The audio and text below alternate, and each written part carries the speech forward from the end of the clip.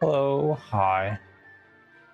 Hi, Jan. Yes, it is. Well, I just checked the suggestions playlist and all the music suggestions channel, and yeah, I had your suggestion right there, so why not? I always like listening to new stuff.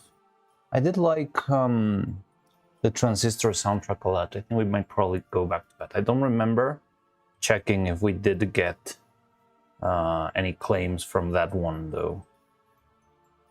We did get a couple of claims from the Xenoblade soundtrack, actually.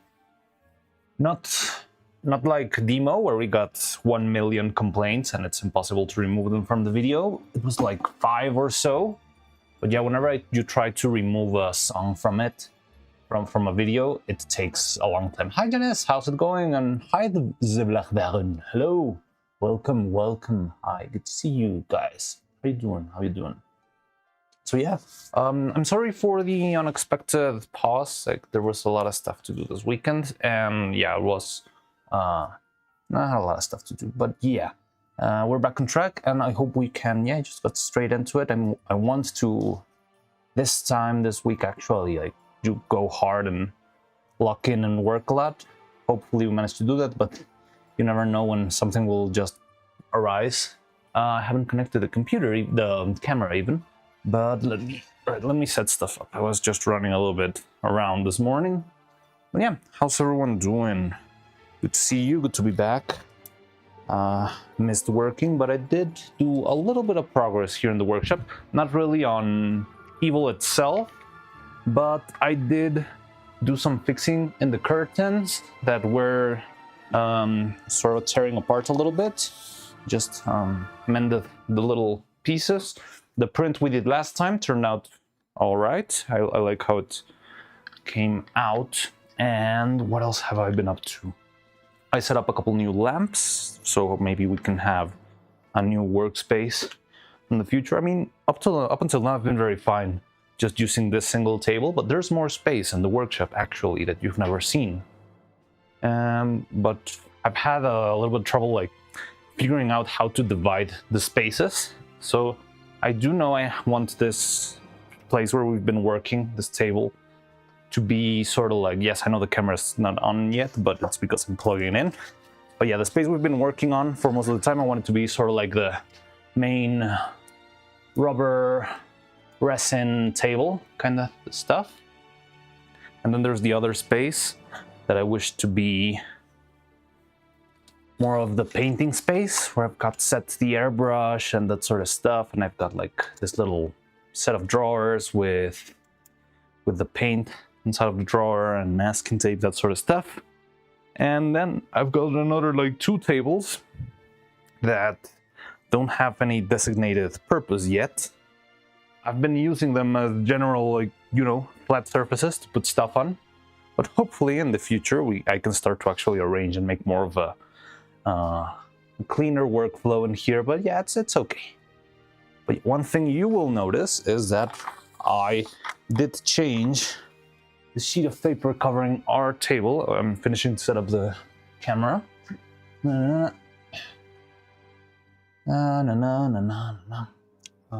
Is this plugged in? Yes, sometimes it needs to be plugged out and back in.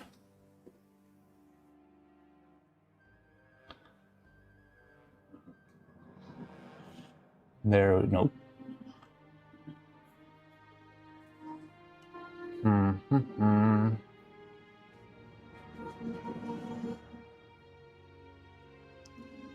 There we go, apparently. 3, 2, 1, here it goes. There we go. So yeah, I changed the sheet of paper for our main table, which feels very relieving. It was full of smudges of red resin and brown silicone all over. So yeah, it feels a little bit cleaner. Also cleaned up the round a little bit. Oh, I was having sort of a breakdown in the weekend. When was it? About Saturday, I believe, because I'm not sure if you were here when we prepared the resin. There was this little chemical compound that I use that is a very thick purple liquid. And I tried to find it this weekend, and I couldn't find it anywhere, and I was very concerned because that's a very volatile chemical that I just didn't know where it was. And yeah, I spent a long part of Saturday looking for it. Fresh table already, coffee stain. It's not actually a coffee stain, it's a silicone stain, I guess. It's from the container. Oh yeah, I also prepared new silicone. This is the silicone that we used for Evil's body.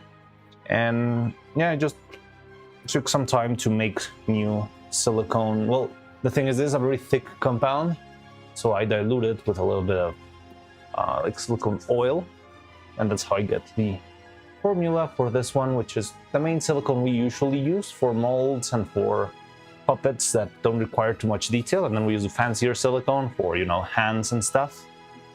Let's just ignore that. Let's just act like it's completely clean. Yeah, well, it's gonna get new stains today anyway, and you know it, but yeah. Okay, so our plan for today, here's the molds that we made last time. They're all looking great. So I think there's still a little bit of wiggle room that I might want to learn to improve on 3D. But I mean, they are pretty usable. I don't think we're gonna have problems with these. But yeah, maybe it would be good if I found a way to fix that wiggle room. Oh, you can. Here.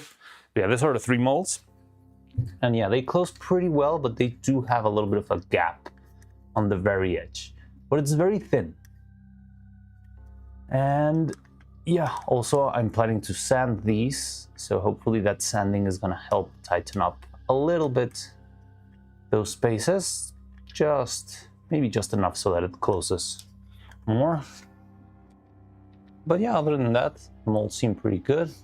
I like them. The thickness is okay. I was worried for this guy because the higher the mold, sometimes it doesn't finish printing properly because it runs out of space.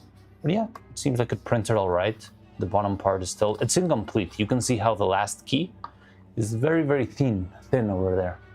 Can you see it there? This thing is so tiny when it should be more or less like this other keys around. And that's because I don't know why, there might be some, I don't know, either miscalibration or problems with the printer that it won't do the full print volume. But yeah, always when I try to print something very, very tall, the last couple layers, they just don't come out as planned. But I think it's more than enough. So this is the mold I was most scared for, and it turned out great. Oh, let me check the printer. I was telling people in the Discord yesterday that I did leave the printer running. Printer chan is sort of fine. We should name the printers because we have 3 different printers that we could probably. So yeah, it seems like it's stop them. Late.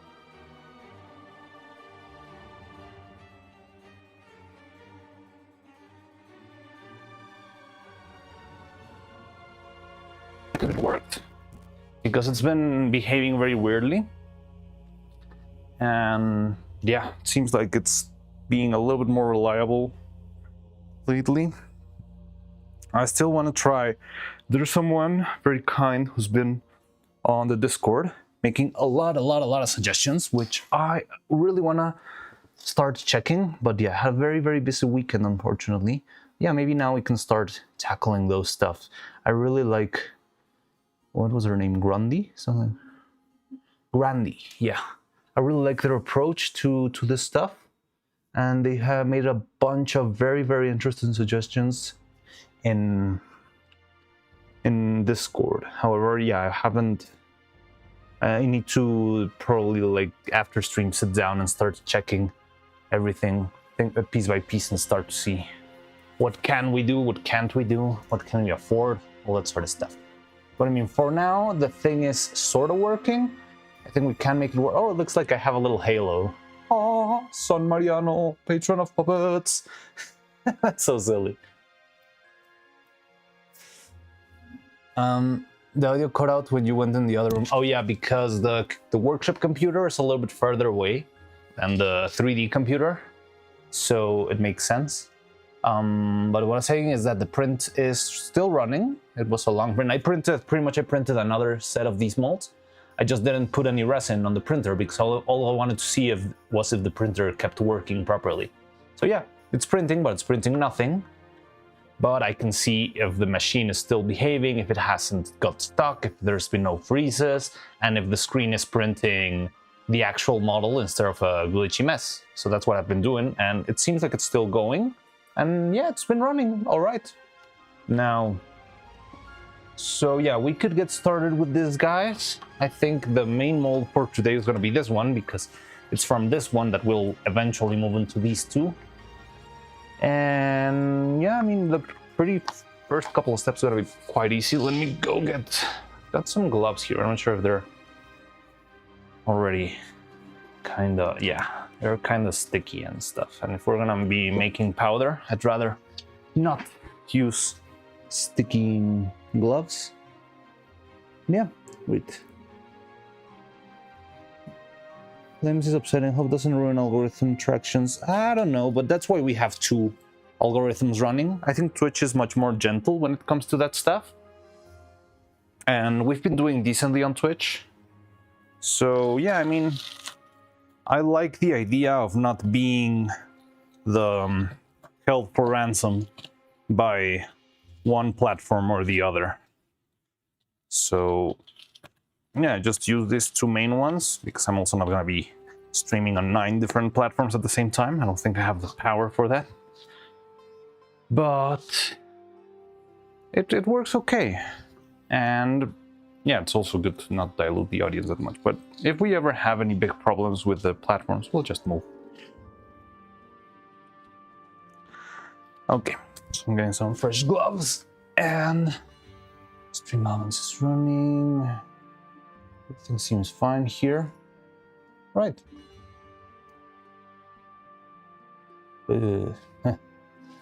Okay, so yeah.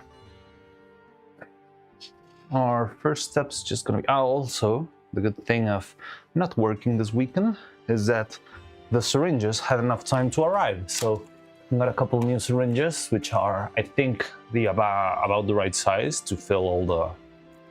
And yeah, we can hopefully make our very first test of the injection mold and see how it goes.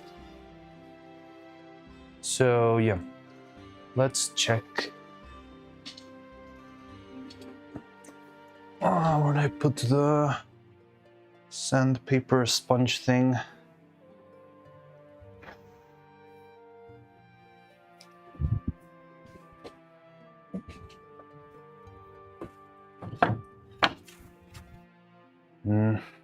Oh, here it is. So yeah, step 1 is just sanding out the surface, not of all the thing. Well, I could give it a general sanding just to see if it feels a little bit better. But the most important part is actually just the inner part of the little spikes and stuff, like the main pieces of the mold. The other parts don't really need to be sanded that much, but maybe a little bit of sanding could help so that maybe the mold closes a little bit better. And that's it. So right now we're going to be doing this. It's going to take a while.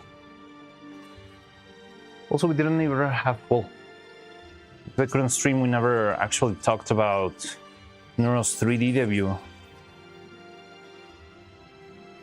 I'm not sure if any of you were around there. Gigahertz, you made it. Besides the hurricane, you managed to actually be able to see the stream. I don't remember if I saw... I did. I think the only name I recognized in chat was Acero Hombre Wow. But I remember a lot of people were talking in the Discord, and it was very fun. Also, there it is. I didn't notice. I clicked this up. Yeah, it was really cool. I'm very, very impressed with how it turned out. Like, I was betting that it will all be like canned animations and stuff. Because, yeah, I mean, it would be like translating the car API or the, well, any game API into a character. That sounds very, very simple. But no, she had like full control on her body. It was insane. Like, I think that's actually like big technological advance, you know? And yeah, it's very impressive and kind of scary. But yeah, that's cool. I liked it a lot, had a lot of fun. Neuro is the cutest little cookie ever. 3W was fire. It was actually fire. 2 hours of laughter. Yeah, it was insane. Everything. I didn't expect that much. I didn't expect the room to be fully modeled. What else happened? A lot of fun stuff. The panic of not having a reset button. I was very, very scared when she was going through the floor. That there could be like a very slight chance that I'm still a little stunned how she ignored invisible walls. Yeah. I was very, very scared about the ground plane. Because you remember how she clipped through the ground, but there was like a second safety ground plane below that. Because if it's in Unity, I can tell you from personal experience that once you go past your ground plane, you're just gonna fall eternally forever. So if by some reason she managed to also ignore the collider of the second ground plane or wherever she was crashing when she went through the floor, there would be no way back. She would be falling eternally into the red void of the Unity space. Yeah. Fortunately, I didn't. And also, Vettel didn't have a reset button because I remember he wanted to reset a couple of times and then realized that the function wasn't working, and the only way to do that would be probably to rebuild the scene. But yeah, it was very, very impressive. I didn't expect such amount of control. Like I was pretty sure it was just gonna be like an API. Like, you know, you map a controller, a simple controller, to whatever Neuro does.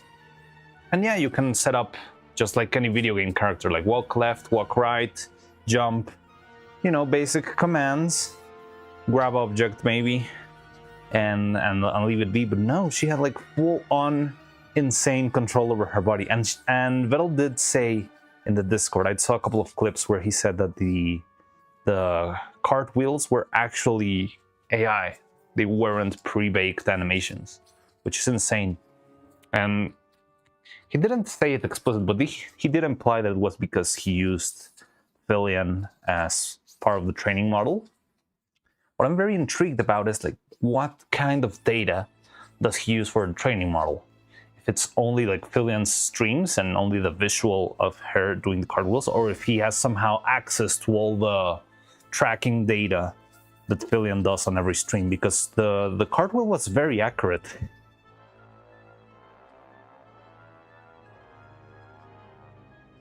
Literal child. Did you see Neuro-Sama debut? Yeah, of course, I was there. That's why, well, one of the reasons we didn't stream on Saturday was that.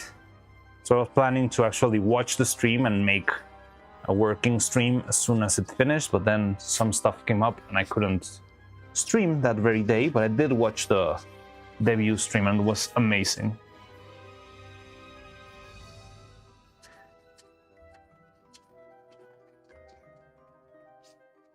So yeah, I mean, it's very scary. I'm waiting for some of the bigger programmer heads to pop in and enlighten us with their knowledge. What is your favorite Christmas movie ever seen? I mean, I'm not sure if it counts because it's kind of a hybrid, but, and I feel like sort of a very basic stop motion animator when I say that, but I mean, Nightmare Before Christmas is just amazing. So I probably would go for Nightmare Before Christmas. If you do not count Nightmare Before Christmas and you see that more as a Halloween film, which could be a valid point, I would go for probably the Elf stop motion special by Screen Novelties. If you've never seen Screen Novelties, they make very stylish, very cartoony, kinda Rankin Bass inspired stop motion animation that is insane. And yeah, I like that movie a lot. The style is very clean, very beautiful. It feels like everyone is a little handcrafted toy. That's very pretty. Oh, we're not gonna talk about the Nutcracker thing again. Oh yeah, someone mentioned the Nutcracker thing. Who was the one who made the Nutcracker thing again?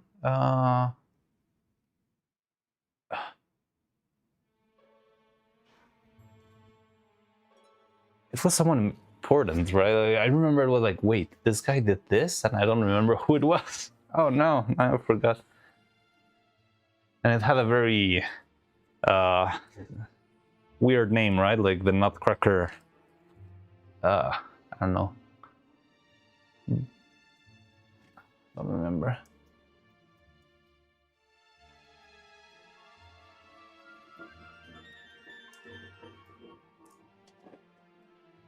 Nutcracker Fantasy. Oh yeah, beautiful, beautiful name. And who made it? Japanese American. It's the Rankin Bass thing, maybe. Tchaikovsky, Hoffman. Animated movie from Japan. So I'm guessing it's a Rankin Bass thing.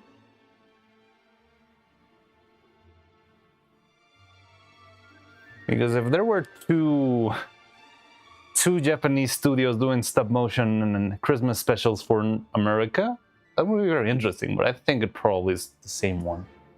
Rankin Bass. But no, I mean, I haven't seen it, so I wouldn't know if it's my favorite Christmas movie of all time. Hey Tony, how's it going? We were just talking about Gigahertz Nutcracker Fantasies.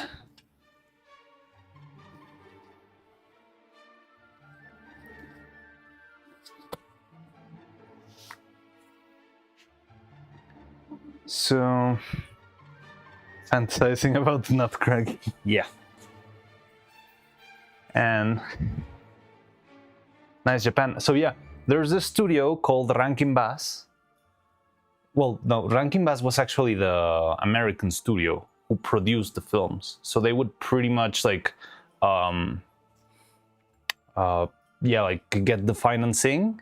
I think it all started, the history of stop motion Christmas specials began as a General Motors advertisement for, was it General Motors or General Electric? I think it was General Electric. For, like kitchen appliances and stuff. But somehow the stop motion on Christmas just clicked. Like a lot of people loved it.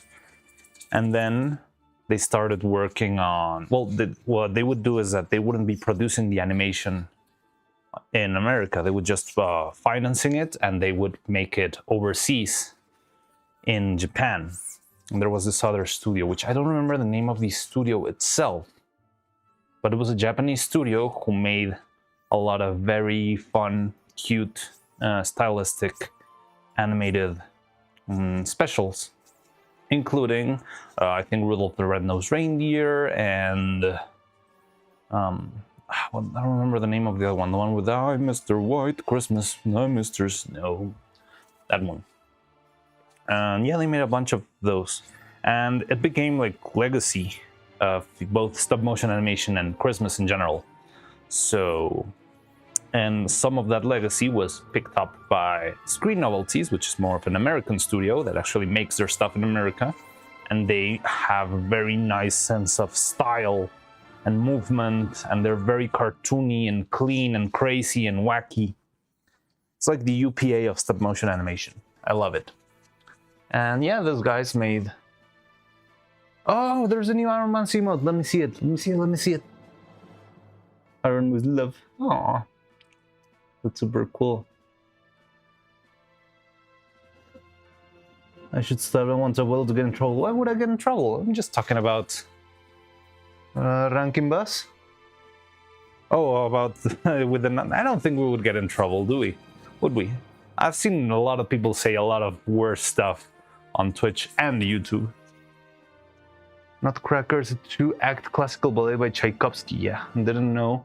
Though it's an adaptation of Alexandre Dumas' short story, The Nutcracker. Itself a retelling of Hoffman's short story, The Nutcracker and the Mouse King. I don't know exactly why they made the Iron Mouse emote, but I just knew that they just released it. Don't know if it's because of the Streamer Awards. Oh, also that's coming, the Streamer Awards.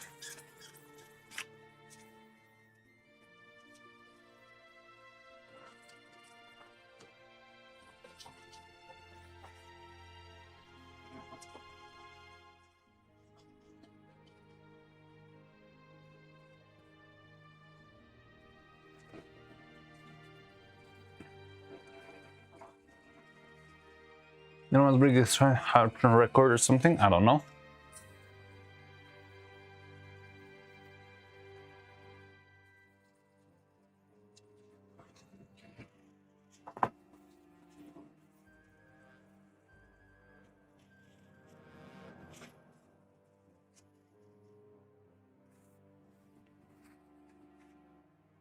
Just curious, what do they call it? Nutcracker? Does it really crack a nut? Yeah, so I think it's a toy that had some sort of a lever mechanism in the back. So the jaws would open. That's why the jaws of the Nutcracker are always like very flat and clean. It's like the very basic design of the Nutcracker. So it would open up like this and we'll have some sort of lever mechanism. So we would place a nut inside of the Nutcracker and then you push the lever mechanism and it would break the nut and you could eat the stuff. Yeah, the nut itself, I guess. We also had a couple of Wicked ones. Wicked? Well, but that's more of a corporate thing. I would understand it. Like, oh yeah, Warner Brothers. So who the hell's making Wicked? Paramount? I don't know. Whatever film studio is paying us $1 million to make a Wicked emote, we'll do it. And yeah, they just do it. So why did their British shoulder? I don't know. I mean, it must have originated as a toy, and I'm guessing if it's a British soldier, it might have been a British invention, a British design originally. But I don't know. Might not even be British. Like, war uniform history is a whole thing on itself, isn't it?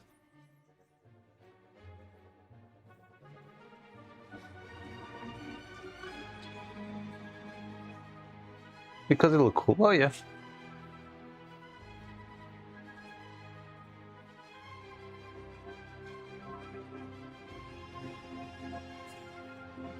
So yeah, the only thing we need sanded down is the main body of each individual strand. Our mouse got a global emote promotion for her charity activity. Oh, that's cool. But I thought her, well, I mean, that's cool, but wasn't her charity activity like half a year ago?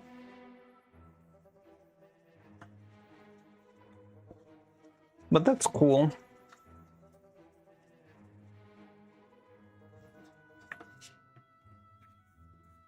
So what do you think about the Streamer Awards?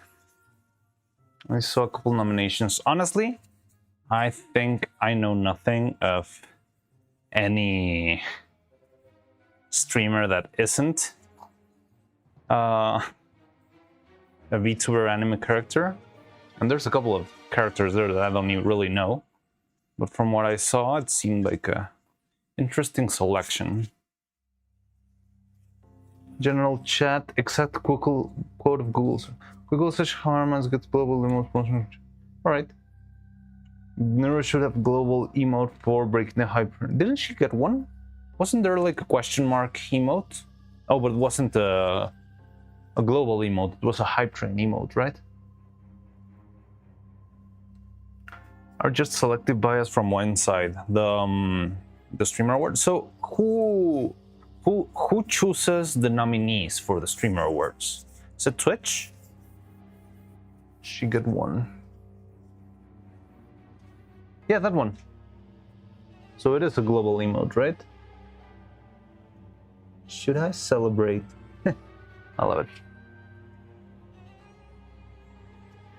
I haven't made emotes in so long and I need to make There were a bunch of emotes that looked really fun. I wanted to add.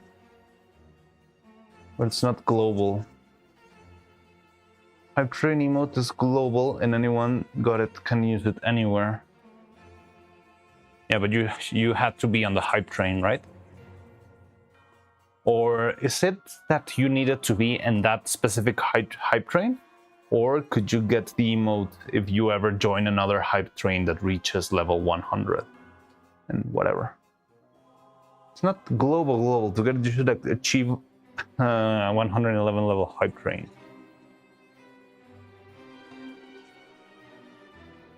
Yeah, it sounds tricky. Oh, I shouldn't have done this now that I remember. Okay, it's fine.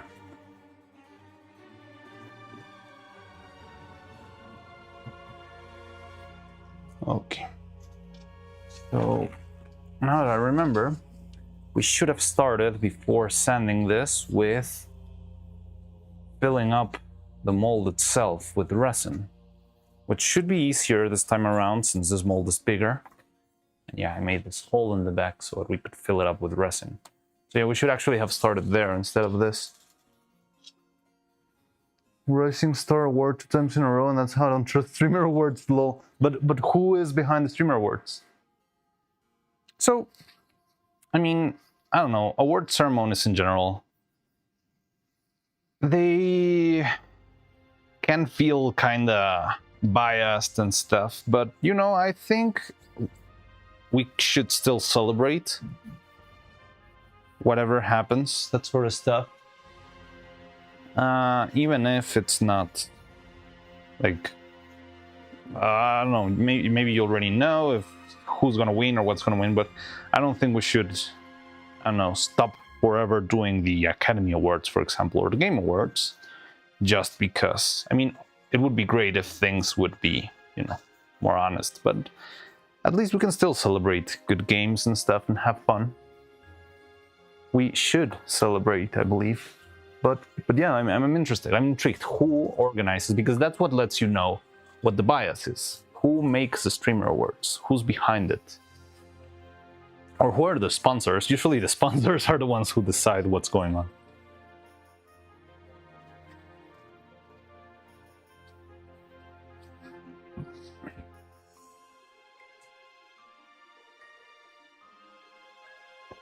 Should I be worried?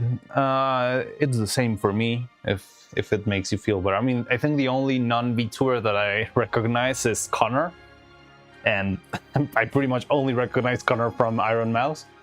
But yeah, I'm on the same boat.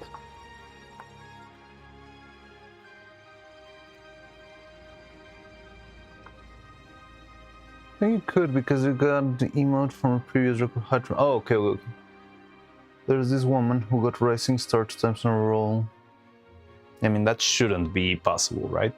Why would you get Rising Star twice? That does sound like they don't care, or they don't double check their stuff.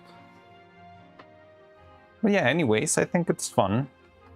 I think it's cool seeing people give little speeches and stuff, as long as, I mean, from the ones we saw, well, I don't know, there's a couple of ones that I did not see, but whoever wins it, be it Kali, Iron Mouse, or Chibidoki, those are the ones that I know, I think it's still fun. No matter if, I don't know, like, I don't even know what the criteria are to win it, you know? Because being a better streamer than someone else, it's kind of vague. How do you recognize it? Because the easy way to do that is just by numbers, right? But then, well, I don't know who has the biggest numbers, if more Calliope or Iron Mouse, though. But yeah, I mean, it would be like a no-brainer. They would just destroy. What I've been thinking is maybe it would be good for, I don't know, was the whole Bishoujo stuff this year or was it last year? Because I mean, the act of simply dismantling a VTubing empire that was crumbling to pieces. Because it was Iron Mouse who started the whole "we show your downfall" stuff. I remember watching the video that came out of nowhere, where she said, "Oh yeah, they stole $500,000,000," and it was what broke the internet and made everyone leave "we show you." And I mean, I wouldn't call it full-on an achievement, because it's not like an accomplishment on itself. But yeah, I'm not sure if it would be right to call it a contribution or yeah, like an impulse forward for a better work environment, I guess, for corpo VTubers, or just to, you know, go full indie. But it was a good push for the streamers of the VTubing space, I believe. Well, yeah, that's true. Also, I do think Neuro should have been there somewhere. Has Neuro ever been in the Streamer Awards? Oh yeah, the Tech VTuber stuff, right? Or was that the VTuber Awards? Because those are different things, right?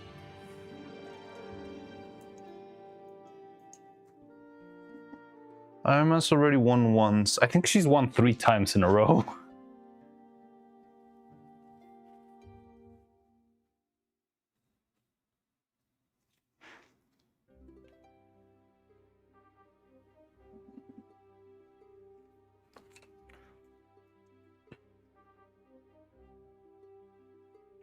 Best female VTuber tool. That was the Streamer Award, or was it the... Was it Streamer Awards or VTuber Awards?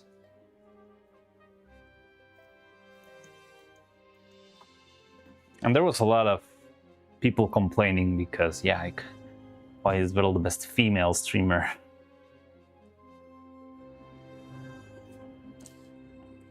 But yeah, that's more of a semantics problem, I think.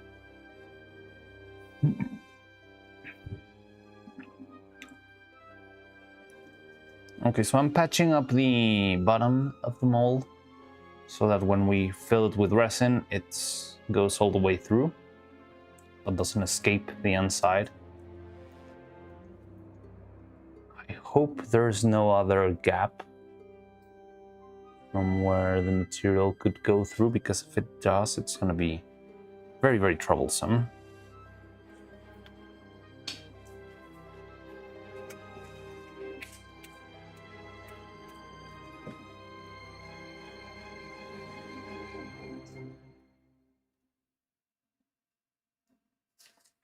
Oh, you know what? We could have a problem here. Oh no, we don't have a problem here. But we could. Let me see.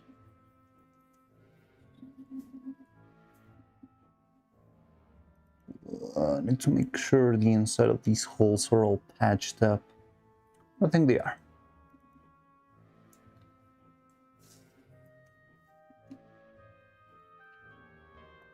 Okay, so we got this one patched up. Let's patch up the other one.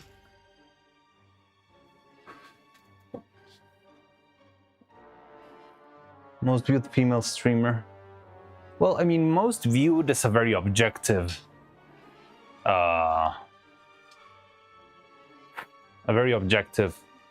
thing, right? Like, there's no way around it. If your views are higher, then you are the most viewed streamer. But stuff like best VTuber, best tech VTuber, best streamer, whatever, those are more vague, I believe. Harder to really put a finger on.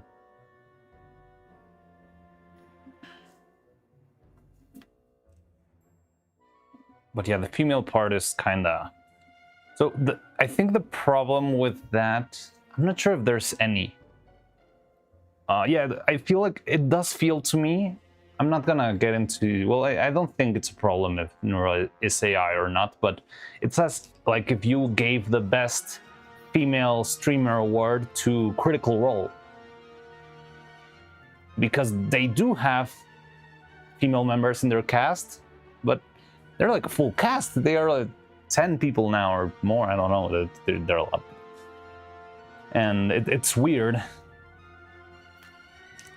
putting it in a single category since, I mean, technically, if you're going to count both Neuro and Vettel as a single streamer unity, it's more like like 3 of them, right? You've got 2 female streamers and 1 turtle streamer.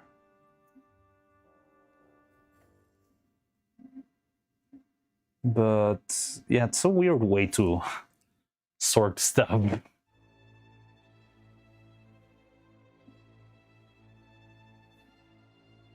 Asmon's reactions to Stas' video on Vettel, that's kind of wacky. Like, you saw the reaction of the video of Stas' clip of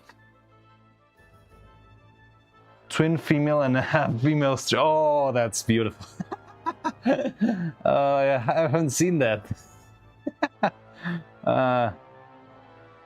Get wrecked. Best viewers at streamaboo.com. Begone, bot.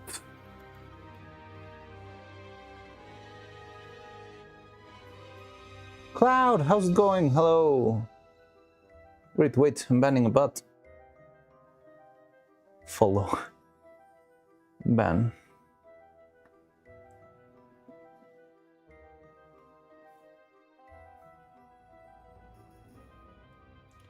Howdy.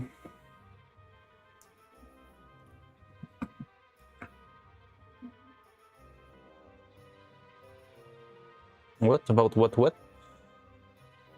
I was talking about the bot. Oh. Can you send it to a Discord? I guess the clip? It's been female stream.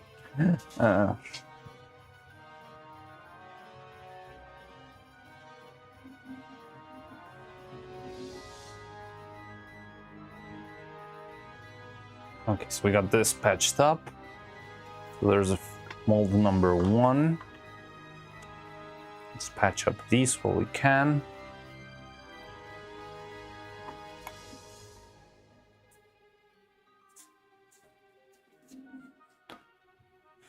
Whoop. No.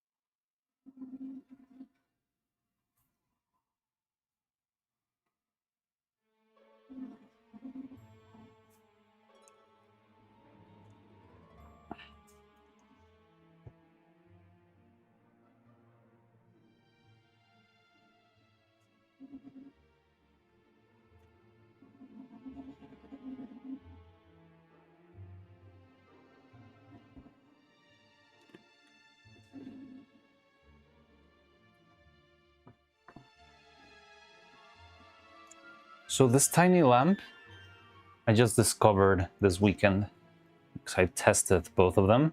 But this tiny, I'm not sure if you remember the other lamp. I don't know if I have it around here. Is it somewhere around here?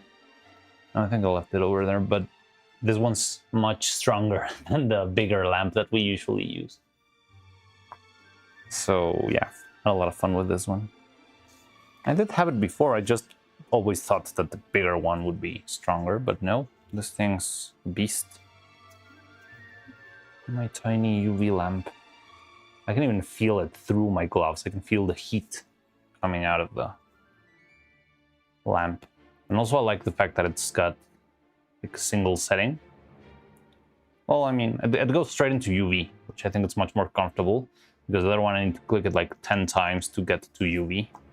Because it starts with light, then flashlight, then red light, then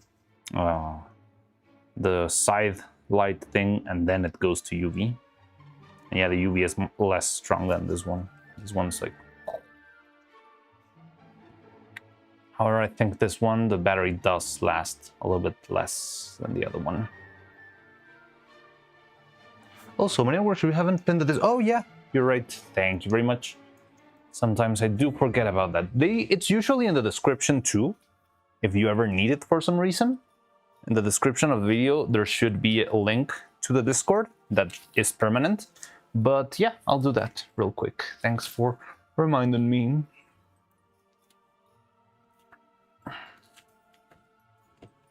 But let's see.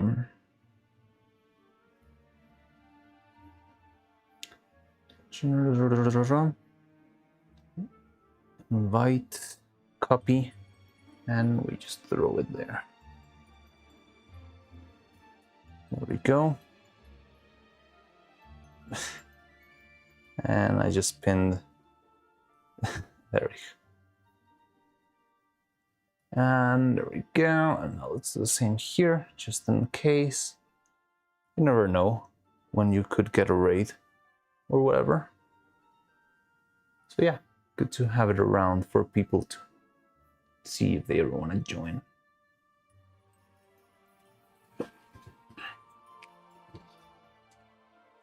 So yeah, there it goes. Already have it. That Mariano bot. Yes, I'm gonna put myself a little cardboard box on top of my head and use that. Did I move the camera? Okay, so I scroll through streamer awards. So who are those people? It seems like I'm not terminally online for this. And why? Yeah, I don't know many of the ones. I only know the VTubers, and there's a couple of them that I do not know. There's another nominee for VTuber, Best VTuber. But there's two that I don't know at all. Kenji and the Burnt Peanut. Both of those I've never heard of before. And yeah.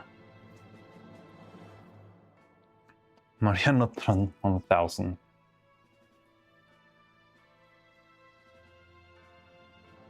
Okay, there we go.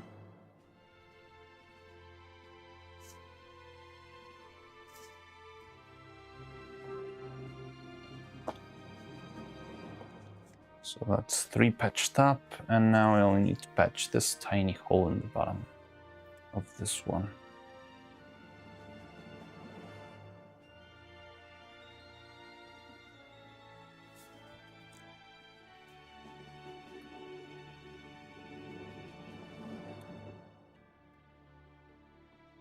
Okay, so what color resin do you want to try and fill this mold with? We did red for the last one. I don't watch streamers other than Asmon. I honestly don't watch Asmon streams themselves. I always watch little clips and bits and pieces afterwards.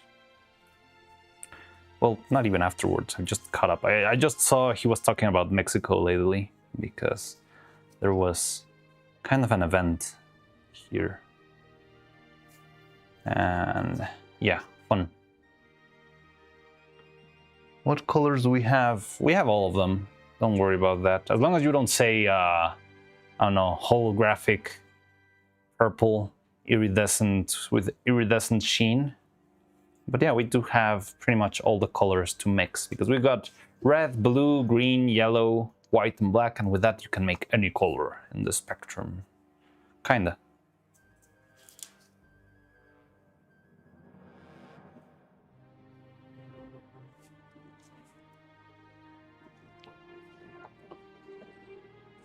Just my news update for international stuffs.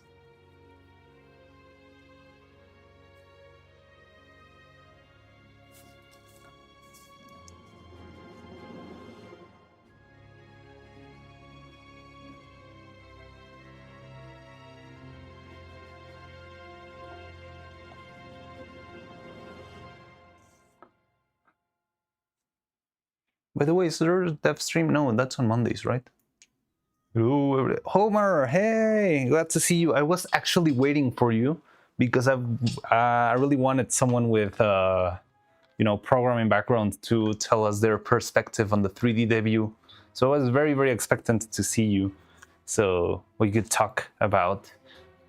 Yeah, I don't know. I want a programmer's thoughts on how if it was actually something very impressive or if it's just like smoke and mirrors or what's going on behind the 3D debut. But I was very, very impressed with what happened. You felt honored, but you can get back up. Very honored too.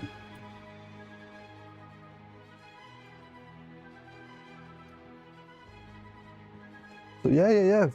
Well, I don't know. I don't even know how to start this conversation. Give us your inputs. I was very impressed because I remember we were talking. I'm not sure what Vettel did with Neuro. So, well, we don't know exactly how it works on the inside. Yes, but I remember we were talking about this before the 3D debut, and we were pretty much convinced that it would be sort of like a pre-baked animation. And I was like betting on that too. But yeah. No, it was not just simple like pre-baked animations. It was its own whole thing. It was very apparent that she had so much control over the body. Even enough control to break her own body and just standing with her head backwards and all that stuff. Which that might have been a little bit also of the Filian, part of the Filian training data. Because I'm not sure if you saw, Homer, but there was a comment. We were talking about this on Saturday in the Discord, and people were talking about how the backflip, or well, the cartwheel did feel a little bit pre-baked. But then Vettel came out and said that no, there was no pre-baked animation. It was mostly that there was some data. Well, he didn't explicitly say that it was data from Filion, but he did say something around the lines of, well, where do you think the training data came from? Which is also very interesting, because I'm guessing if you're training a model to move like that, you're not training it with just the videos of the streams, you're training it with the actual tracking data. No, he did say it was not pre-baked. I mean, I don't think Vettel would lie with that sort of stuff, honestly. Like, it's already impressive enough what he did. He doesn't need to lie. Like, if I told you, I don't know, oh yes, I make my own silicone by burning natural oil that I grow from my backyard. Like, if you're already making something impressive, what's the point of lying with a little extra detail? I don't think to proper move around you need more senses. But, well, I don't know how. So he did say there was some sort of training data that came from, well, implied that it came from Filion, but I don't know how it turned out. I did see a couple of screenshots of that conversation, but I didn't see the whole thing. But most of the movements in general were not fully, we're not pre-baked, right? They were like her trying to do stuff and acting clunkily around. I think that's one of the most impressive parts, that she was moving very clunkily, but that made it feel like, yeah, she was actually in control.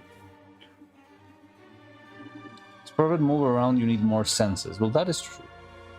Well, the reason why he was gone 6 months or something, maybe. If 21 of H-Stone will go a little stale, I'll drop a 1 hour H4 OST and suggestions. Alright. He fed Nero's Filion data. Yeah, I think it could work with Filion's data, because it did look a lot like a Filion move. But yeah, the interesting part would be that you cannot train it with just watching the streams. You would have to ask Filion to somehow share or even store the movement data into, well, yeah, like numeric files and stuff, so that it could be read by a computer, right? And I don't know how would Filion be doing that. I'm not sure if you can keep history of all the tracking data. That sounds like a lot of info. But give me a second. I'm gonna go in a very quick bathroom break. I'll be back in a second. All right. I'll see you. Oh, well, let me see if I got it right.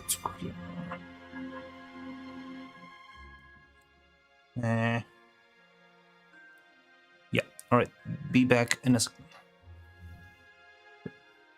Oh, there's no. That's cool. Wait.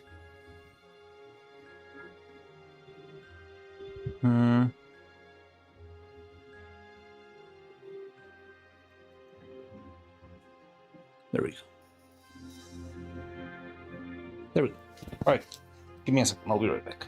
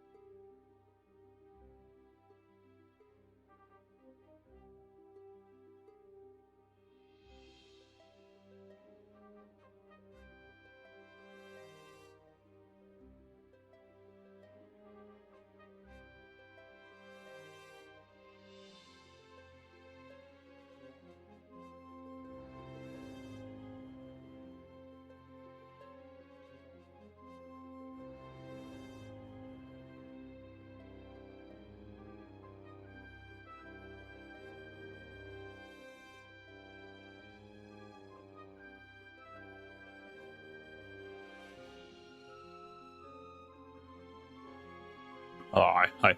Hello, I'm back. Did I miss too much in the 3D stream conversation? Give me a second. Let's see.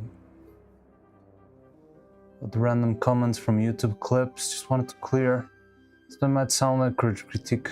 Well, lying? I don't think so. Yeah, I don't think so. You'll work. Proverbial one guy could shame the whole industry. Never knew work, but I can't help and feel with them.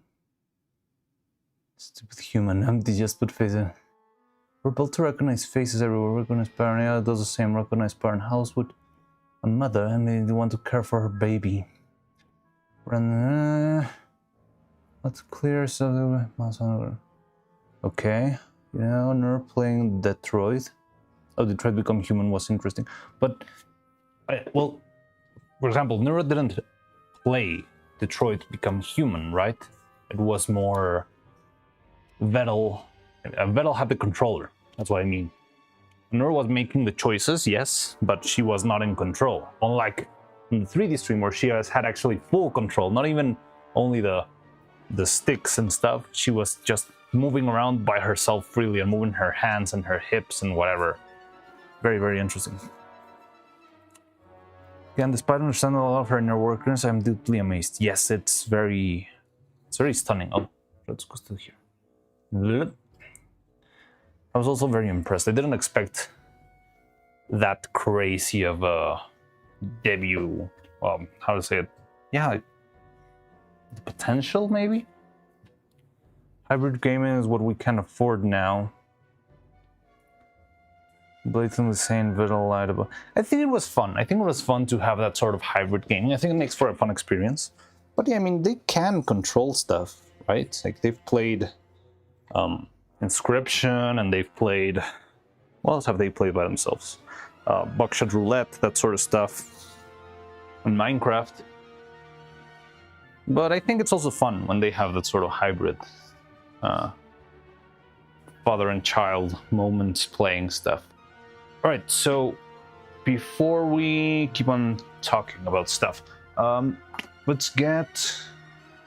So, what color would you like to make the molds? We probably will have a turtle out of that color too, if we want. If you want, I don't know if we'll try to have some extra material, but I'd rather. I mean, the most important part is to have the molds properly. So, any colors you'd like for the resin inside of the mold? The molds. There's more than one. So I think for future reference, I would go with thicker molds like this one. I think the amount of resin, extra resin that you spend is probably minimal, but it's much easier to work with this thing. This one's the one that scares me a lot because it's very, very thin. Even though I think they're both thicker than the past one. Yeah, like this one's insanely thin.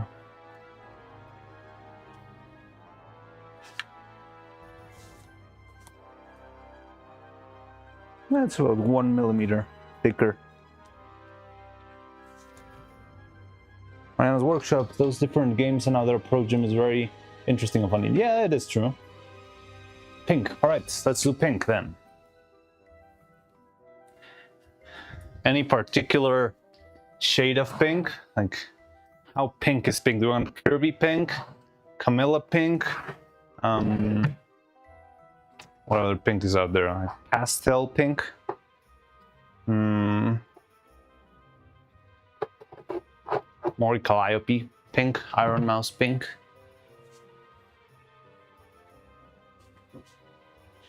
I think we only need this. Maybe a little bit of blue. Kirby pink. Alright, let's do Kirby pink. Let's see if I can pull it out. Okay, and I don't need it. Okay. So we're starting to run out of resin, which is good, because remember I told you that this stuff doesn't last that long. So yeah, we prepared this, what, about 3 weeks ago? And it's still okay. Those different games and how they approach them is very interesting. Yeah, I think always the priority is not really what's the most technologically impressive or whatever. It's always what's the most engaging and most endearing to people. And I think that's a good approach for this stuff. Container on Neuro ignores invisible walls. Confused. Yeah. And then Vettel tries to use his backup plan to reset position, and it didn't work. Random guy on the internet. It's fake. It's lying. I also love seeing people like, because it's mostly people who don't know anything about the Neuroverse and all that stuff who go in and say, no, it's definitely someone controlling the AI, and it's some people pretending to be an AI, and we can't have Neuro going through walls or grounds. The ground one was very scary. I know that if she would have gone through the last ground plane, she would have fallen infinitely, forever and ever.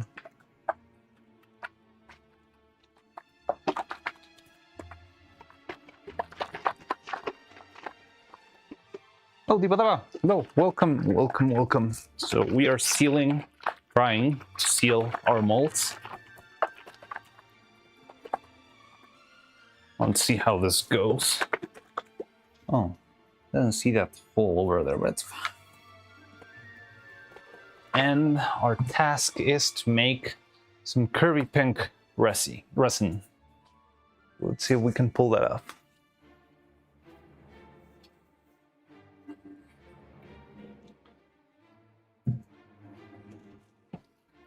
Oh, also, let me check real quick because the printer probably is already finished. The print that I left running. I'm gonna try and leave the door open. Maybe you can still hear me if I do that. So let me know if you stop hearing me. I'm going to the printer.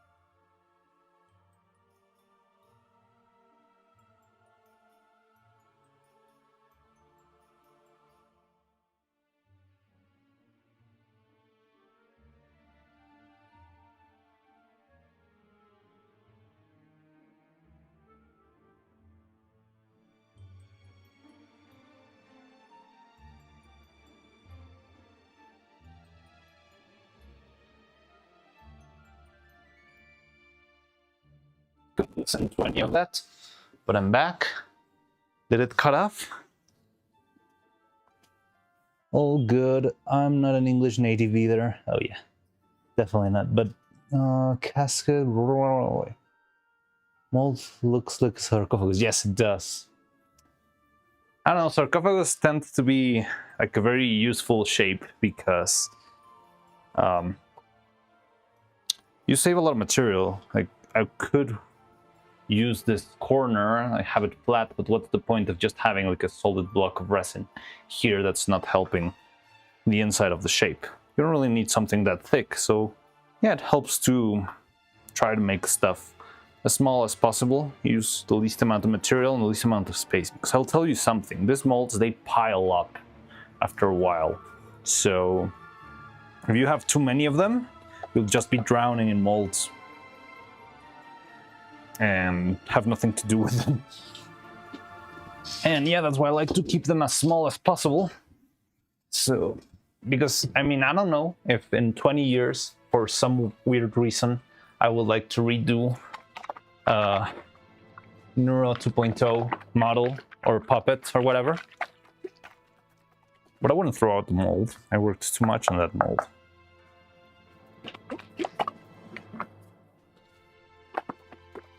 Today we're gathered to put Neuro's hair. Sound cut off, yes. Oh, okay, did cut off. Oh, seems also like today the stream is a little bit more delayed than usual.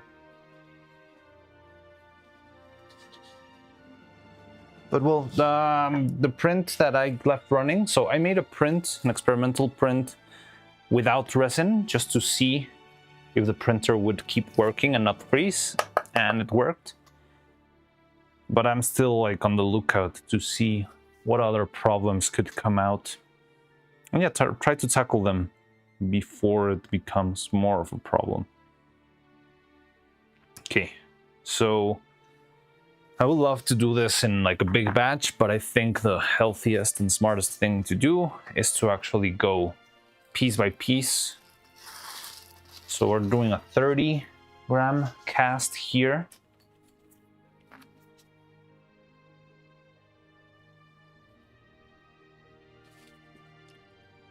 And let's paint it pink. Let's see if we can pull it off.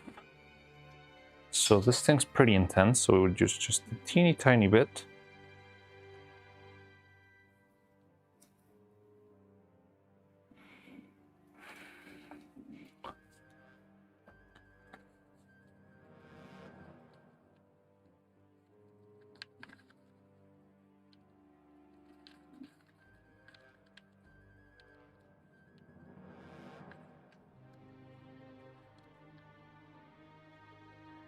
Sounds like it did cut off, yeah, apparently.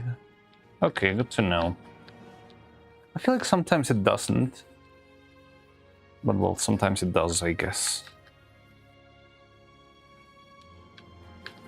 So yeah, the color's a little bit intense, but I think with some white, we could pull it back off into the curvy pink we're looking for.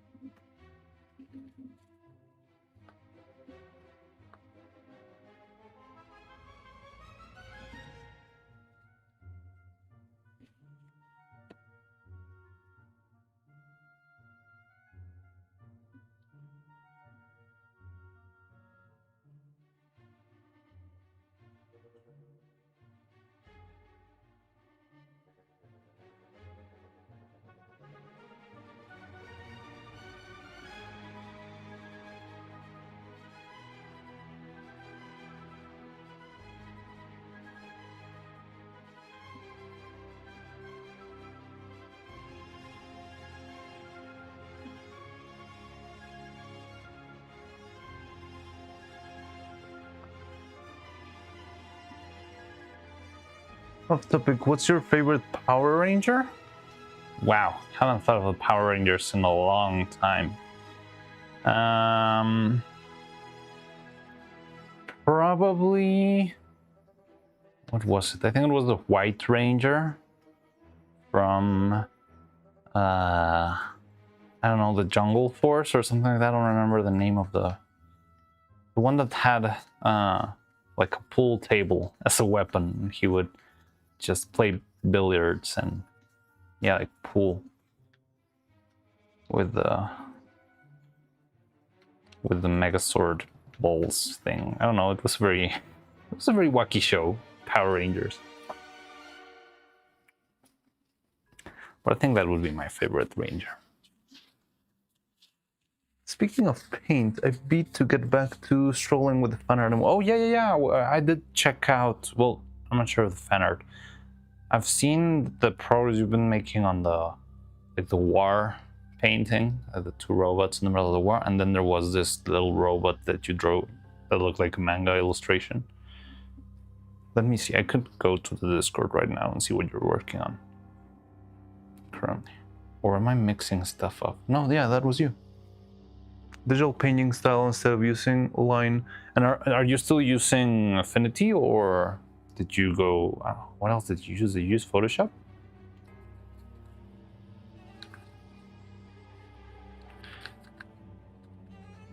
Because I'm intrigued. I want to learn Affinity now that it's free.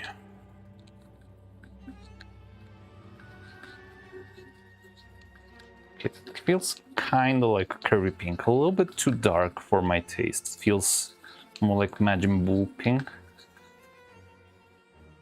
That the post-apocalyptic like war setting looks really good. I like the general vibe.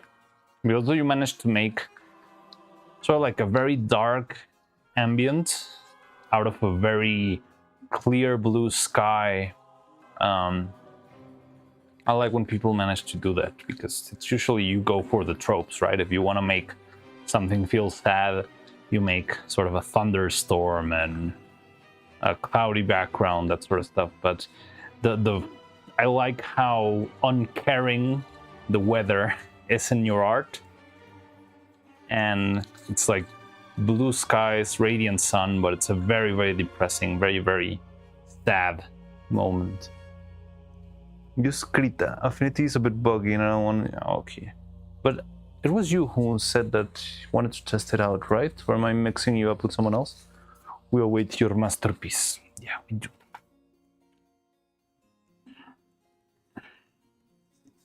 Okay, I'll add a little bit more, but if this doesn't work, then I'll try it for the next cast because I don't want to keep adding pigment forever and ever here.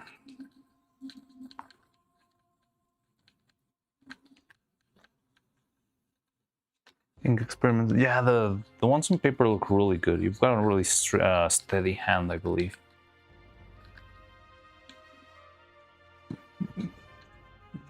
With watercolors. Oh, interesting.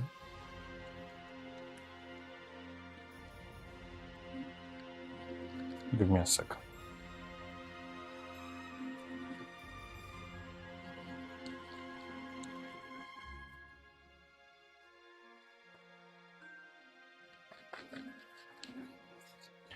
Okay, so this thing will go into a greenish tone, and then it will come back into the pink itself. But right now it's fine. So 30, we would need 12 drops.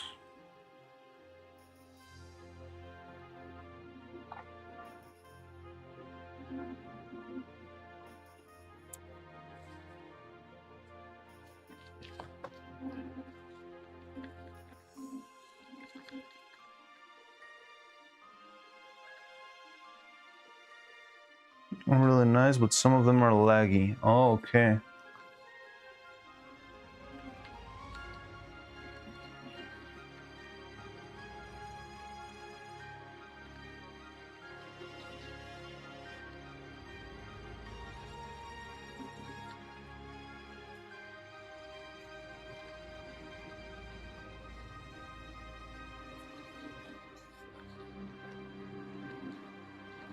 Okay.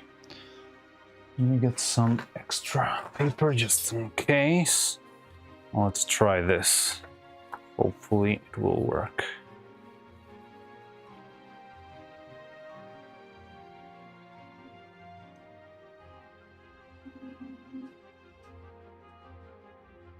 Okay, I can see the pink flowing down. I'm sure you can see it from over there, but I'm trying to fill it up. Oh god, a bit of an overflow there.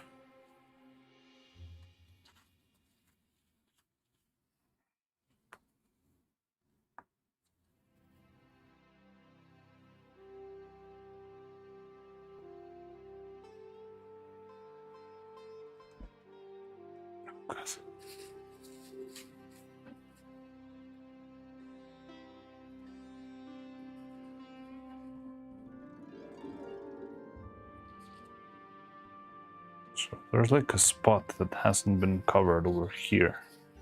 You can see it.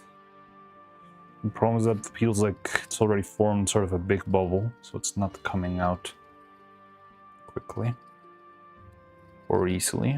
It's okay, it's coming along, it's coming along.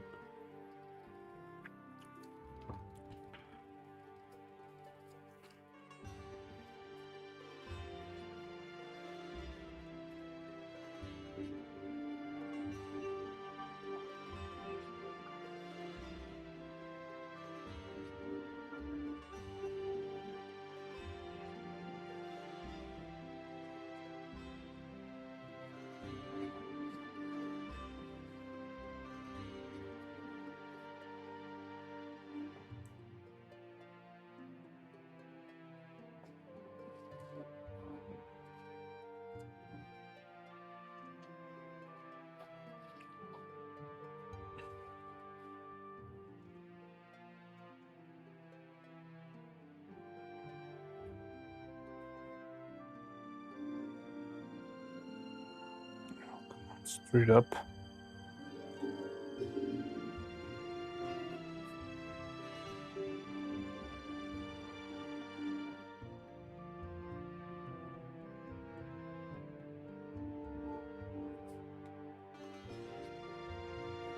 Okay, so even this one, which was the scariest one, is filling up very nicely.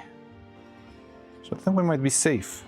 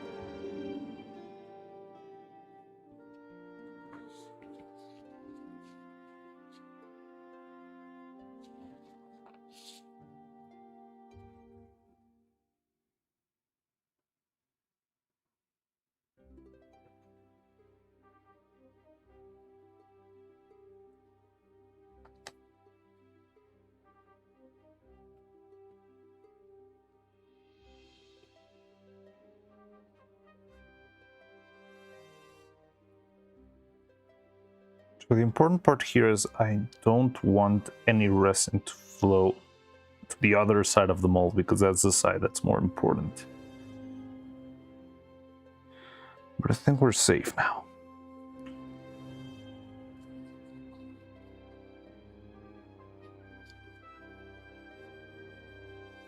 Okay.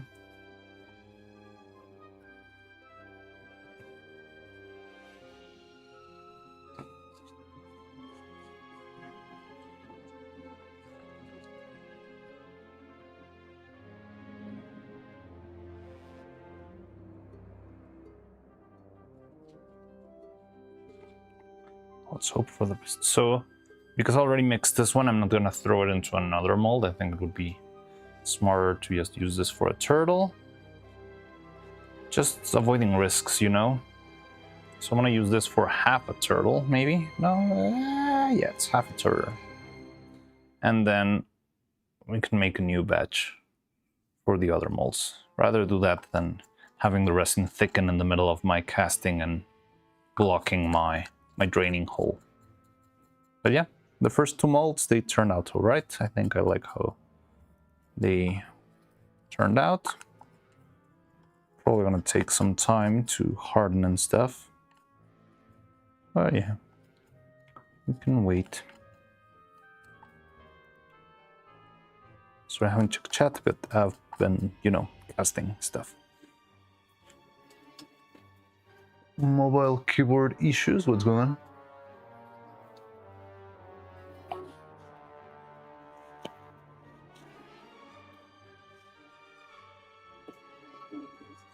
Bad posture.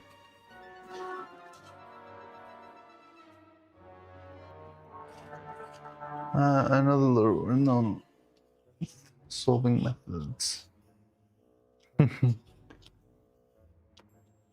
Encryption methods used in the videos. In the ARG videos? I really should watch those videos Dolphin Soul sent us on the ARG, because I still feel like I don't know nothing about the ARG. 2 videos remain unsold. Okay. Sounds fun.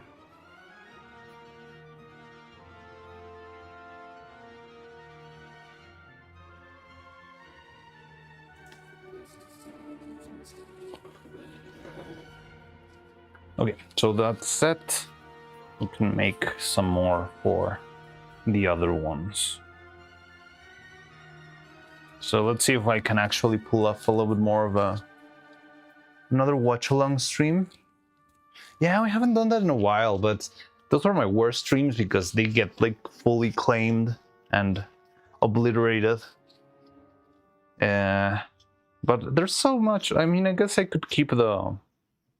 I mean, there has to be a way.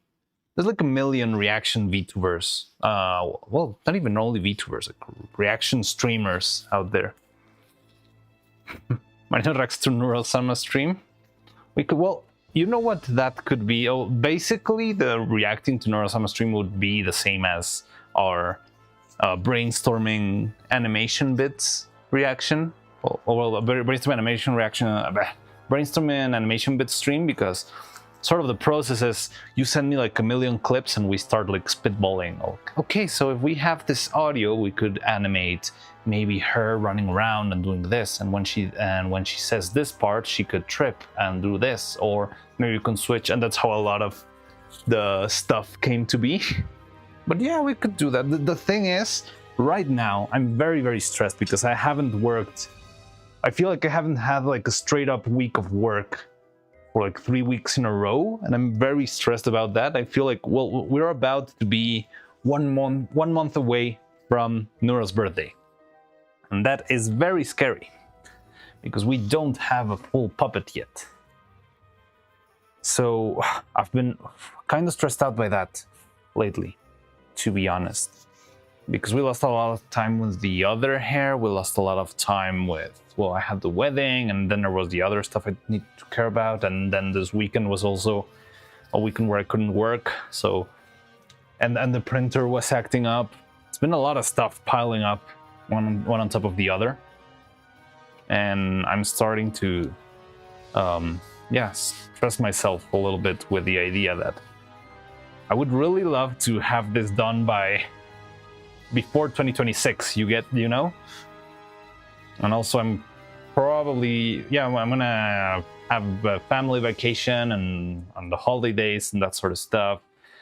So I feel like stuff is piling up, and if I don't hurry up, I'm just never gonna finish this, and that annoys me a lot. I really want to make more stuff, and the first step to make more stuff is to do some stuff.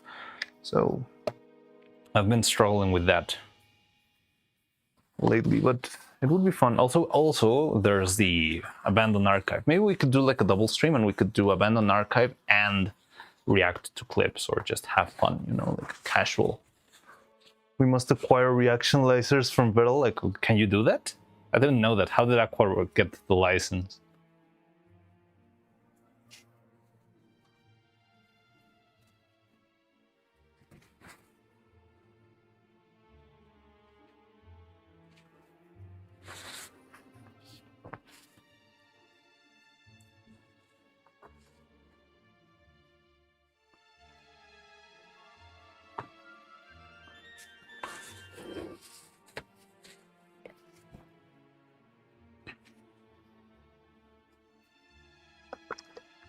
It's a joke. Oh, but I mean, is it a composite joke? Is there more context to that? Or is it just like a meme? I'm not sure. Like, the whole world of VTubers is so wacky and stupid. So I wouldn't be surprised if there was like a single Discord message where Vettel just said okay, and that's the whole meme.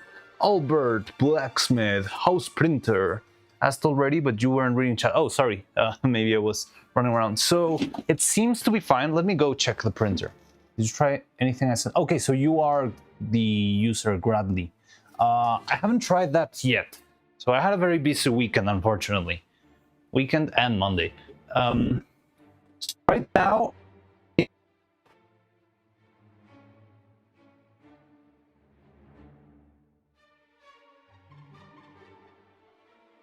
think it's much easier to actually talk stuff out than chat on the Discord.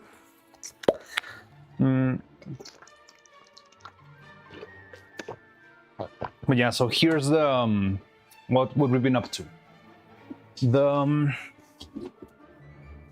The printer, I did try to print something. Yes, well, we're done with prints right now. Like, everything we needed to print is already printed. The only moment where we might need to print more stuff is whenever we start working on the eyes in the future, but for now we're fine.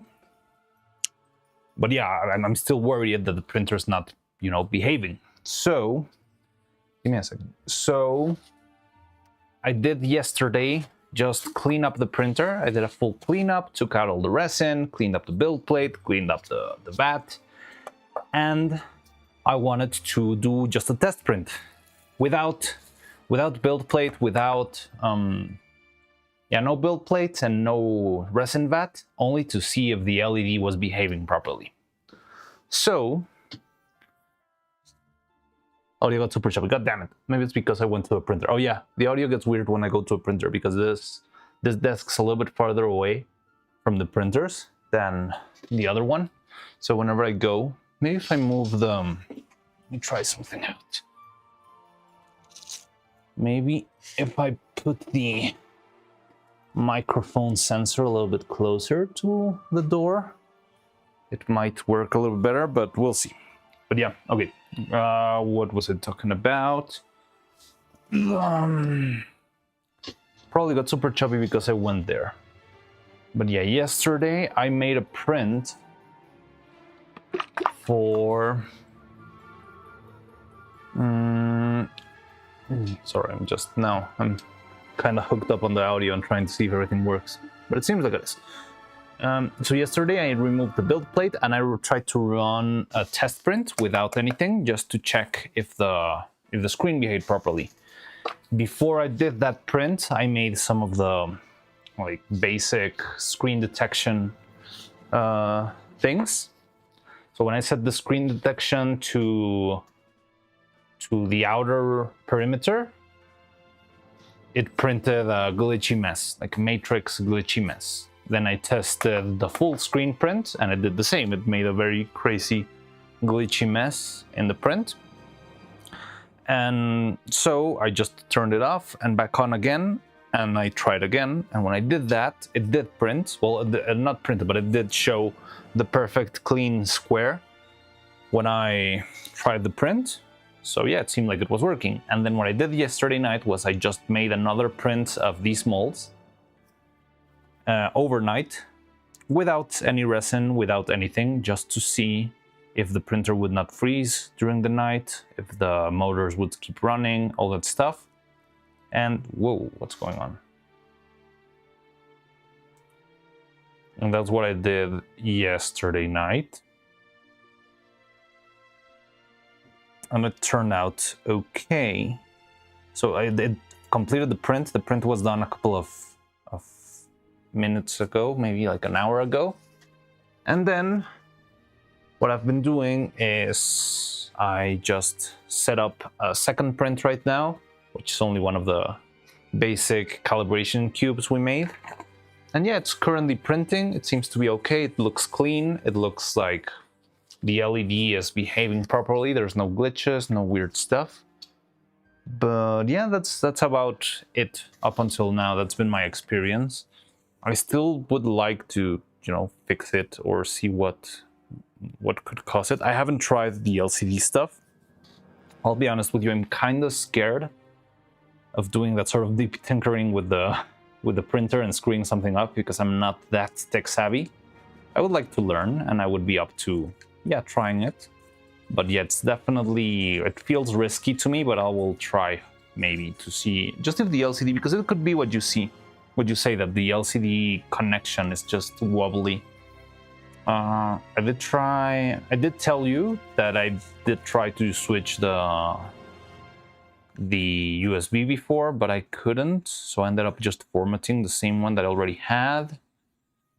I did a firmware refresh, which also I think it might have helped because it's crashing less than before, but I wouldn't know. And also I did kind of level the resin because I think the printer was kind of off on the table where it was. It was slightly slanted to one side, so you could see the resin go to one side.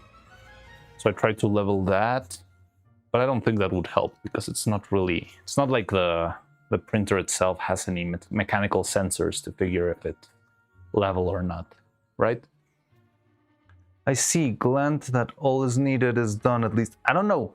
I still have my suspicions that it could crash or do something weird in the future, so I don't feel like it's all fully solved yet. But at least for now it is working-ish, but I do want to check out what you said on the LCD, because yeah, those mistakes of the screen being weird, it does feel a lot like probably a misconnection or something like that, and it could be that the LCD is not working. Then, well, I would also need to check the stuff you suggested. You suggested like a different brand of LCD or something like that would probably work better and last longer and that sort of stuff. So that sounds promising. I would be up to that.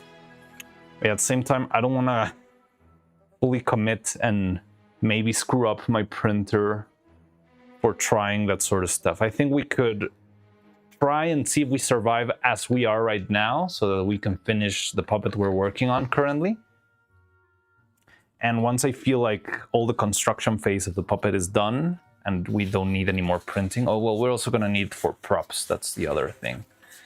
But once we do that, then maybe I could sort of leave the printer to rest a bit. Or if I know that the printer's not going to be doing anything, I don't know, for a month, I could spend some time then to actually try and open it up, try to buy the LCD, do that sort of stuff to improve. Because I would like to improve and, yeah, just make it more reliable.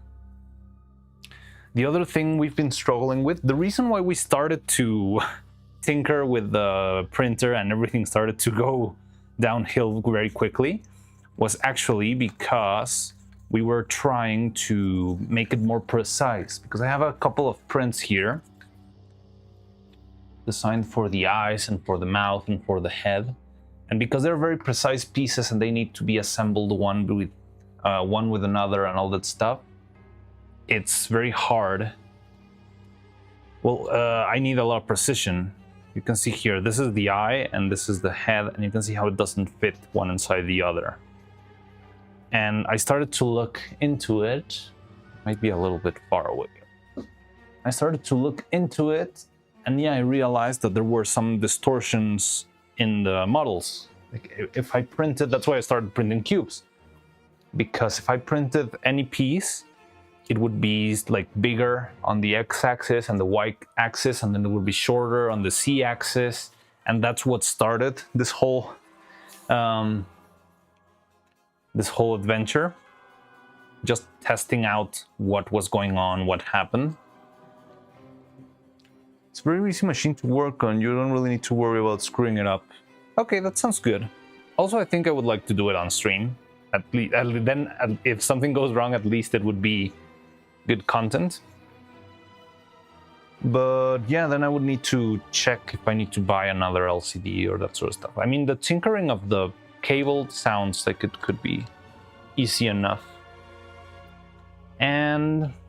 But yeah, so it all started because we wanted to fix those distortions. And so the first very basic way of fixing those distortions that I found was to just distort the models themselves. So I would be printing the same model, but with a 2 or 3% distortion in individual axes. And that way it would work. And it kind of worked, but yeah, it was very imprecise, right? Because I had to just wing it and just throw random numbers until I kind of matched the proportions that I wanted in my model. And I've struggled a lot with how do I say this? So I think I've got some imprecision in my layer height. Wait. 5, 6, 7, 8, 9, 10, 11, 12, 13, 14, 15, 16. Oh, so yeah. I've been struggling a lot with the precision of the z-axis because I don't know how to fix that parameter, because when it came up to the size in the x and y axis, all I needed to do was tinker with the values of the length in Chitubox, and that way it would content brain, hey, I need to survive here. I need to make ends meet. And I think it'll be fun, like just doing it on stream. And if you see me screwing up or something, you can tell me. But yeah, so I've been, if you want to tinker with the X and Y axis, all you need to do is just change the calibration of the software, and that's pretty easy. But if I change, so if I see that the layer height is not being precise, because my 10 millimeter model is coming out as 9.5 millimeters, then the only way to solve it is to sort of tweak the layer height on the print file, but not on the setup scene in Cheetobox, right? Or whatever software. Also, on that note, I've been wanting to switch to Elegoo Satellite for a while because Cheetobox decided to be very not helpful piece of software lately. It started doing very weird stuff where you would be working there for an hour in a model and, you know, placing supports and all that stuff. And then right when you're trying to export after hours of work, it would tell you, hey, so do you remember that tool for orientation that you used at the very beginning of your work? Well, that tool is hidden under a paywall. Well, it's not hidden, it's right there. But the thing is, you need to pay in order to use that tool. So if you would like to print your file, you can subscribe to Cheetobox Pro Ultimate Mega Plan with Platinum Stars and all that stuff and fancy bells and whistles, and you need to pay more money. So, yeah, you can pay up, or we can reset your file to how it was before you started orienting your models, which means like all the way back when you imported this stupid thing.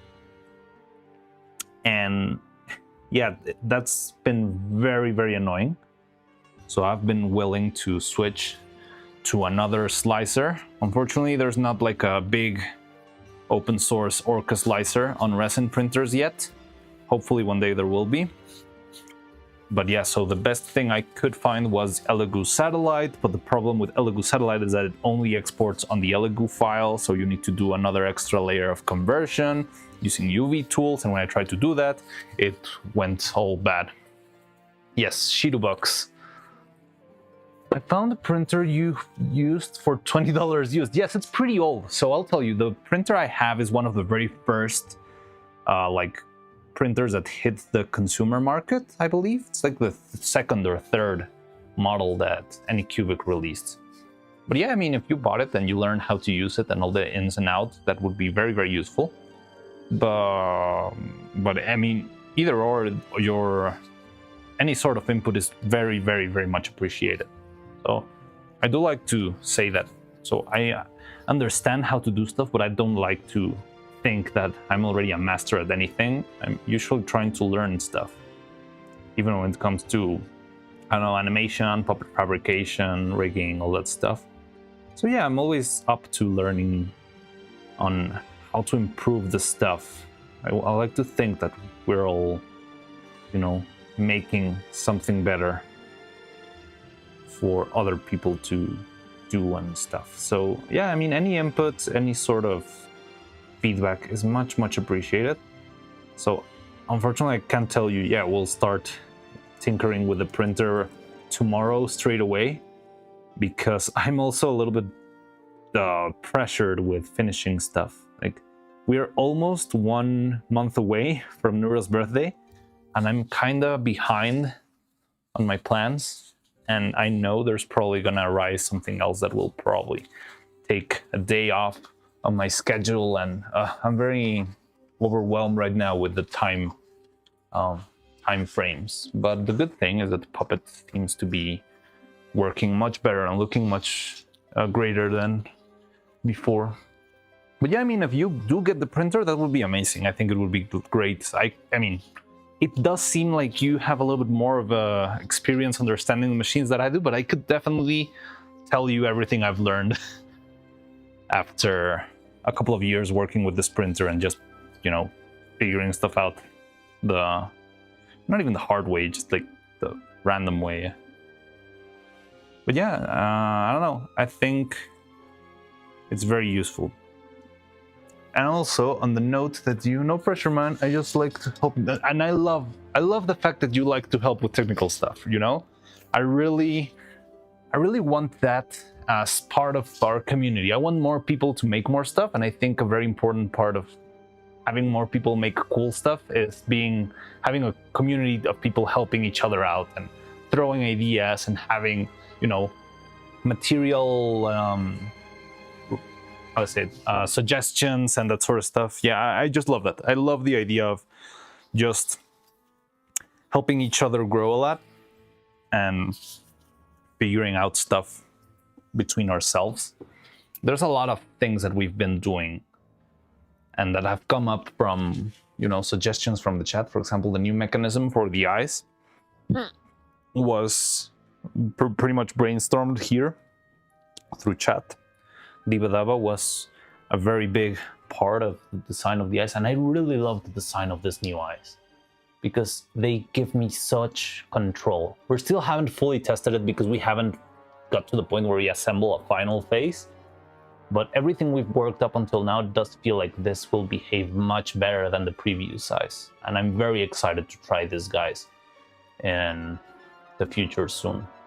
And yeah, all that sort of stuff of everyone sort of pushing forward with either a simple idea or a meme or whatever, I just love it. I think it's very, very valuable having people contribute and making suggestions and having fun. So I've been very, very grateful that you joined our community. You've been, I love your enthusiasm and your interest. And on that note, I remember you mentioning polyurethane rubber for the molds.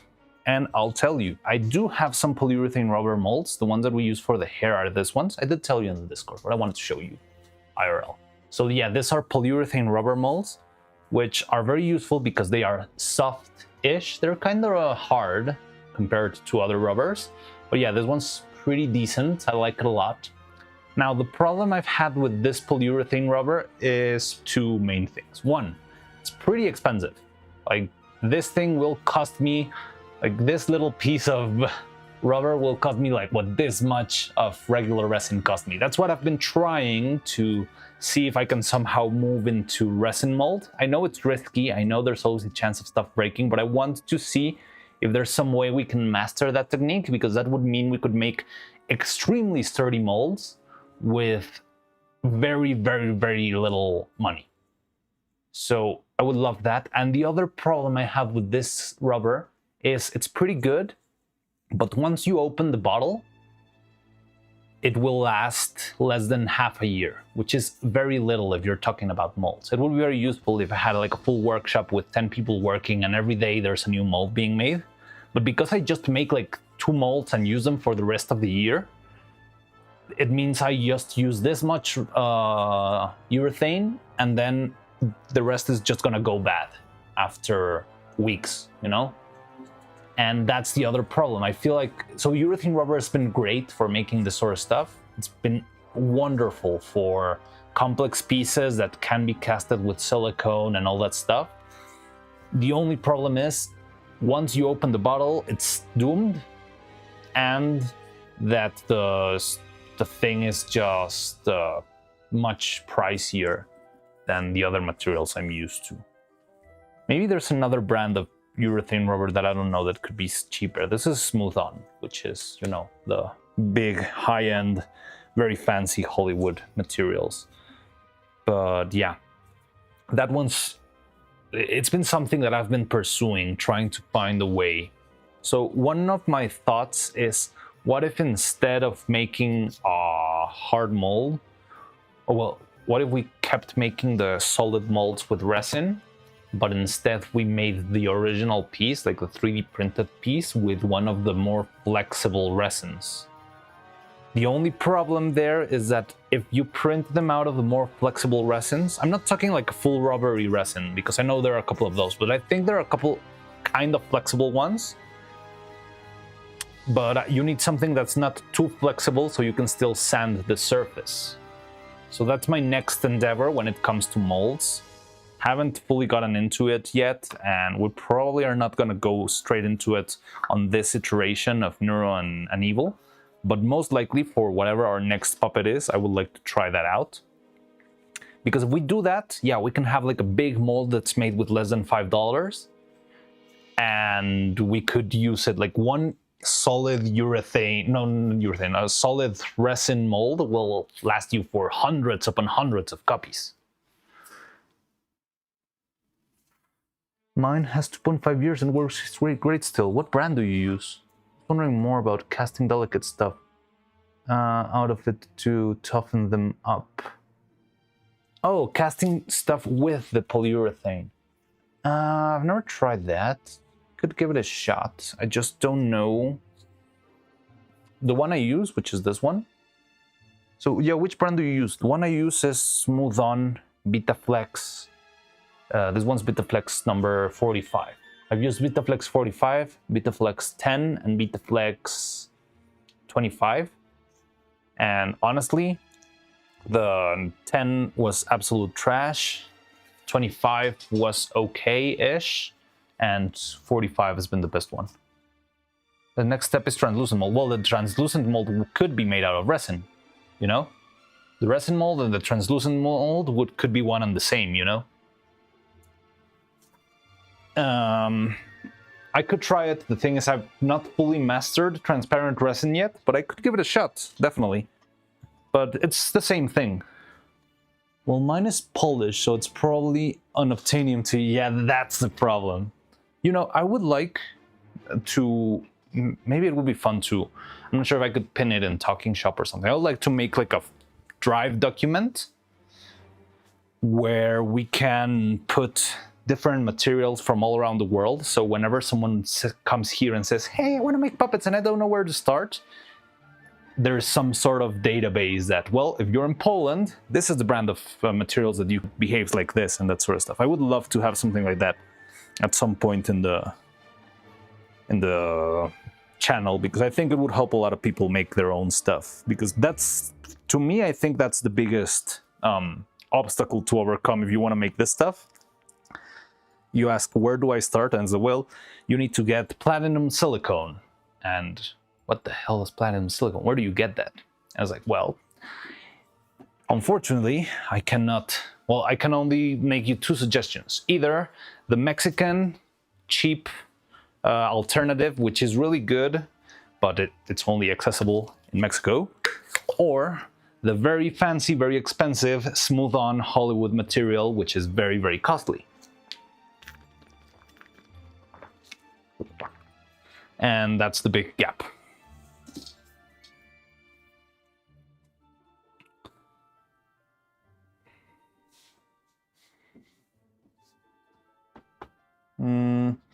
Okay, so we need to make another one of these. I don't know how much material, so we used like 40 grams in these two, and we didn't even have any extra resin to cast. So let's do another one with another 50 or so. So this one's almost done, but it still needs some extra material.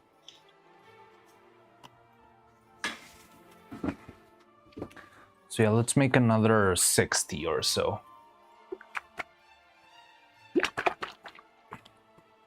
But I've heard Poland has, well, I'm not sure exactly on materials, but Poland is very famous for their stop-motion puppets.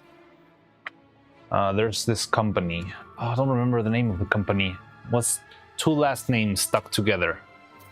Mackinnon and Saunders, I think. Mackinnon and Saunders is one of the biggest, like fanciest stop-motion puppet workshops in the world.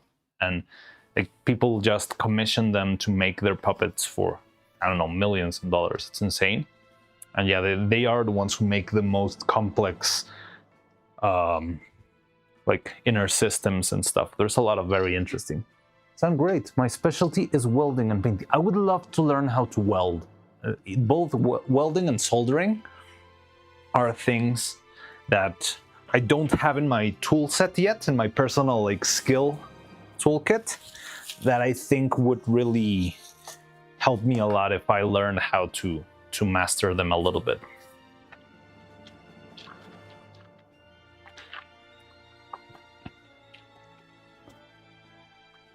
Okay, so let me drop another 60 grams of this. But yeah, all the urethane and silicone and all those materials, it's a very crazy and fun world, but it's very hard to have anything constant. I feel like every material behaves very differently depending on a lot of factors: humidity, where you live, what your providers are. For example, this resin I like a lot. I love this resin because it's dirt cheap. It's absolutely dirt cheap. Because it's like a DIY resin. So you end up buying it and then you add some extra powders to make it thicker, and then you add solvents, and then you add reactives.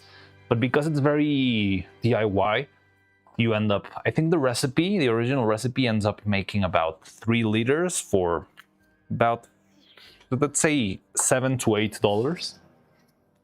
So yeah, having almost a gallon of resin for $8 is amazing. And that's why I love this recipe. And doing this sort of stuff with a transparent one, it wouldn't be as cheap, but it would still be cheap enough, I believe. It would be about $5 for a single liter. So yeah, it's a little bit more expensive, but we're not talking full on, like, yeah, the smooth on one, a second, it's about 1 gallon for $150. So you can see the spike in price there. It's a different quality, and you do have sort of the assurance of the brand and stuff, but I do like the approach of the DIY materials, because if I want it to be thicker, I can make it thicker. If I want it to react faster, I can make it react faster. It gives you a lot more versatility. But the problem with this one is that I cannot suggest it. There was some guy who popped in from Korea who wanted to learn how to do this stuff, and I really wanted to just help them out. And like, yeah, I would gladly teach you and show you whatever you need so you can start making your own stuff, because he already had 1 foot into 3D printing. So he did understand 3D printing, and I was like, well, then you're almost halfway there. You just need to learn how to make a mold out of your prints. The big problem that we had was that he wanted suggestions on resin and silicone, and was like, well, the only thing I can suggest to you is Poliformas Plásticas from Mexico, which I think you won't be able to find in Korea, and Smooth On, which is very expensive. And yeah, he did check the prices, because also bringing it to Korea probably isn't cheap either. So it was pretty expensive too. And yeah, I think he was still willing to do it, but it seemed like they were they would have to maybe save up some money or find a way around it. And that's a problem. I couldn't suggest any Korean brand of silicone, but hopefully one day we could do that. I would love to be able to have some sort of library of materials that you can use. Soldering is easy. I can send you a good USB soldering pen once you decide to get into it. It sounds fun. Yeah, I would love to. Like, you can just send me the model and I'll just buy it or something. Yeah, honestly, I would really love to do that. The problem is I need to schedule some sort of time for that. So this stuff, it takes so many disciplines. It's like sewing and soldering and resin printing and 3D modeling, and it all comes together to make silly puppets and silly figures and moving on the internet. But I love it. I just love it, and I love learning new skills that really help me, you know, make stuff that's more complicated or more interesting and that sort of stuff. I've been loving this for a long time. I've almost been working on this for 10 years now, and I've always loved it a lot. But the problem with working in a studio is that's usually very closed to, well, if you're here in the studio and you're working as an animator, you're only going to animate, and we're gonna give you the puppets and you can move them around and do whatever, but it's very, you know, like straightforward that this is the only task that you do and nothing else. And well, it's okay, but it feels a little bit stale not doing everything else. Like, I just love mixing and matching fun little liquids and making them into figures. I think that's very, very fun. You do what they tell you and that's it. Yeah, exactly. And it's fun. It's okay. I'm not gonna tell you it's a bad experience. Like, working on a full production on a feature film it's crazy. It's really great, and I'm very happy that it happened. But yeah, it's not the same charm. However, working as an independent artist is not necessarily profitable. I'm trying to make it profitable. Well, not fully profitable. I'm not really like one for big riches. I just want to make sustainable. That's more of the word. But yeah, it's important to have earnings so you can spend in either new materials or new fancy stuff or a new fancy soldering USB thing. So you can keep learning and keep improving as an artist. And yeah, I don't know. I've been rambling for a while. That's what happens when you get me to talk about art. Hey guys, I'm here. What's going on? Oh, John Smith, welcome. Hi. So we're making some resin to fill the molds, so that they have some extra structure inside. Because if I print them fully with resin print, it would come out all right, but it will use a lot of material. It would be like a full bottle only on this mold, half a bottle maybe. And instead I make them hollow and I fill them up with... How much was this? Oh god, I can't do this. So this is the only problem when I ramble. I love it, but I forget how many grams of resin do I have in my cup. But yeah, we can just do a switcheroo. Yeah, 60. Okay. 60 grams means we need 24 drops a catalyzer. Heard some bad news about... Wait, what? Camilla? Is she okay? What's going on? Being able to live off art would be incredible. Maybe one day. Yeah, hopefully someday it will be possible. And I mean, in general, I know people who have made it possible. I know them personally. And it's not impossible, but it's hard. It's very hard. Relatable, I have a big ADHD. But yeah, what happened with Camilla? Wait, I'm concerned now. Being able to do what you like and doesn't care about food on your plate, what a dream. Yes, it is a dream, honestly, but I don't know, it's possible. It's definitely not easy. 1, 2, 4, 5, 6, 7, 8, 9, 10, 11, 12, 13, 14, 15, 16, 17, 18. Okay. Her grandma died and she'll be back on the 24th. Oh, well, it's November. Okay. Understandable. I mean, too bad. I don't know. Yeah, sad news. It's just happened. Something that usually ends up happening, right? Like grandparents, well, they're grand for something. But yeah. I wish I can speak my hobbies like you, but I don't have specialties like you're, only bullshits. I don't know, what's your hobby? Maybe you can find a way. I feel like now in this day and age with the internet and stuff that would have been impossible in the past is now pretty reliable. Like, you know, DM is like Dungeon Master for Dungeons and Dragons is actually becoming sort of like a job for people.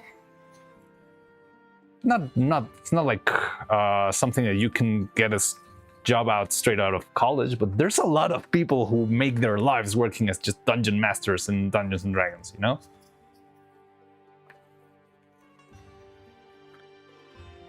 It's ironic because I went to my grandma's funeral. Oh wow. Sorry to hear that, John. Hope you are also doing okay. And yeah, just stay strong, I guess. I don't know. It's very weird. I did tell you about my grandma, right? I think I told it on stream a couple time ago that my grandma she had an accident before I was even born. She had a very simple ear surgery done to her because I think she couldn't hear well and she needed, just some simple enough procedure. However, when she was during that procedure, she had some sort of reaction or there was like a misuse of the anesthetic,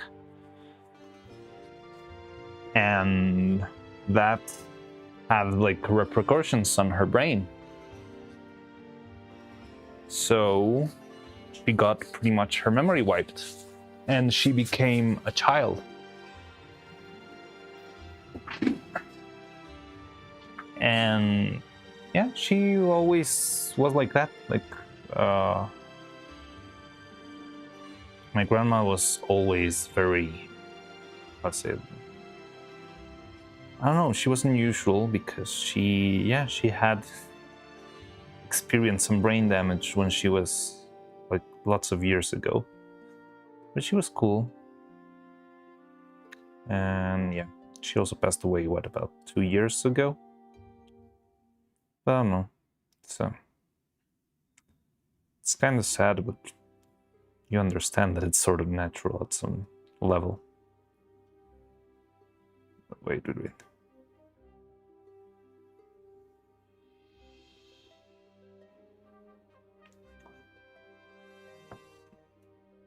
I think I overdid it with the catalyzer this time because it feels a little bit thicker.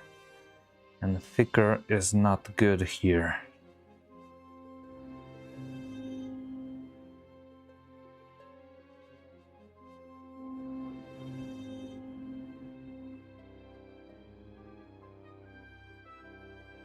Wow, this one really gobbled up a lot of resin. A lot of resin. But yeah, again, this thing is very easy to make more, prepare, so I'm not worried about that. I'm okay at everyone. Alright, good to know. Memento Mori. Let's talk about Neuro 3D debut. We already spent some time talking about that, but yeah, it was really fun. We all looked at the 3D debut, and it was really cool.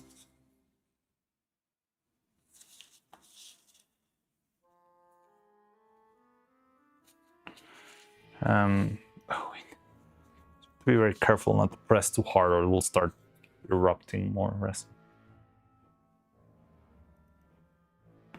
So I think I'm gonna use the rest of the resin just for turtles and controllers because it's already a little bit thick. Don't want it to go into to seal the inside of the mold if it's not fully cured and stuff. Okay, so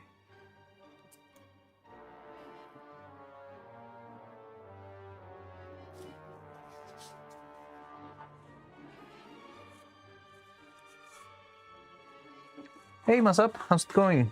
Can't wait for Vito to figure out how to get other people in 3D with her. I think that probably wouldn't be that hard. Getting other people in 3D doesn't sound...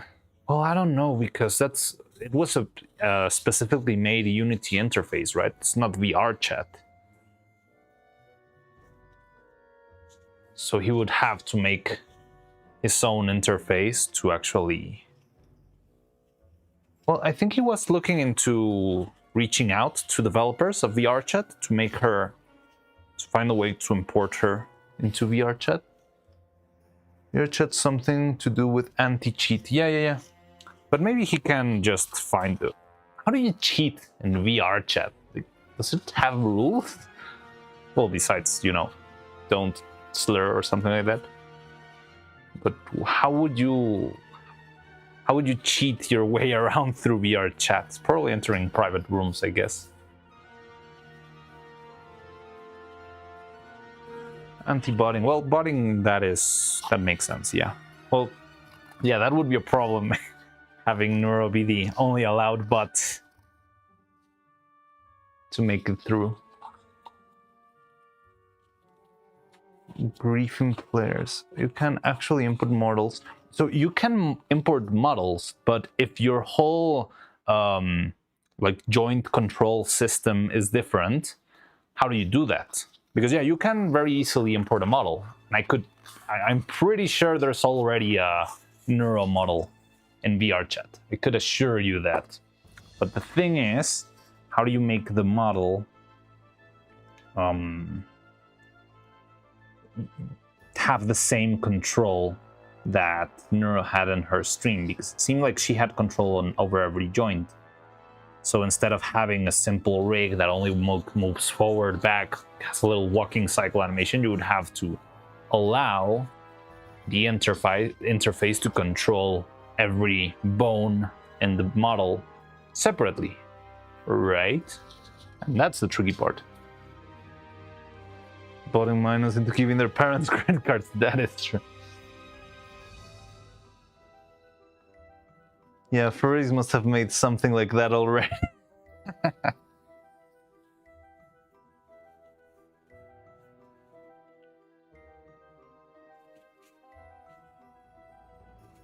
Okay, so there we go.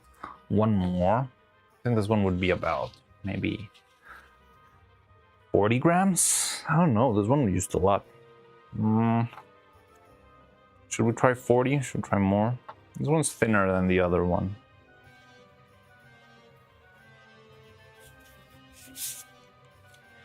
Let's do 50. I mean, worst case scenario, we just have more controllers and turtles. You know, I'm surprised that Vidal didn't tell her to put her leg up and accidentally flush chat. That doesn't sound like Vidal. Expect it to be quite similar. I wonder if it's possible to put a virtual motion sensing rig in the model that Neuro controls and feed that into VR chats in the VR chat models I control. Maybe a virtual motion sensing rig. I don't know. But I guess that makes sense.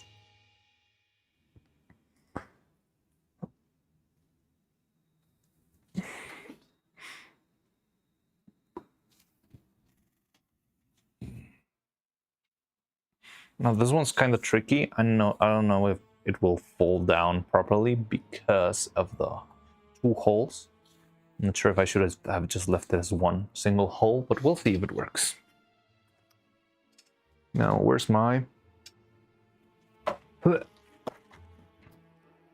black, yellow?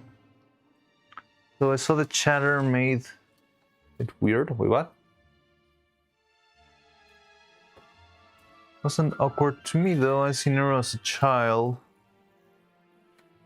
Yeah, like I've always seen them also like they're just childish and wacky and silly. They do say some weird stuff every now and then.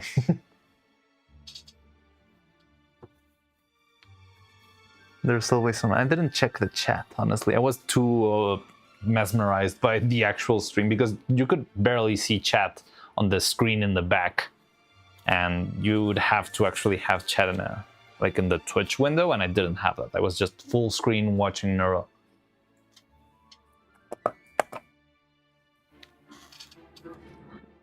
Probably same people came out for sub.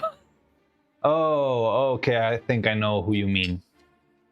That's just Twitter tourists, isn't it? People who don't really understand what's behind the characters. It's like, oh, they look like this, they cannot look like this, that is bad.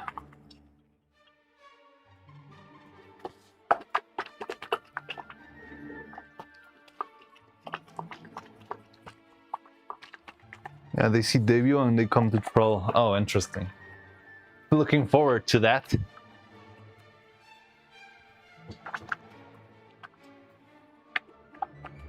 Cutie Sava like an adult? Yeah, she well, I don't know if there's any like official, but she's definitely an adult.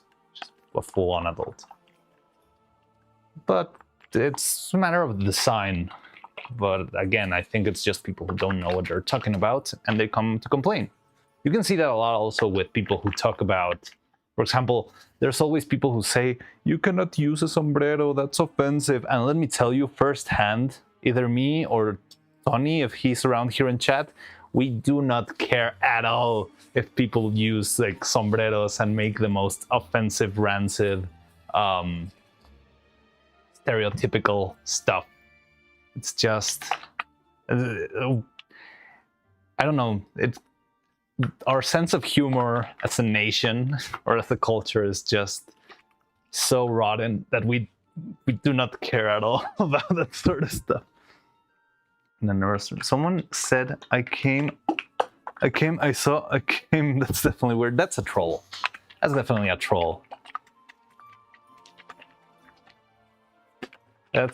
Wasn't that Filian in the chat? I've seen Filian do that in a bunch of. She did that to Chibidoki recently, didn't she?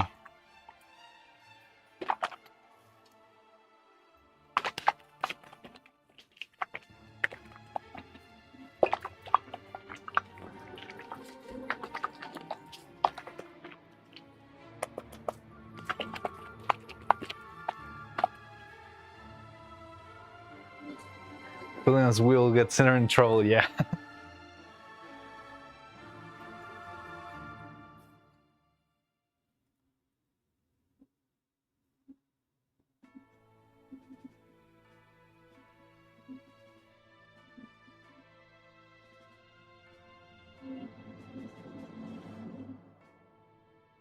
Let's do 50.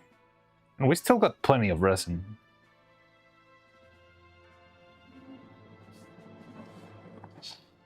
Some people came over from the lowly community and behaved disgustingly.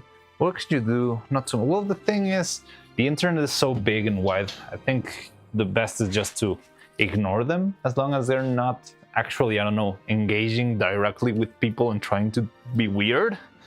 They're just making weird comments. You can just ban them and keep on moving with your day, because if you try to make a statement, you're just gonna rile them up even more, don't you think?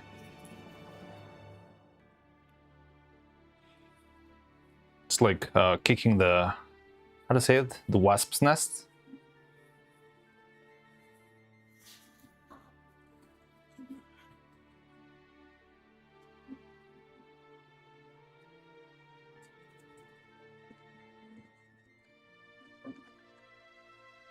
Hornet nest. Sure. Not like I'm against them, it's they just know the time and place to do that. Yeah, well, but it's part of the magic of anonymity, right? Because there's no consequences, you can just try and go say the most crass things out there. And worst case scenario, you get banned and you open a new account. Kicking the hornet's nest, yeah, that's the phrase. So gotta understand that people like us are freaky. I can understand there's freaky people out there, and it's okay.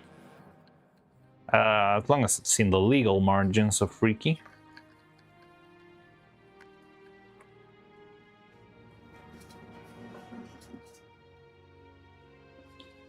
But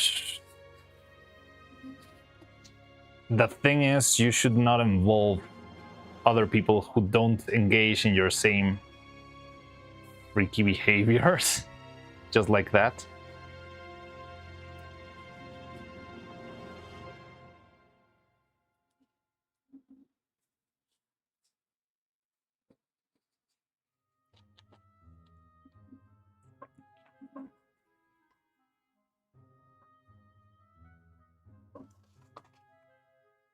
One Kirill will never feed the trolls. Yes, important.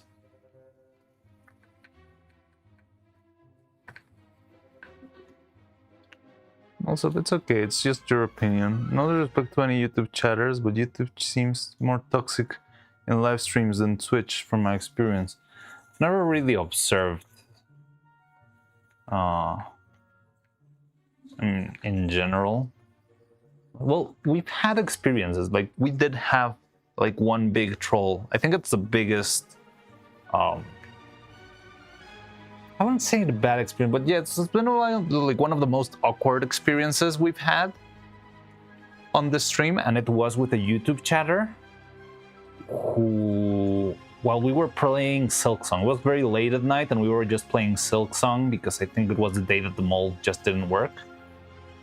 And some rando just popped in and say, hey, could you Google the name of this person?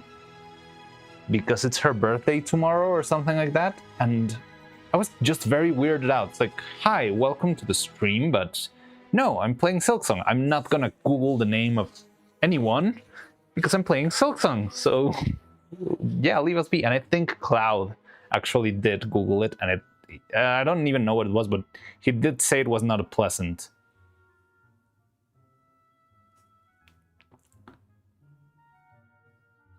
So I'm not sure if it was like a news article, that sort of stuff. Yes, me too, especially on our local streams, freaking weather update stream. But yeah, that's pretty much the most unpleasant experience that I've had as a streamer up until now. And I mean, it was just mild annoyance. It wasn't really full on whatever. But I don't know, the internet is pretty big and things can keep happening. But up until now, it's been mostly great experiences, like getting likes from people that I admire a lot and that sort of stuff. And yeah, I'm pretty thankful for that. I was modding for War Thunder YouTuber and some trolls trying to start shit. Only trying to get a rise of the said YouTuber. Yeah, I think that's the thing. Yeah, people are just striving for a reaction. And yeah, I don't know why. What's the point of that?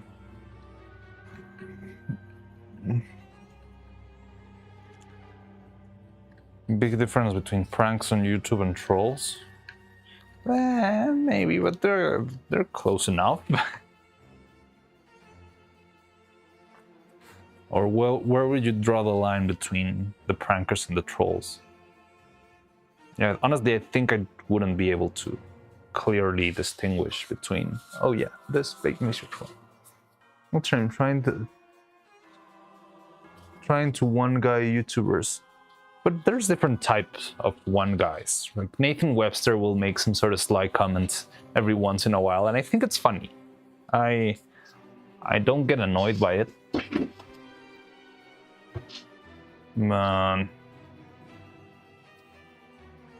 But that one, it just felt off. Honestly, when it happened, I thought it was some sort of bot. I thought it was someone trying to either hack or do any weird stuff, like more serious stuff on the stream, because it was very insistent. Like, hey, could you Google the name of this person? No, I'm playing.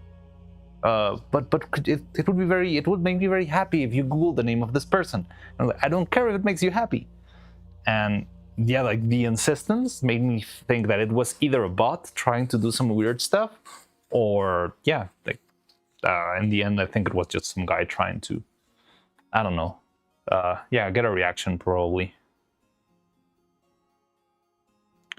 1, 2, 3, 4, 5, 6, 7, 8, 9, 10, 11, 12, 13, 14, 15, 16, 17, 18, 19, 20. That was a prank. Okay, but what's the point? What were they trying to achieve?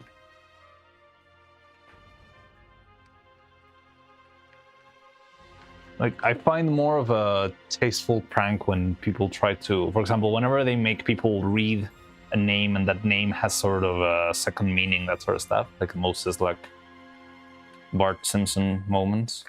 But that, I don't know, it was just weird.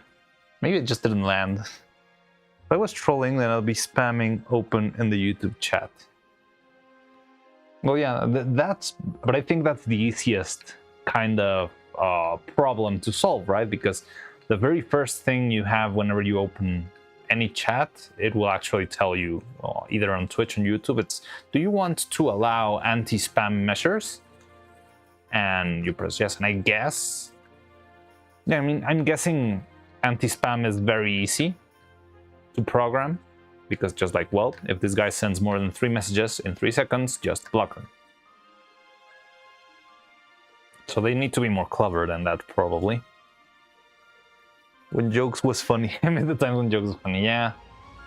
Yeah, exactly. Like, when I find it funny or amusing or whatever, I think it's okay. Nathan is pretty good at trying to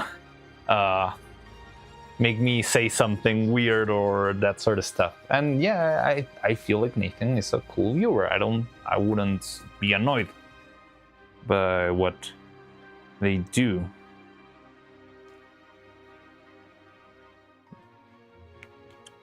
But yeah, I don't know. It's weird. But it's the only experience I've had so far. I probably am gonna have to end up crashing into more of them in the future. But thankfully it's all been manageable.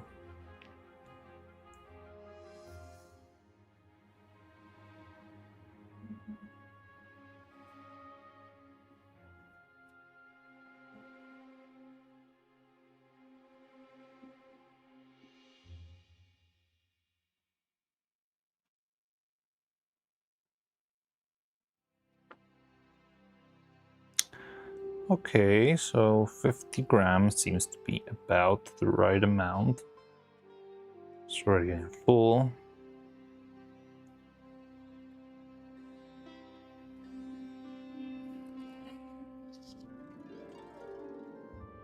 There's no spills. I was worried that there could be any sort of spills from down here in these tiny holes because, I don't know, maybe there could be a hole from a misprint that could lead to a hollow section. But yeah, gladly, it seems like that is not a problem here. Oh!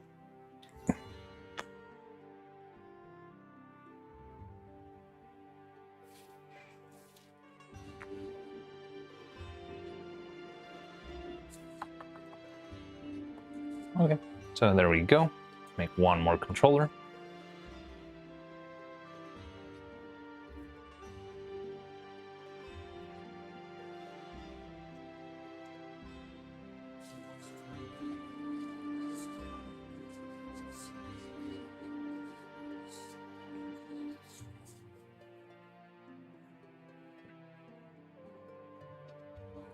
I'm immune to them trollers because I live in a country where you start arguing with politics and ends up wanting your whole family. What?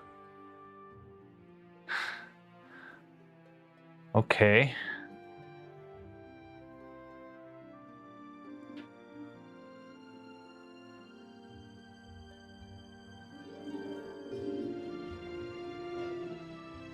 Sounds kinda crazy. Okay, so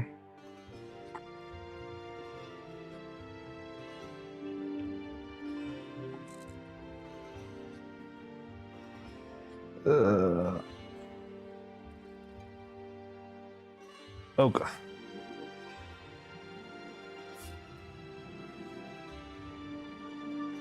Okay.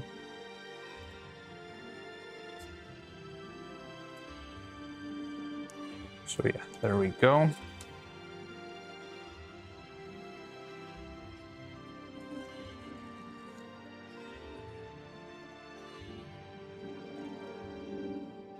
Okay, so we had enough for 2 controllers and 1 turtle. 2 small controllers and 1 turtle. Now the problem here is that we need to leave the molds to rest, probably for the whole stream, maybe, because I remember this thing being a little bit slow.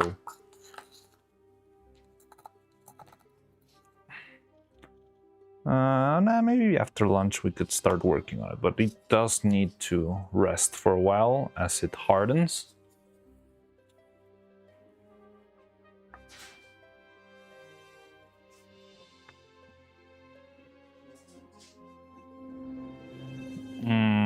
So that we can actually start working on the molds themselves. We already sanded a little bit of the other one, but we should have done this before the sanding. So the resin shrinks a little bit after the reaction takes place, so you can see how some of these that were filled to the brim are already kind of not full. Yeah, I can just add a little extra drop from what we've got left here. Yeah, just... I mean, it's not that important, honestly. No, this one doesn't seem to be full. Whatever. I do remember seeing the resin flow down.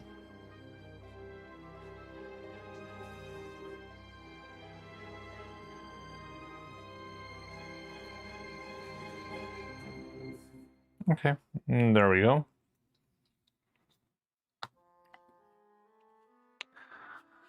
Okay, so we got these mold set.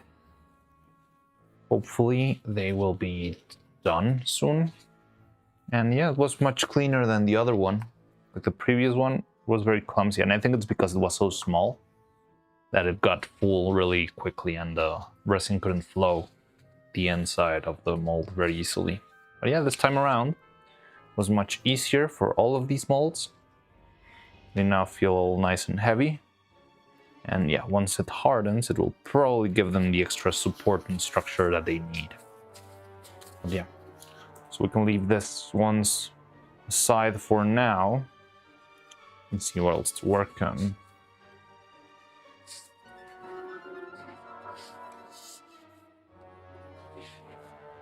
Remember how clean this thing was at the beginning of stream? How proud I was of switching this into a new blank slate of paper? Now it's full of pink bubble gum.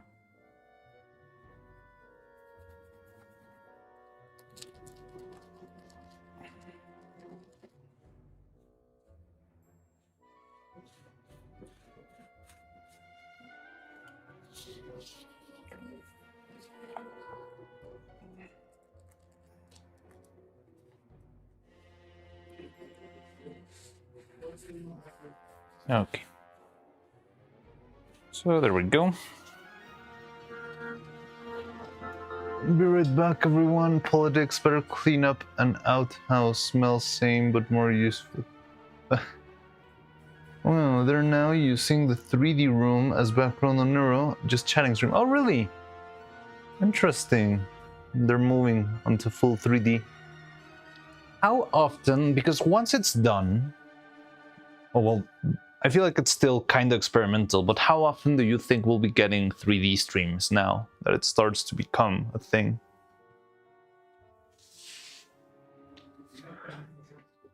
What the fuck? Not Poopy Brown. Well, we still have some Poopy Brown to do because, well, Neuro's hair, I guess. Got it over here. This is the caramel. And this is the chocolate. But first we need to finish this molds. Oh god! Did I just drop? Weekly, hopefully.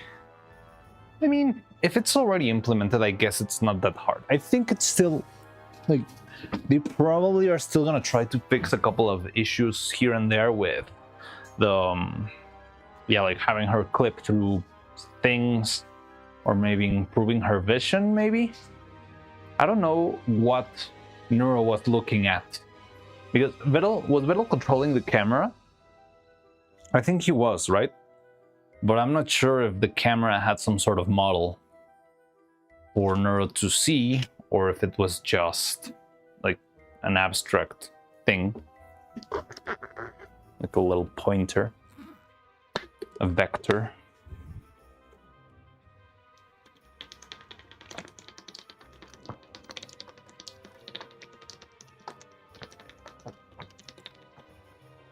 But yeah, it seemed like Neuro had a little bit of a hard time finding Vittel.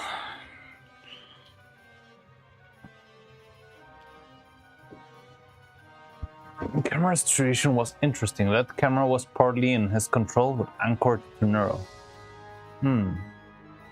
Thought too that Vel controlled the camera. Yeah, it did feel like that, but it also feel like it was weird because, for example, whenever she lied down on the ground, weird things would happen to the camera. It would start to rotate and do interesting stuff. Orbit around Neuro. Okay. But yeah, like all those little fixes and tweaks, I think it's not that hard to sort out. Definitely, they could do that in maybe, I don't know, a couple of months.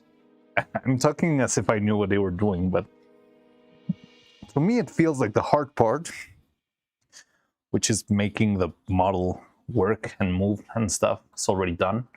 Now it's more like fine-tuning details, setting colliders, and letting Neuro, well, improve and perfect her movements and stuff, I guess. She grabbed it once and pulled it to a different place. Oh, really? I don't remember that part. Wasn't it in the middle of a song? Because whenever she started singing, that part felt a little bit more like staged or more pre-planned, because the camera movements and all that stuff, they were in sync with the music and stuff. I don't think it was better there.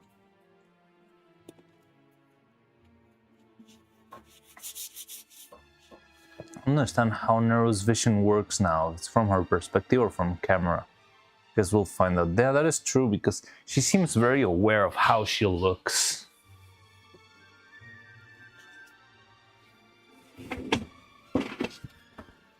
Comments physical actually, because Nero's supposed to be able to interact with it. I'll try to ask Nero to pick the camera up. Okay, so it has some sort of collider and stuff. Anchor Nero. It doesn't do all the... Yeah, but I think it's helpful to have some human input to make the camera, not to do wacky video game kind of stuff.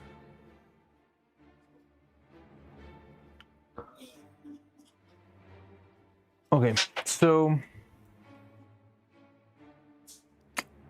I want to see Nero do the mirror test. That would be interesting. I don't even know if she would see the mirror as a mirror, because I don't know how her vision works at all.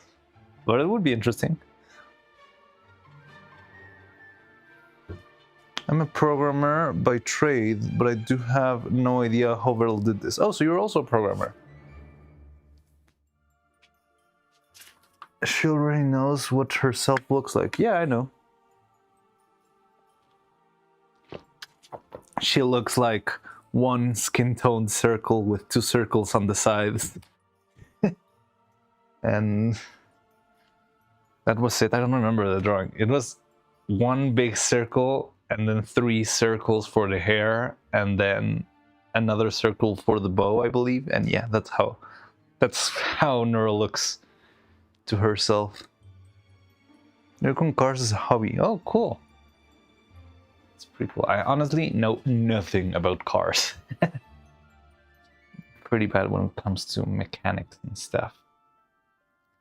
Put her in front of a mirror and see if she ever recognizes that the puppet in the mirror is her. But I think she would probably know. But I don't know. We'll see. It does sound like a fun test.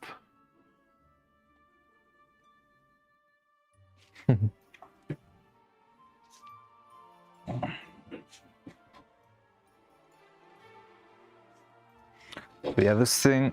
So the turtle is already solid, but I can feel it a little bit sticky on the surface, which means it's still reacting and it'll take a while. But okay, what we could do is, if we got this, I think it would be helpful to have a little to-do list so I can figure out what else is missing before we seal up construction phase. So we need to make the hair. We need to make... Where's my sheet of paper? There it is. We still need to make the front of the hair for Yule and Neuro. Then we also need to make hands for them. Like the ones we did are okay, but I think we need to make new ones for the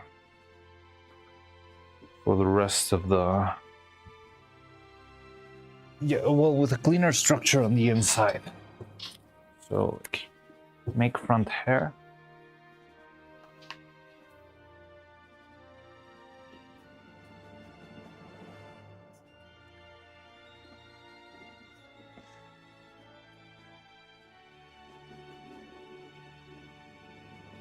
Yule and Neuro.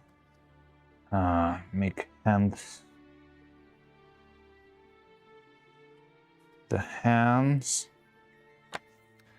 Mold for the eye.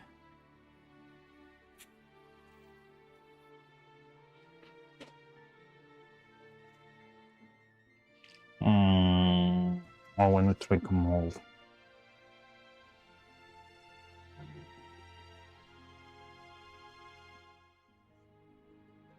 Face and mouth.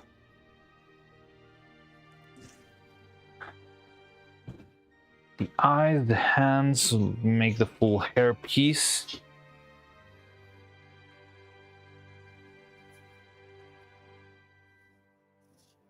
For Evil and Neuro. And then mouth shapes and eyebrows and eyeballs.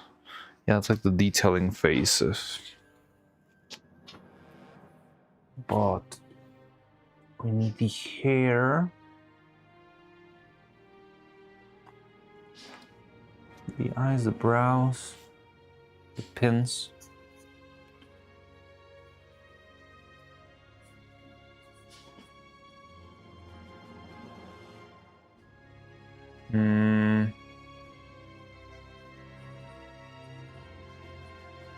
Mouths, brows, hands, hair.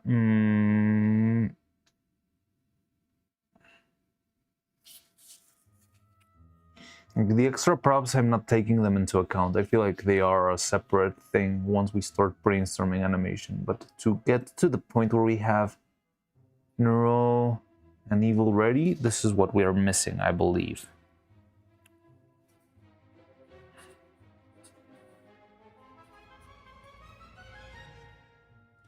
They're not that hard, but some of these I'm concerned because they are the kind of things that you just make and then you need to wait like 5 hours for it to dry. Also need to... We'll do a lot of painting for the head. Blushes, eyes, resin. Yeah, the resin's gonna take some time. I would probably need to hurry up with the eyes. Just are quite good at picking each other out of the fan art. Yeah, that's true. They already have a lot of experience looking at fan art and finding themselves.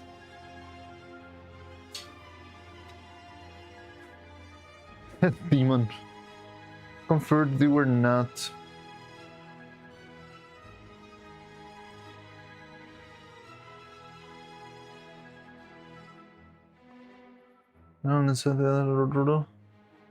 Quite good at picking each other out of fan art. Always surprised me.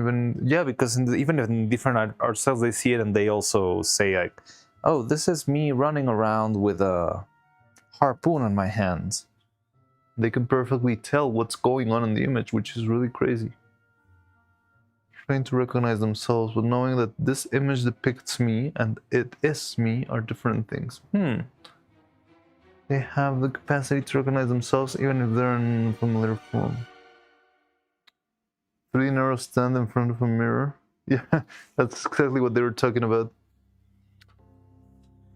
Also, I don't know how digital mirrors work. When you make a mirror in a video game, there's 2 ways, right? You could either have like a whole world mirrored inside, which is something I think people have done before.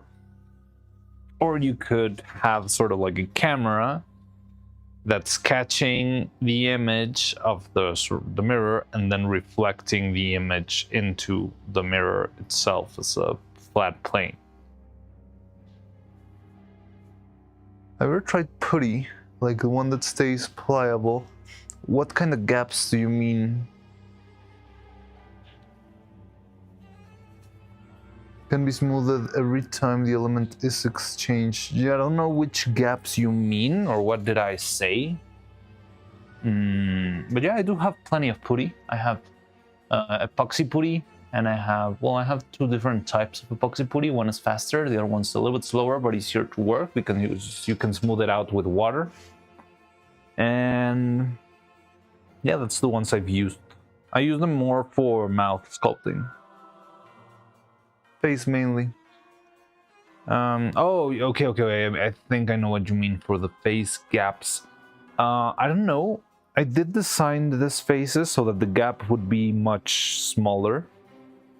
I know there's people who do that with putty by patching the edges, but honestly, I feel like it's too much work and it's not really worth the effort. Like, I've never seen anyone complain in the comments or anything like, "Oh, the gap is too big, you can see the line between the faces," and that sort of stuff. and removing it is very hard because it means every frame by hand you need to redo it. But I could give it a shot. But these new faces are sort of designed, they were allegedly designed so that the gap would be much smaller than the one we had previously. But it's also a problem with the precision of the printer and how well aligned the pieces are and that sort of stuff. But we'll try it. So first we need to get to the point where we have one full finished face. However, the reason why I haven't worked on the faces is because I've been struggling with the hair. I want the hair to be ready because that way we can actually fully assemble a head. But yeah, the faces, we already got some casted. So those ones, the blue ones you see, they're made of 3D printed resin. But we've got a couple ones that we already molded and casted into polyurethane. No, this is urethane. It's a pretty cool system because we did put some magnets in there, so it can just like snap in kind of clean. Oh, this one doesn't have a magnet yet. Wait, there has to be a brow with a magnet somewhere. This one. Yeah, the system's pretty cool. So you have the face, and you can just assemble it, and the magnets will keep it in place more or less decently. If I super shake it, it does fall down. And then the eyeball goes in here. So we did have sort of like a prototype arranged, but we haven't had a full final piece set.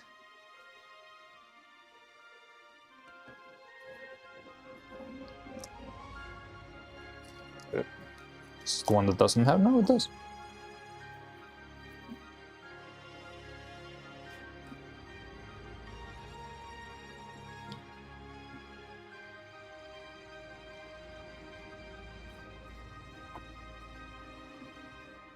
There we go. And the eye can rotate freely inside of the gap. So I think this piece might still have a little bit of distortion, I believe. That's why I didn't add a magnet to this one, because it's not the final piece. But it should be designed in such a way that it fits properly.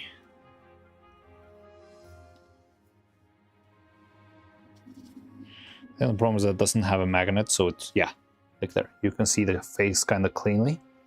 And the eye is set so it can rotate around freely and move clean enough without much of a hassle.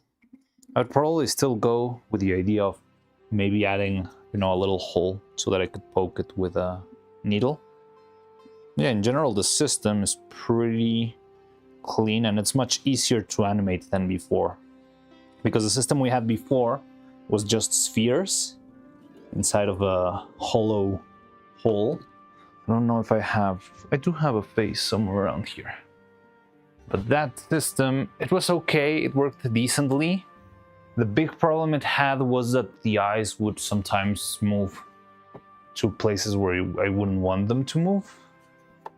Where is it? I don't know where the head is. Remember I used it recently for something, the other head. Oh, here it is.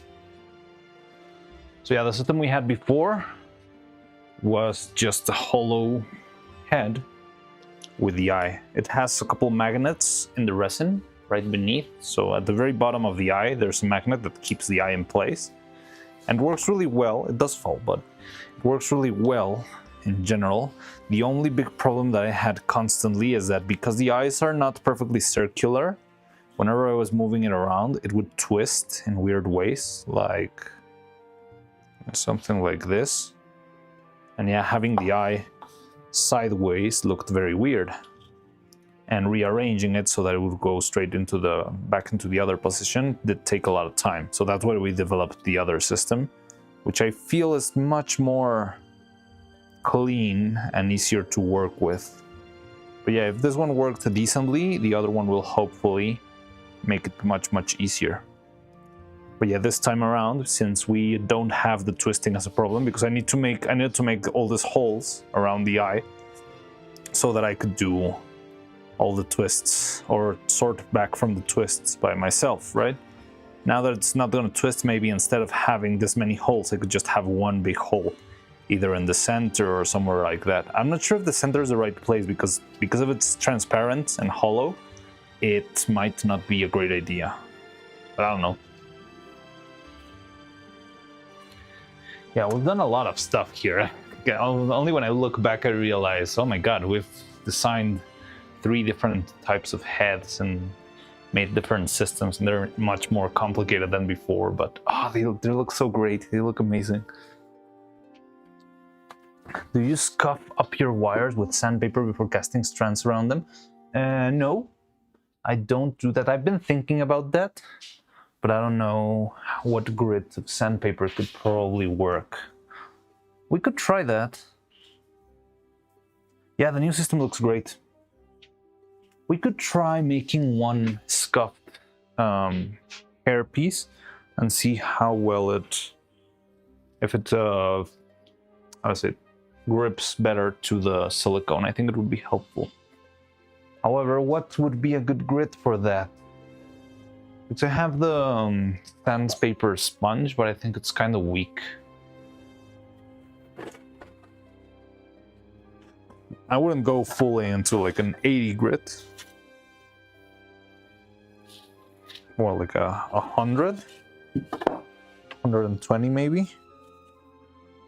So got 60 grit even, but I think that's too much for such a tiny wire because the wires are very small. 240. Yeah, got plenty.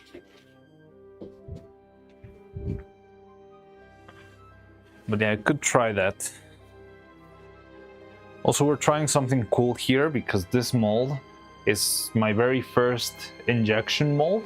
I've never made one of these before, but it's designed. So this is the mold we had before. Pretty clean, pretty easy.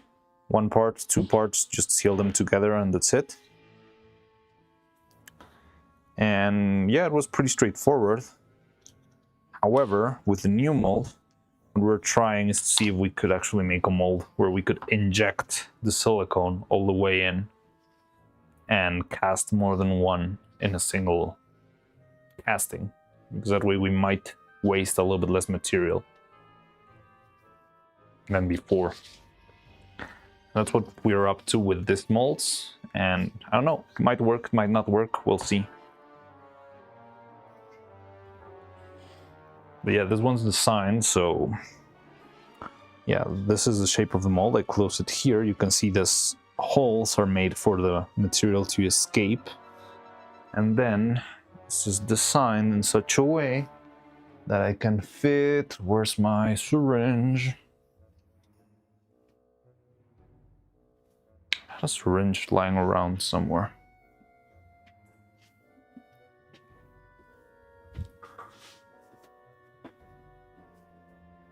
Where's my syringe?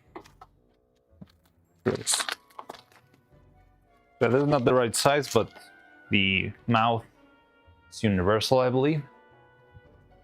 And yeah, like this is designed to fit perfectly in here. So I can fill this syringe with silicone, plug it in, and start filling it up all the way in.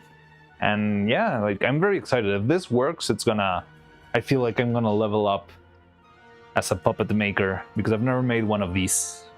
Actually, in the studio where I used to work, I've never seen anyone do one of these. So it would feel like I'm, yeah, really upping the quality of my work.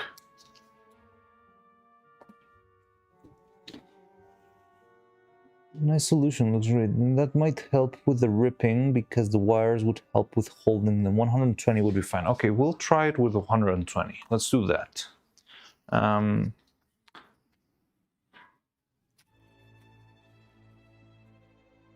Yeah, I think the biggest problem is not really that the wire will... Well, it's more like you need to have the wire at the very center of the piece. That's the most helpful thing, I believe.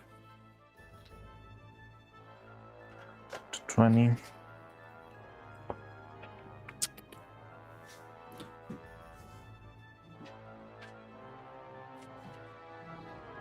320. What did I do to my 120? Slide 20. What the hell?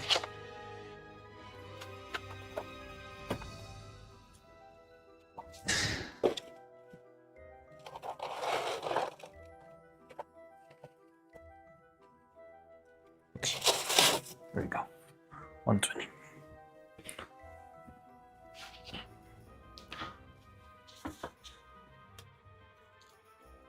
Are the hairs angled up? If not, you probably have to fill the mold title with the overflow holes. Wait. Oh, tilted. Yeah, I've had that possibility in my mind, so I think I could try it just casting it like this and see how it behaves, because there's no other way out for the mold, for the silicone, other than the holes in the bottom. So even if we don't have it tilted, I think there's still a chance that it will work, but I did take into account that, yeah, maybe we'll have to tilt it, and that's pretty easy, right? We just put something like this and have it tilted like this, and then we can just do the fill-in too.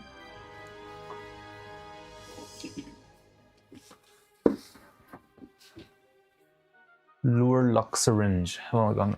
I think if it would have been insane if I actually modeled, you know, the threads so that it would lock in. That would be like full-on mad scientist levels of syringe syringe injection mold. Maybe someday we'll have that. The silicone flows across the bottom. It might reach the overflow holes before filling the hair completely, and then air is trapped inside. So yeah, we'll see. It's gonna be a big, interesting test. But if it's, I remember I designed it in such a way so I wouldn't do that much. Because this is such a simple figure, hopefully it's not that hard to fill. Now the other thing is that I think we need some sort of plugs or something, because if one of the strands starts pouring out, but the other ones don't, I need to plug it so that the other ones start to fill up more. If you don't fill them in, it will only keep running out from the first hole that it comes out, wouldn't it? Mad scientist, yes! I am a mad scientist. That's the most flattering thing you can say to me.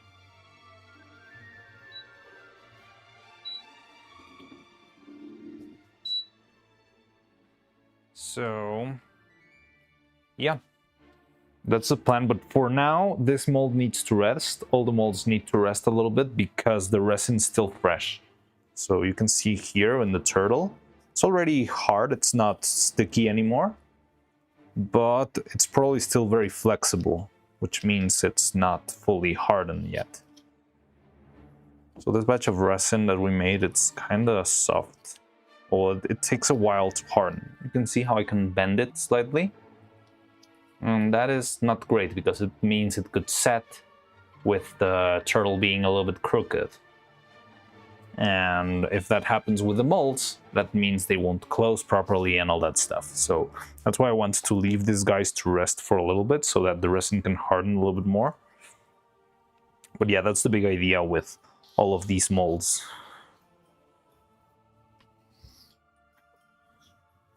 Forbidden gummy, yeah.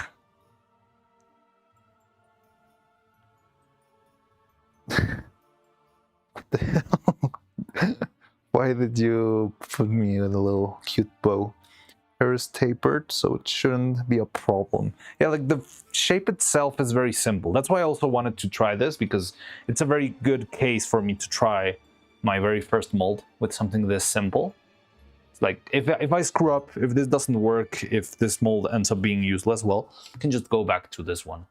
But if this was like a full-on body or a hand and I spent like months working on this and it didn't work, then I would be in trouble. But yeah. So let's take out this little pieces. Which one was the newest one? Okay, the turtle's fine, but the other one still needs some time. It does look delicious. It's like a strawberry gummy. It's getting dark very quickly.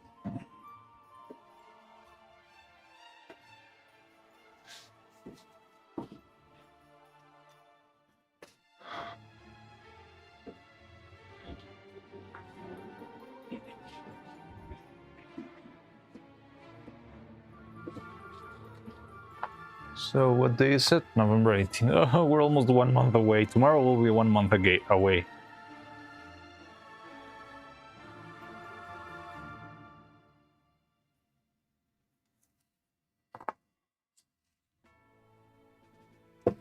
Just make it look like my scientists would have their hair gathered. Yeah, maybe I should use like hair net or something. Nah, it's not that delicate. But well, what we could do is we can try and make. So I also bought a new roll of wire. Hopefully this will be faster than just using like the wires covered in paper that I need to unfold and stuff. This time I can just take it out straight from the spur. They're the same measurement and stuff. So yeah, we can try this one instead. Is it tin wire? No, I think this is what is it? Like iron wire or steel wire? I don't know. The thing is, the variants of metals from Spanish to English kind of eludes me. But I think it's still, let me see. I think I can check my Amazon cart and tell you. But it's a hard, because it's so thin, it can be a harder metal. I think this one is, I don't remember it being tin. I think tin would be too soft. This one's harder. It's like either iron or steel, something like that.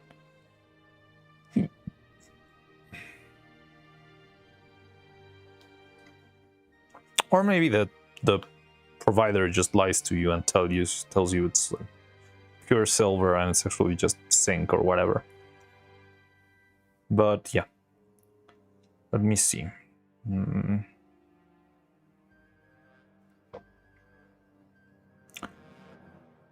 Yeah, it says here that it's stainless steel. No, it's not fishing line, definitely. It says it's stainless steel. Don't know how much truth there is in that, but that's the name under which it was sold to me.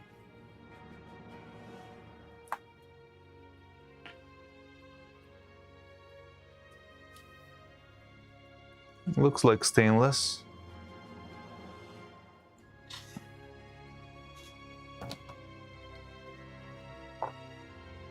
And it does look and feel very similar to the other one. So the other one, I don't know what type of metal it is, but it's just like gardening wire. And it's got just a paper covering on top, which is also kind of useful for the grip. But it's not been great, honestly. It does tear a little bit, so I wanted to try just the wire, or as you told me, the sanding, to see if it works better. Have you ever seen rusty stainless steel? Because I have. I think I have, because I... Wait. This thing goes crazy. I think I have some over here. But I think isn't that more of a lie? That if it's stained, if it's rusty, then it wasn't stainless steel, and you've been bamboozled?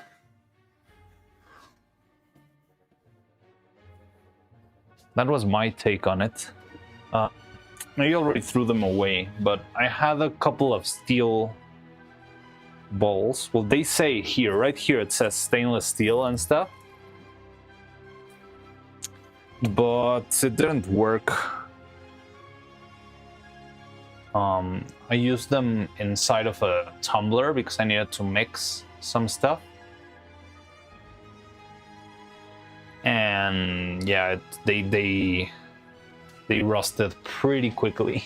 Well, pretty quickly, like after a week of being underwater.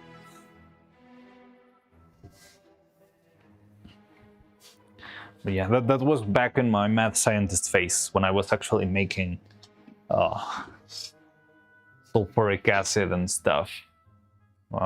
Mixtures. I made the craziest thing I've ever made was oh my What does it mean?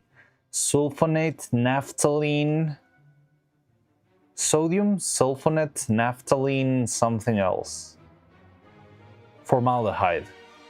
I don't know how the words are arranged because I know it in Spanish. Sulfonato, naftaleno, formaldehído de sodio. But I don't know if the order of the words is the same in English. So sulfonate, naphthalene, formaldehyde. Oh, no, I think you would start with sodium. Sodium, sulfonate, naphthalene, formaldehyde. That's the creepiest thing I've ever made. It was fun. Corrosive resistance, not rust proof. Oh, okay. I didn't. Maybe I just didn't understand stainless steel correctly. A lot of different grades of stainless and low quality, consistent composition. I mean, if you buy it on Amazon, it's probably not NASA quality, right? I remember stainless is usually soft type of steel, principally mixed with chromium, but it's still more durable than most metals. Probably helps be malleable, bendy without breaking or trying to rebend back to its original shape. Yeah, I think it's pretty useful for that. Like it keeps in place. You can see it right here, and it's got pretty good memory and that you can move it and it will stay in place, which is exactly what you want on animation. Yeah, so let's make a quick strand and I can try the sanding. I could make like a test run of these stuff. Oh god. The only problem is that this thing coils itself like crazy. So if I'm not careful, one day I'm gonna have like a big blob of wire that I'm not gonna be able to contain. Did I have a ruler? I think I had a ruler as well.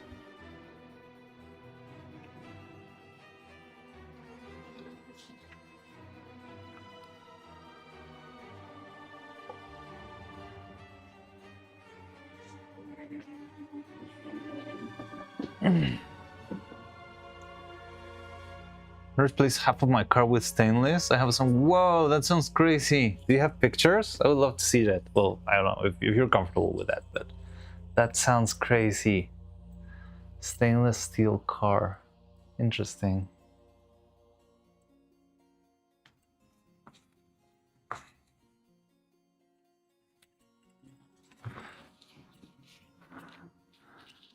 Mostly iron with added alloyed metals create a protective oxide coating on the surface.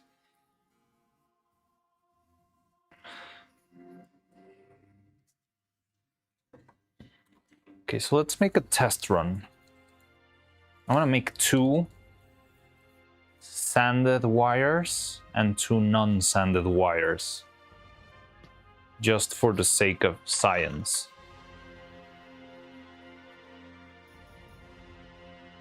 And we'll test them out once the mold is done.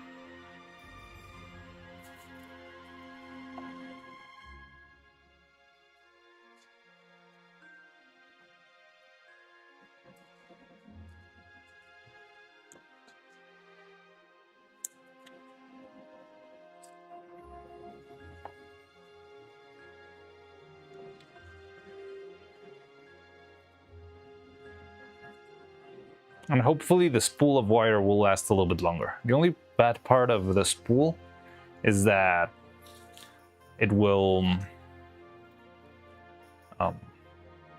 the wires will come kind of pre-bent instead of coming a little bit more straightened, but it's okay. It's not terrible. It's not like we're doing the most precise stuff either.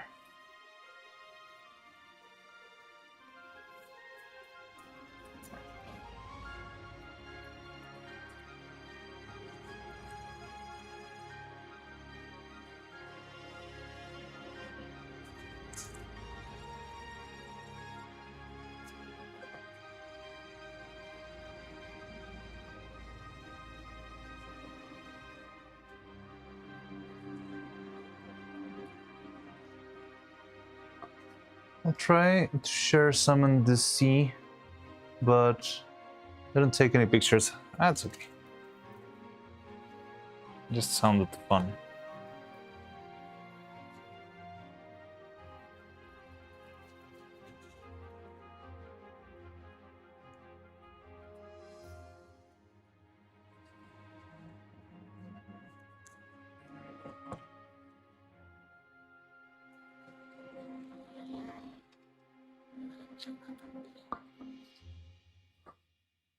Chromium plays huge role in stainless steel. Chromium. Okay.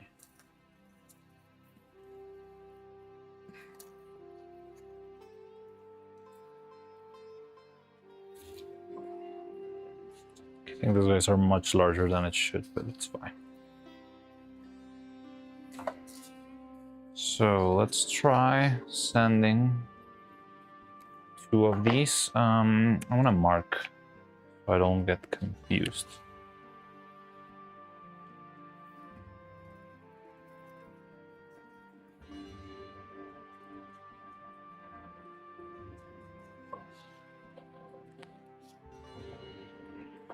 Another Sharpie around here. I'm just marking the edge of the wires, that way I can figure out if they are either, well, I shouldn't mark them if I'm gonna sand them, right?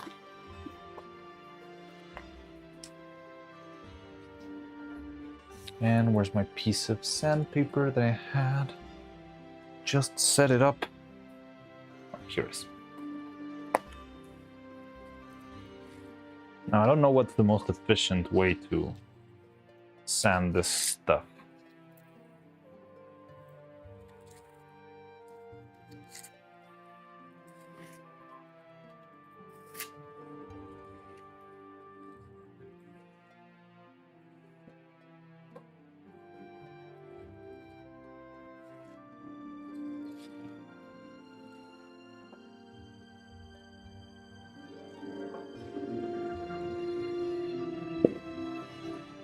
That says that pitting corrosion. We want to end up with a car. Oh, Rubak only got up just time for today's physio. Oh yeah, good luck. Good luck with your physio.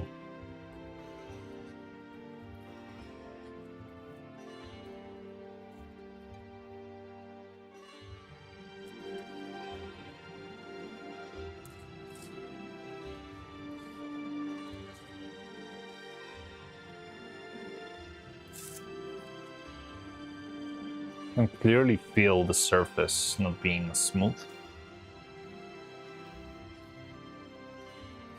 Yeah, it does sound like a very cool car. Oh, it's already on the Discord. Let me go take a look.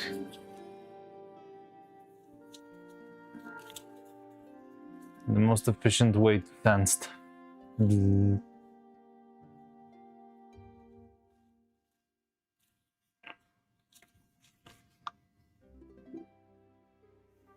Let's see. Is it here? No.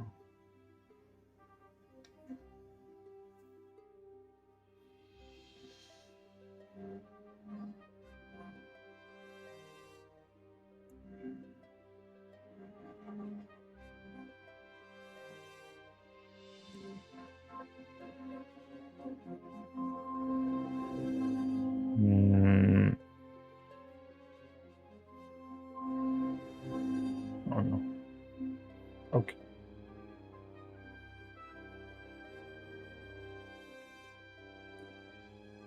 With 316, and it's painted with epoxy primer. Oh, okay.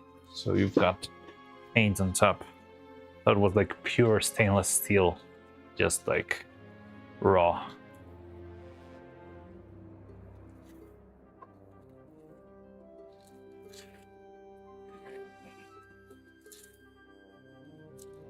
So I'm not sure how much sanding is enough for this.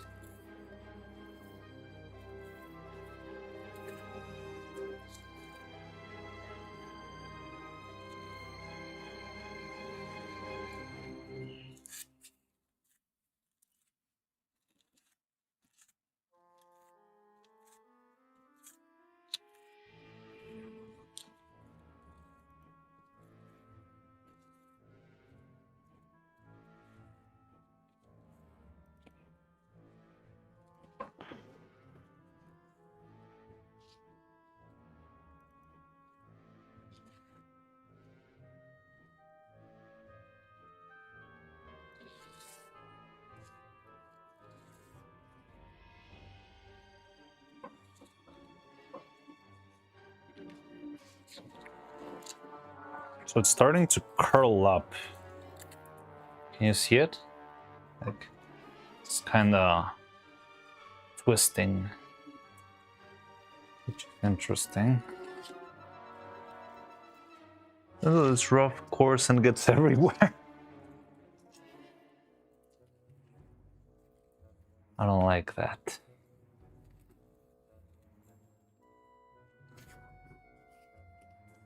Not Elon.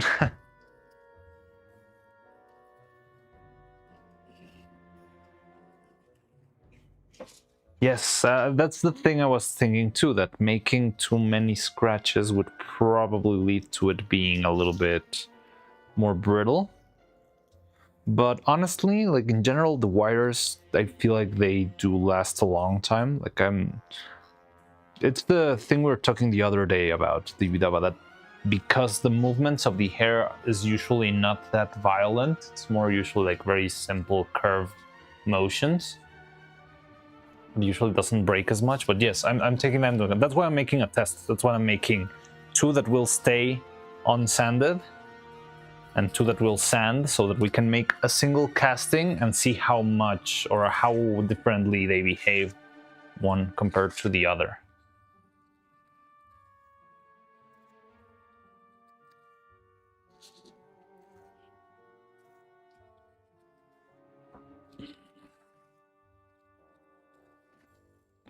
Yeah, it's very interesting that when you sand it, it kind of curls a little bit into a spiral.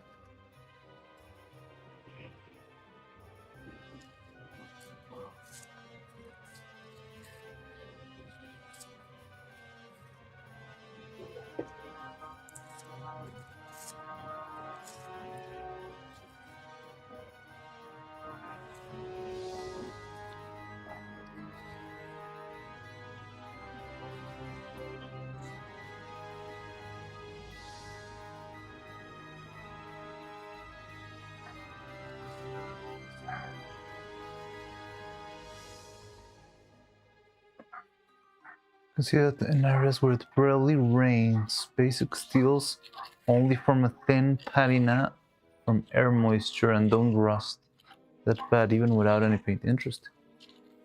Hair molding time, kinda, still a little bit. Well, we're on our way to hair molding time, but yeah, the molds are done. That is true. Oh, also let me see the printer if it worked properly. So it hasn't frozen in a while, which is good. Like it's been like 5 prints already and it hasn't frozen. But I don't know, maybe it did.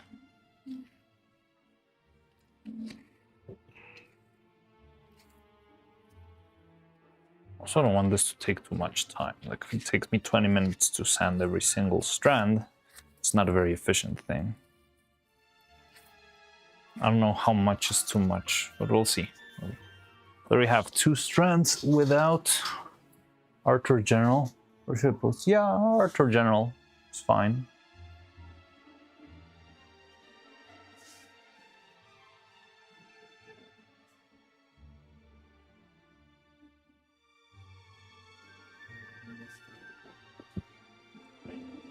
Oh yeah, I hadn't seen the final art of Chaz. Chaz is how to say this, like the boat adventure art.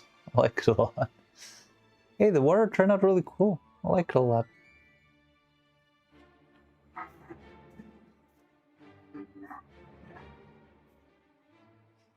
Okay, so we got this. Let me go. What's it gonna do? So should I, the sanded wire, should I wash it to remove the powdered metal? I think it's fine.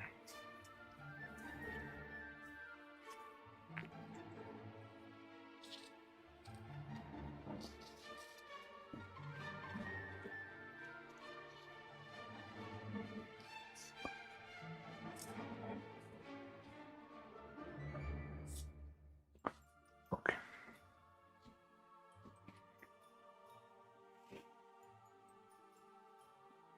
Yeah, to remove oils and such. All right. Oh, with alcohol. All right, let's do that. Alcohol then. Good old rusty IPA.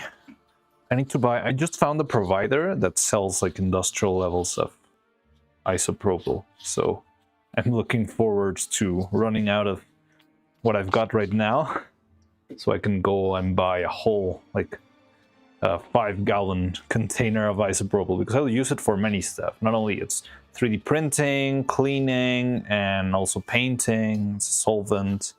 So yeah, it becomes useful in many different areas.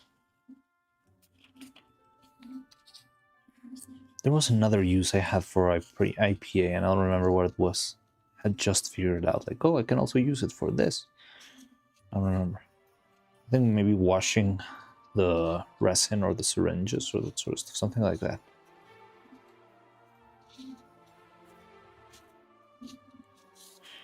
Okay, so there's our test. We've got 2 cleaned up wires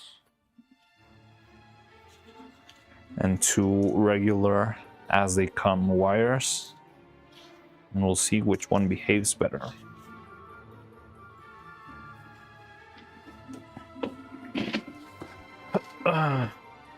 Or it could stain scratches and interfere with casting, so alcohol is safer. Yeah, it makes more sense. Like when you said it, it made just click. Like, oh yeah, why didn't I just think of alcohol?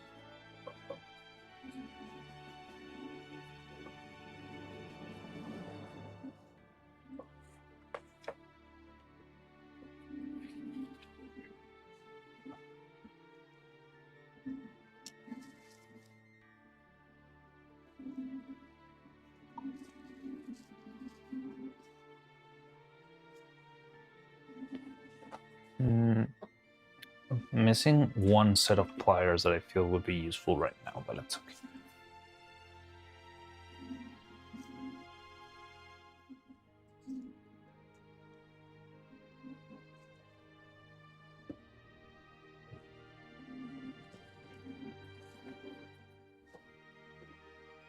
Now the tricky part with this mold will be the casting.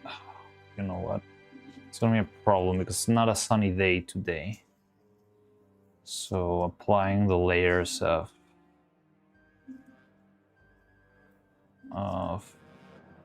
like the transparent coating on top of the mold will probably take a little bit longer than I expected, but it's okay.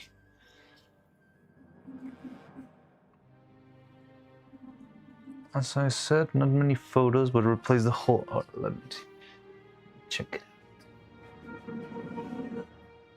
Pics related to stream. There's no pics yet. Maybe they're not loading. All right.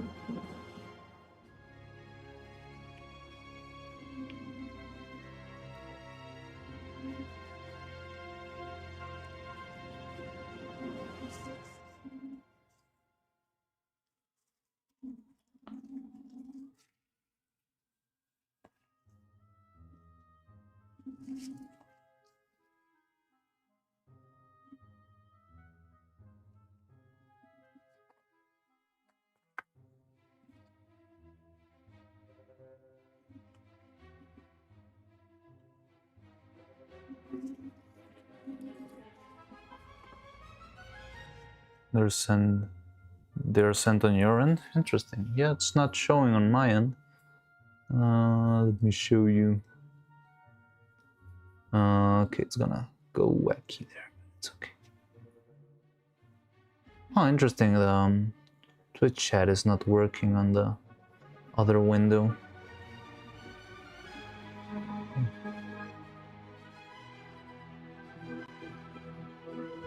But yeah, there you go, and nothing yet.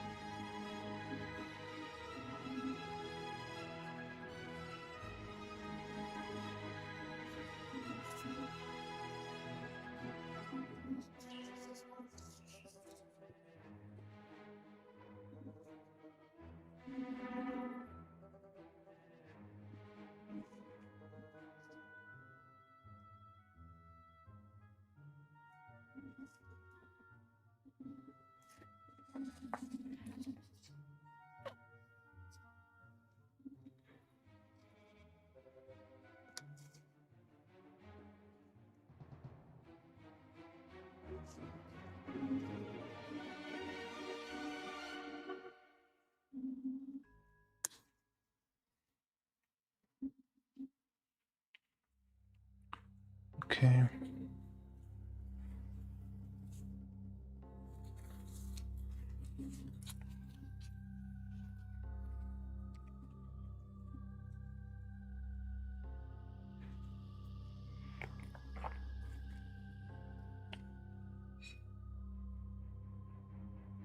Okay.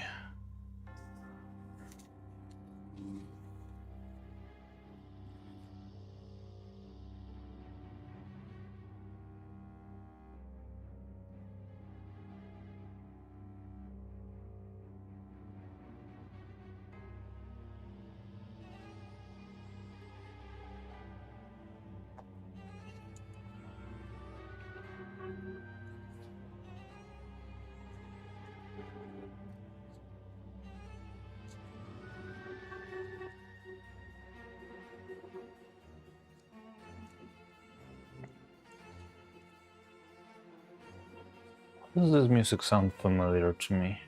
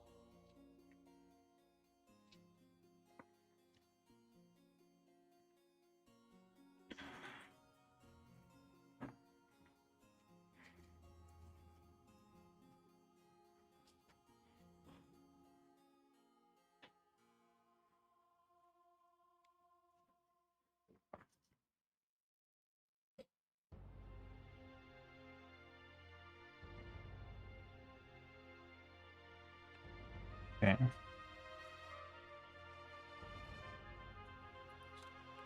So there's our first one. Yes, still nothing in the Discord, huh? Drizzy, hi. Welcome, Drizzy. Saw you yesterday on Face stream.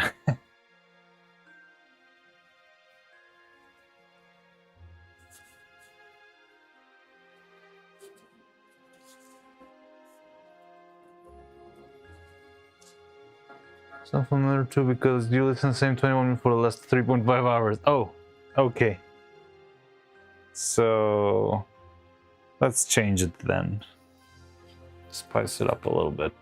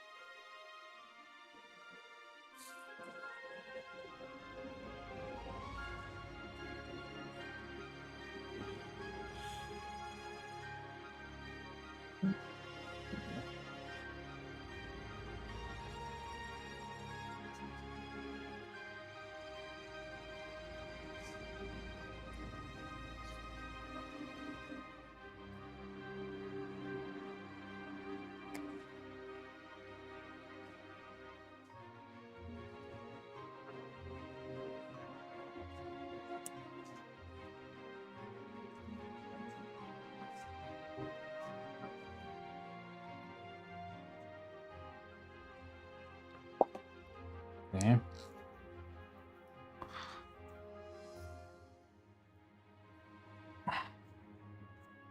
Odd how serene stronghold reveres just so serene. But what's this music from? Is it a game? Video game? Because I don't think I've ever heard of. Well, I mean, I'm guessing if it's a suggestion of yours, Jan, it's probably one of all the strategy games that you love so much. Let's see, where is it? Heroes of Might and Magic. It does look like a strategy game. Oh yeah, the playlist's already replaying. Oh, it's very short. I never even realized. Yeah, it's like a 10 minutes playlist. Very old game, but golden. All right. Oh, the emote works now.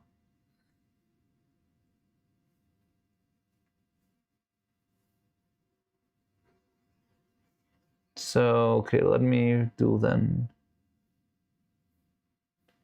You had another suggestion here. Oh, we got Heroes 4. We're already on them. Let's do Heroes 4 and then we'll do numbers 3. Mambo number 5.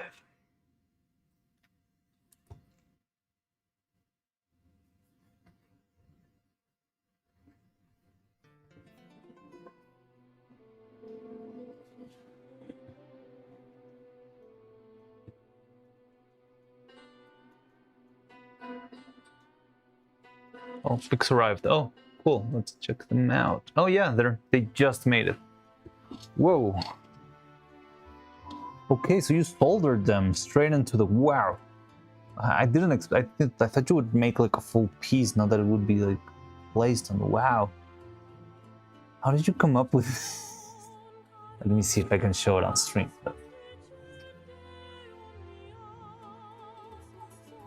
Welded. That's the word. Sorry, I get them mixed up.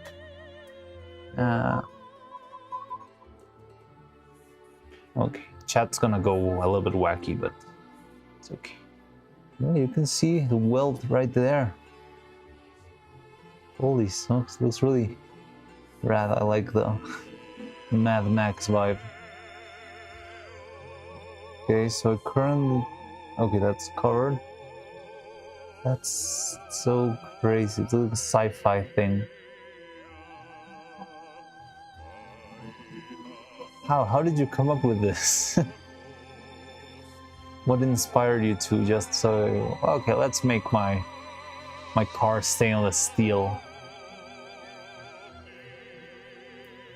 I don't even know what changes when doing that. Does it make it heavier, harder to to wouldn't it make it waste more fuel if that's heavier, or is it safer, or is it just for the walls to make it cooler? I'm very intrigued, like how it helps, or yeah, what are the difference between having a steel car? So areas most prone to rusting, so I decided to make them, well, less prone to rust. Oh, okay. So yeah, it's the ones that are mostly out there, right? Against the weathering of the elements.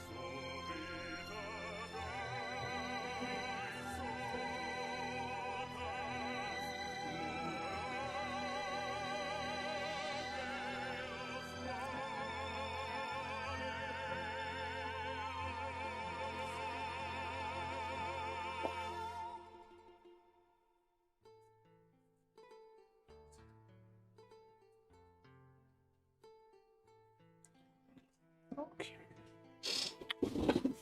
There we go.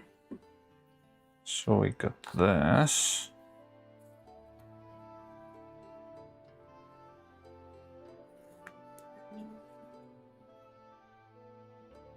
We need to keep them separate because I think even though I try to mark them, it's going to be very easy to forget which one's which once they're covered with silicone and stuff.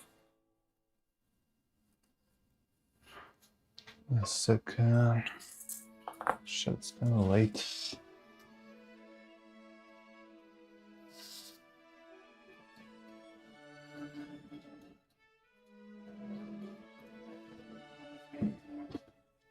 Okay.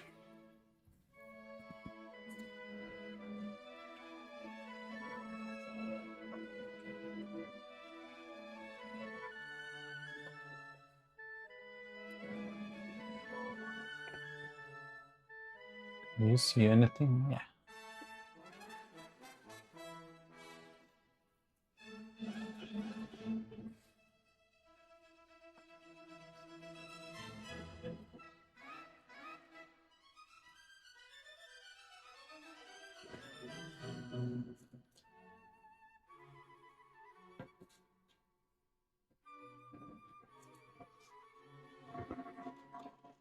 It still lasts a long time, just a passion. Oh, I really like that. So you probably can help me make my puppets last longer then, because that's been a problem here on the channel. Like, how long did Evil lasted? For about 5 minutes of animation, which is decent, I'll be honest. But yeah, I mean, it was a very tragic thing. I would love to have them last more than what they do, but at the same time, I don't want to full-on make a metal workshop here. I don't have the space for that, nor the budget. But yeah, like figuring out ways to make it sturdier, I love that, because I would love to have them. The thing is, I want to have the puppets around and not have them break, or like not using them until they break, but actually having them stick around for a little bit longer. So in the future, if I make any other puppet, I don't know, let's say if I make I don't know, a Camilla puppet, I could actually have the Camilla and Neuro puppets interacting. But if they keep breaking every time, like if I keep pushing them to their limits every time, and that's barely enough to make a video, then yeah, they're never gonna be able to have like more than one VTuber interacting with another. And I think it would be fun to actually have the mythical VTuber robot chicken that everyone keeps asking for. I think it's fun. I like that idea a lot. It's like very wacky, fun, simple enough for me to execute, I believe.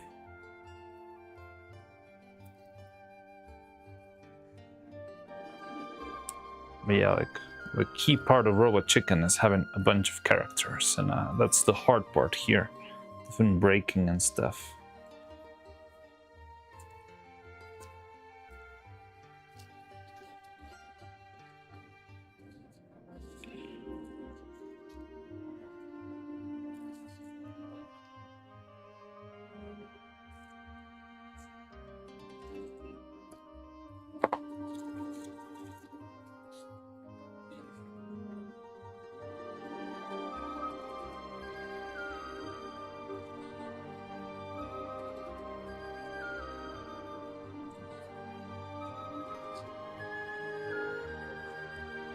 I mean, they probably don't need to last as much as a car. Yeah, that's actually the main struggle I've been tackling since we started working on Neuro.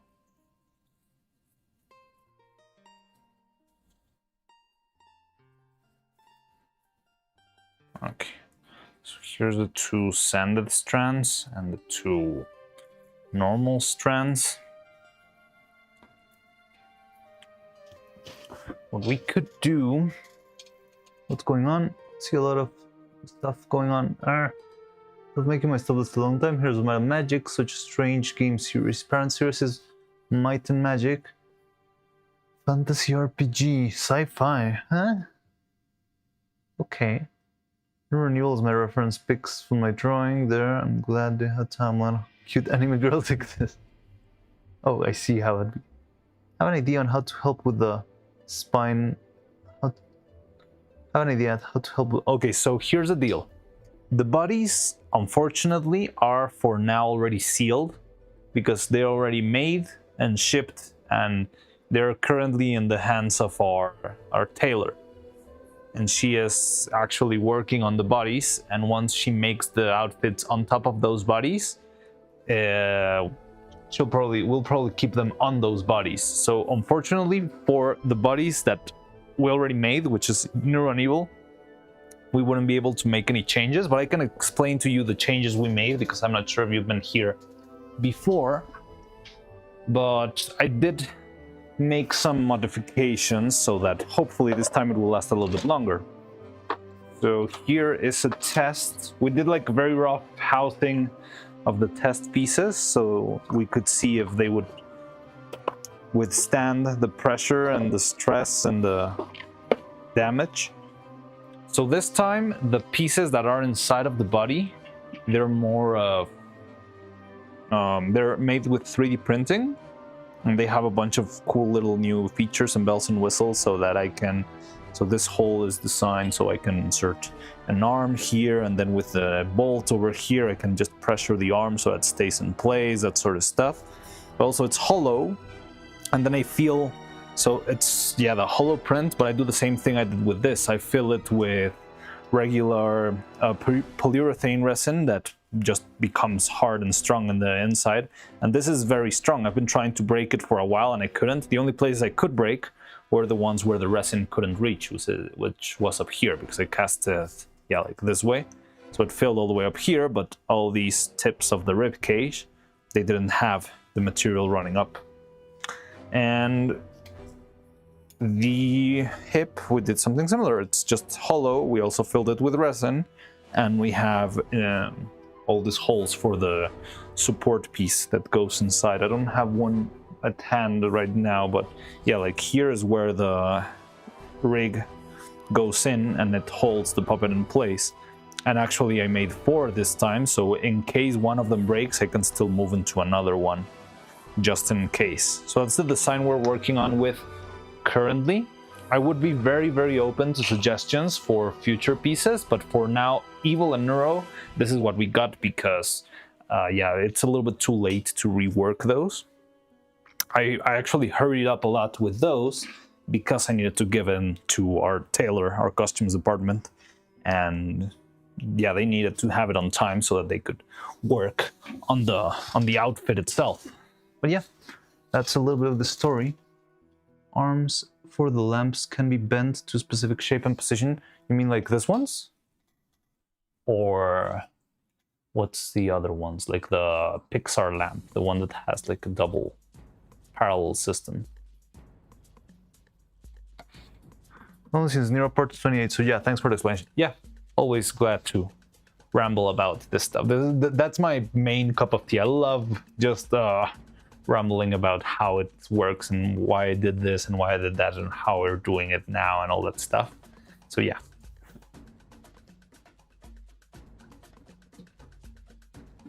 But yeah, so you were saying about the articulated.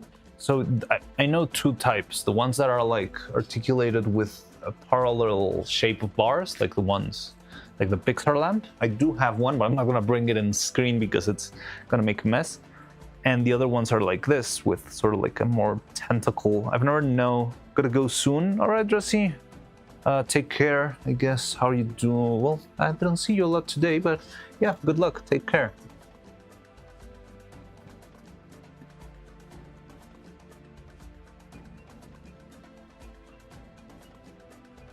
Yeah, gladly. So, this kind, it might be possible to print the spine in place and tension it to hold place. Okay, so the problem here, it's not really the spine itself, it's the support to the external arm. So the part that actually broke was where the external arm was holding the hips from the back. There's a lot of pressure here because whenever you move the puppet around, well, you're doing pressure. So this is your puppet and I'm doing like this sort of movements all the time. Yeah, like this is a lot of pressure that it needs to withstand whenever you tilt this stuff around.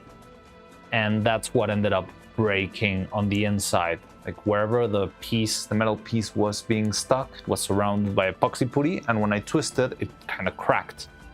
And that's what made what gave us problem.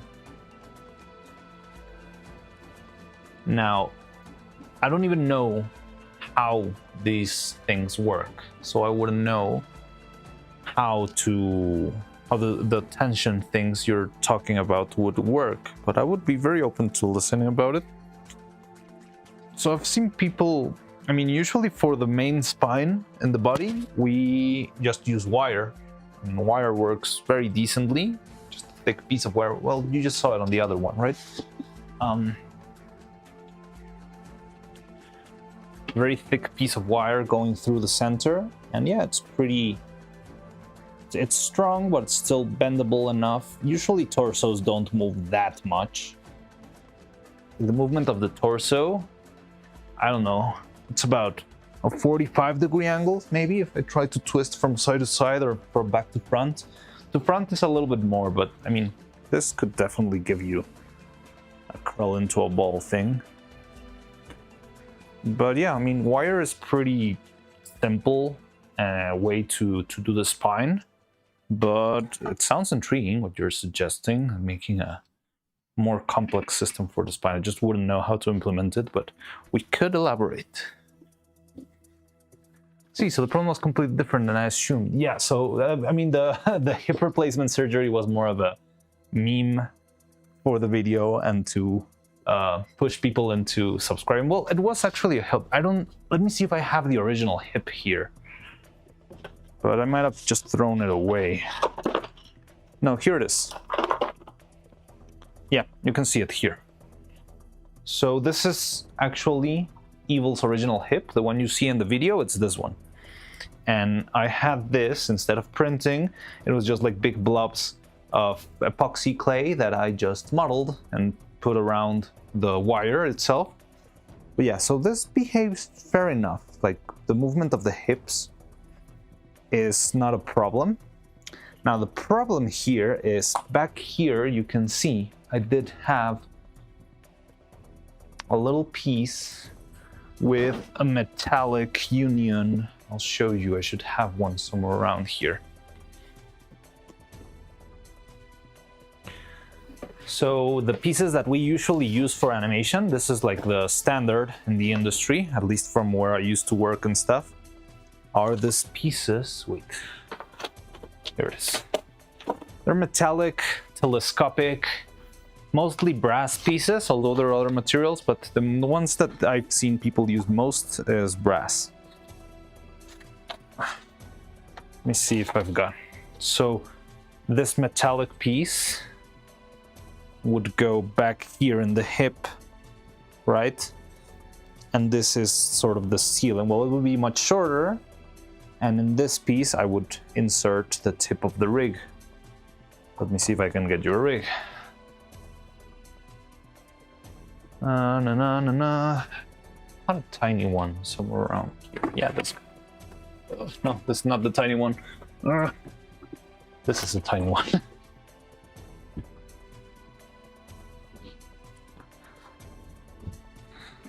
So yeah, this is your external arm that gives support to the puppet. Let me open up the camera.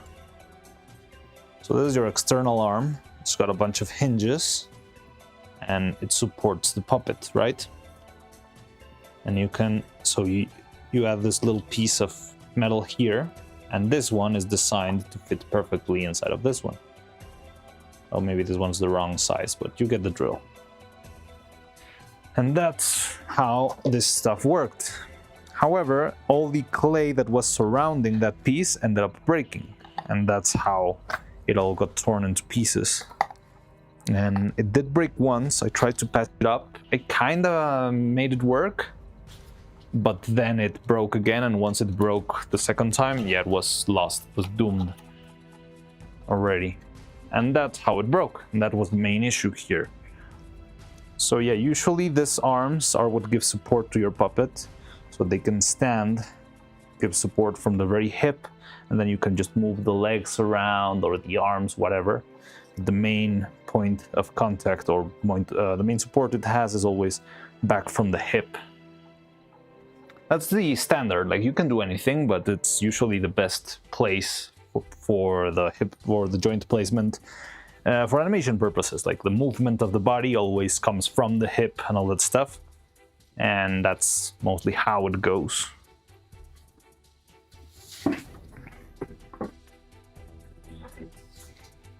Okay, so in the meantime, I am going to try. So because this is going to be a test run and I don't even know if the mold is going to work, I'm going to make this guys out of... How do I do this in order to... I'm going to make this guys out of either... I think I'm going to use the skin silicone that we've got. So instead of using either the Neuro or the Evil hair colors, because I don't know if this will work and it's like a risky piece, I'd rather use just some random silicone that I've got lying around so that we can keep the colors for, well, the actual purpose, which is the wig. But yeah, I've got plenty of this weird skin color. We had like 15 bottles of different skin tones. And I mixed them all together into this huge container. So yeah, I can just make a little flesh-colored strands just to figure out the mold. Not really, it's not really about anything else. So yeah, let's secure this guy. So these two are the unsanded ones.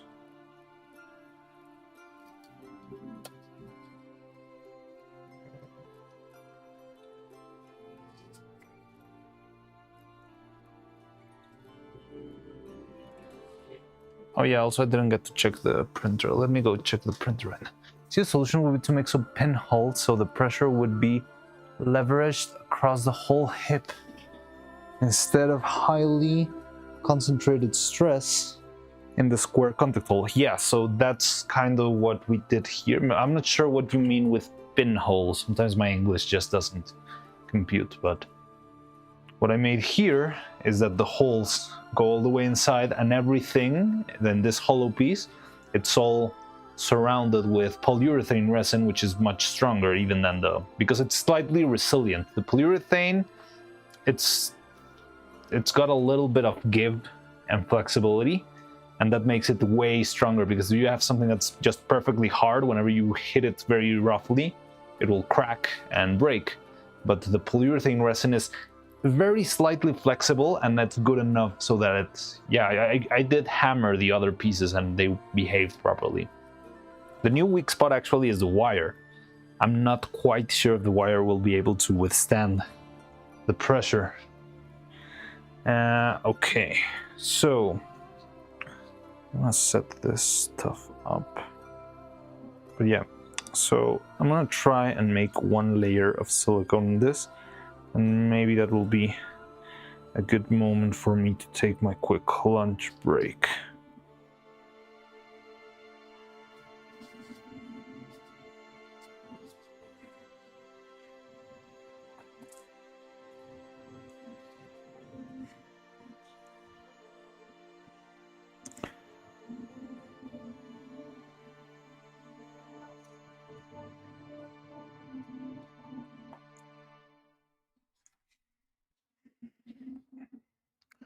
If I ever manage to make this stay in place, of course.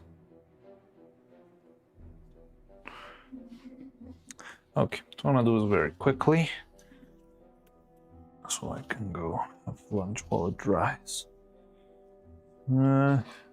Hope you can see always this wire covering with silicone process. A little bit hard to frame in camera, but I do my best so you can see what I'm working on. But yeah, hope you don't mind.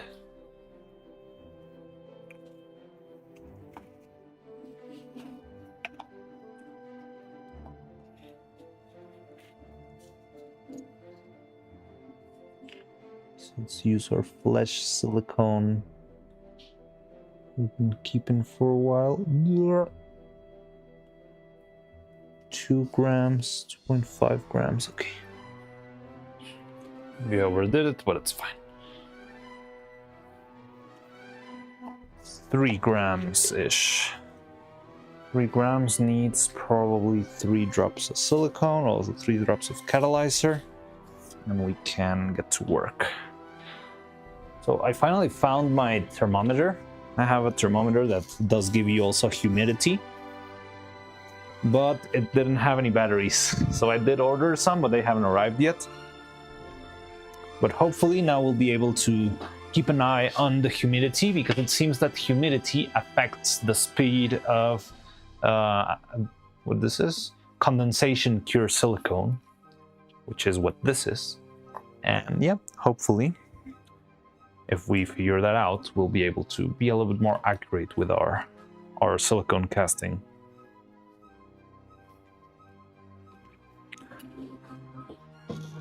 I'll be off once you go. It's 10 p.m. for me right now. Gotta go to work tomorrow. Yeah, good luck. Thanks for stopping by. I mean, anything we can still talk through Discord and stuff.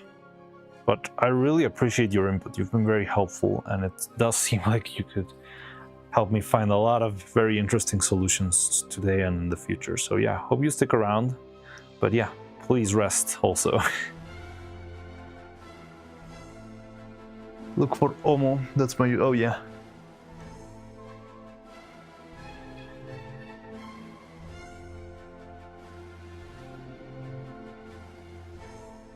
You put your out in the Discord?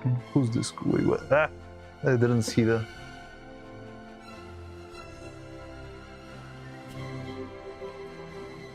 Sorry, I haven't seen the chat in a while. I feel like I got lost in the comments.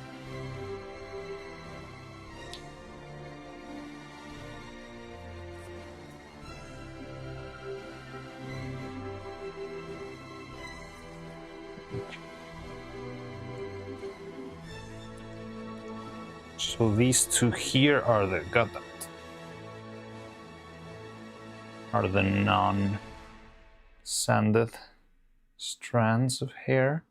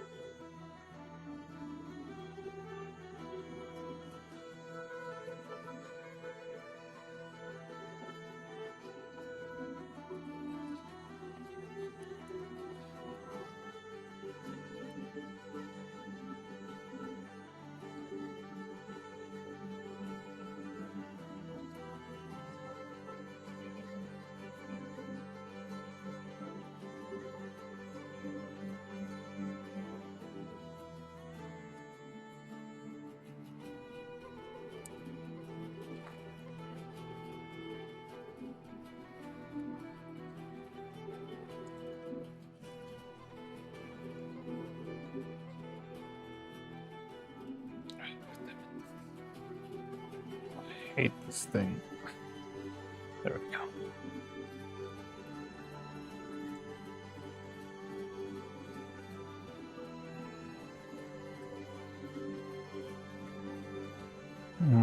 Maybe it was too fast.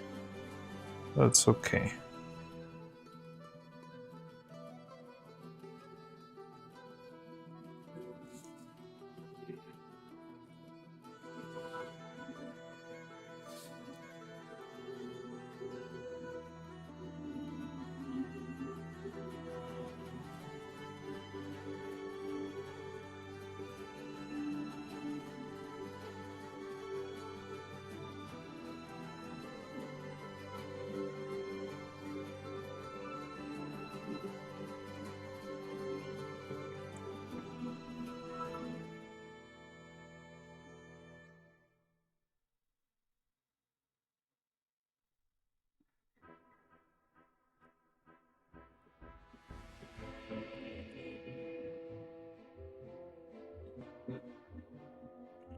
I wonder if I could even see a difference with just how well the sanded wire grips the first layer of silicone, just like that.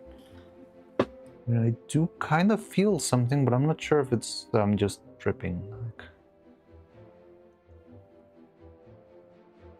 it might just not be the case, and I'm just imagining things.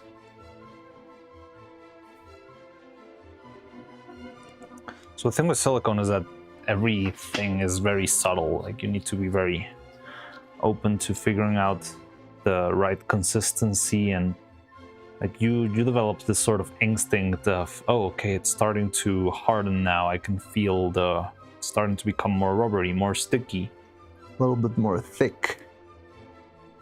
But it's like it's not that easy to measure. But you can kind of see it in how the material behaves, how it shrinks, how it elongates or sticks. But yeah, so figuring out if the consistency or if it's sticking to the wire because of the sanding or because it's already starting to harden, which it is. I might need to do another layer after lunch because this is way too thick. But it's okay because we still need to do... Yeah, I think we're gonna have to leave this be now. It's not gonna work. Well, it's too hard now. Maybe I should have used less silicone. I don't know what the humidity is, but I might know after lunch.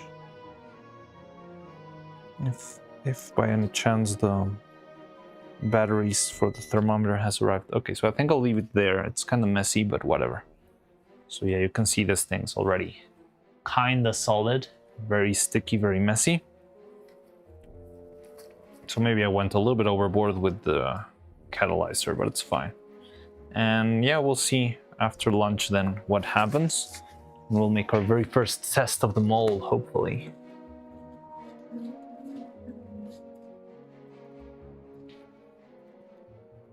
Then I need to add this UPS beep. Yeah, it happens. All right, so yeah, I think I'm gonna go have lunch. It's actually a little bit later than usual. But yeah, thanks for stopping by. And I'll see you after lunch or later. I'll always make my rubber too fast. Yes, it just happens. But it's just a matter of quantifying. That's what I like about these rubbers, that you can see, you can control the speed. There's a couple of them that it's like, yeah, this is half an hour and it's never going to be faster, it's not going to be slower. And it's a little bit more restraining. But yeah, I'll see you later. Thanks for stopping by, Adalbert Blacksmith. I'll see you later then, because I guess, yeah, you really need some rest, so I'll see you later. And yeah, thanks everyone for stopping by, and I'll see you maybe later, maybe some other day, but thanks for stopping by. Let me put the lunch break banner, and yeah, take care. All right, there we go.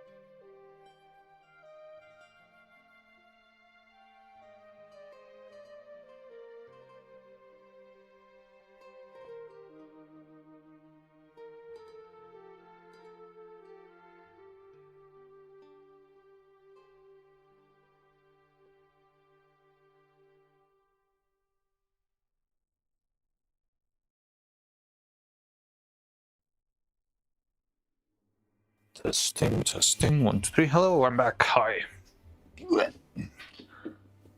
How's it going? What did I miss? I was lunched well. Try to finish my lunch. See you. Yeah, hurts. 3 viewers, bleh. They're waiting for my lunch so I don't delete them. Let me take care of that guy.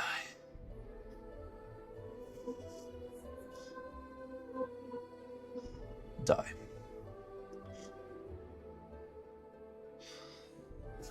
One of drawn evil's posts will be constructed.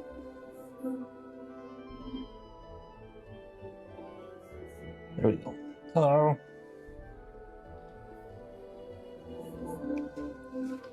How's it going? So yeah, let me see. Okay, that seems like the very last pieces that we added. Oh, yeah.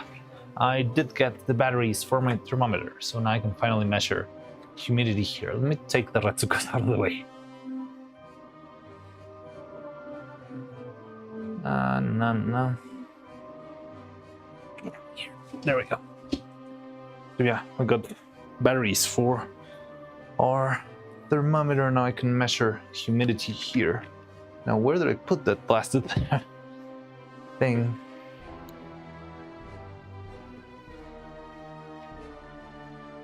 Print is done. Okay.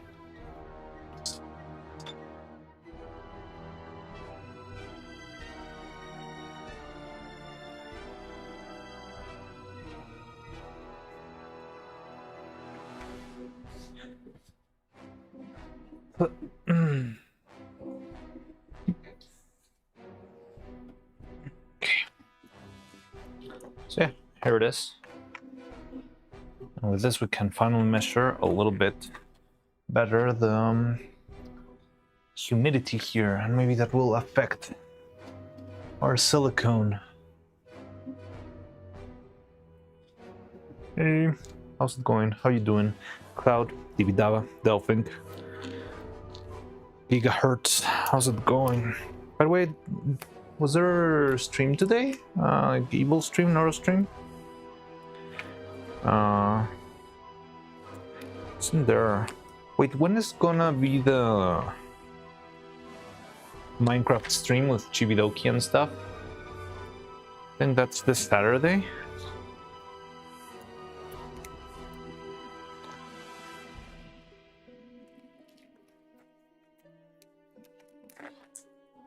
I decided to take a break from diamond painting and eat Jetus.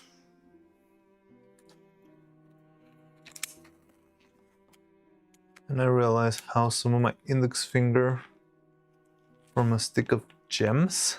Wait, what?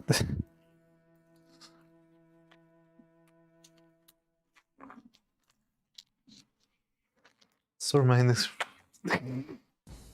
Okay. Chill streaming, waiting for the Matara X Evil.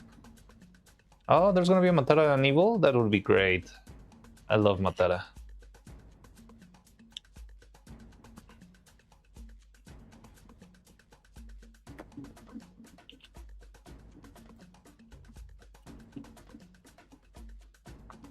There we go. Okay, so we're at 33% humidity and 24 degrees, but I think it's the humidity what matters here.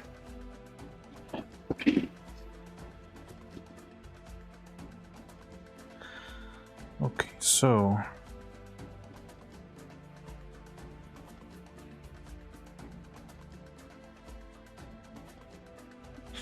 I think some of these we'll have to take apart because the blobs were a little bit too big in the last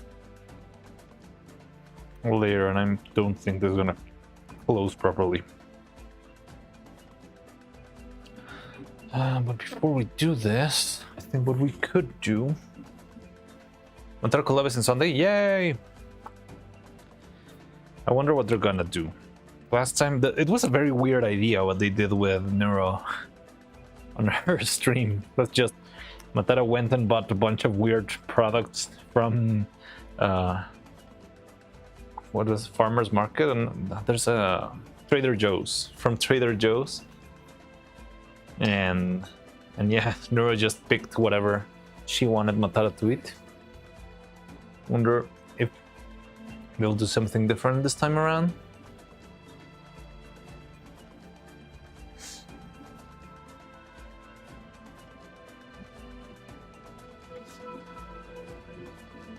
But that is one of us.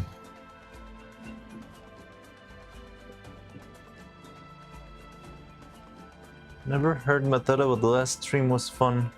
Oh, no, she's on my crosses. Ah, she's really cool. She's one of the XV shoujos. And she's a giant roach.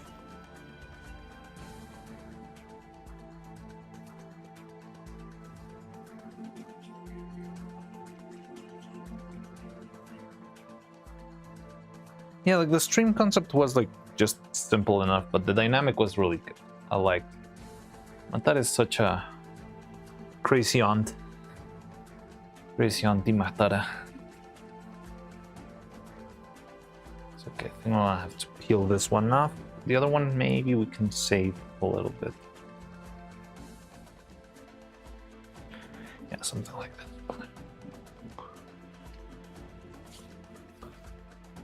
Same species as the Roach King Asmon. Yeah.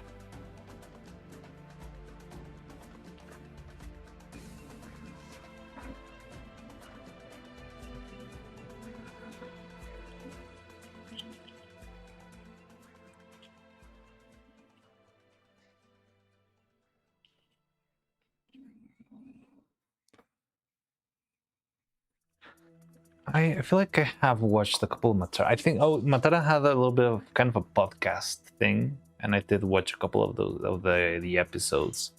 I think I watched one where she interviewed. Well, she was just chatting with.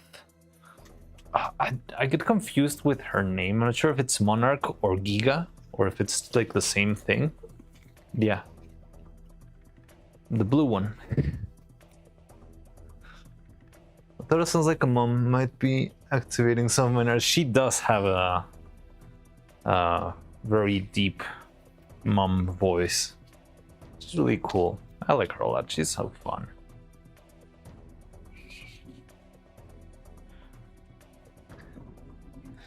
It was you who was asking for, like a couple of streams ago. Someone was talking about the streamers with that sort of deep motherly voice. And we did mention Matara. And I don't know who else we mentioned that time.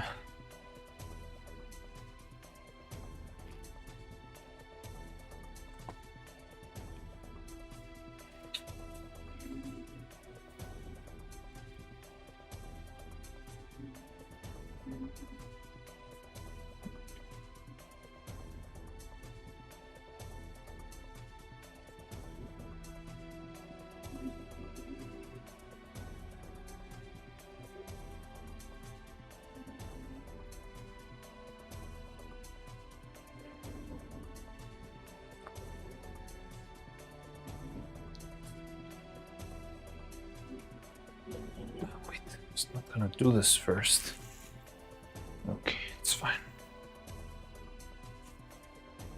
So yeah, I'm gonna try and cover the rest of the wire, see how it goes. Also, this guy needs a little bit of a trim here. Just a big blob that might not let the mold close properly.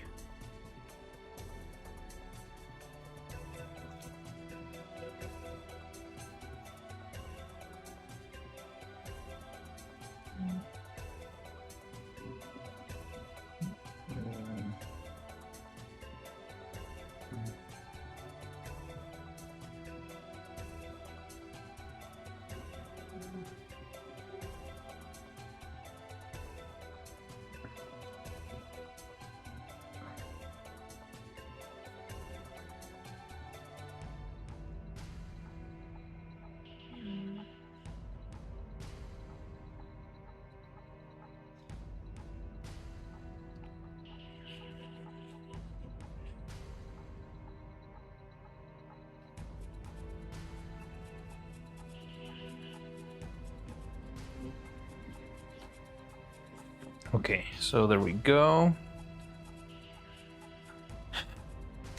let's make. I also need to send this one. Yeah, it's fine. Let's add the extra layer here.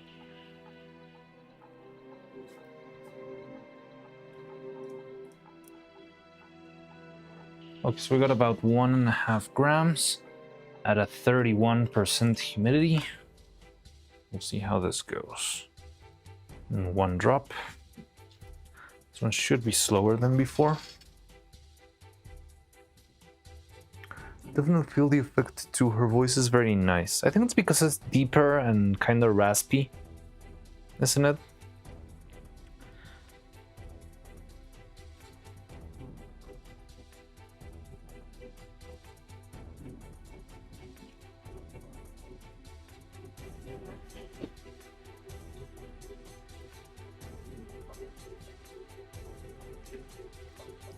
Who else has got...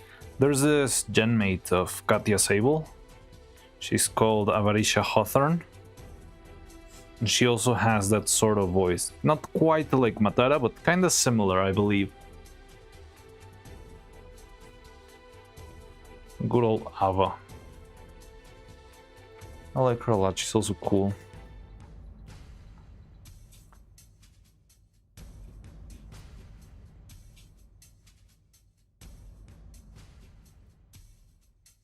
You hear the mannerism? I'm not sure about the mannerism on Hawthorne though.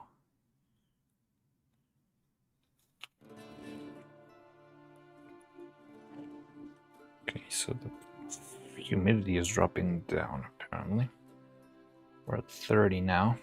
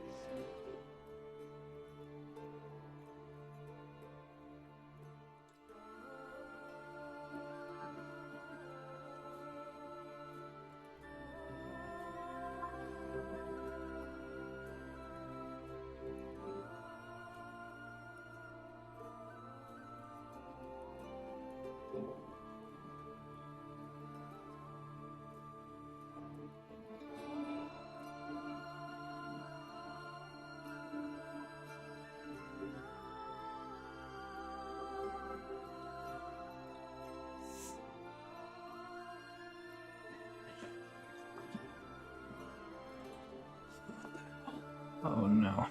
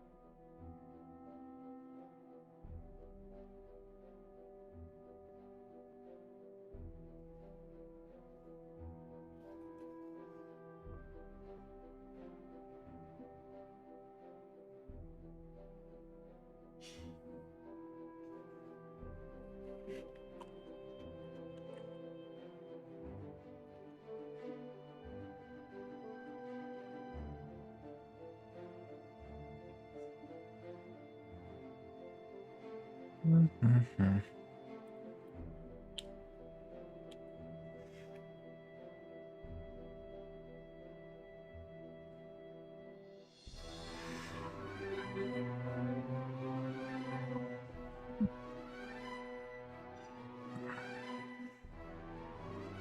Okay.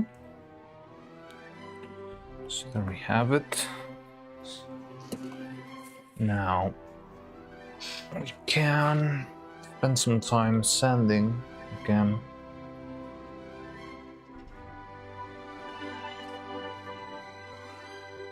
Mature, husky voice mixed with her authenticity, sound, and concern, and interested one others have to say. That is true. Also, not just the voice, but also the obvious life experience, something like that behind. And that is true, but that's more on the topics of what they talk about. But yeah. Young and old streamers very differently because of that. Did enjoy the weird snack stream, yeah. Nice dynamic, and of course, Neuro was very cute, of course. She was very, very cute. Although, yeah, I thought it was. Had a lot of fun with Neuro. I knew that was gonna happen. I knew Matara was gonna just melt for her cuteness. That was so funny. I wish she collabs again with Nero. Now I saw she's with Evil this weekend. I'm excited. Yeah, it's gonna be fun. Sounds fun. I don't know. Probably Vidal's not gonna allow the filter to say anything weird again, but who knows?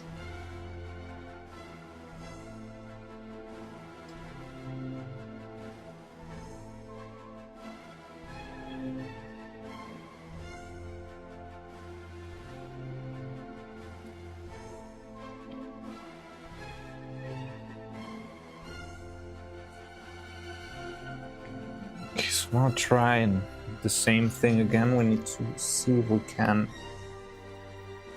smooth out the inside of the thing.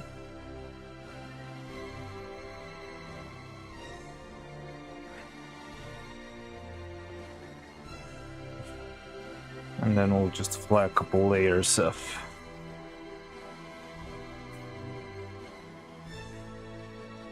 the glossy spray thing.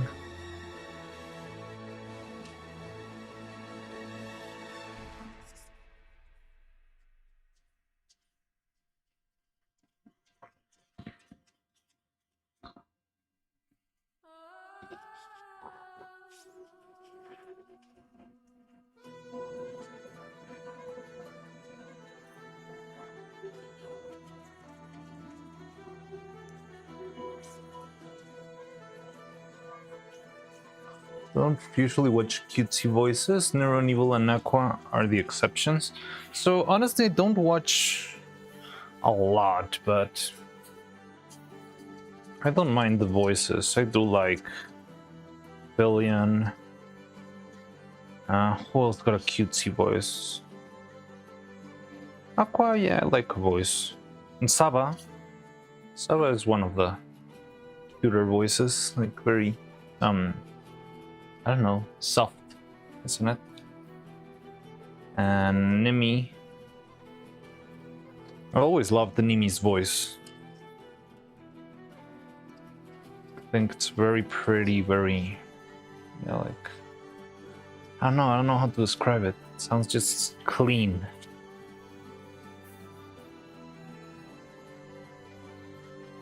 Saba or Cerber? I said Saba.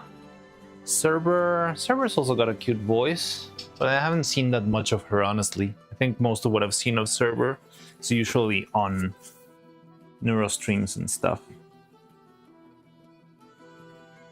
But no, I was saying Saba. Sameko Saba. The fish girl. Saba's karaoke, yes! Saba's karaoke's are really, really good.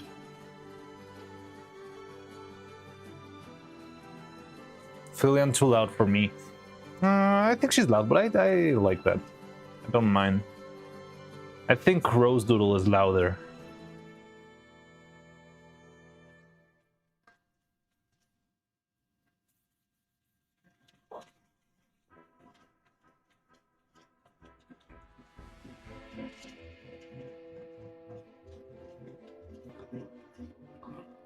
Bajiru, probably my favorite karaoke streamer right now. I don't know who Bajiru is.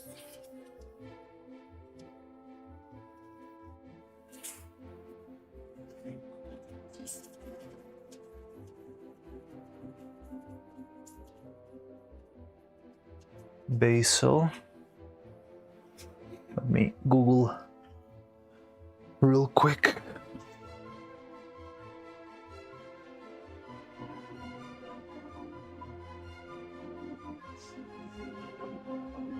Oh, yeah, I saw a clip of her singing Boom or something like that. Yeah. She's got a very, very nice voice.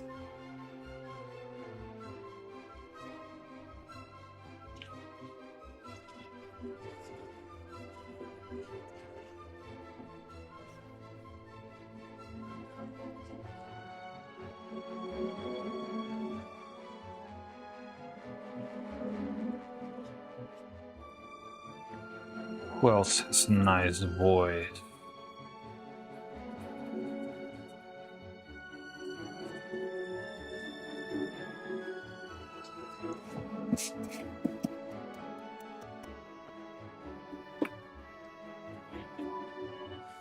Well, Mori Calliope's got a great voice too. Oh no, you know who I think the best voice in VTubing has to be? Liz. Elizabeth Rose Bloodflame. Her voice is, Bella has a nice voice. Today.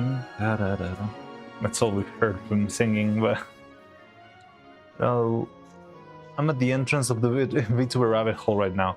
Liz's voice is insane. She's a parrot. She's straight up a parrot. She can imitate any other Hololive member perfectly. And yeah, her singing range is absolutely insane.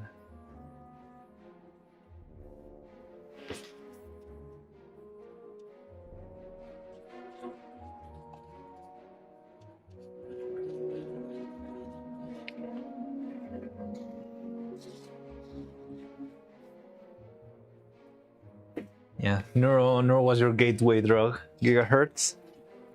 Now you'll start to get into all the VTuber world.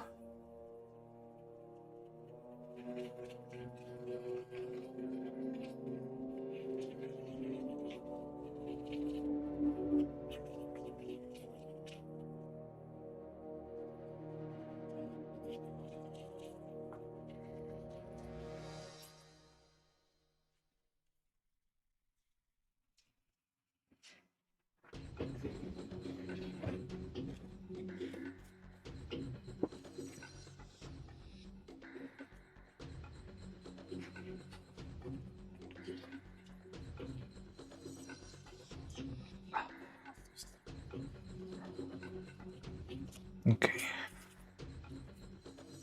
God, be very careful there. Don't want to overdo it with the tip.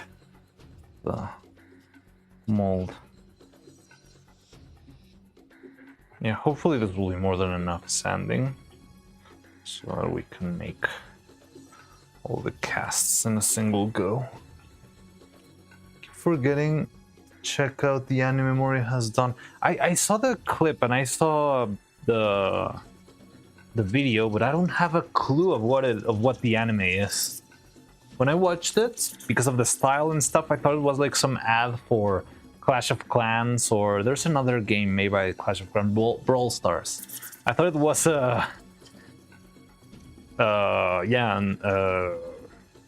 app mobile game cutscene, just because of the style. Gave me very, very crazy vibes of, yeah, like mobile game. Sen? I like Unwatchable Centreia. I don't remember. I think I didn't see the whole thing. I only saw clips because it was Centreia, Camilla, and Neuro, right?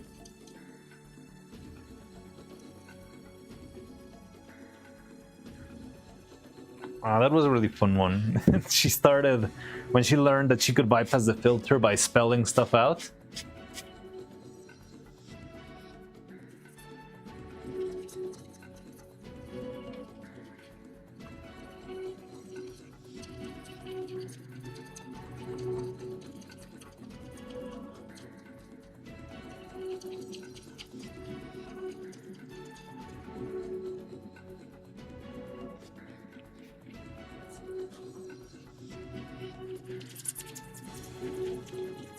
She modest from what I saw. Haven't seen a lot of from Centrea in a while. I think she suck my dick. Covered Neuro, yeah. Dick my suck.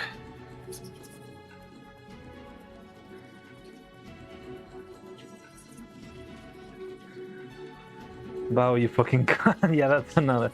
Who else was there? It was Bao and Michi? Or Bao and who? It was not only Bao, right? There was someone else there.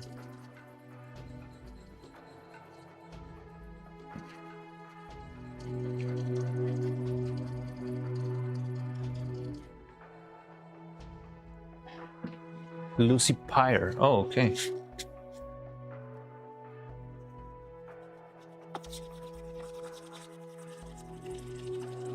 Ben Bao.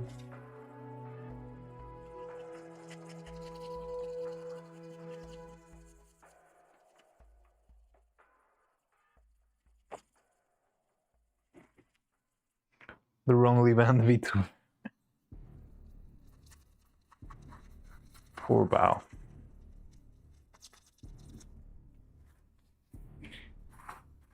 Maybe I'm just forgetting stuff, but I feel like we haven't seen that sort of collabs in a while. Oh, the Tenma and Neuro collab also was very fun to me. Miami Tenma. I like her a lot too.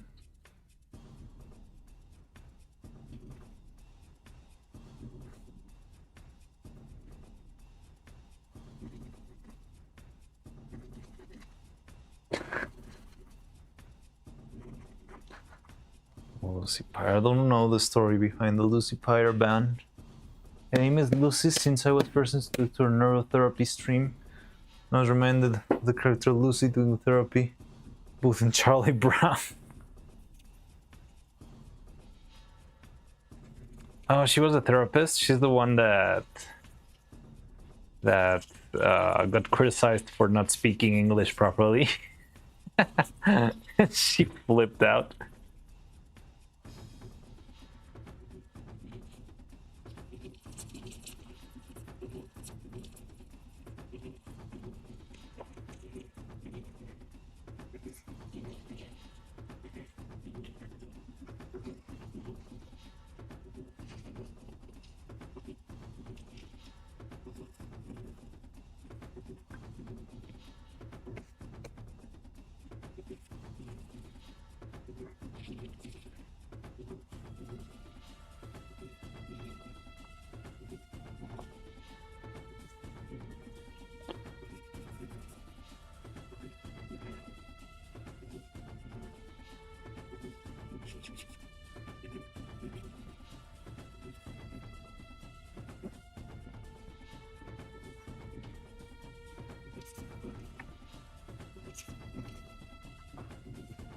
Okay.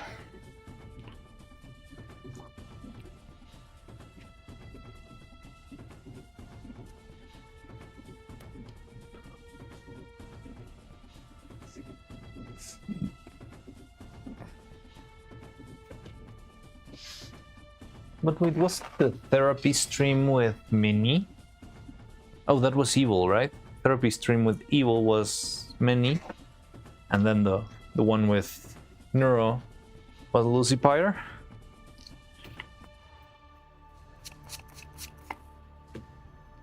I do remember the Minnie therapy stream. That one was funny too.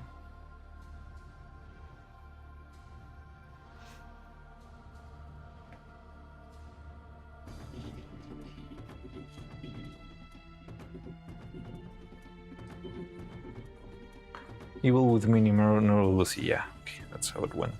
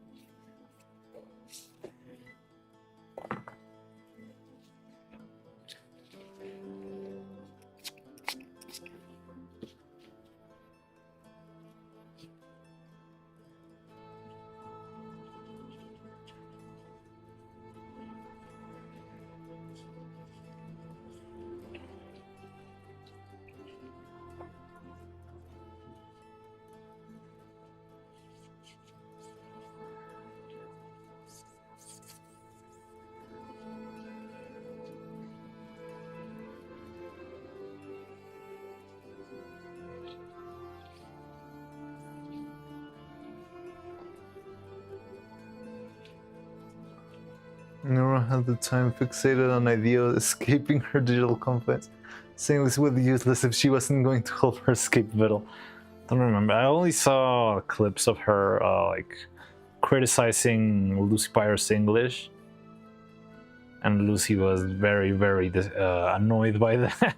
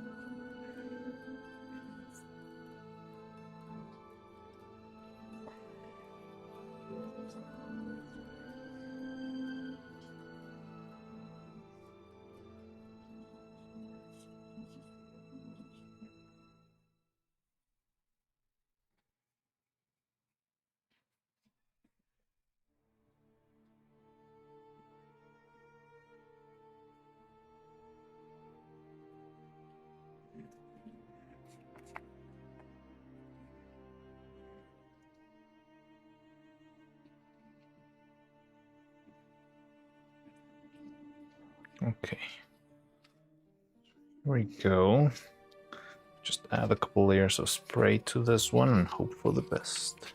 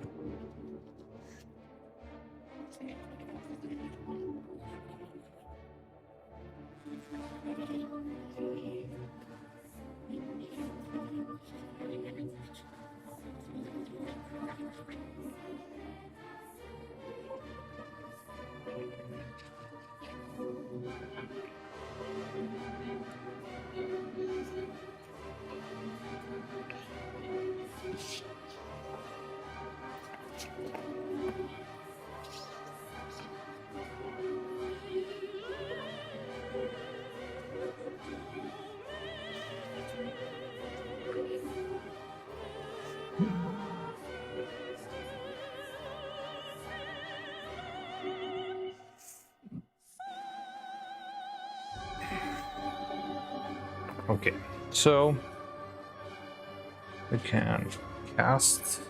We'll throw the spray paint on this and see how it goes, and maybe we can go straight into making the first test print, but the test casting of this thing.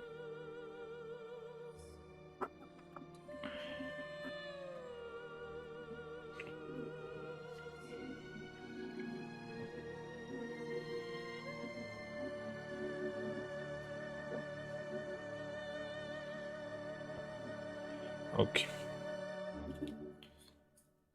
So yeah, I'm just gonna throw a couple layers of spray paint,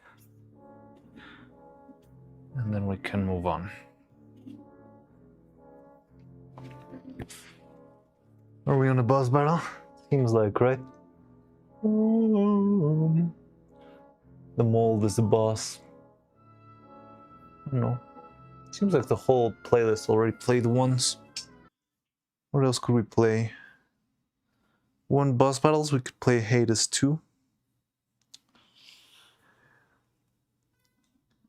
Or Hades 1. We're gonna listen to a soundtrack of Hades 1. Hope we don't get blasted for this one. All right.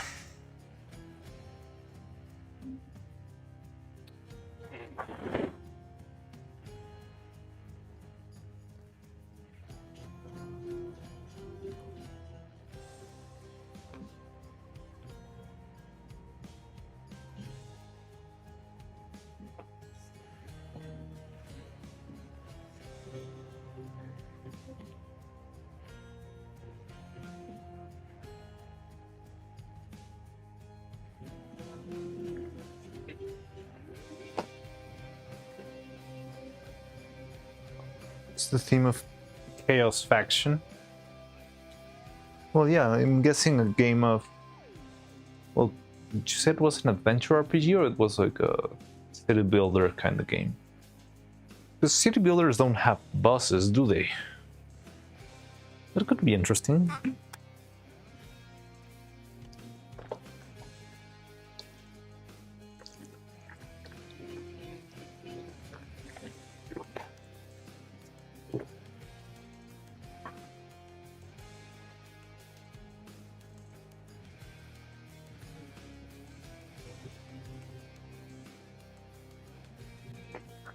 Here's turn-based strategy. Oh, okay. Then that does sound like there could be plenty boss battles. Okay, so let me go and try and spray paint these guys with a couple of layers of, glossy lacquer. Let's see how that goes.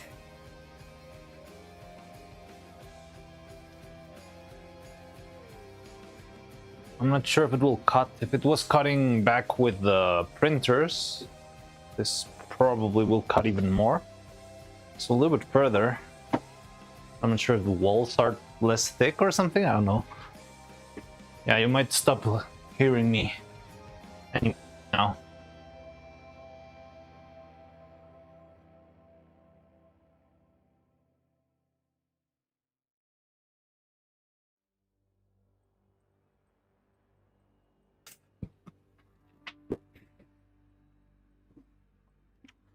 Dun, dun, dun, dun, dun, dun, dun. We need a little bit paper or something. Mm-hmm.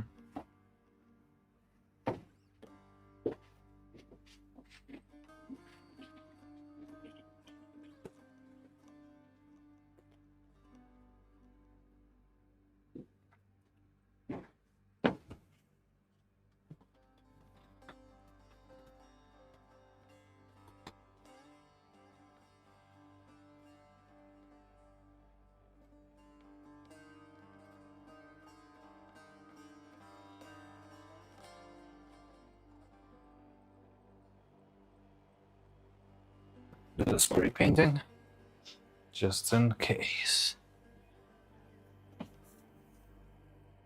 There are no battle per se. Okay. Heroes is turn-based. No battle per se, then who's the enemy? Other heroes, something like that?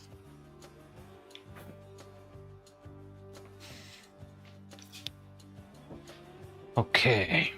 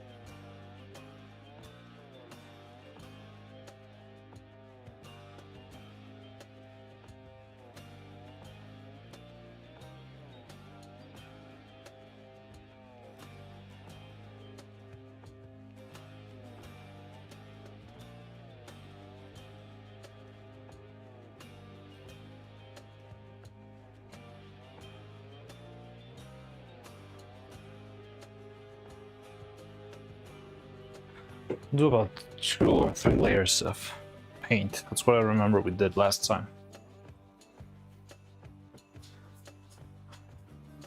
Who's here? Who are you saying hi to?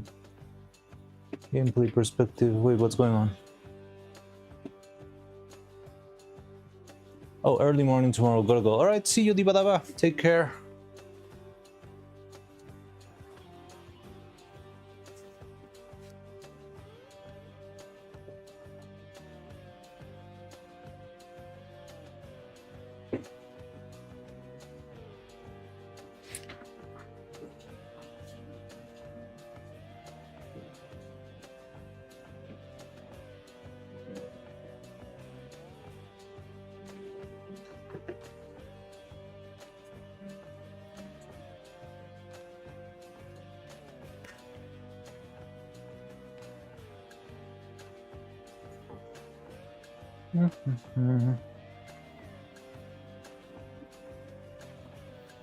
Mariano glitching, not beating the bot allegation. I'm glitching again? Is it because, I think it's because I'm far away whenever I'm doing the spray paint on top of the... Yeah, whenever I have the spray paint on the mold, well, I'm pretty far away. So maybe that's when I'm glitching out. Okay, so I finished this and we can make our very first test print, which is going to be very exciting. I don't know how much silicone are we going to be needing, though. So if one hair strand weighs, where's my scale?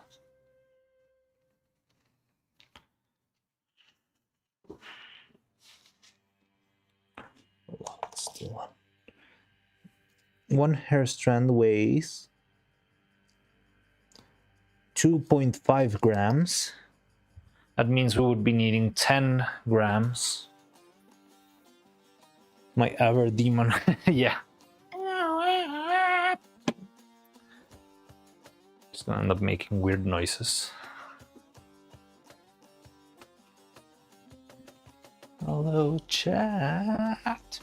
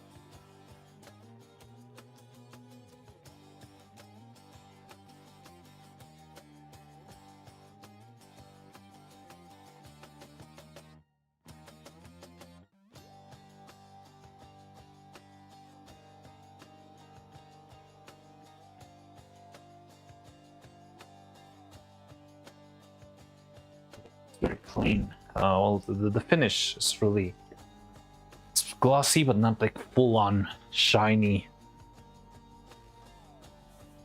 surface. Oh, by the way, we should also already have 2 Dragon Print controllers set. Look, this one's 2-colored.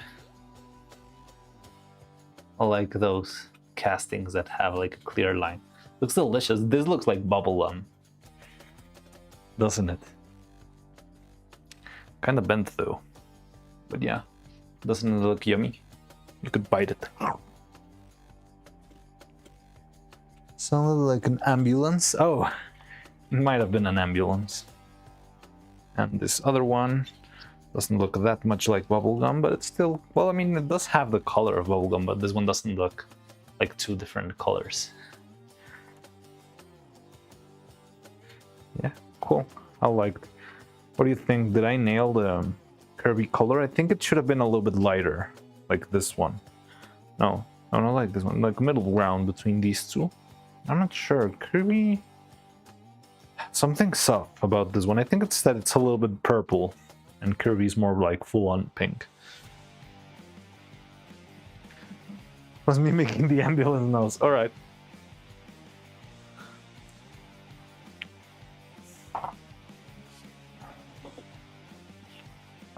We are so close of Neuro's birthday. I don't know what we'll be having by that time.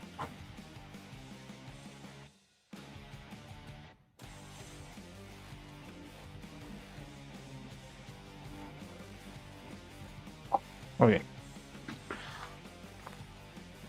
Could be a bit more bright. Yeah, I think a little bit more bright. And part of the problem is that the resin itself has a little bit of purple in it. So I cannot get rid of the little blue undertone in here. I feel like it's got a little bit of blue that I don't need. Because more bright would be this, but this one looks pale. But yeah, maybe more intense. 1 month exactly. Almost, right? We've got 1 more month and 1 day. Today plus 1 month. I can see it in my future. I'm probably gonna be pulling a Katya again by the time we reach Neuro's birthday, and that's not gonna be healthy.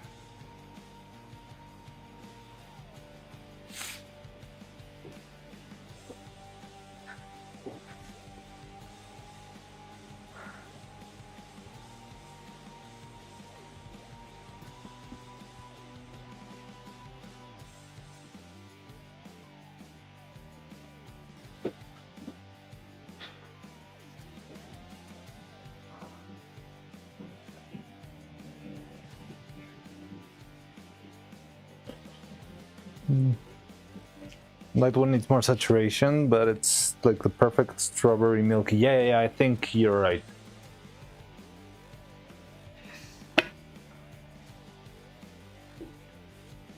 But well, we can go into the tray. We really do have a lot of these. But that's good.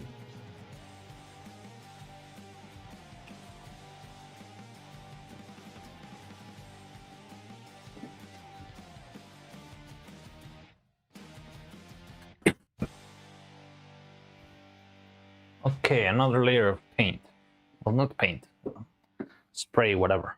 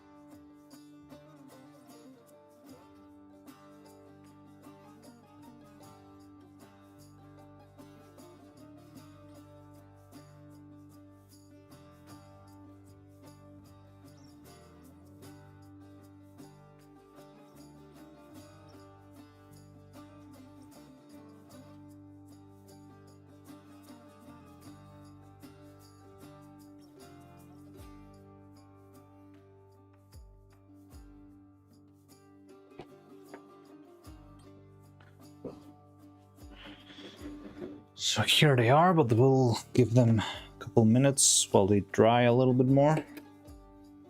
Ooh.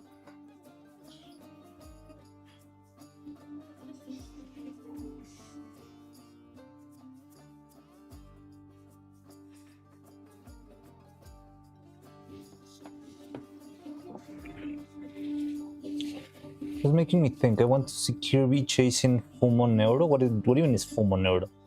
Thinking the plushie version as some sort of food. Fumo is another word for plushie, or is it the brand? Oh.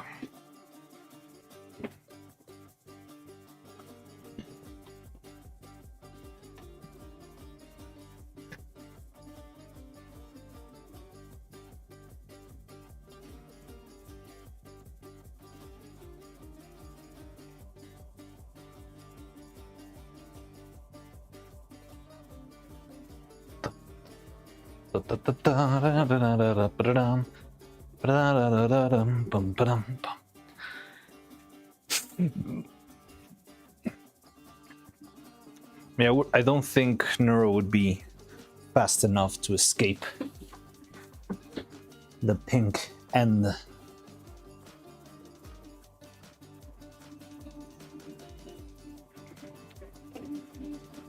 Making me want to eat. Oh, eat Fumo now. No, don't eat her. She's innocent.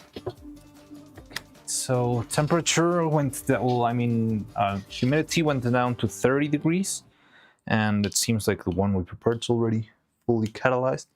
It's a reference to a specific type of Toho plushie. Oh, okay, that's where it comes from. Fumo. Who's Fumo? Is she the like yellow-haired one?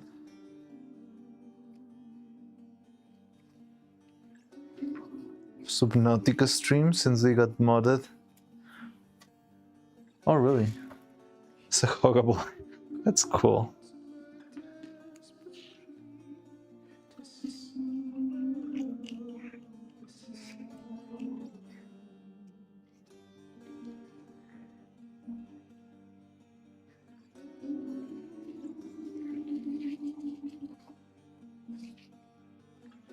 Manufactured and sold by the Japanese company Gift based on the character from Angel type. Okay. Yeah, but I'm guessing it's the general shape, like simple, small, bead-eyed, big head, kind of kawaii. Yeah, like the general design of those. Released a set of 2 plushies, Reimu and Marisa, with chibi-like traits.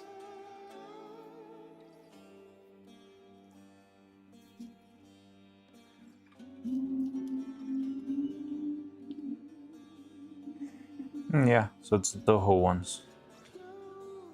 Big bead eyes.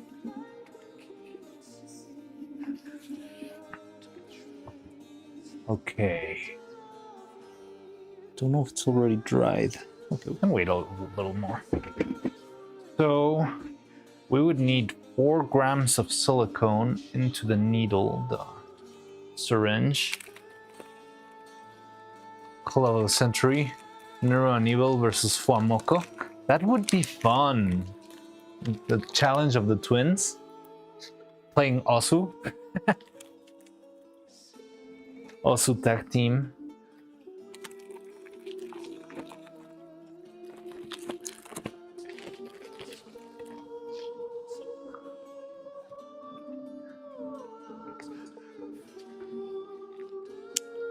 It may cause Twitch itself to implode from the radio. Well, there's gonna be a... I'm not sure if it already happened, or there's gonna be like a HoloLive Twitch invasion weekend or something, I believe. So there's gonna be everyone from HoloLive streaming for a single day on Twitch. Don't know what that means for the platform, but yeah, I did read something like that. Some point. Maybe it was old news and it already happened and I just didn't notice or didn't know at all.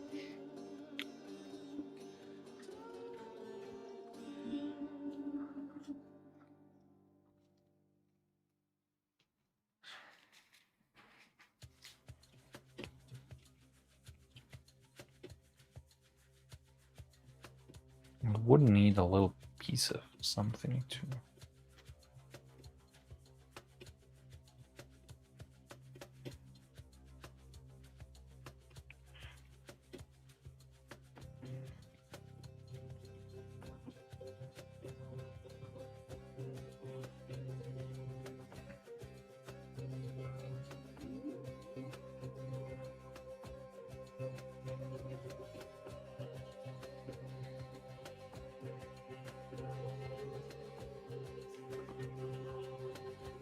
Core Corporation is excited to announce the very first official online collaboration with Twitch, which will be held on November 20 PSD.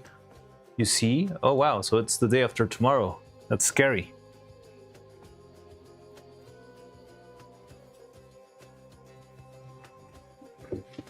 What do you think? Is that a good omen? A bad omen? Just another Tuesday? It's not even Tuesday, but you know what I mean. I'm very scared for this. Like, well, if it works, it's gonna be great because I feel like I'm literally gonna level up as an animator. But if it doesn't work, honestly, I don't think the twins can take it well, too much going on. Which twins are you talking about? Evil and Neuro?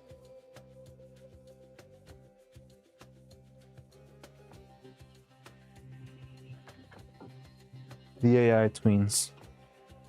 I don't know. I think they can manage. Well, I don't know. I don't remember the last stream where they were around a lot of people at the same time. I do know they kind of struggle whenever it comes to like turns of speaking and stuff, because sometimes they have some sort of delay. They want to say something, but they haven't. They don't. How to say it? Like they. It's not like they interrupt, but it seems like they are a little bit upset with the conversation sometimes. And I think that's only something that I've seen happen when there's 2 or more people on the collab. Famoko is the Neuro Twins. Does anyone see? We've never seen them in a room, that is true. But they do not sound the same at all.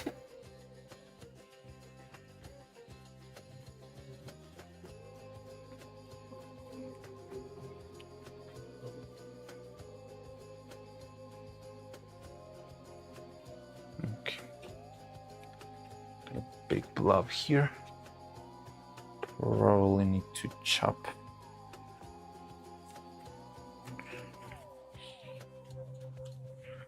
Okay, so I'm gonna need you guys to remind me because I'm definitely gonna forget.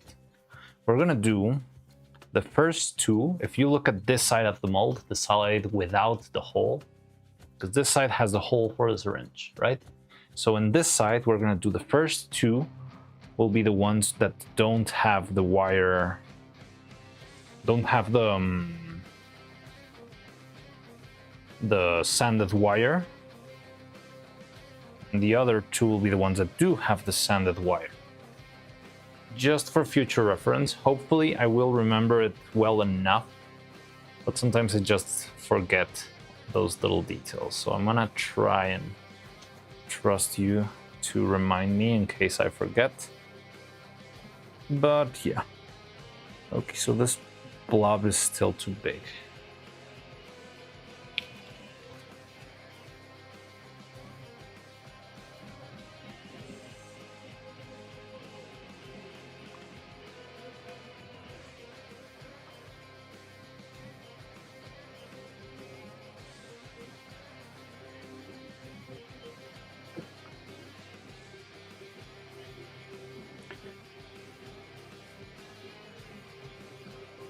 You don't need.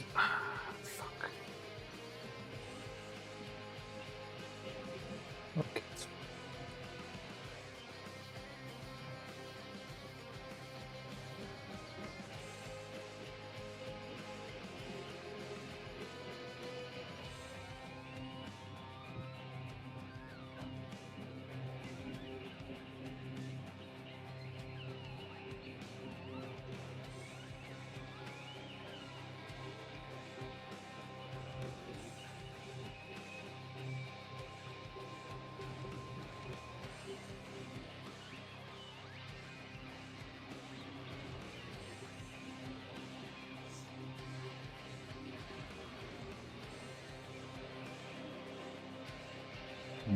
Still needs a little bit of a trim.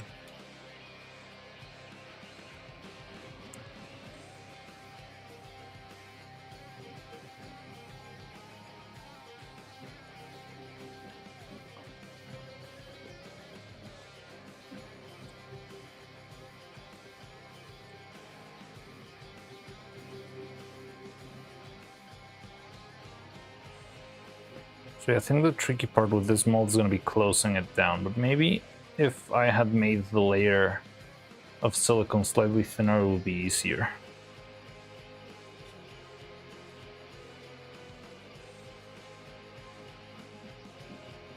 But yeah. Close piece number 1.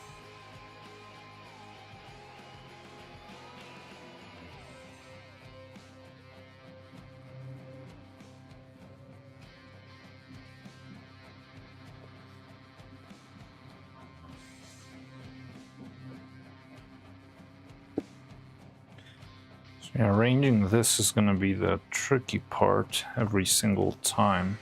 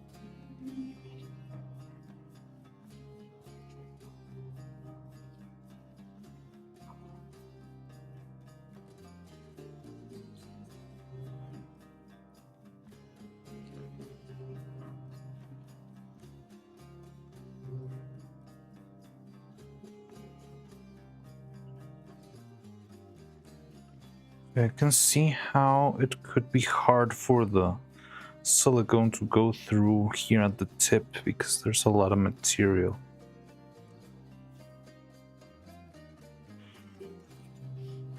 But well, we'll see about that. If not, I might try one round with only the wires and see if somehow that works, maybe. But I think gravity is gonna make that hard.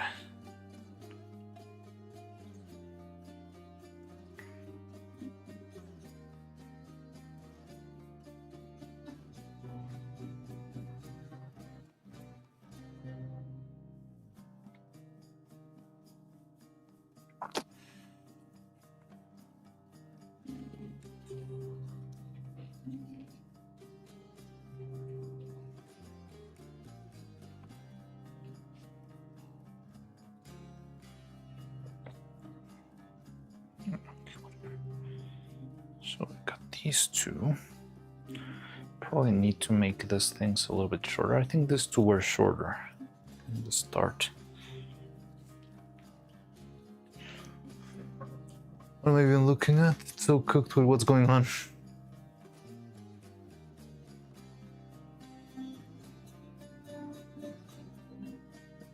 First two from the left, no sanded wire. What do people saw the hammer? Oh, you're struggling with the ARG. Yeah, I don't even know how it works. ARGs usually get very wacky with how they need to be solved. You need to decode the video into binary and make some weird stuff.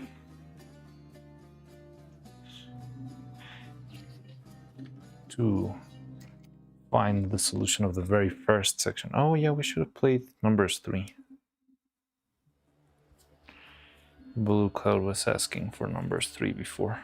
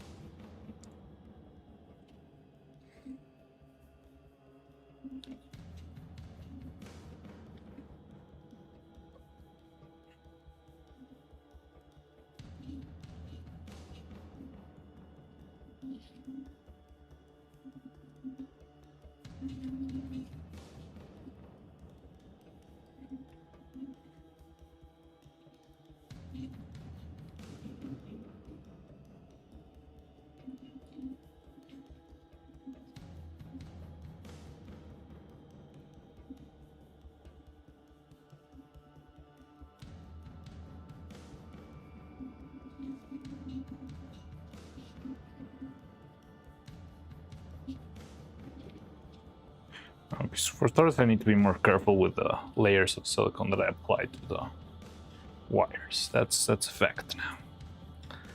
But also, maybe I could make that first layer with the fancier silicone, even if it's slower. And also arranging them into the mold itself is also a task on its own.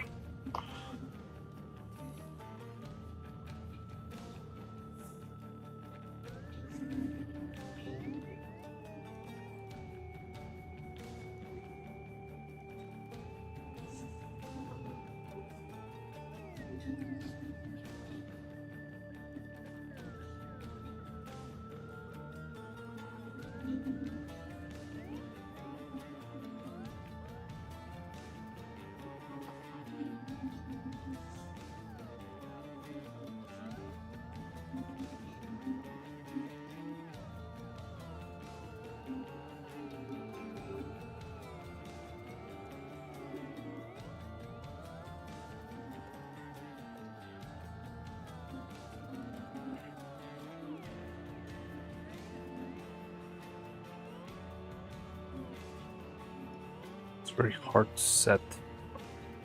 The only tricky part. Not sure if this will work. First try. We'll see about that.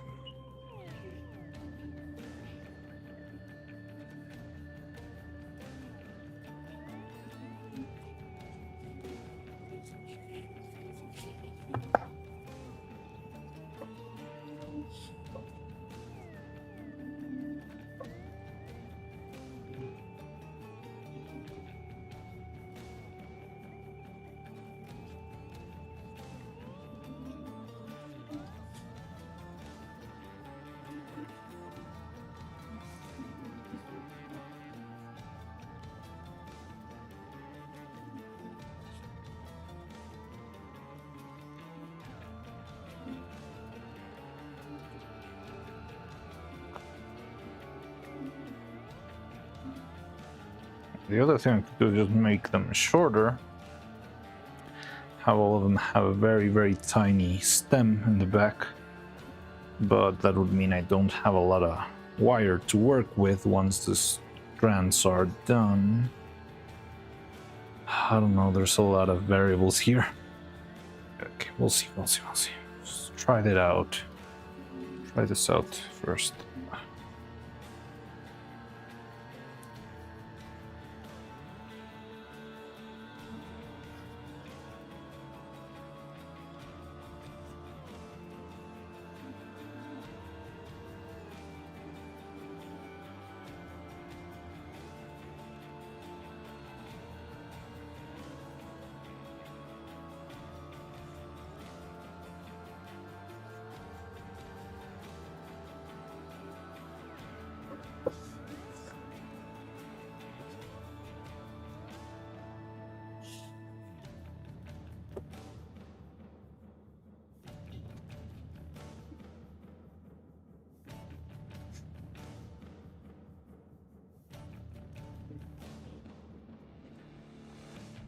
All right, well, I guess we can give it a shot and see what happens.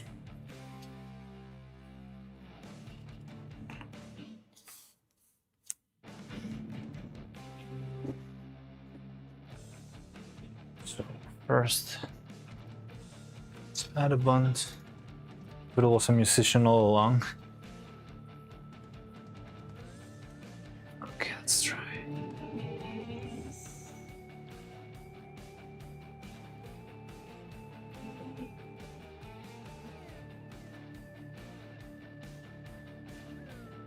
There we go. A popular demand. Let's put this. It's kinda short though.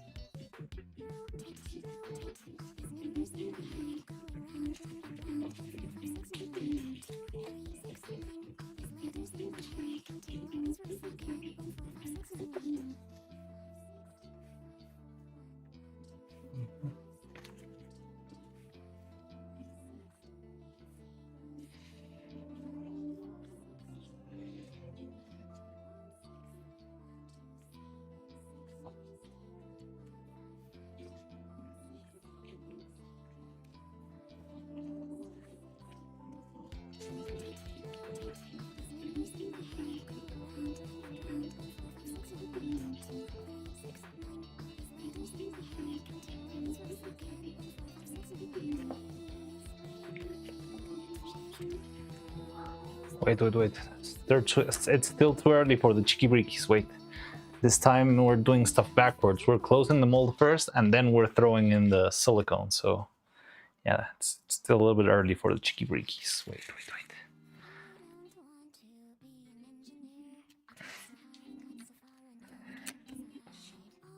Dun, dun, dun.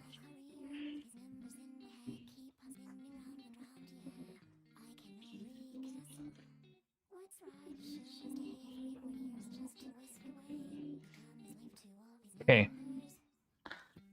So are we ready for our big test? We are at 30% humidity. I want to make the silicone fairly slow. Oh no, why coffin? Well, I don't know, just to save some material on the corner, pretty much.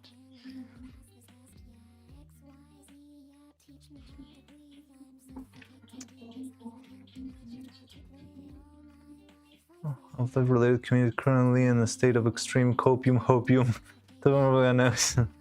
Yeah, it's eternal. It's almost that's what religion is all about. Believing that tomorrow everything is going to be all right.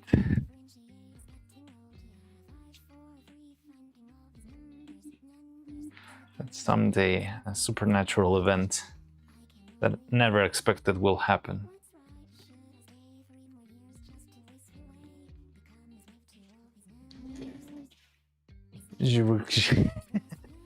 Okay, so well, let's test it out.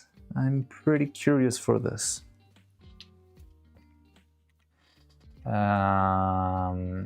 So I need 10 grams of silicone, which would probably need about, so let's do 12 grams for safe measure.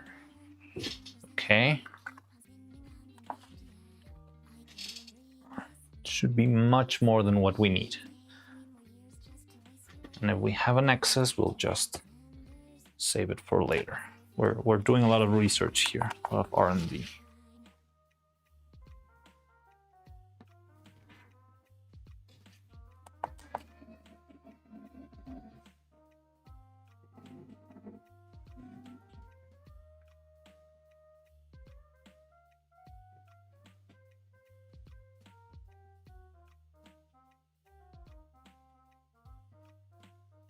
$12 should be the amount we need, apparently. And that would need 5 grams, 5 drops of catalyzer, and it will take about until the end of stream, more or less.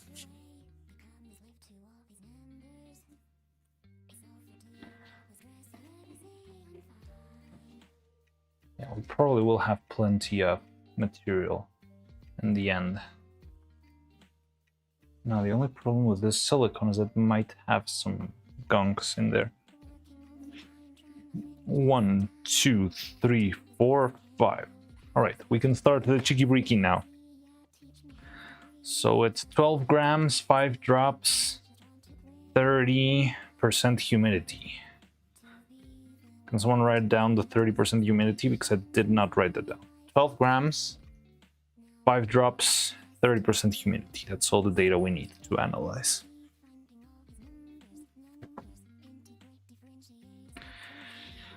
Never done this before. I'm very excited to see if this works or not.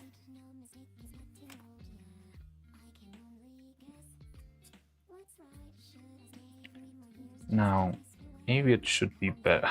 Let's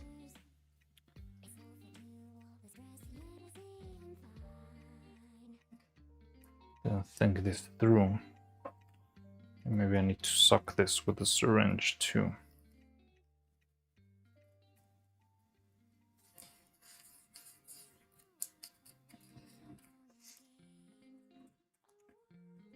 Perfect. And could you write down the time, Blue Cloud? Doesn't matter the time zone, the minutes is the important part. So can you send whatever minutes we're on currently in the clock?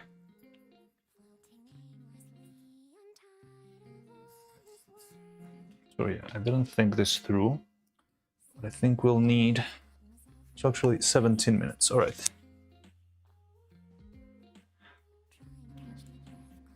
Cool.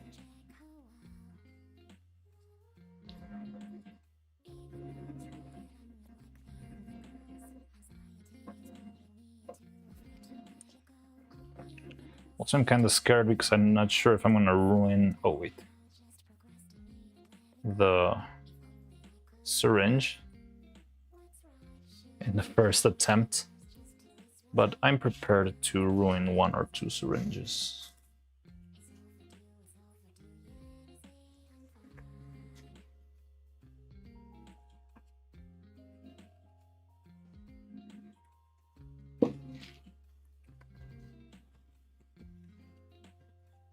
All right. Are you ready?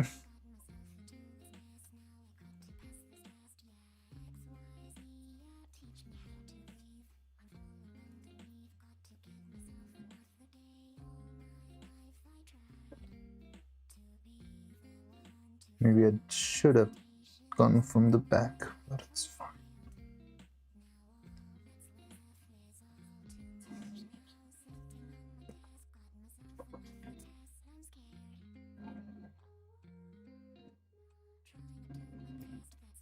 Maybe I should try and throw the silicone from the back. I thought it would be too much, but it seems like it's actually too thick. I'm not sure if this silicone in general is going to be too thick. It's just never gonna come down.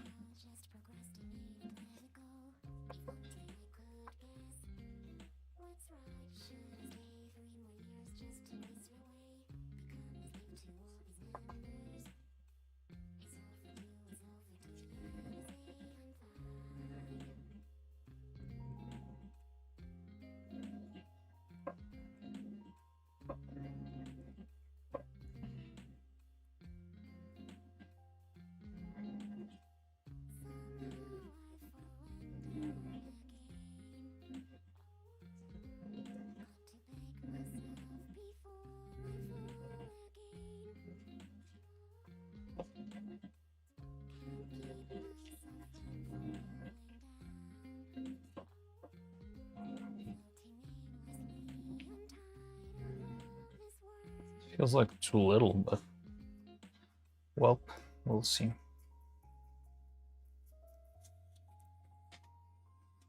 Let's see if we run out of silicone or not. Okay.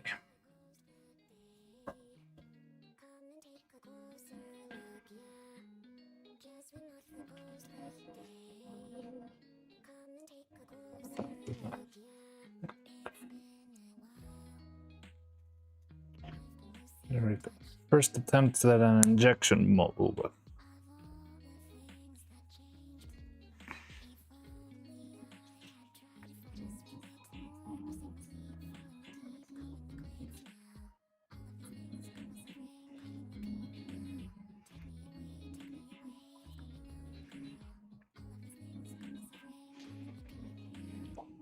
It's going out through the edges. I can hear some noise like it's popping inside, but there is a problem up top.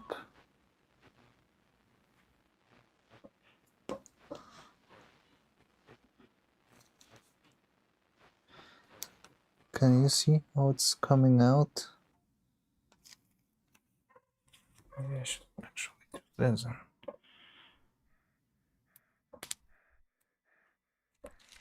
Yeah, like it's popping out through the side up here, and that's because it wasn't really properly closed, I believe.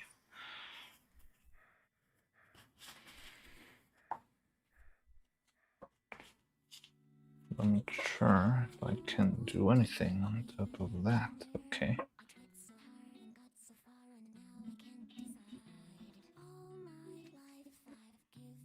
It's still coming out from the top. So yeah, I need this to seal better in order to actually work then. So all I'm getting is a material coming out from up here.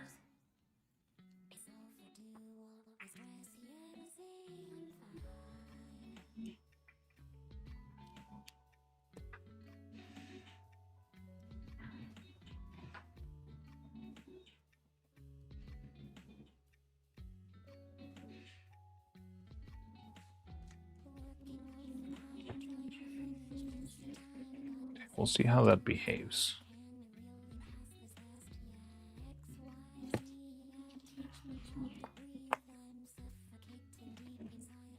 But there's no material coming out of the hole, so I'm pretty much sure it's not full. Just wonder if it's filled at all, or if it's just a big mess. But okay, let's leave this be for a while. See if somehow it works, and if not, we can work on top of it. So it's an interesting idea. It's leaking, not good. Yes, it is not good, but it's okay.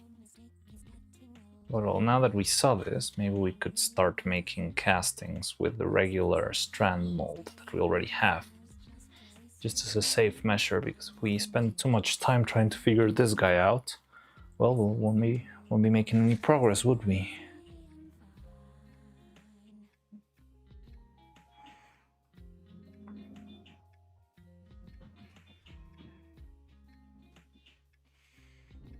So I don't know exactly what makes it leak from up top. I think there was some very basic like mismatching from the mold, and I never thought it would be enough because it seemed too thin. But maybe because of the silicone inside, it's easier to go through those tiny gaps than going all the way down. Yeah, we'll leave this be for a while. No worries, no biggie. That's why we used the other silicone that we didn't care too much about. And yeah, well, let's see what wires clog that path. Yes, that's what I've been thinking. So we could try and make a cast without putting the wires in silicone.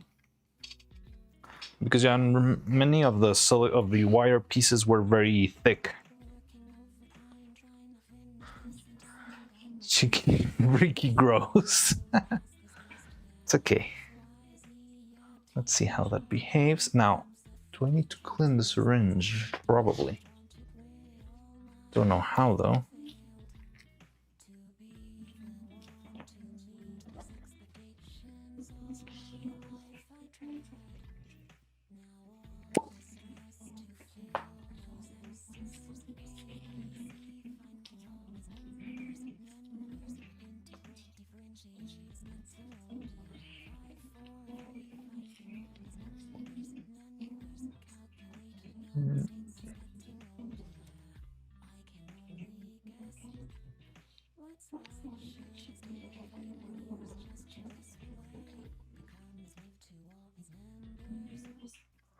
Either without wire whatsoever or without pre-coating, because without wires, well, then how am I going to structure the hair? I need wires here at some point. But yeah, I could make a cast without wires. I was planning to do a first cast without any wires, and I forgot. Yeah, when they told me about trying to sand the wires or not, I focused too much on that idea. But we can make one without wires too. But in the meantime, we probably should keep moving with the one we already have. Either way.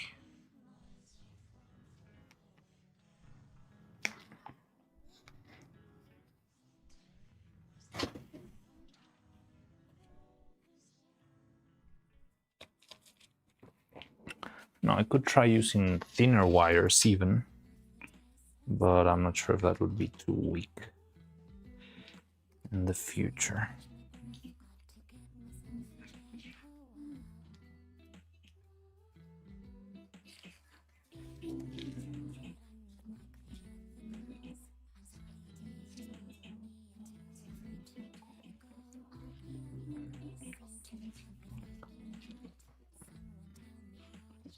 Because without wires, it would be a problem. There's like it would be useless without wires.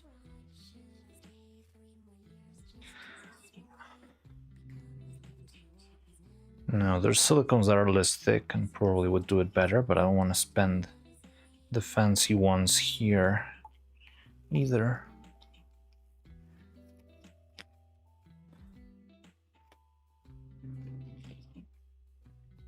Yeah, we can figure it out along the way. So we'll leave this to rest, see how well it does, what happens inside of the good old mold. And Just evaluate results later on.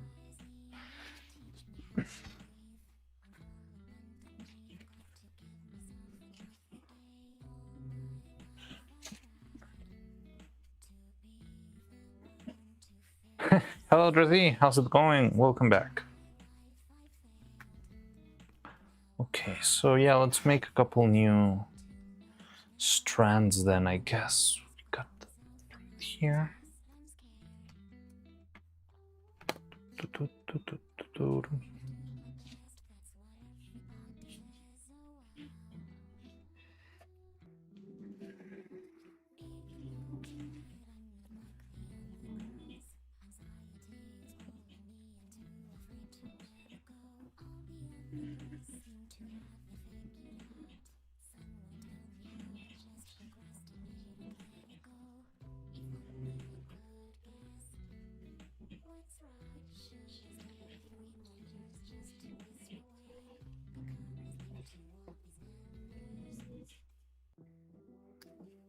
Oh god.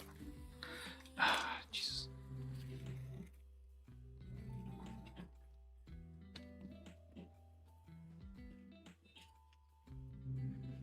Did you see that? The wire just popped. Scroll down on the chat on the screen. It's not moving. Oh, it's because I changed the window. Give me a sec.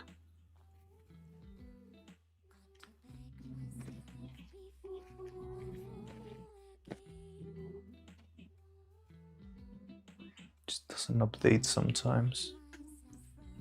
There we go. Yep. You would benefit from translucent molds.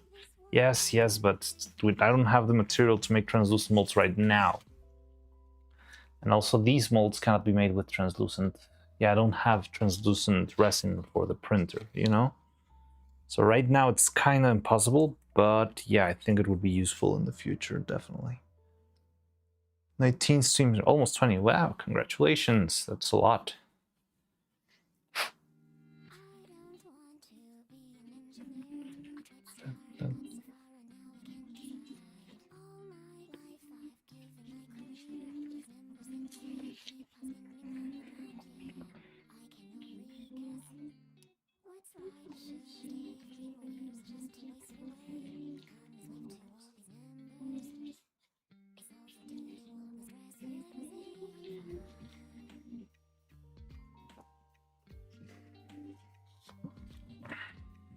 Okay, so in the meantime, let's make some of these.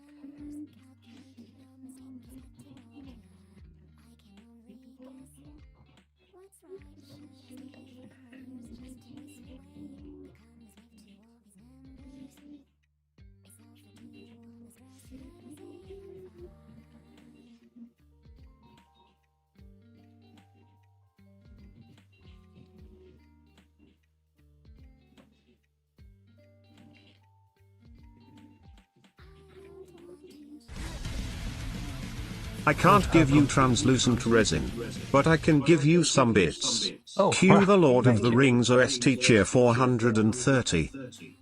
What was that? Oh, Killer of the Rings host. Thank you very much. So, let me think. For the translucent resin, I need 3 components. The thing is that translucent resin on 3D printers is kinda tricky. You usually don't find every single different, like all the different hardnesses and stuff, but you probably can find like a standard with translucent stuff. So yeah, I could give that a shot, but I would have to, yeah, find some. But yeah, thank you very much, gentlemen. And yeah, we can test that out in the future. To make a shopping cart then. But yeah, much appreciated.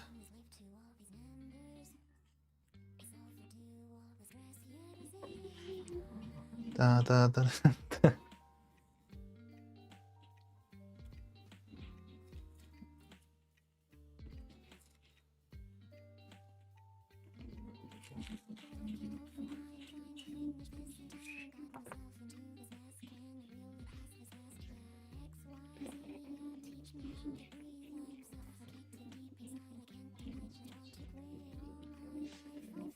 Now, one thing we could do. Okay, I think I have an idea. Once this thing is done, we can make. I want to make one without wires, just to see if the mold works, if the idea makes any sense. Then we can make a couple of tests with the wire only, but maybe we could try the wire only and just having a base layer on the mold itself. That would definitely be faster than covering the wires piece by piece. Okay.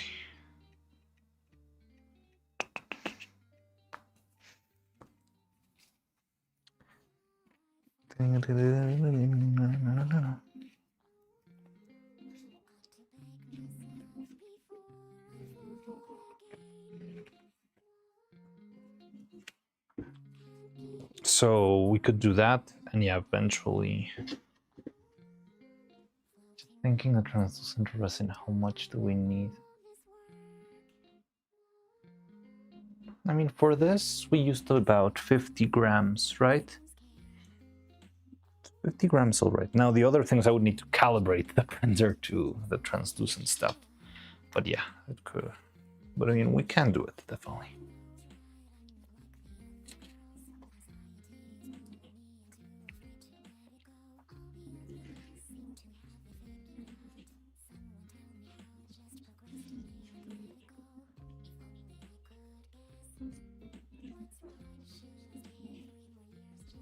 Now, I'll be honest, I'm not sure if it's actually a problem that this thing's kind of crooked from the cast, well, from coming from the spur? No, it's not a spur. Yeah, from the roll, the wire roll. It looks fine, but it's a little bit too long. So let's replicate this guy. Let's make 4 of these for now.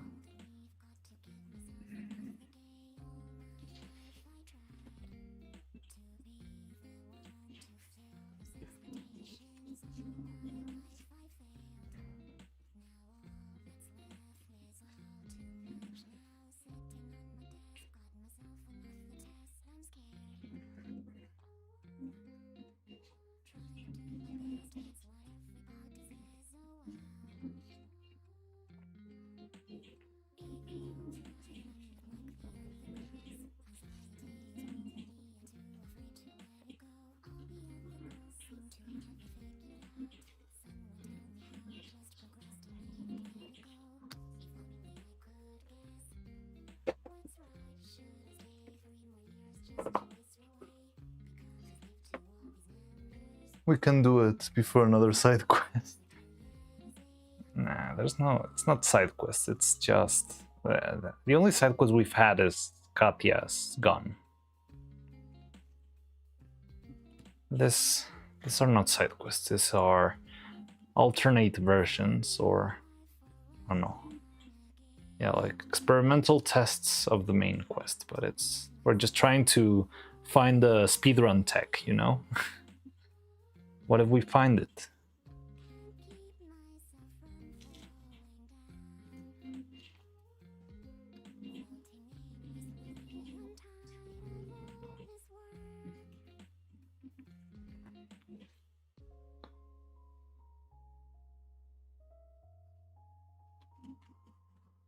Burb.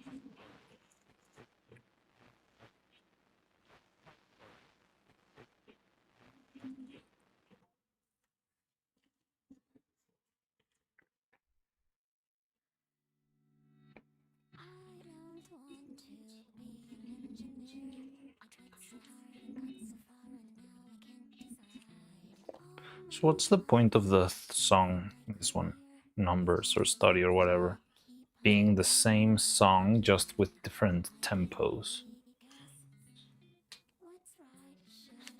Is that part of the code to crack? Like different tempo speeds or something?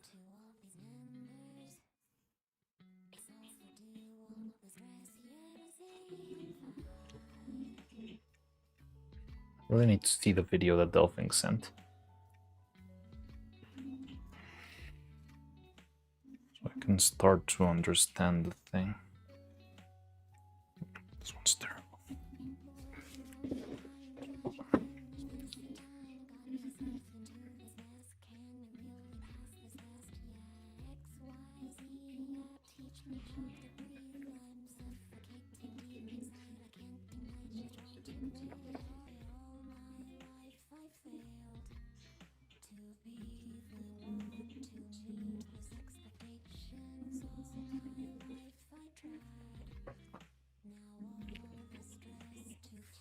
They're like self-contained puzzles. I'll give you hints for other videos. All the number songs are Clues, but they're the same song, right? So the clue is a difference between one song and the other?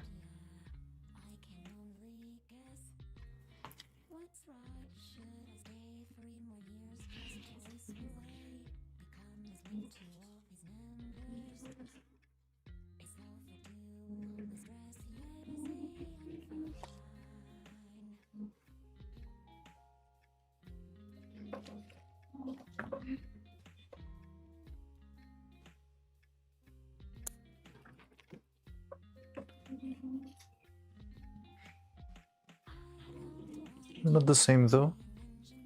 I don't know, I feel like I've already heard this part of I don't wanna be an engineer. And it repeats plenty of times. Like it's like every now and then you hear it's the same thing, but it's kind of different tempo. Yeah, this one's very slow. And was the other one was a little bit faster. Na, na, na, na, na, na, na, na, na.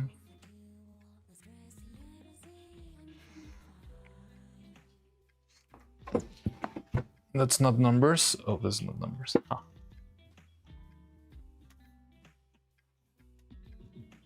Ah. Oh, this is just called Study. I think this is the full playlist.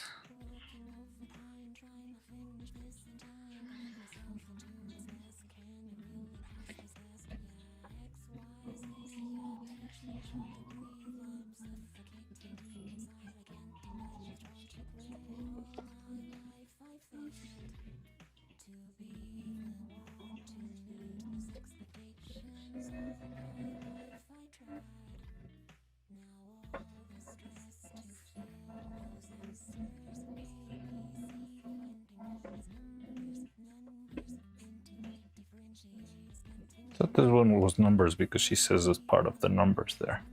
Numbers, numbers, da da da da da. So I always thought this one was numbers. Mm-hmm.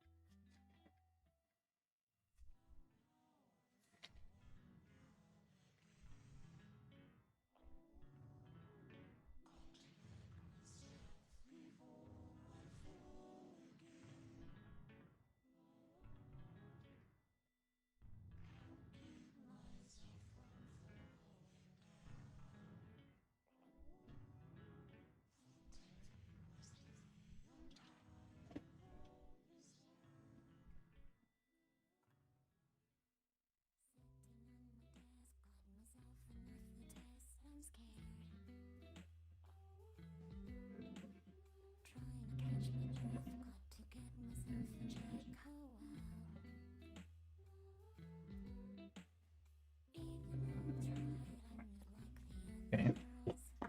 One more, one more.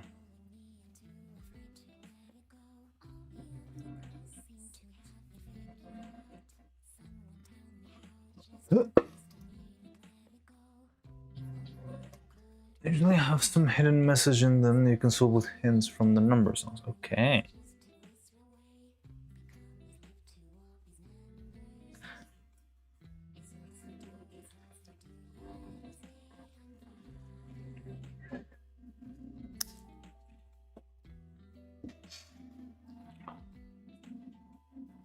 Yeah, the non-number songs are stories. Okay, interesting.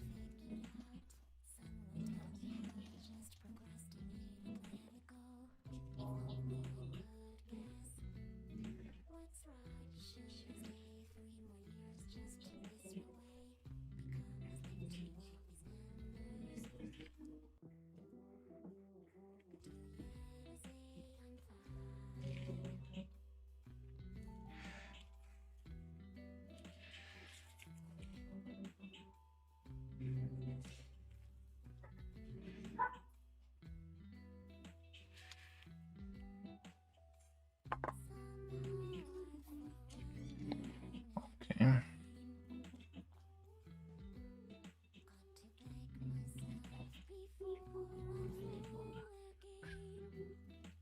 So how's the silicone going?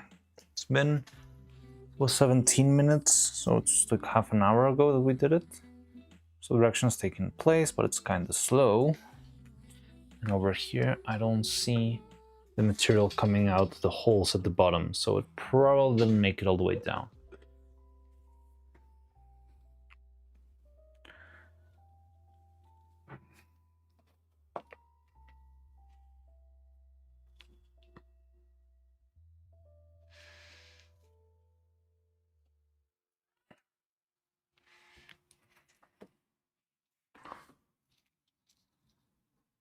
Gigahertz.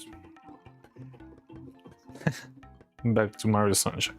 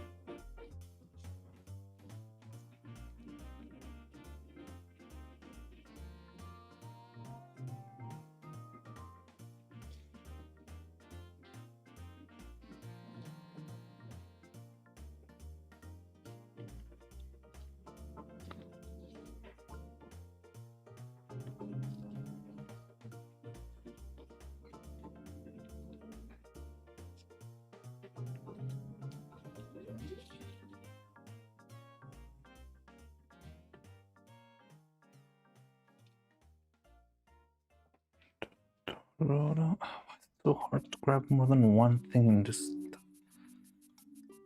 Dum-dum-dum. Du-du-du-du-du-du-du.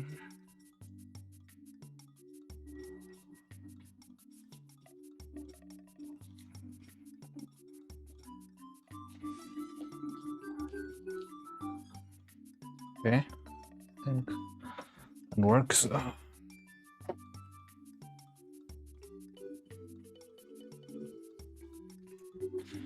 Okay, so this thing still okay. It's already starting to harden, but it still needs time. The other silicone. Now this guy, well, we would have to prepare the first layers, which is pretty quick. For the last 6.5 hours, I was placing plastic gems and diamond painting, and I placed... What does that even mean? Are you talking about a game? The grind never ends.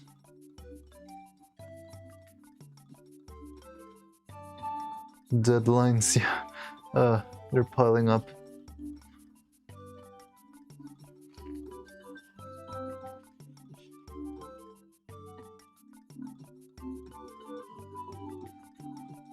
%, complete. Jesus.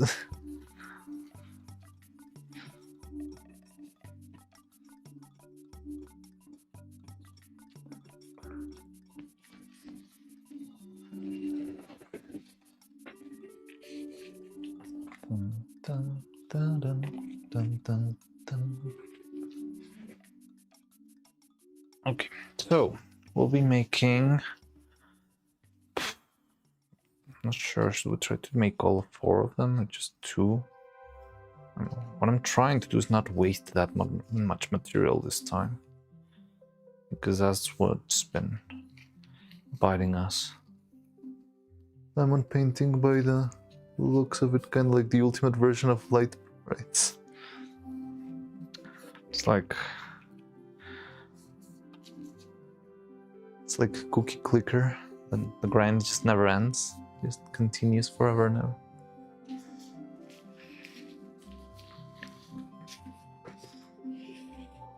I've sent an art channel. Oh, let me check it out.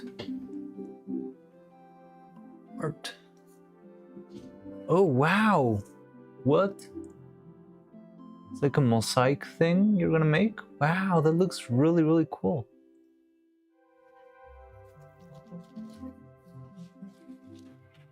What is this? Never heard of this. And you're gonna glue it on the surface?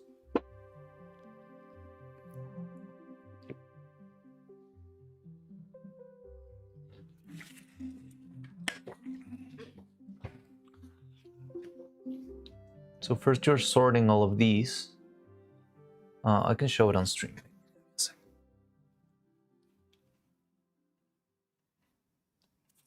Yeah, there you go. So that's what Jan means with diamonds and things. Just all of these little pebbles in order to make this illustration.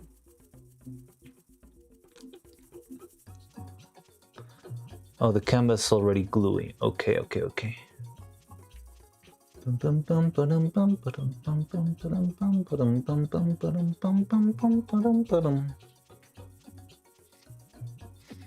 Light brights. Numbers. 1.23 is out, and there's a cool thing that's 1.2 that you haven't seen. Yeah, I couldn't even beat the boss last time.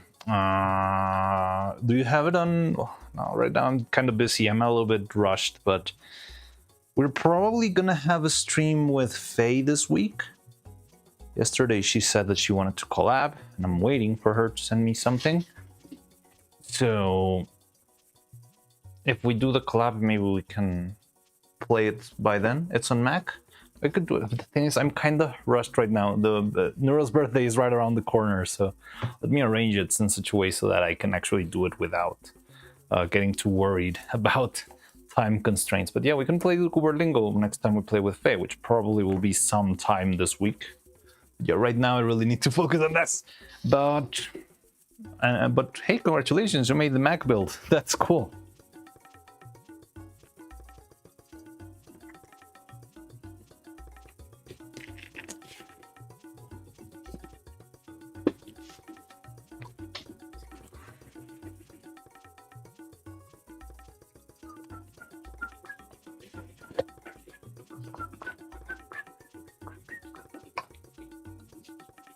Bum bum bum bum ba-dum. Bum bum bum ba-da-da-da-da-da-da-da. Oh, or maybe, you know when? It could be if we don't get to play with Faye, we could do it on our Abandoned Archive stream. But really cool things are Windows only. Alright, so yeah, then it will be better if we play it on Windows. But yeah, maybe when we play Abandoned Archive, we can play that too. That one's gonna be like 3 days from now. Is it 22 or 21? Abandoned Archive. And is it gonna release in UK time?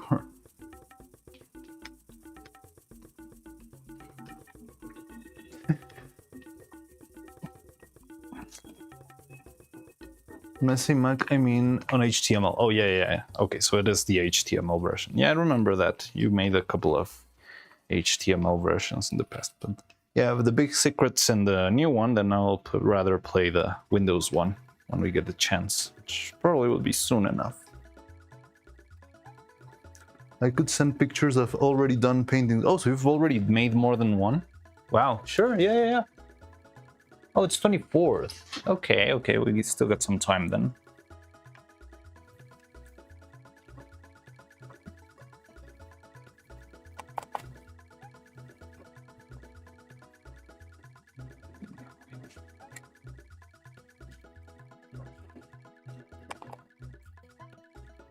But then we can play with Faye.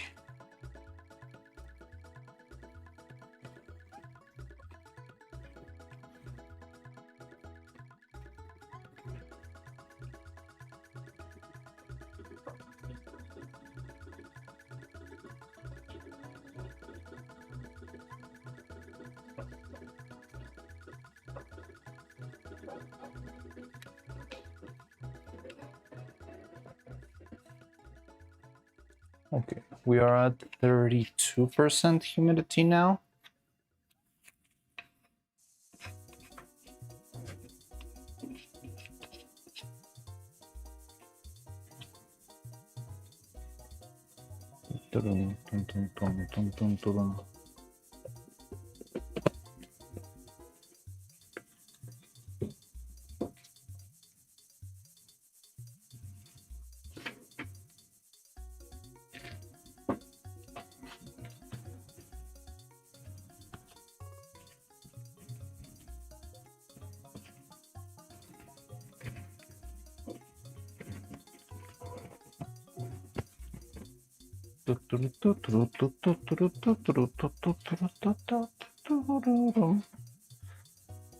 Okay, so we're at 32 humidity.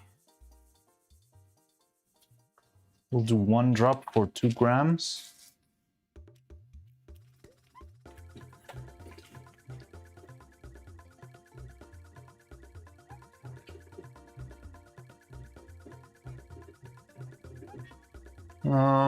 It's 6 p.m. on the spot. Ah, stupid, I did 2 drops. God damn it.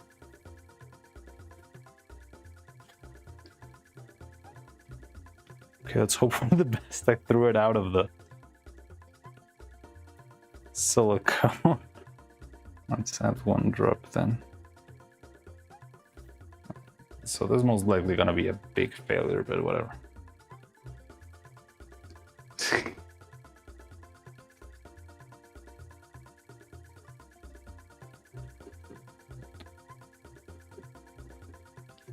Dun, dun, dun, dun, dun, dun. Cool thing. It's a files thing. Okay. A files thing.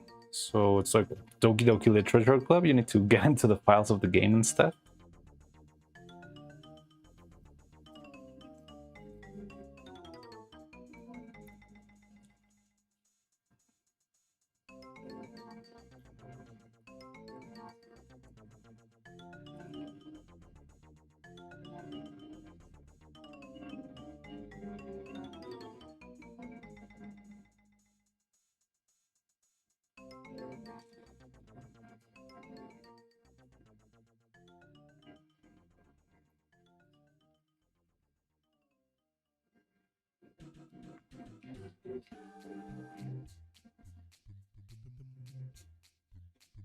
See users, username, and logo Berlingo mods. Oh, there's a mod.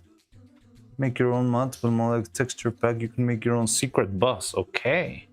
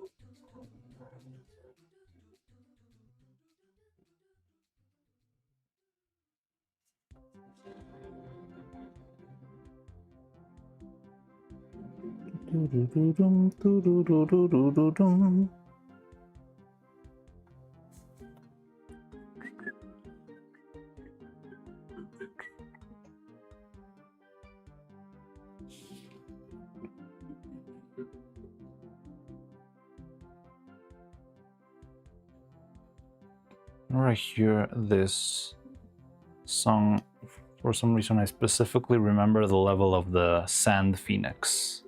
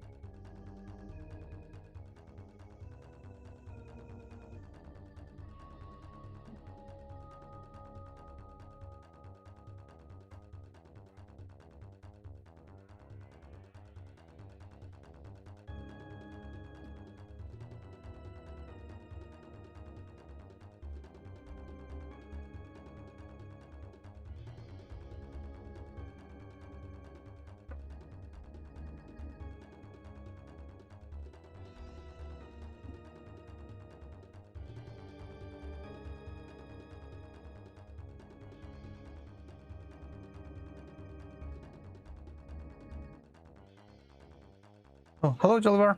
How's it going? We wanted to cover this single spot, but it's already unusable. Yeah, maybe I screwed up because I added too much catalyzer at the beginning. I screwed up so bad. No zombies this time and no keyboard bugs. Wait, what? Yeah, come back to stream and stuff and chill. It looks like this. I've sent 3 ready paintings. Oh, let me check them out. Rita Repulsa. Wait, what's going on? Wait, I want to check the paintings. Let's see. Whoa. Wow.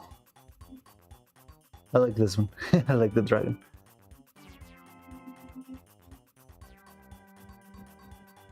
Holy, this one looks very complicated. Like it's just a big gradient of colors. This one's the one that looks more like the hardest one.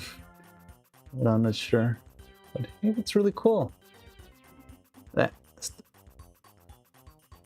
quite interesting walls. Yeah, glitchy walls.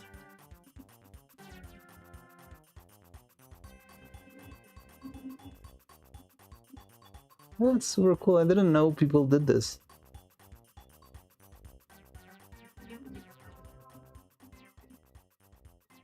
It looks really cool. Fun. Oh, they're round. I thought they were squared tiles. Yeah, that's cool. Alright. Well, then you've already got experience. It feels like you got this. So it's called diamond paintings. Oh, okay, so that's what now it makes sense.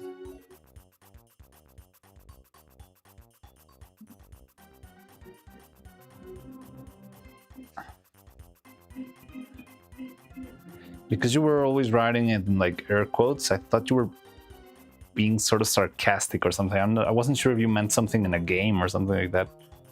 But now I see. That's very cool.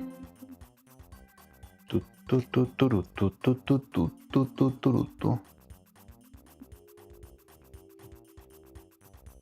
so the silicon's already done, but it's more of a me problem because I didn't freaking mix the stuff properly. Very easy, but very time consuming. Yeah, it figures.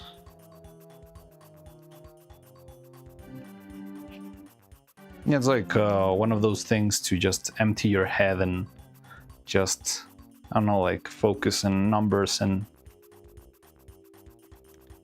sorting things out and stuff. And yeah, that's what it Jan right now. Wait, what's that emote? The game was bugged out. I was pressing to climb to take items and nothing. Oh, in Peak? You were playing Peak? I was telling Faye, well, yesterday I was trying to see if we could... Oh yeah, I think you were on the stream yesterday. And we were seeing if maybe we can play either Peak or Repo. Maybe you want to join. Imagine if it'll make something like that as merch. I think it would sell a lot. Well, whatever Vettel makes will probably sell a lot.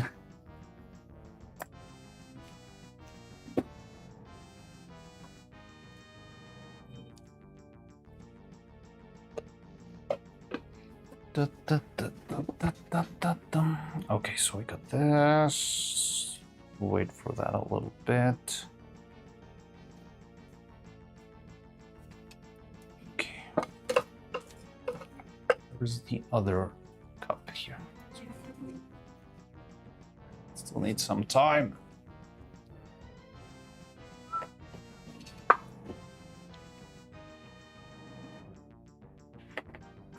Generally, I'm not good at coloring, but always fun making things look bright and vibrant. Yeah, I always like that. I've always been a sucker for saturated color. You're strolling with the numbers still?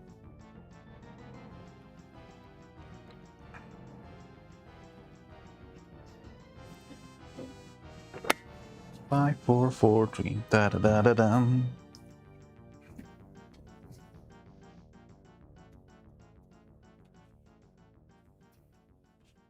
Okay, so this one needs more time. This one's can wait. We could apply the same effect to this one.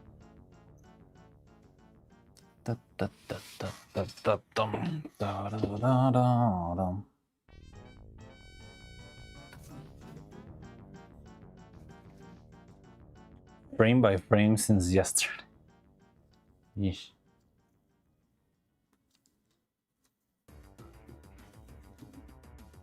Reminds me, I need to remember to go check the library close to work after my shift tomorrow. See if it's broken too. What is broken?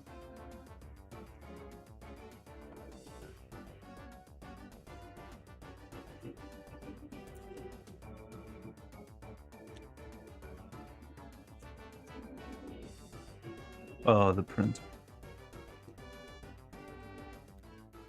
Did start to derail after I was trying to stream on Discord, bro. I was pressing W on my keyboard and my PC was showing. Oh, what?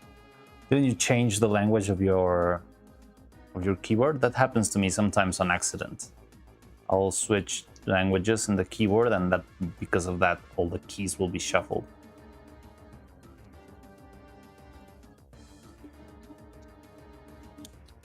Nope. All right.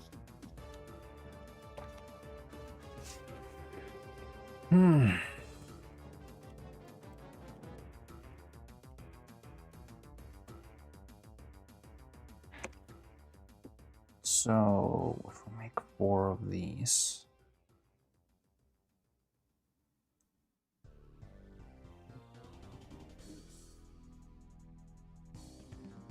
Just need to be more precise. It's been 10 minutes and it's already fully hard. Now this guys could rest for now. They're not perfect, but they're okay.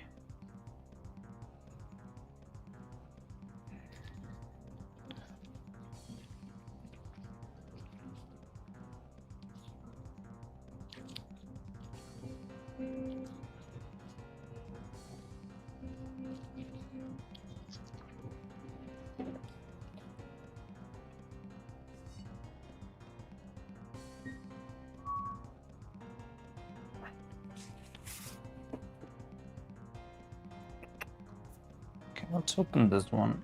If it's not cured, well, whatever, it's still not gonna be usable most likely. And we can test out a couple extra ideas. Also, I don't know how easy it will be to open this guy. I didn't think that through either. Because I don't want to force it open right now since it's still got fresh resin inside.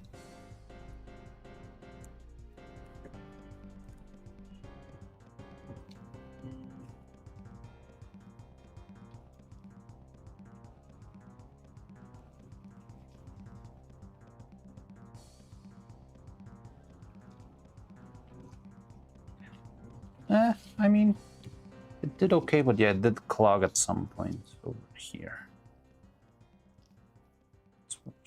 I see some bubbles, yeah.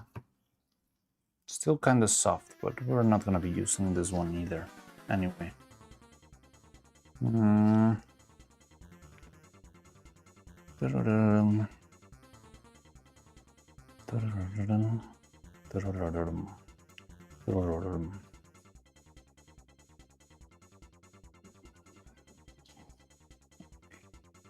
I close this.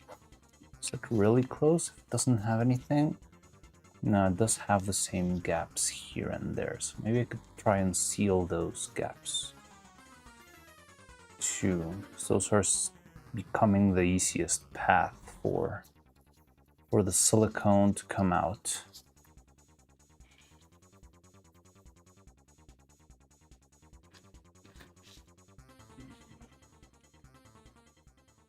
Okay, let's try and make a cast with nothing but just raw silicone. See how it behaves. Let's try with 12 grams of silicone. Reminds me of some strange glitch stream version of Dark Messiah of Light and Might and Magic. For some reason, whenever you launch the game, it adds in system French keyword, and also for some reason uses for one character German voice. Though what? Uses the French keyboard to use. What? I don't even know what letters do they have in the French keyboard that are special. Maybe there's like a weird S thing, right? It's like a C with a little thing on the underneath. And they use that as another variant of the S sound. Yes, that one. Oh yeah, I think you use it a lot in Portuguese too, right?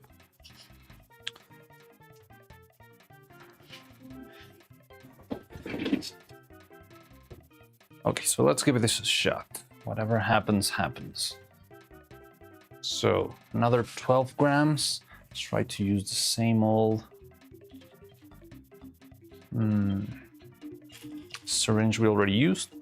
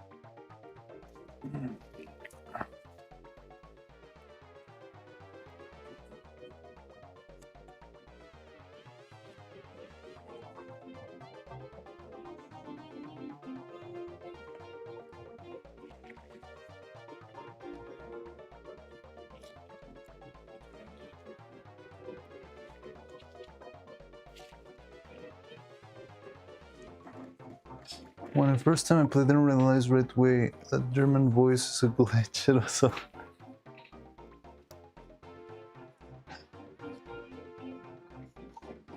Oh, so whenever they spoke in German, it would like mumble all the letters together into weird stuff. Ah, that sounds fun.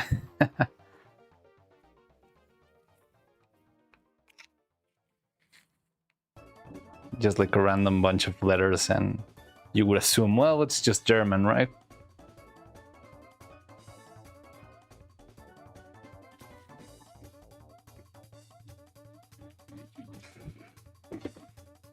Okay, so yeah, let's give this a shot, I guess. I think we're gonna have the same problem as before, even without the...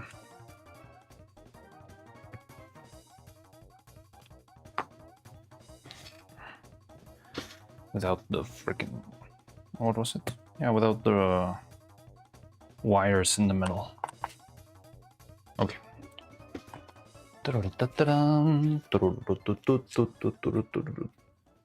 German succubus sounds about right. Why everybody else in Russian then? It's a demon.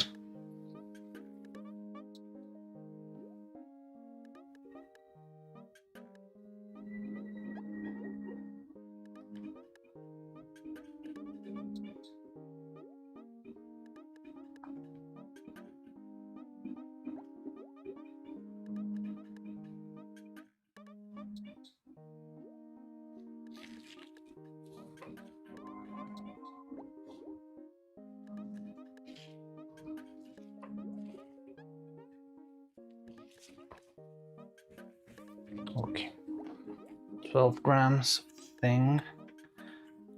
Let's try this out. Okay, test number 2. 12 grams, 33% humidity. Humidity just goes up and down. It's weird. 33% humidity. 12 grams.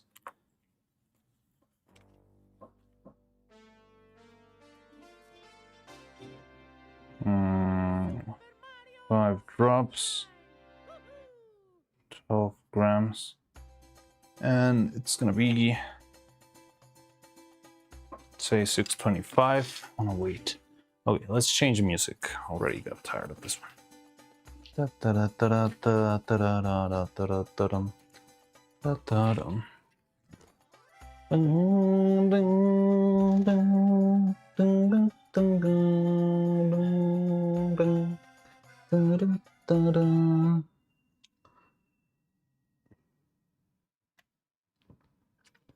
Is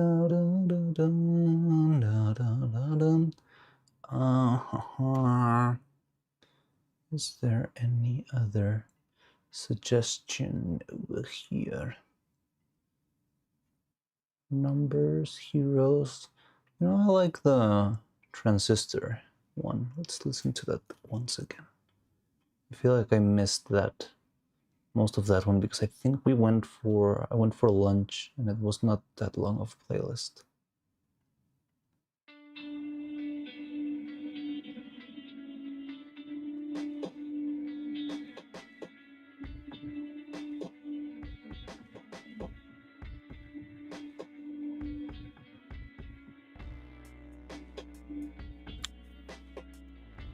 Little curse, but could make sense out of it. I tried to read one of their cities' names, I did not get it right. Nordling or farmers cursed in Maya.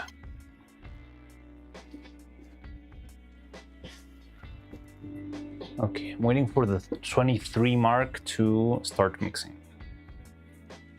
So...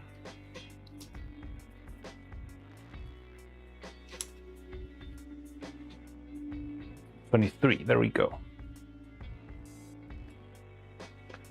1, 2, 3, 4, 5. I should put back all the freaking rubber bands.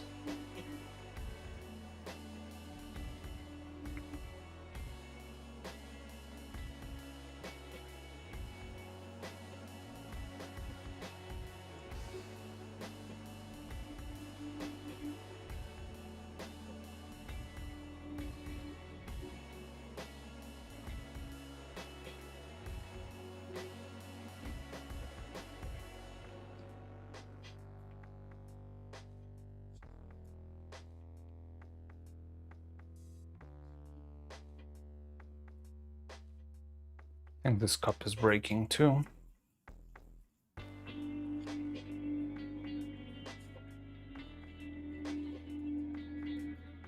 Five grams, 12 drops. That means this thing will probably take about a decent, at least 2 hours to harden. The important part is actually how well it manages to fill the mold, and if it's enough to fill the whole mold by itself.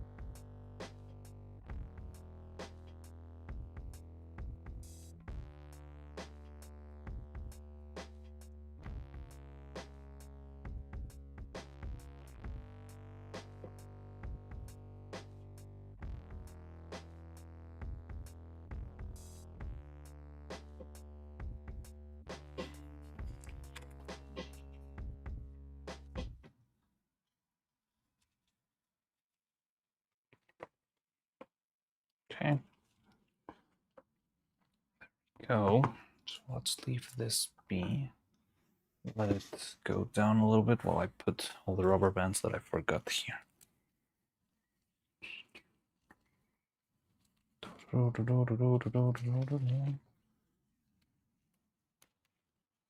Okay.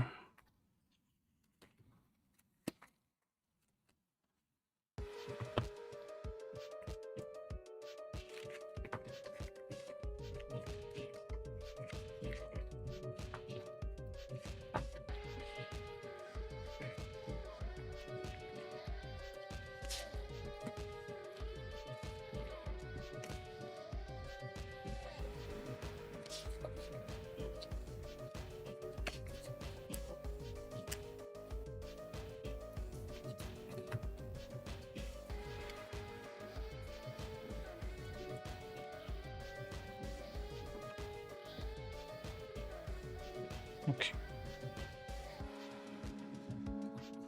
Let's see how it goes this time. So here we go. I love how tightly this thing fits. Oh, where's the squishy thing? All right, are you ready? Chikiriki. Test number 2. Let's hope for the best.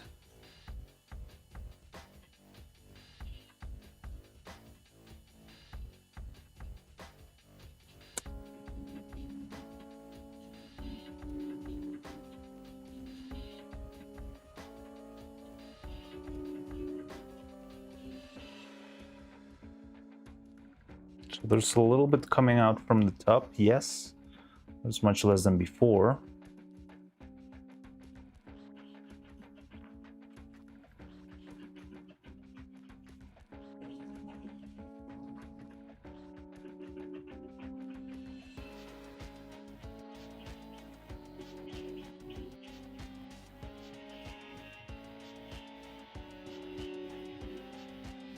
Feel the pressure in the syringe, like, ooh, still doing the thing.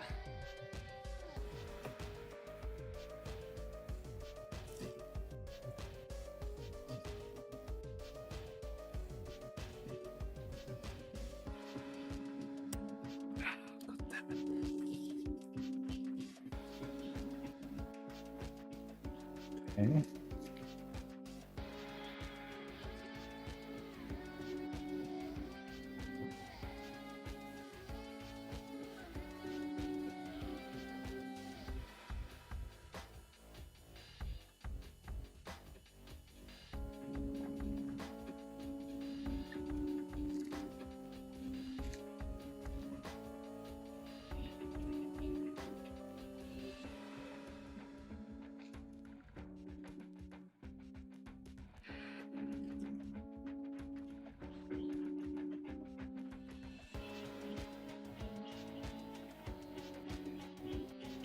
Still flowing from up top. Don't see it going all the way to the tip.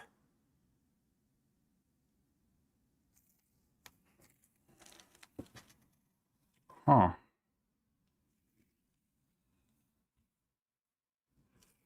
So, I mean, I could try and patch up the upper part with tape or something, but it still doesn't seem like it's making it to the bottom.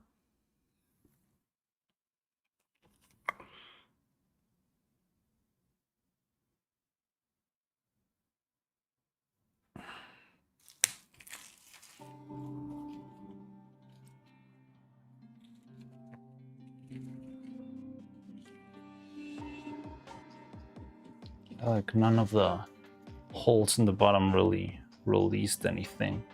We did run out of silicone. Like, most of it, well, a lot of it came out from the top, but most of it should be inside of the mold.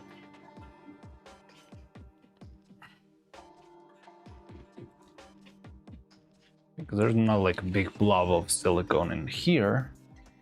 However, it's like having a bad time going through the mold. Well, like Germany is cheeky-breaky. I don't know. It's okay, we'll see. We'll find a way to make this work with cheeky-breaky.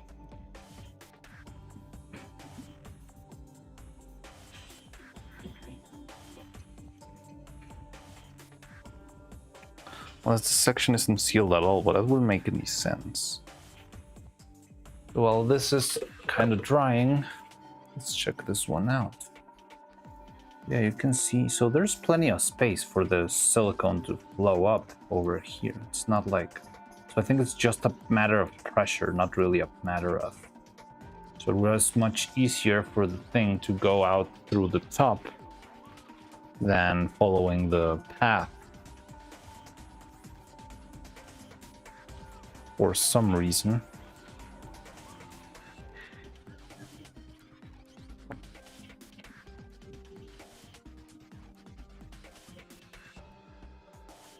I also think it's got a lot to do with the thickness of the material. We could try to make one with the thinner silicone, but probably without any pigment. I don't know. Just for the sake of understanding it or figuring it out.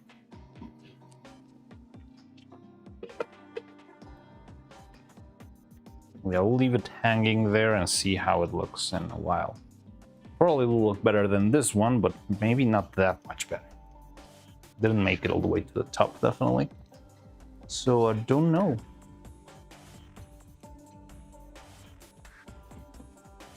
Less thick required. The thing is, the only way to make it less thick is by either adding more solvent, but that will make the structure of the silicone weaker.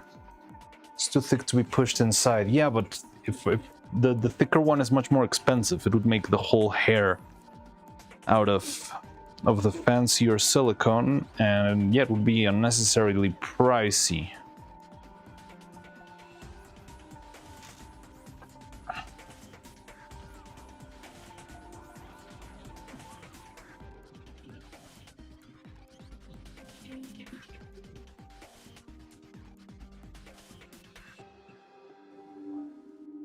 I think so too, it's too thick.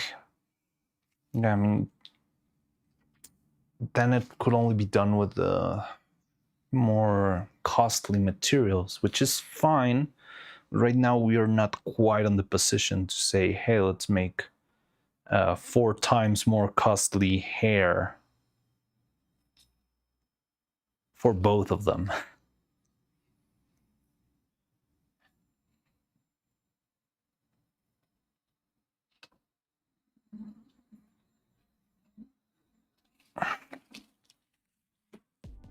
I could also thin it down. Okay, so I have another wacky idea, but I don't think... Doesn't sound very, how do I say it? Yeah, it's a wacky one. It would probably... What? Then some way to create lower pressure that fit inside. I would have to make the holes bigger, maybe. But I think the pressure is just that it's not making it all the way to the bottom. I got an idea. Like, we could make the silicone thinner without compromising that much. However, it would make it kind of slower, but I'm not sure if it will be enough.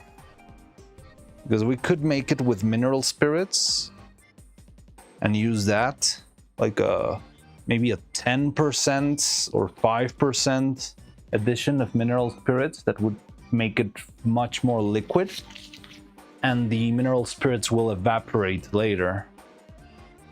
However, it would make it slower because it would be... Can you pull it from the other side with a vacuum or something? It sounds like a good idea, but how would I be able to do a vacuum there? I don't have a device that does that. I could just suck the mold and see if I don't get any terrible illness from it. Syringe, it's too big. Well, maybe if I kind of sealed it with tape or something.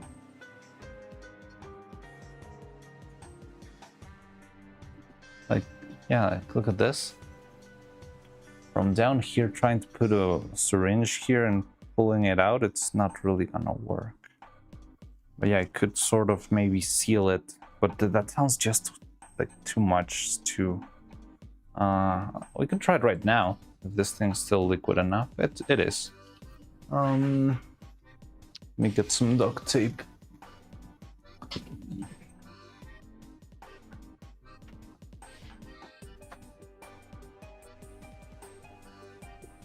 But yeah, that's not a very clean process, I believe. Duct tape. Ooh.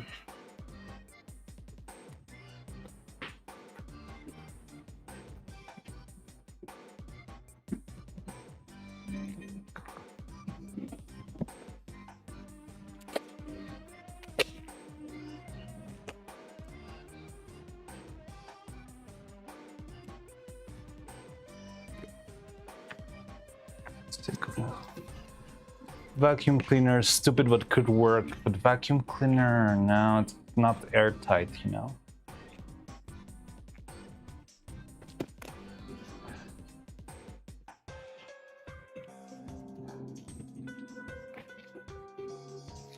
Let's see.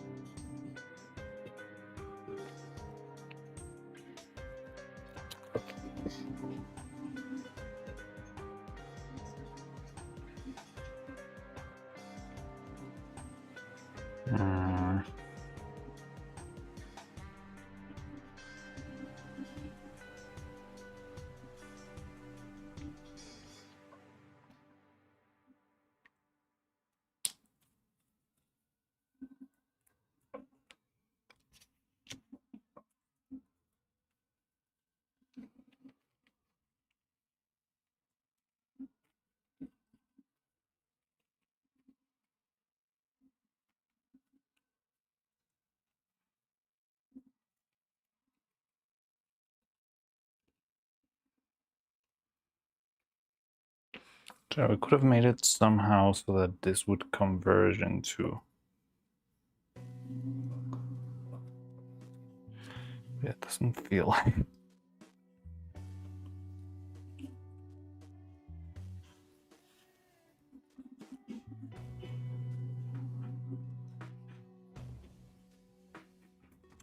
Not really. Vacuum cleaner. I mean, I do have one, but I don't think it will work because it's not airtight.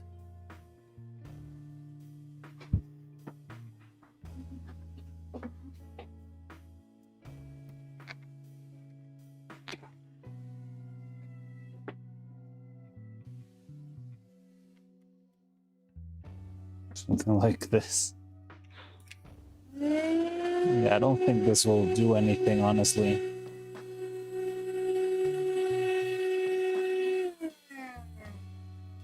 No. It could be done. I'm thinking what.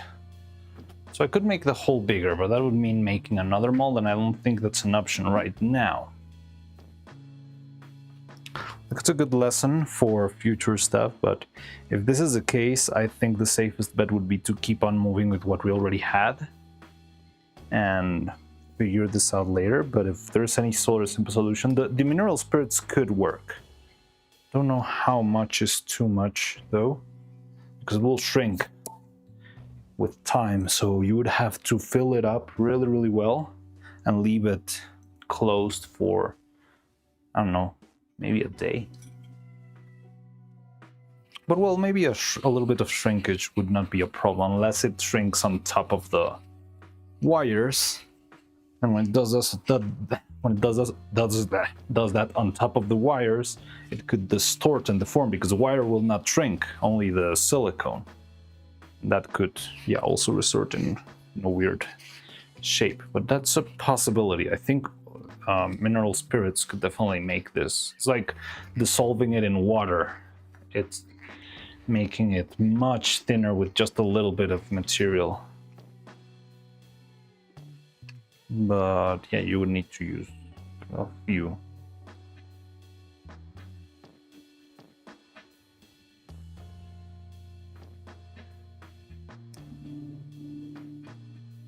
Also, the thing is already too thick, so yeah, that would be part of the problem.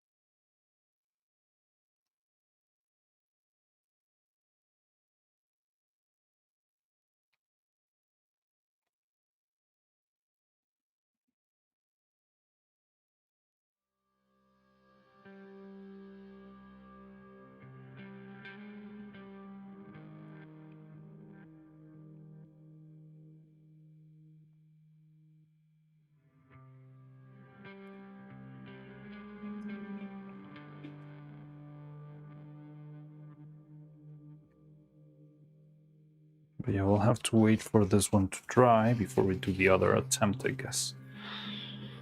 So 12 grams. I do feel that 12 grams might be enough. Yeah, still with the mineral spirit, it's gonna be 10% thinner. I don't know. I don't know how to measure that quantifiably. It's still interesting. Like, I do look at this and I see the potential. It's just making 4 in one go so much better. They still have a little bit of an edge. So it would be better if it didn't.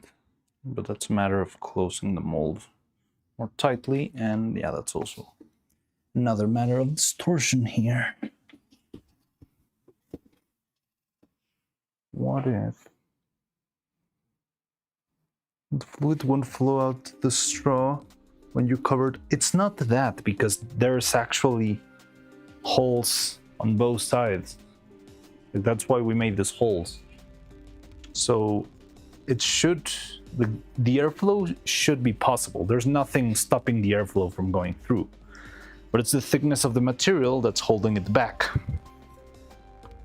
Now, if we make, okay, why don't we make just a test run of material to understand it? So we'll be making a little bell here. Got this little bell mold, and we can make some more material, try to dissolve it, dilute it with mineral spirits, and see how it behaves. Okay. So let's reduce the proportion of our experiment to half, just for the sake of it. Yeah, we can reduce the viscosity with something to dilute it. The problem is, if we use the same solvent of the silicone itself, it will lose rigidity. However, if we use a solvent that will evaporate after it fills the mold, it might be enough for it to work.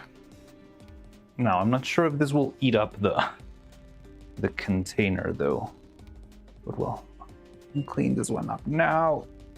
God damn it. So let's give this a shot. We're not gonna do, because we're still waiting for the coffin to finish. You're pushing the balloon to straw that narrows going down, and you have another path fluid to go. When narrowing require more pressure. Yeah, so I think the big problem is also the gap in the top. Like, the gap in the top would probably always be the path of least resistance, even if it's less viscous. There's a leak. It's not a leak, so whenever you close the mold, up on the top, it's not perfectly sealed. So it kind of pushes through, kind of farts out. So once there's too much pressure, it kind of like opens a little bit, throws it out, and then closes back. But yeah, maybe the viscosity problem would take care of that. I don't know, let's make the test.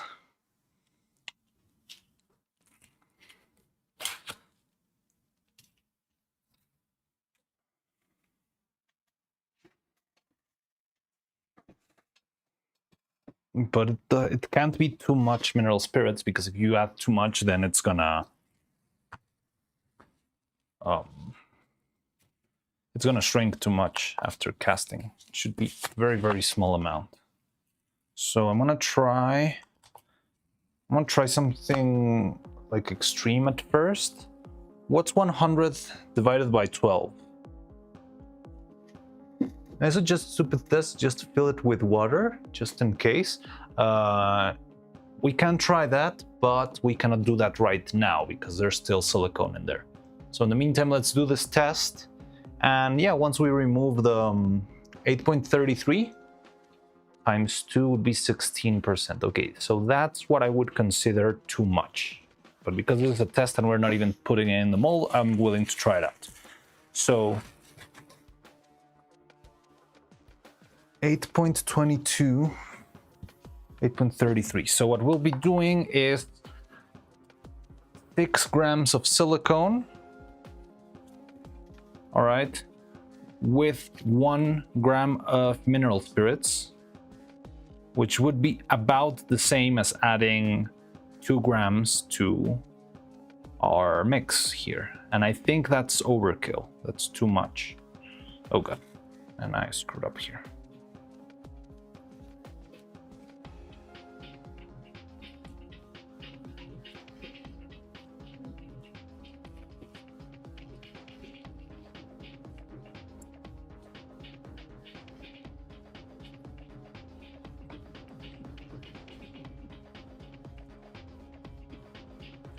What happened?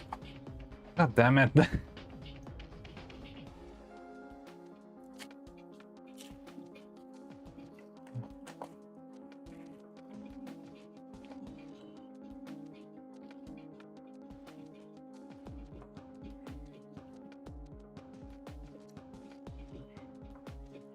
Nine grams? What the hell? All right.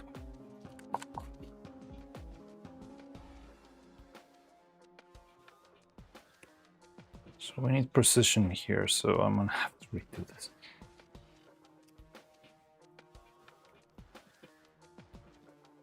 Four grams, 5 grams, 5.96 grams. Okay, there we go. 6 grams of silicone, right? And we'll add 1 gram of mineral spirits, which will dilute everything by a lot. Now, I hope it doesn't destroy the cup, though. But yeah, that's another thing. Angry noiser of displeasure? Nah, I'm fine. This is what happens when you're doing R&D. You need to, you know,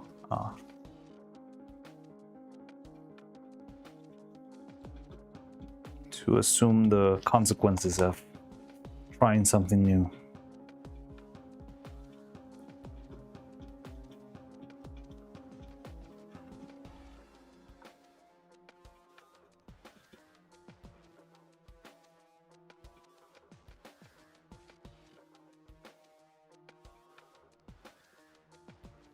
So yeah, I think this is definitely overkill, but it's okay because this is our external test, all right? So yeah, I'm trying to go way beyond just to analyze, but probably our main one will not be with 1 gram, but with half. Well, no, it would be 1 gram, but with twice as much silicone. So yeah, this will make it much, much smoother. Or it will not affect the final integrity because it's going to shrink down, it's going to evaporate later on.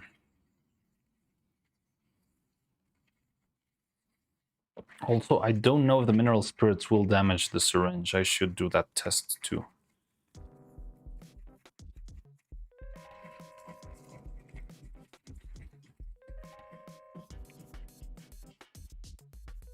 Yeah, you can see how it's much more smoother this time. Ragey. It's not gonna start fuming right now, it's just mineral spirits.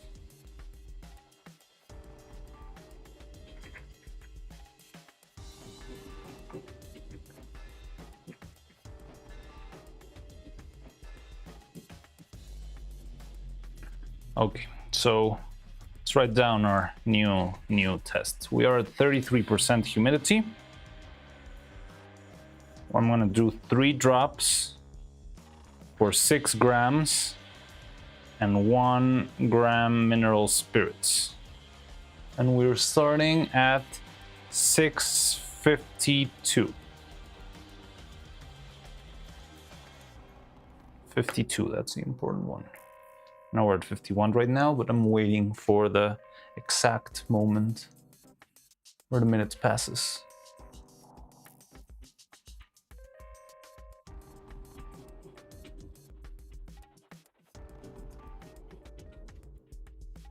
What are we listening to now? Oh, it's transistor, right?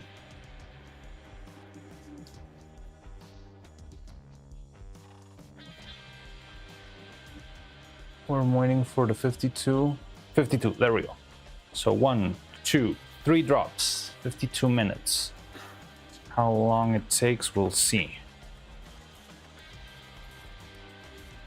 It's definitely much smoother. You can see it visibly. It's very, very honey-like.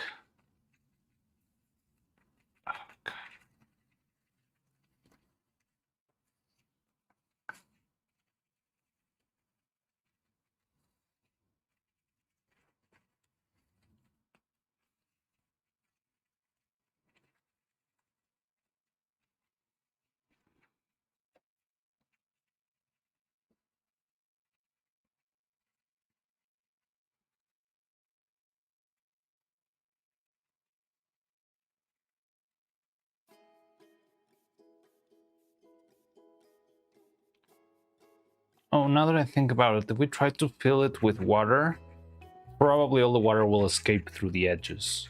Because, yeah, it's not a perfect seal, airtight seal. Just going back to your idea, Janlen.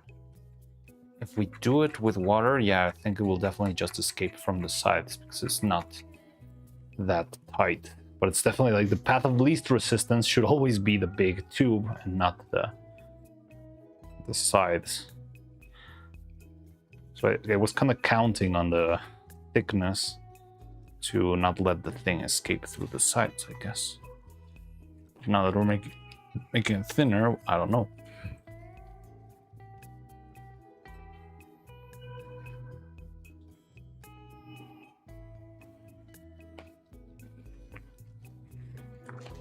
Test if path even possible. Path must be possible, but yeah, we'll try.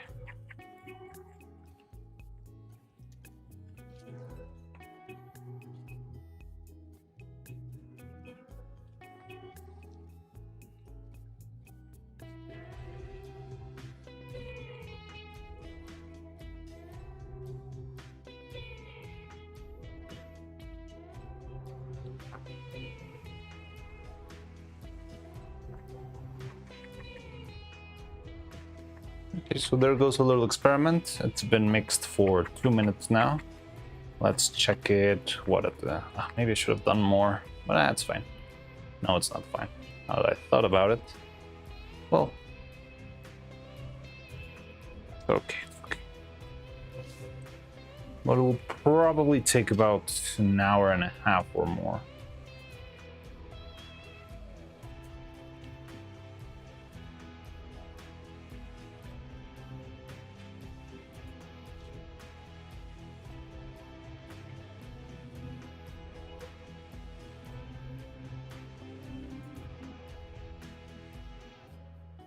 So this one's already hardening, which is good. Don't remember how long ago we did that one.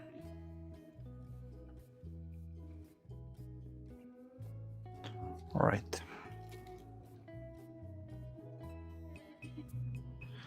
So 52 minutes, 6 grams. We are still using like twice as much catalyzer as recommended. Because we need this to be faster. Now, I need to check the mineral spirits will destroy the syringe itself, though.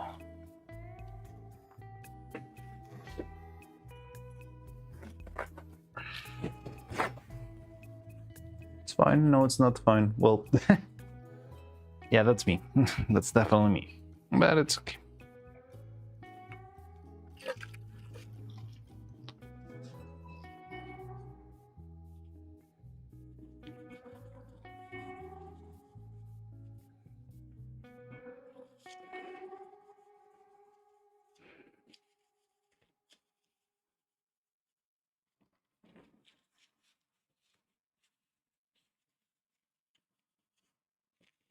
Okay, so it doesn't seem to be reacting.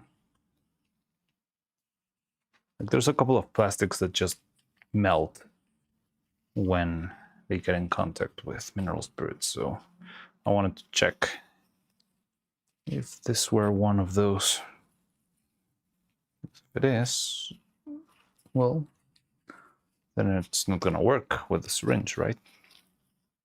But it doesn't seem like it. Like I don't see any black smudges in my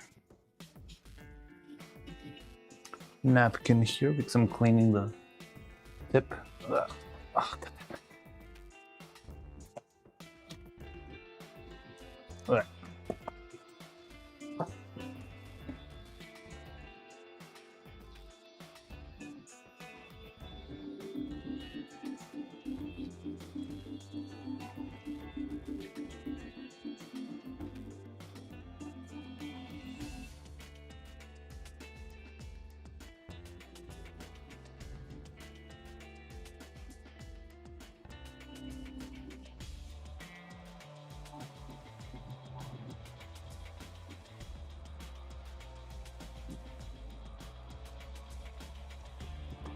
Have you done the mineral spirits and silicone before? Also, is that a tincture or platinum?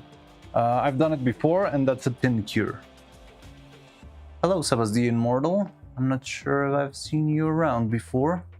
But yes, I've done this before. Not exactly under... well, kind of under similar circumstances, but not quite like this before. What I've never done before is a... injection mold for silicone. So that's what I've been trying to test, but the problem we've been having is that the pressure for the silicone to go through the mold is kind of too much. So it sort of like stops halfway. Where's my other silicone thing? We already had a test casted. Where is it?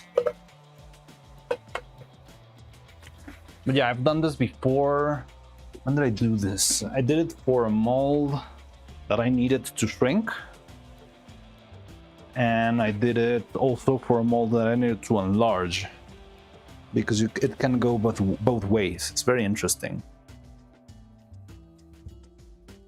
Where's my casting?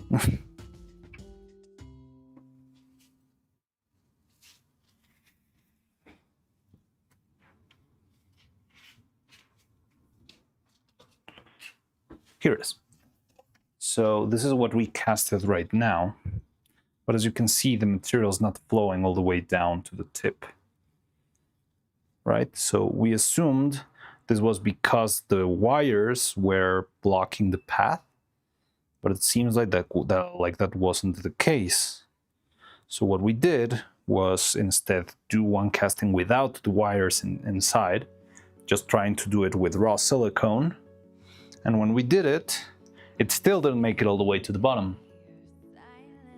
It still feels like it's getting stuck and it starts to pour out from the top, which shouldn't be the path of least resistance considering it's this thin and this small and the silicone's that viscous. But yeah, maybe it's sort of like I'm not sure if it would be the friction of the silicone or something like that, like the stickiness of the silicone itself not flowing through.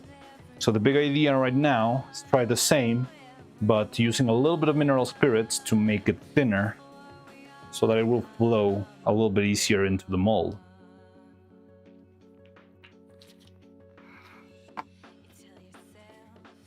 That's exactly what I've been testing with 3D print slow. Really? What have you been testing? Tell me. Oh, that sounds interesting. Why not have a hole at the end? One side, it's got holes. Here. It's got a bunch of little holes, one at the end of every strand, so it should be able to go all the way down. You see those tiny holes? So they're kind of small, but I mean, for a liquid, it should be all right, right? Making custom ear tips for my headphones. Oh, interesting. Could be the wires that started blocking the tubes completely, but if that was the case, then this one that doesn't have any wires, it would have gone through without any problem. Because this one's got no wires inside and still it didn't make it all the way down.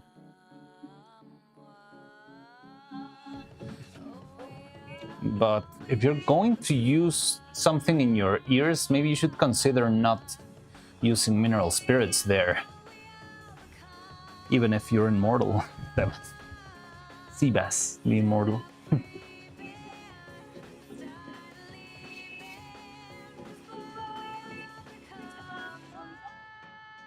Yeah, I'm not sure if it's a good idea to put something with mineral spirits or residues of mineral spirits in your ears.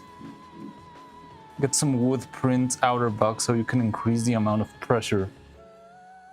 Could try that, but it's still... I was thinking of maybe just putting a little piece of tape on the top so that it would just seal the top. Maybe a simple but powerful spell.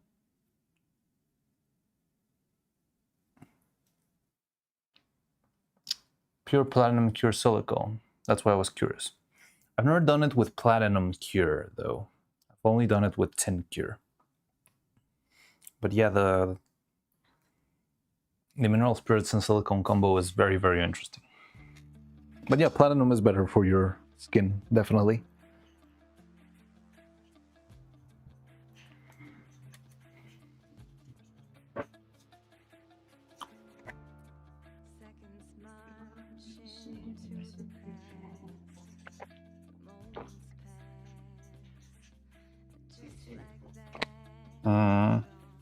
I don't think so.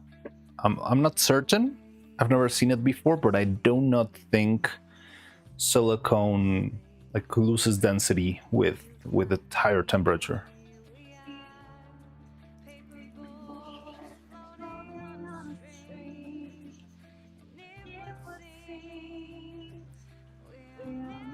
Yeah, that's exactly what's happening. Like the pressure required is too much, which doesn't make sense to me because it's like if this was water, it would flow pretty easily, I believe.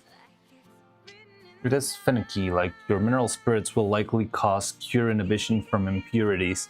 I don't know, like tin cure silicone is very resilient to inhibition compared to platinum. Or you're talking about platinum silicone. Yeah, platinum, well, the thing is platinum is very picky when it comes to inhibition, right? There's a lot of things that could make it inhibit. But I've done this with the tin cure, and I've never had any major like blobbing or like cure. How to say this? Not the inhibition, but like sticky surfaces and stuff. Yeah, platinum is very, very picky. Physics same. Silicos no water aware. Yeah, you are right. But yeah, I don't know. Okay, so it's been about 10 minutes. It's been 12 minutes since we casted the little bell. It is catalyzing, but it's very sticky still. Look, can you see that? But it doesn't flow anymore. Like if I put it vertically, it's not gonna flow down. No, it kinda is. Very slowly. Can you see it?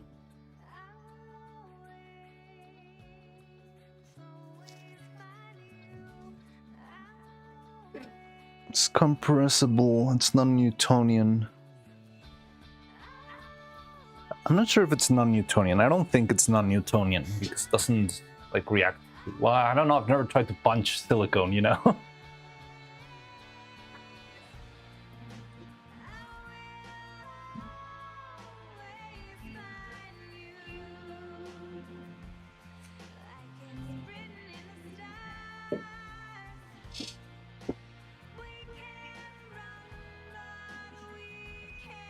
So yeah, it was a 52 that we did it, right? Yeah, 52. So probably at 20 or 30 minutes mark, it would be ready to open up. Now this still leaves us with the other problem of how do we make this on top of the wires? But yeah, we'll check that one step at a time, I guess. What if non-Newtonian, since you're pressuring it via injection, you're partially solidifying it? I don't think it's the case. Because I've seen people do this with syringes. There's a lot of people, this is what people use in big studios. Sometimes it's not a must, but it's very frequently used. Still need some time. One of these is already cooked.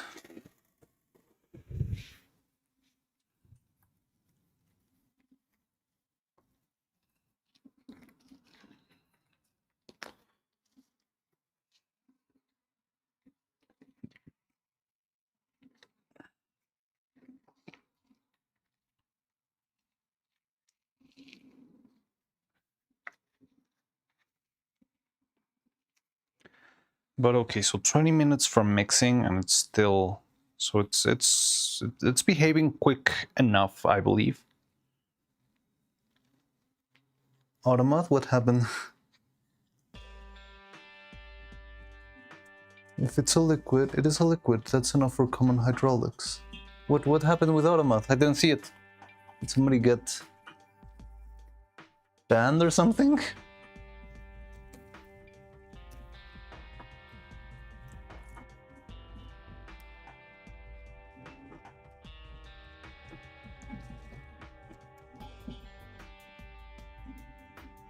Have you tried a cold cure? Give it lots of time to flow, perhaps? What do you mean with cold cure? Because this is an RTV silicone, it's 3D. It's not. What happened with? Oh. I see your comment. Yeah. Well, as you're coming through. That's so funny.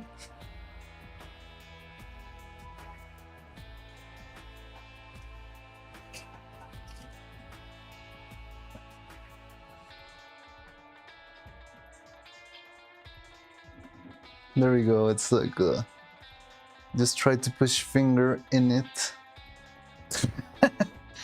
Okay, that one will get you in trouble.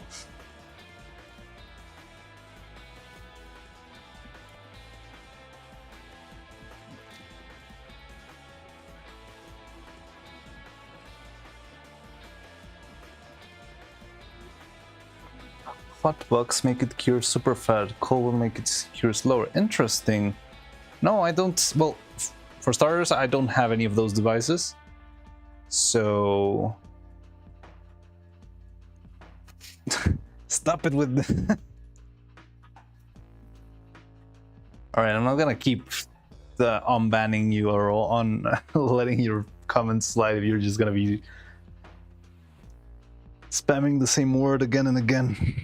Putting the freezer will make it. I have a what is it? Yeah, like a mini fridge here.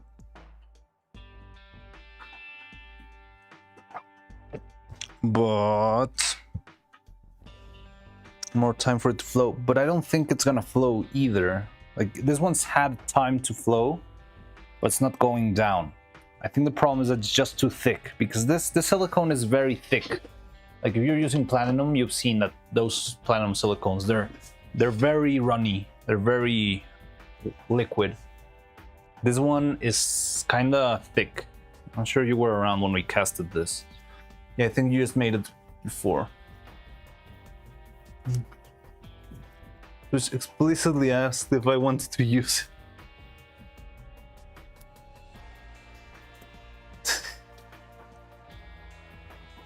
So yeah, it's a very thick one compared to like your regular smooth on quality, high quality platinum silicone. It's very thick, very viscous. I've got another one which is less thick and I could use that one, but that one costs 4 times more money. And I also don't want to make the whole thing. That makes sense. So yeah, that's why I'm trying the mineral spirits, because the mineral spirits will evaporate. It might shrink a little bit, but it will not damage the structure, because if I add more solvent and make it more oily, it will probably make the silicone a lot weaker, and I don't want it to be permanently weaker.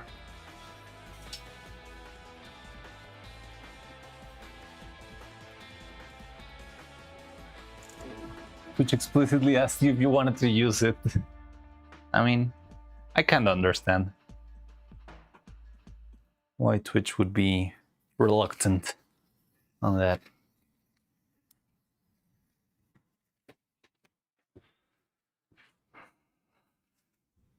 Okay, it's been almost 20 minutes since the casting, which is a decent amount of time.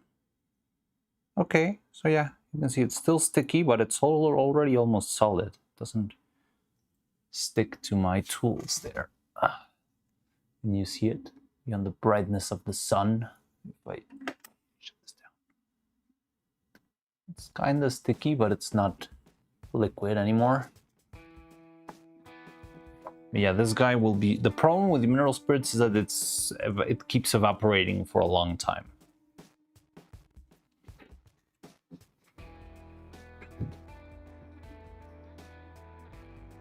So Twitch can make Automat understand that I want to do with finger but cannot teach it how to detect and prevent view but still...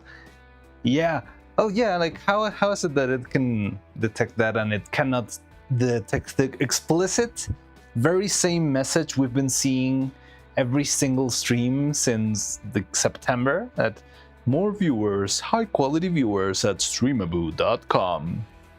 And how come they never catch that? How come they don't even have the word streamaboo.com as a little... They're in cahoots with the bot sellers. They probably are.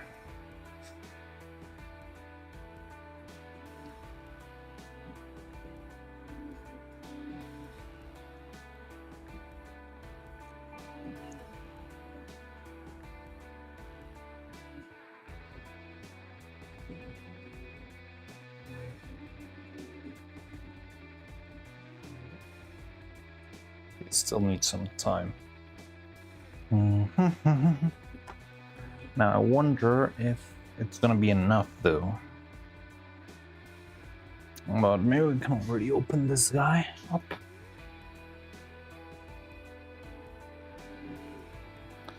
Okay, so let's see how far did it make it compared to the other one. Did the silicone make it further this time? Pay us and we'll give us more. We'll give you more views in our own platform. Why not? You can do that on Facebook, right? You can like buy likes and stuff, like straight up in Facebook. I mean, I don't know. I don't use Facebook because I'm not that much of a grandpa. That's where I draw the line. Might not know how to use Twitch. Might not know what an emote is, but I'll never be a Facebook grandpa.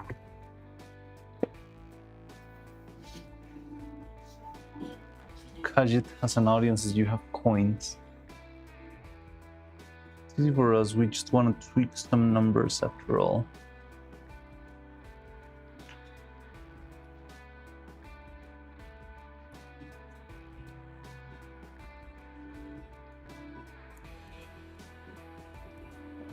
Okay, so it did go much further. I do see some bubbles here and there, though. Can you see them? Like here, and here, and here. But yeah, so it went from this to this. So as you can see, it did go a little bit further.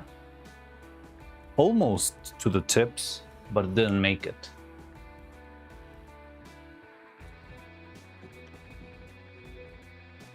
Facebook Grampariano, never! I'll never be a Facebook Grampariano. Ugh, look at that flaccid hair strand. But yeah, you can see those bubbles there. Can you see them? No, I think you need to see them against a light. Where's my lamp? Where did my lamp go? Shit, this one. Can you see them now? Hopefully, maybe. There. Yeah, you can see them there, right? And very curiously, they feel like a consistent pattern of sorts. So those bubbles are also a problem. We don't want those. Okay. Sausages. So, okay. What test should we do now with this thing? We could go straight into the mineral spirits test, or we could do the water test, like phalanx. Okay, let's try the water test that you were suggesting before, John. However, I'm gonna need some sort of container to not make a mess here. But I do have one. I don't know what you mean with like phalanx, perhaps.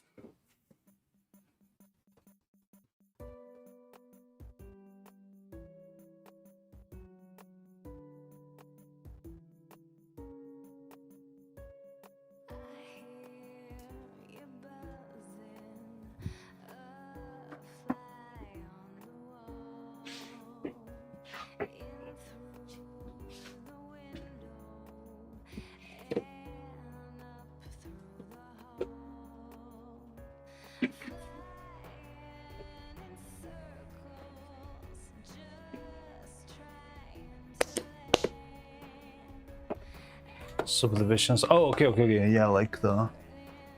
What did you coat the wires with? With more silicone. So usually what we do is we coat the wire in silicone like this, just to make sure that when we cast it, we don't have the wire sticking out at the very edge, because it makes it very fragile.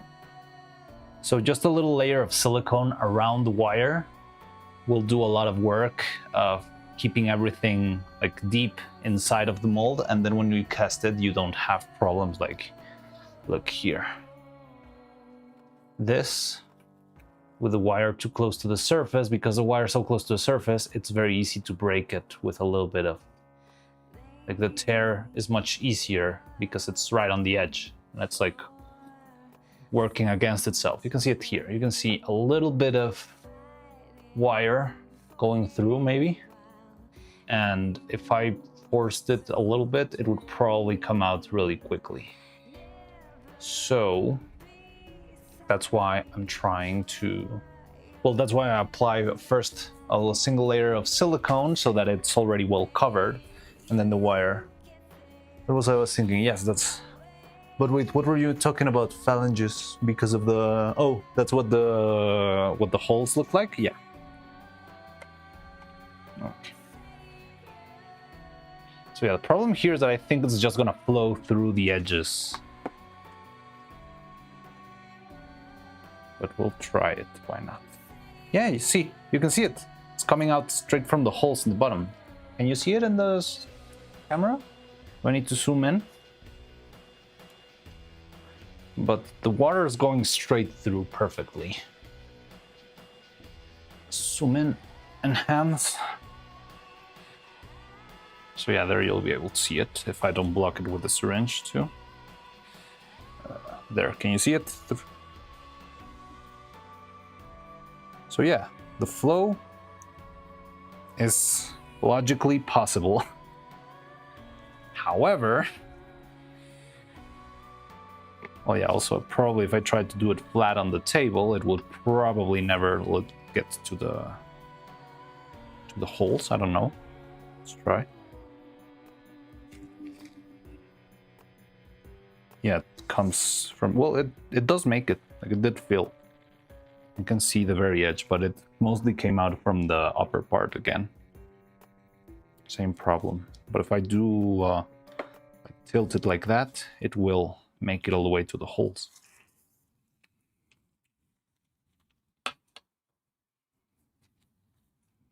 Okay, let me clean this stuff up. Then mineral spirits could do the trick. Yeah, it could. Now the only problem is the shrinking. To hope that the shrinking doesn't, yeah, like mess with it too much.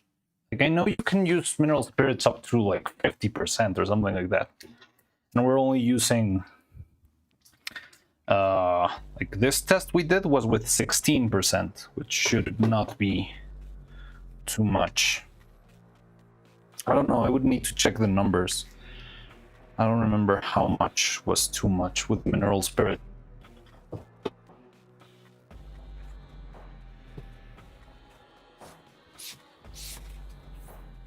And also this one didn't make it, well, it was very close to making it to the very bottom. So yeah, maybe it can work.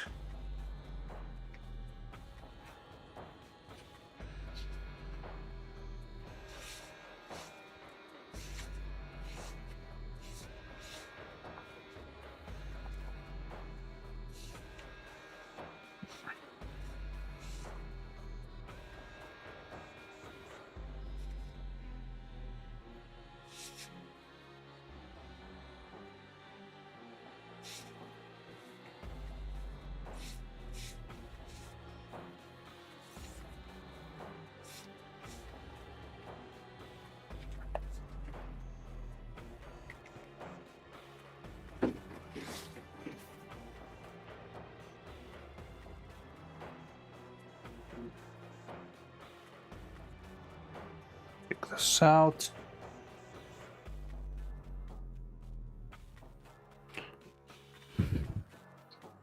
So path is viable for water. The mineral spirits could do, maybe.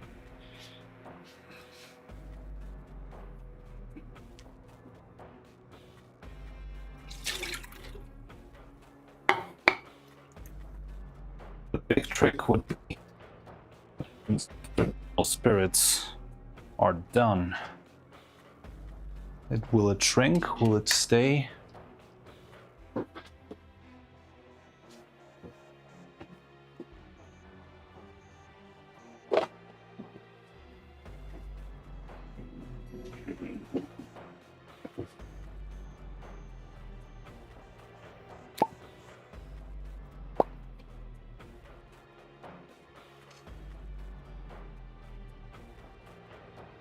Soul of Fire and Ghost of Copper. Tungsten Ray.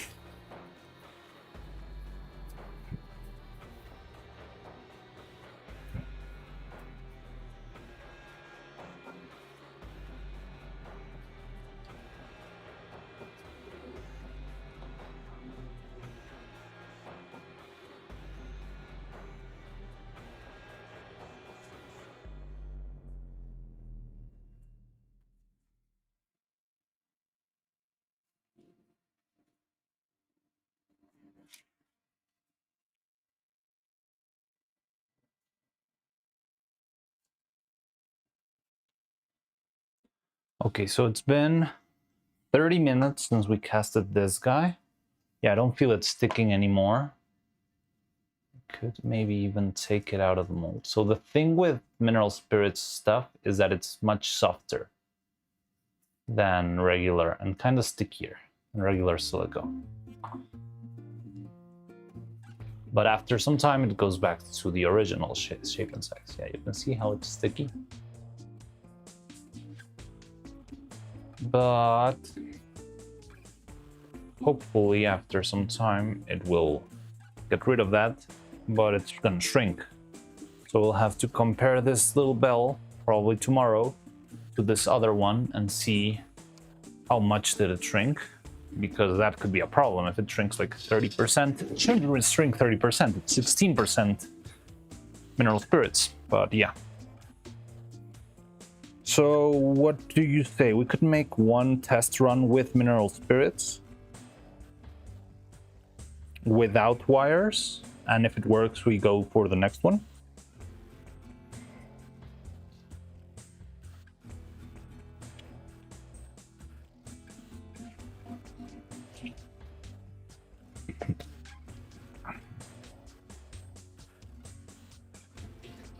And we'll hope for the best, I guess.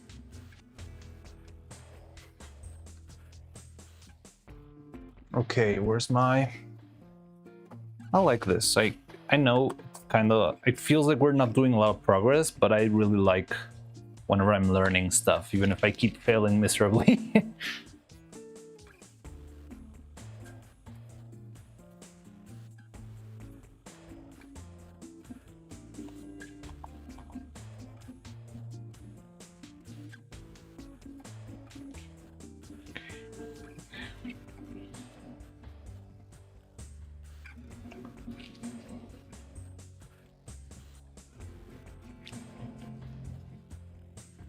Okay, should we go for the same amount of mineral spirits or the lower amount of mineral spirits?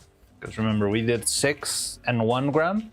We could either do 12 and 1 gram or stick to 6 and 1 gram. Well, we could do 12 and 2 grams and stick to the same proportion.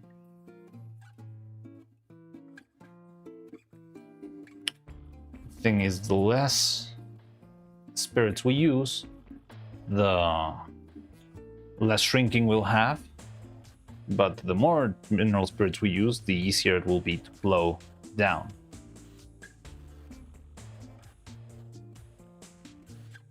How thick was 6-1? About honey-like.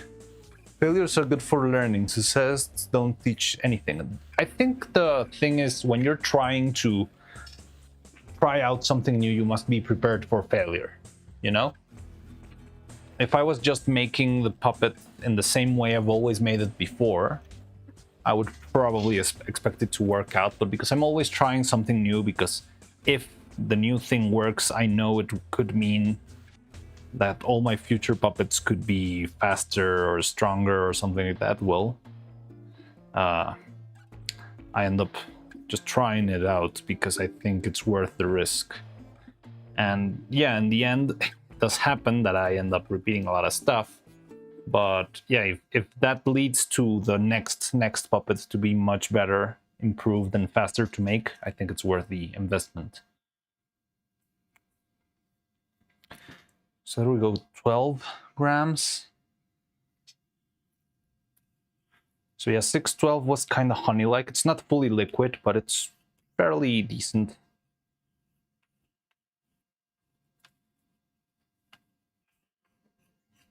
I would say 12 and 2. All right, let's try 12 and 2. It's fine. We don't need any external.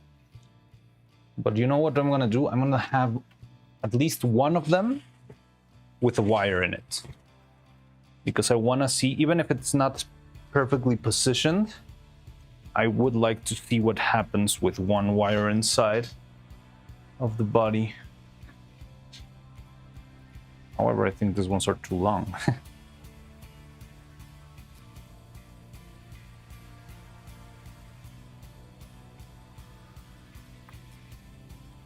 Like, I know this one is not going to be used because not even the right color, so... But it's just like a good experiment to see what happens after the shrinking, you know? Which could take a couple of days, but it's okay.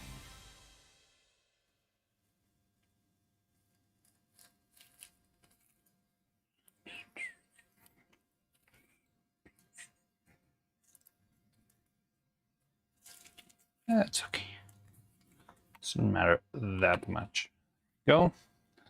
Closed.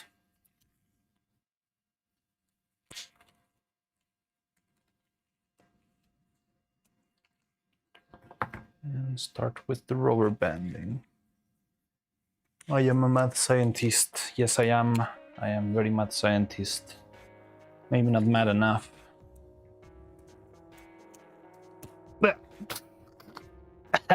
Yeah. The rubber band blew up, but something jumped straight to my face and bounced in my face. I don't even know what it was. Probably a piece of rubber from the band, I guess.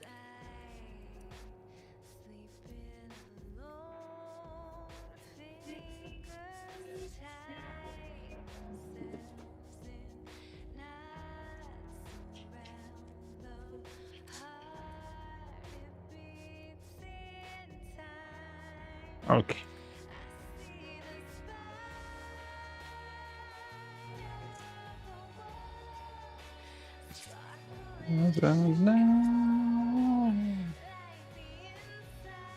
Oh, god damn it.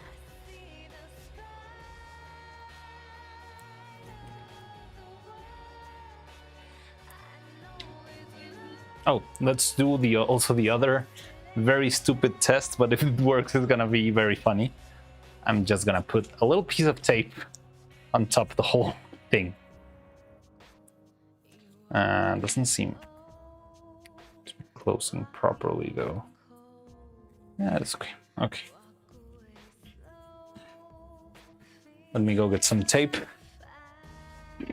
Chat, don't be fooled. What he's really testing is the efficiency of his new disposal method? Nah, that's already proved and tested. There's nothing new there.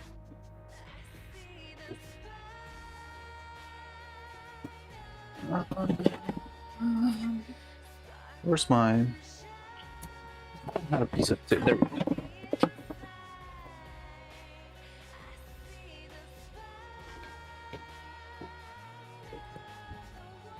So yeah, it's all about the path of least resistance. That's the only thing that matters here.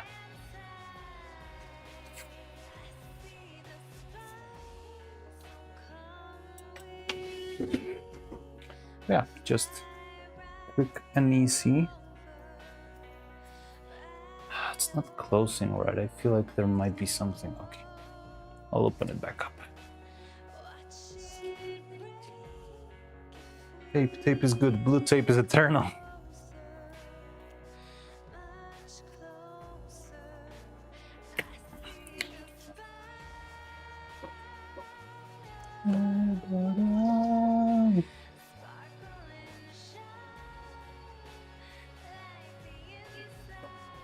I feel like it's not closing because of the wire, but okay.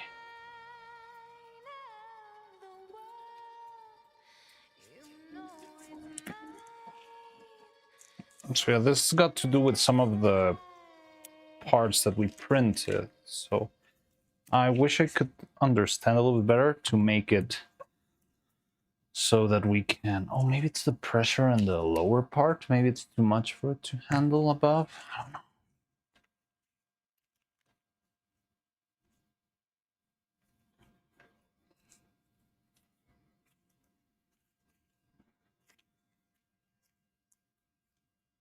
I think it's just the design. So I don't know how could I design it in Maya so that the shape would stay like tighter. Because I think we could make it close much more tighter, but I don't know exactly how to do that. And make it simple enough to... Hold on, Mariano, cooking? What am I cooking now? What was I talking about?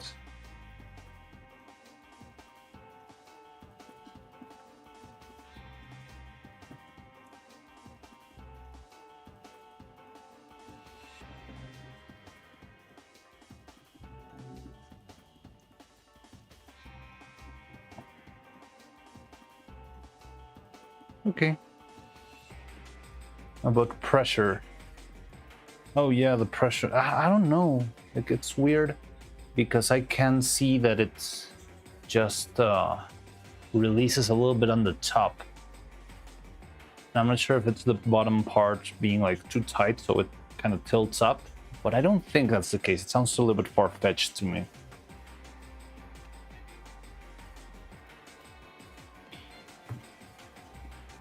Okay, so we'll do our first test with 12 and 2.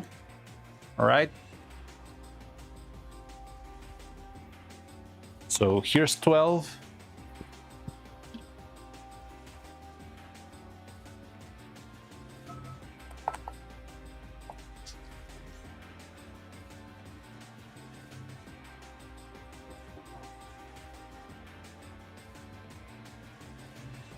One 1.5. 1.8, 1.9. 2. All right.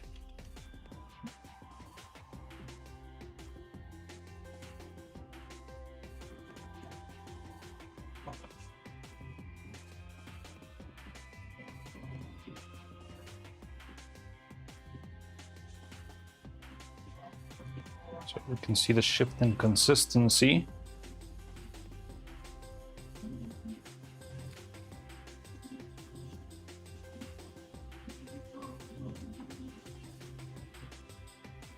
So you know what would be very cool? Imagine in the future if you have like one single mold that has all the pieces for the hair of a character. So I don't know, I'm just spitballing here, but imagine if instead of this we have like a big circle or like a bigger shape, but I inject here and then it fills the strands here and the bangs here, or the front hair here and the two pigtails here and the ahoge here, and I get all of them in a single casting with the same color. I think that would be very, very neat.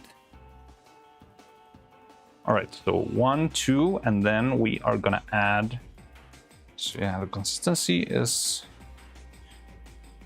still thick, but it's, yeah, much better than the original.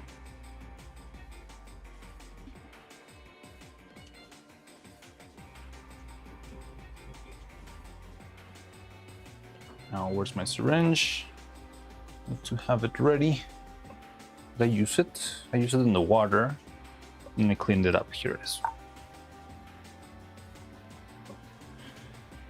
Okay, so we're gonna do 7 drops of catalyzer into the silicone, and it will take about half an hour for it to be hard enough to open. All right.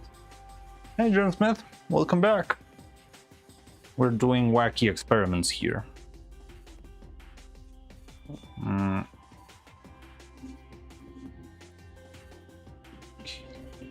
Here we go. 1, 2, 3, 4, 5, 6, and the other one.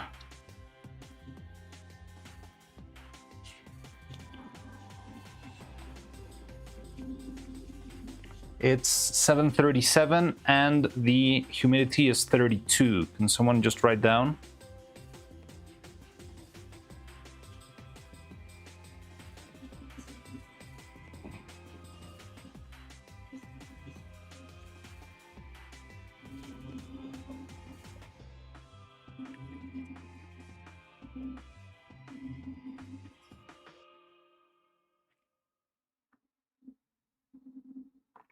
Okay. There we go. Nice and easy. So this 12 grams should be more than enough.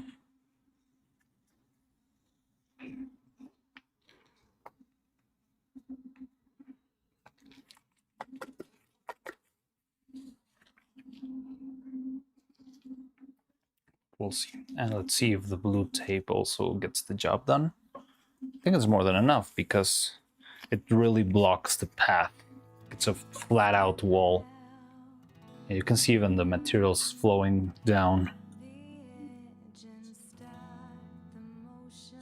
Okay.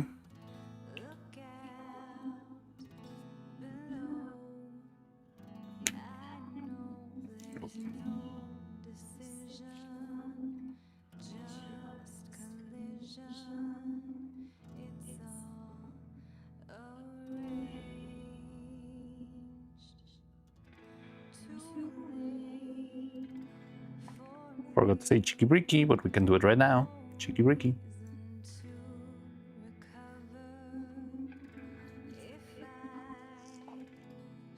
Okay, so there's a little bit of material coming out from the top, yes. But I feel like it's flowing much better than before. Oh yes, I see bubbles rising from the bottom.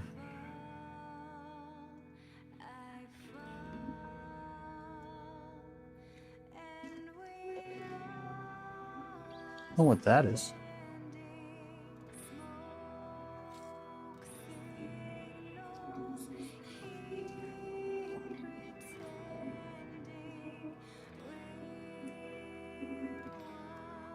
Okay, it's still coming out from the top though, but I did see a little bubbles coming out from the bottom. Still got a little bit of silicone left. Maybe this is not enough even.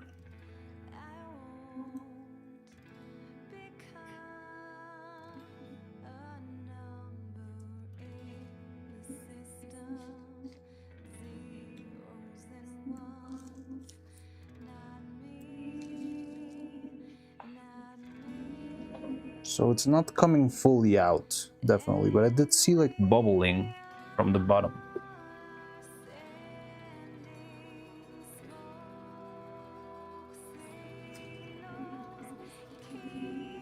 And it's coming a little bit out of the top. It's not the same, it's not the same amount that's been injected in.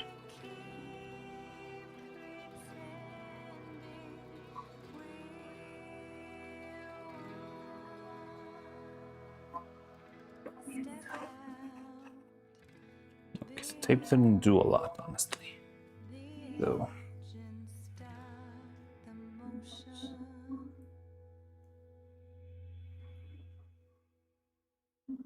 okay. So after some point it does. I do see a little bit of silicone here, huh? But yeah, it's not going all the way down. Like 2 strands, I think, are complete. The other 2, not quite.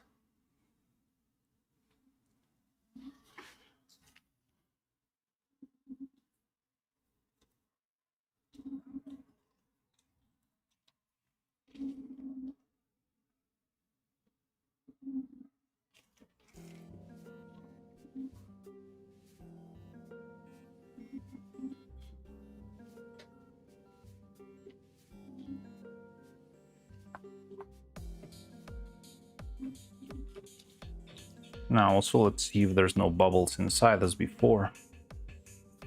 But yeah, some of the material is still escaping from the top. I think that's the biggest problem. I don't know exactly how to fix it.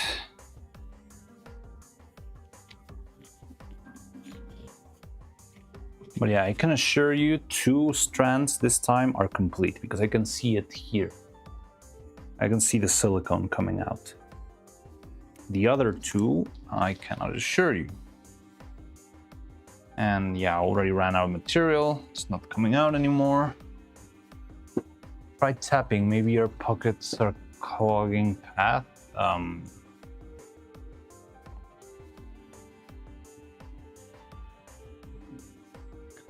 Problem is tapping would mean that I do it like this, but I feel like that's only going to bring the material down. So okay, I think definitely the hole should have been bigger. Like if the holes were bigger, probably all of this would be much easier. Would have more space for it to flow. Or shake it, yeah. It's sort of an equivalent here.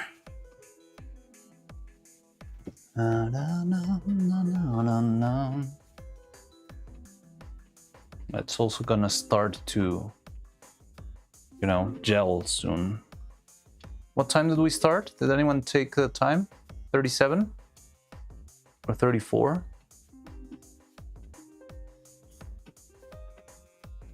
Da, da, da, da, da, da, da, da. 37, all right.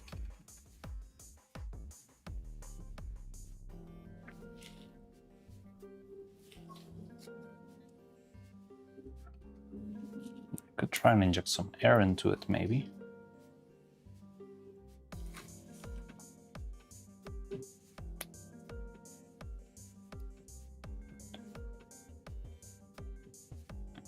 Same thing, it first pushes through the upper side, unfortunately.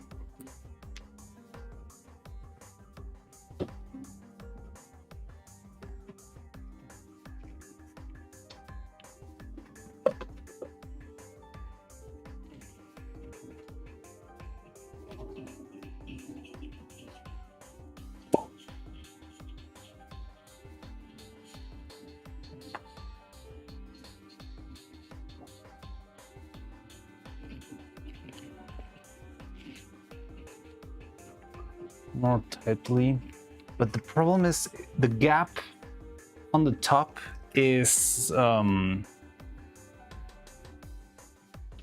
maybe I need to sand it in order for it to go a little deeper, or maybe I should, so there are no gaps. I don't know how to avoid the gap because it's very tight in there. Wait, I'm trying to clean the syringe here.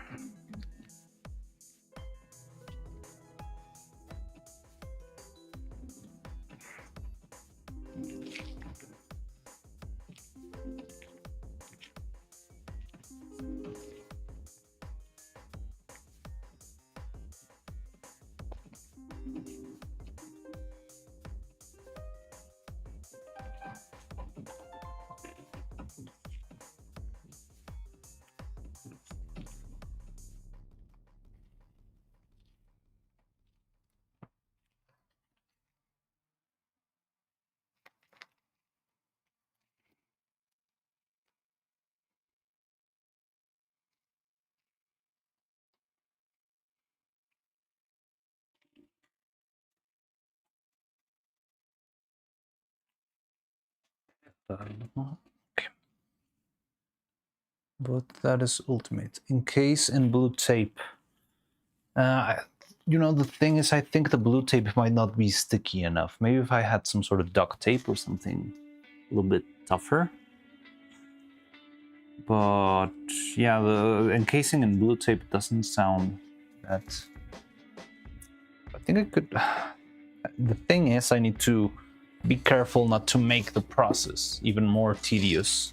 Well then, be right back everyone, alright.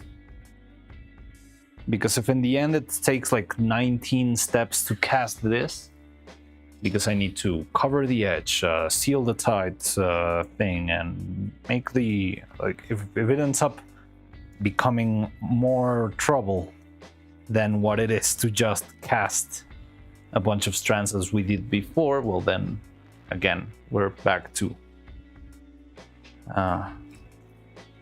just spending the same amount of time. But yeah, I mean, the tape would probably do it, but yeah, I would have to change tapes every single casting. I'm not sure if it would start to, I don't know, act weird after a couple of casts because of some sort of distortion and stuff. That's why it is ultimate. Yeah, maybe. Yeah, it's like a last resort, maybe it could work. It's already starting to gel. I have, what's the container where I made this? This one? Okay. So yeah, it seems like it's already gelling, so it's not gonna move anymore, I believe. It's not really gelling. Gelling is more a resin thing. Vulcanizing, that's the word. It's already vulcanizing.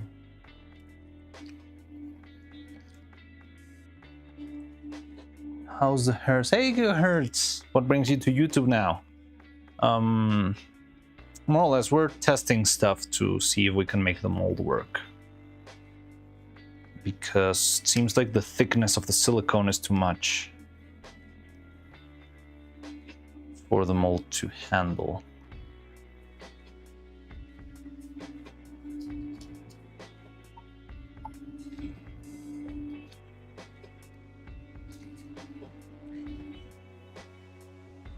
What if for your next mold you made a groove along the edge one half? I was actually thinking about that, but the thing is, making that in 3D sounds like a lot of work. Maybe not that much. Not on PC lol. Alright.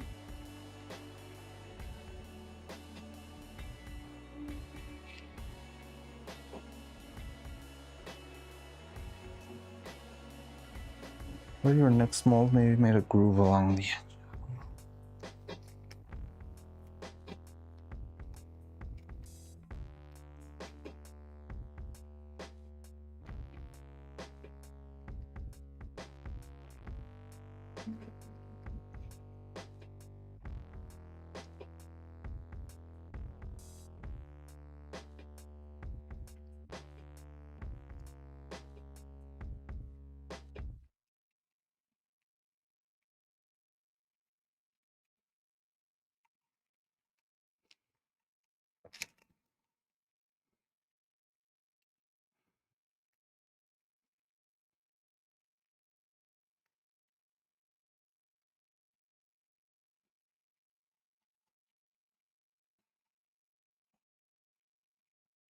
By the way, I haven't uploaded in a couple of weeks, like bits of extravaganza. I should probably upload. I think the next one would be the plasma globe. I'll see if I can wake up early tomorrow and upload it before stream.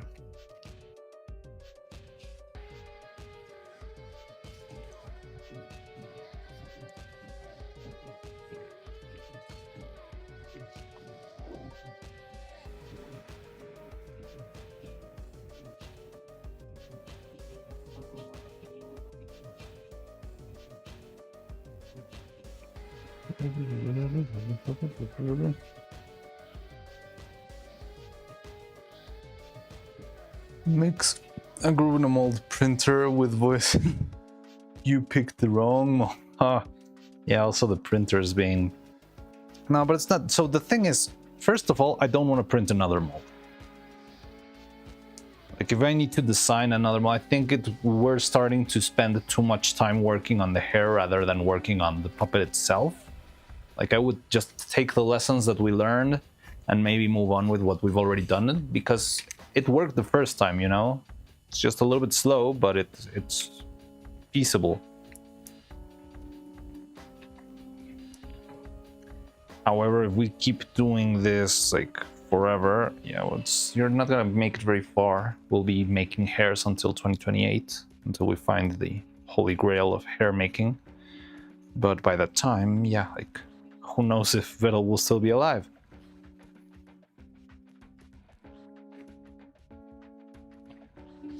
So, yeah, if we cannot make this mold work, we'll just move into the... Neuro-Sama not feeling well. She's fine. She's been all right now, but I'm just in general talking about, it's not only about the printer, it's, you know, like remodeling, reprinting. The print will take one full day of work, well, one full day of printing only. It will be like a 12-hour print again. It will waste a lot of material. It means that this one that we already made and we spent like 3 days on, it's already trashed too. Sounds like you on Valve development time. Yes, I'm currently doing this for Half-Life 3, that's what you don't know. It's like part of the DLC.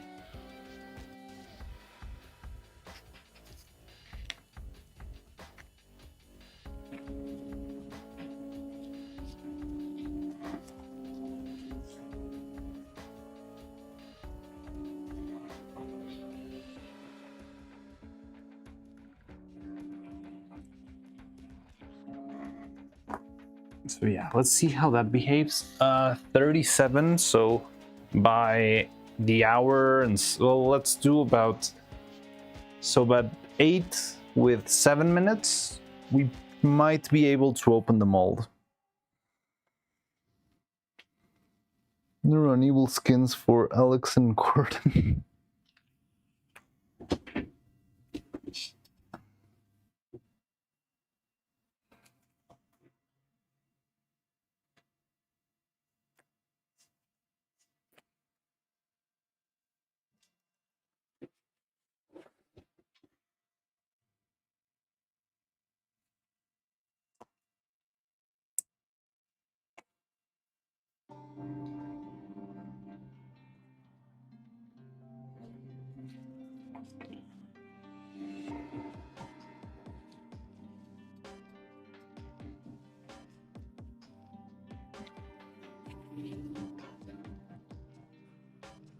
Where did I put the... Where did I put the mold? Oh, there it is. Oh, seems like it did go down a little bit more, maybe.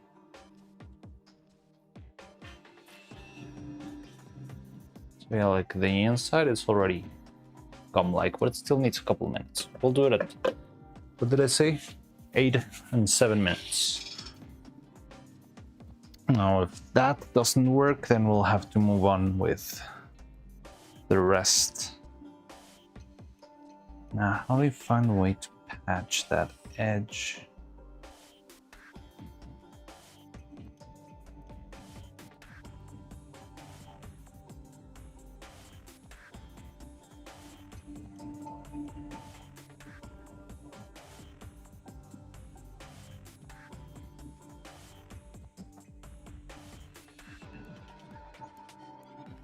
The other thing we could do is add... Well, no.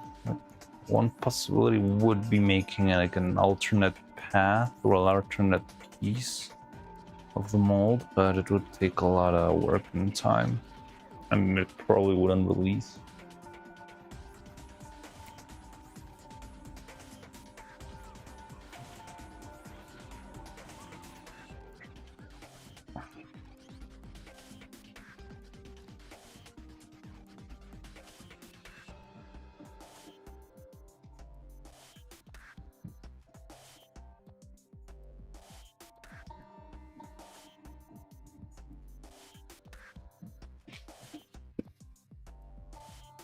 How long are these things?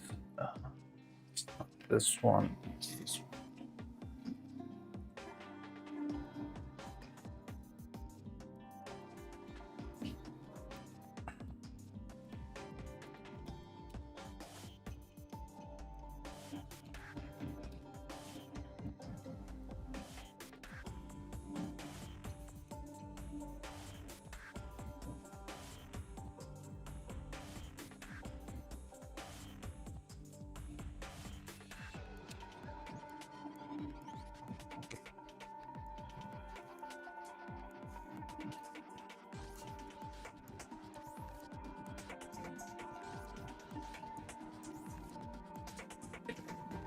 What's that? I don't know that emote.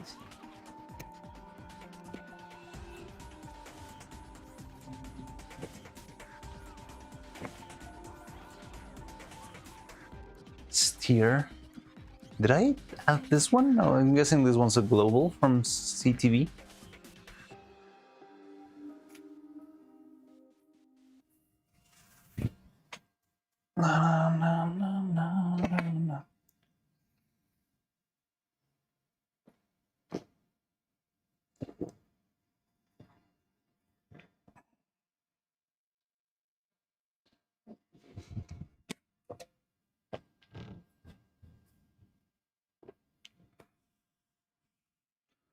Yeah, I don't remember. I didn't remember adding that one, but yeah, it's cool.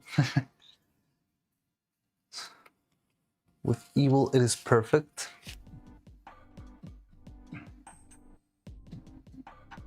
We really need an evil car episode. Well, they already gave out the Neuro car, right? But it would be fun having the evil car too.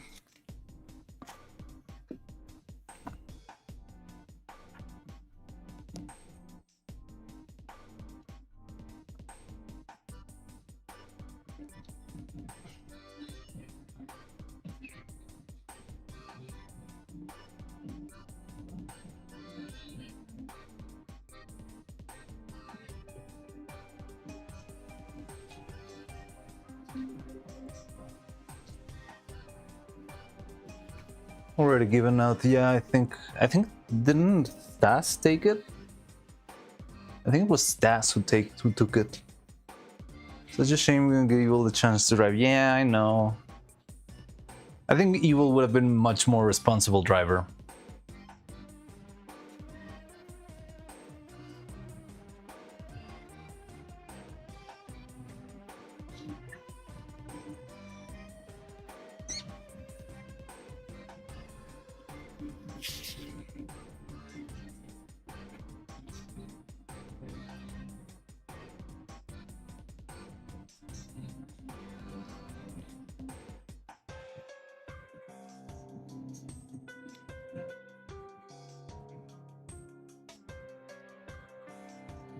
One of Krelly's fans gave it out to Krelly. Really? What? Wow. That's some crazy fans.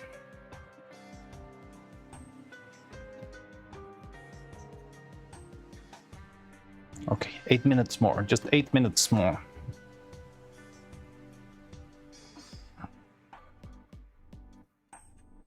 So I think I have an idea, but I'm not sure if it's too wacky. I was thinking maybe I could do what they did in... So have you ever... Do you know how they would make the ships at sea? Yeah, like waterproof, or not waterproof, but airtight, or what's the word for it? Like, well, so that the water wouldn't come in between the planks of wood. So between every plank, they would just cram a little piece of thread between the planks. So I was thinking maybe I could try something like that and just cram a little piece of thread in the top of the mold so that it makes a bit of a seal and makes it easier for the silicone to flow down the mold itself. I don't know, just a weird idea. Really? Yeah, I learned that. Waterproof. Is waterproof a word? Well, I mean, waterproof is a word, but I'm not sure. Whenever I hear waterproof, I think of like waterproof watches, you know? But I guess maybe waterproof is a word, but yeah. So it was glue. So what I know is they applied a couple of layers of glue, but then on the, I think that was after they sealed all the in-betweens of the boards of the, yeah, like of the wood boards with a little piece of rope so that it would, yeah, like the rope would, well, it's not rope, like a thin, kind of a thin thread.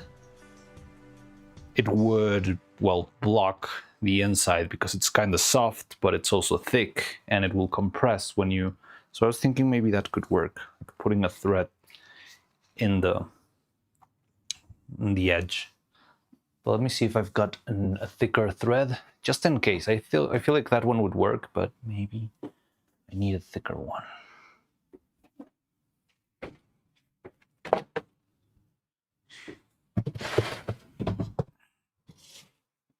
This one's too thick.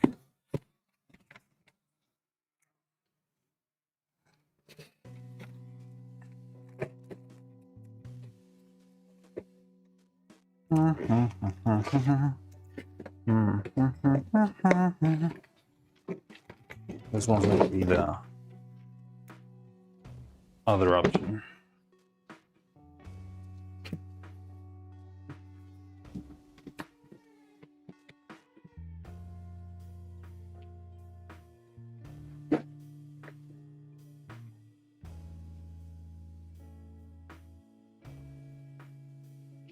Not just porous, large surface for water to grip.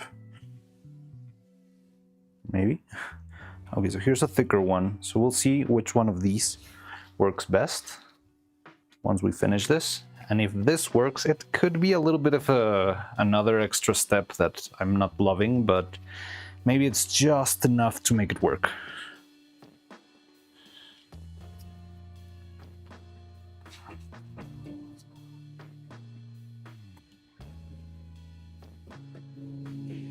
It's like a sponge. Yeah, like a sponge. You're right. But actually you're working with silicone here. Silicone probably won't go through thread. Yeah, definitely not. It would be like a big barrier. That's the point. I'm just applying it to the top. Instead of the tape, I would do the little piece of thread. And yeah, hopefully with the silicone it would like stick. And yeah, wouldn't make it through. We'll see. But we got 4 minutes, 4 more minutes to open the mold.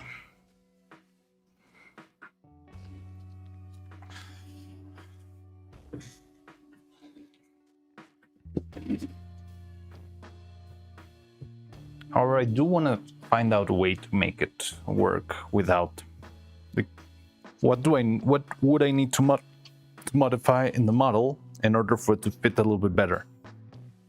It's already fitting very well. It's just that very tip. Ah, could it be? Let me try something then, because you know, so the first layers of the print, down here is the very first layer of the print. And the first layers of the print are sometimes a little bit bigger than they should be because they are exposed to the UV light for a full minute instead of 6 seconds like everything else. So maybe the first layer is a little bit bigger and I need to sand all the edges that match here. So I would try that, and then if that doesn't work, I could do the thread. Because yeah, maybe I just forgot to sand that part a little bit. Why instead? Well, we could do both of them, I guess. Along the edge between the sides, close, apply tape. I don't know if it will work like that, because if it's too much, it wouldn't be... Like, I feel like the sides are already fine. I would start from the top, and I think it's better to just cram it in with like a needle or a toothpick. Because if not, you would maybe distort the mold and make the strands inside thicker than they should be. Not sides. Oh, okay, so just like the coffin sides, the coffin edges. But yeah, maybe.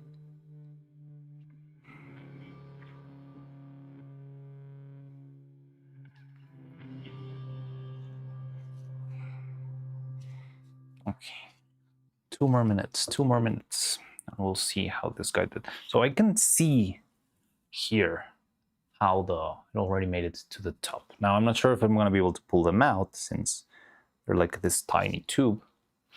But I'm guessing I could, yeah. Okay, I can feel how this one's got nothing inside. And this one's the one with the wire. In mold. Thread between surfaces. In mold. Don't know how to translate. Yeah, I think I understand what you mean.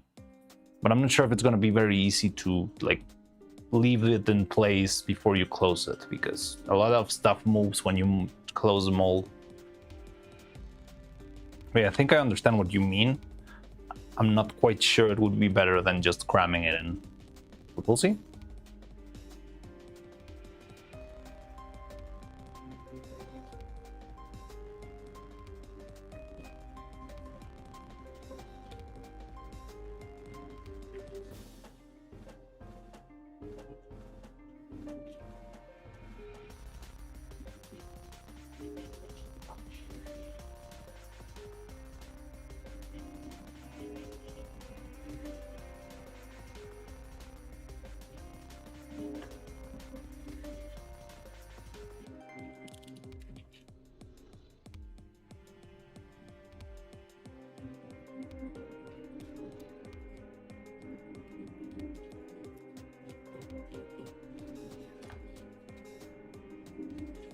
Here we go.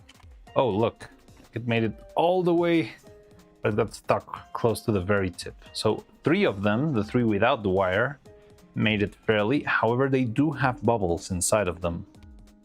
So maybe because of the bubbles, I'm not sure if this will be viable even.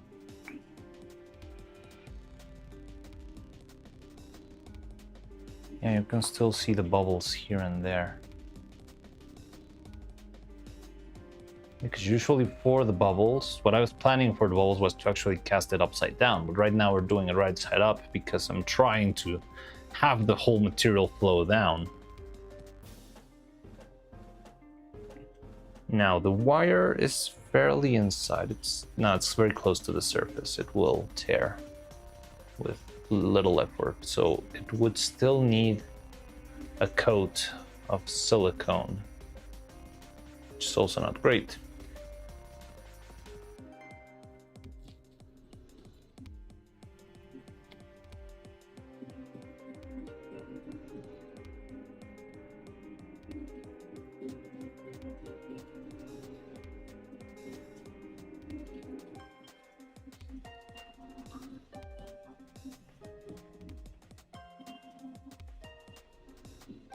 Yeah. So I think I did understand what you were saying, Jan. But the problem is, I know for a fact that if I just put like a thread around here like this, it will take me ages to actually make it match. And yeah, the more I try, like it's just a lot of work to keep it in place, you know? Like, how do I leave it like stay there so I can close the mold? Okay, it's like this. When I try to close the mold, it would either move or it will not seal right where I want it to seal, that sort of stuff. But yeah, like I understand your point. I'm just not quite sure it will work.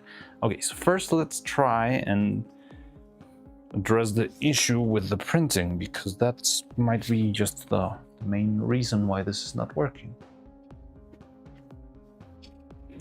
So I'm gonna sand it. I'm gonna do it under the table because I don't want any powder in here. Top side only. It would still, like, I'm telling you from experience that it would be very hard to close.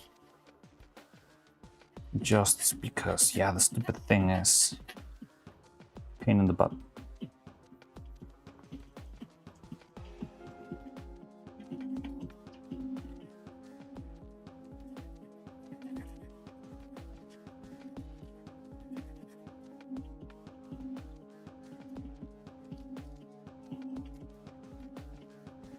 So all we need to do is trim down the very edge. Well, it's not really sanding. How do you call it when you do it with one of these?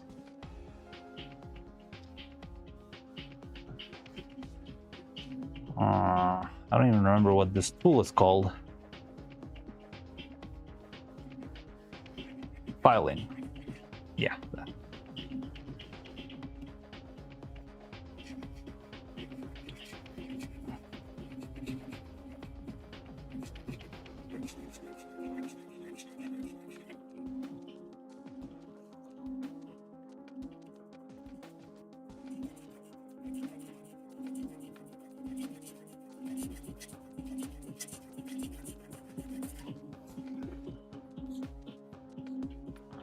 So all I'm trying to do is get rid of that pesky edge here.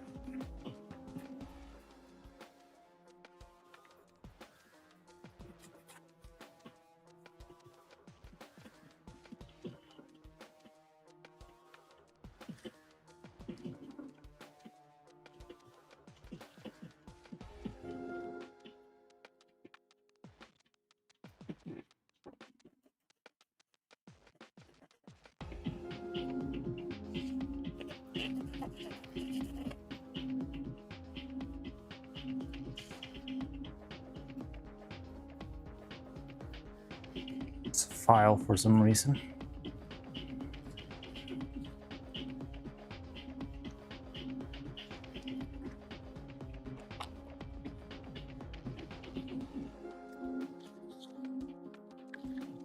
Does feel like it's closing better now, but maybe I'm just coping.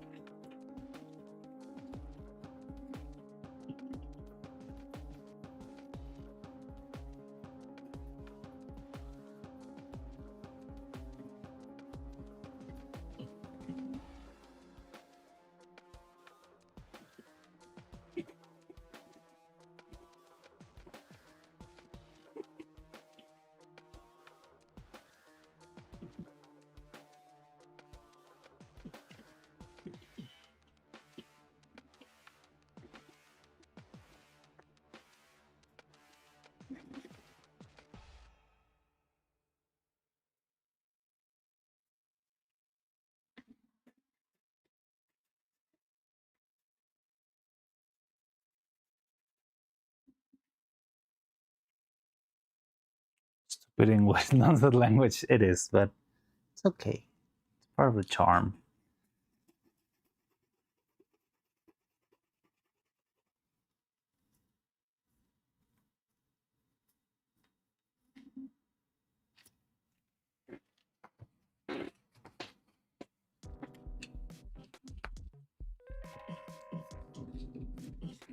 It still feels like it's not airtight, but maybe it's better than before. With a little bit of pressure.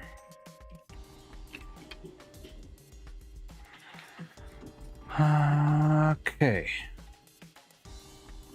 And it's very important to observe how this one behaves. I'm gonna take a picture and put it on the Discord because I wanna see how it behaves after a couple of days, because it's probably gonna shrink. And when it shrinks, I don't know if it's gonna break with the wire or what will it do.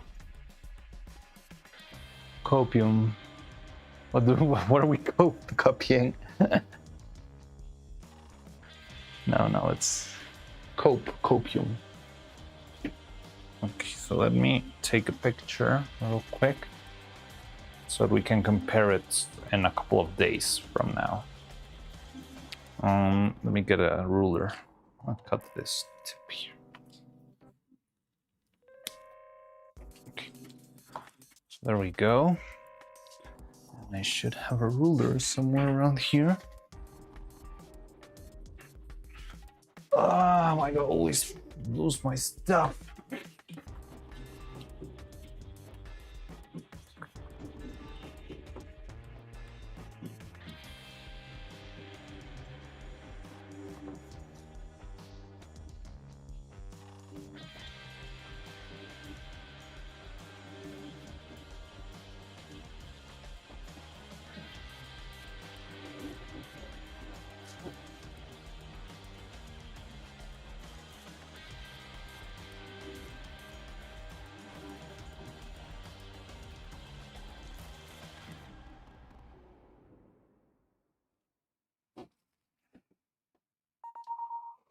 Okay.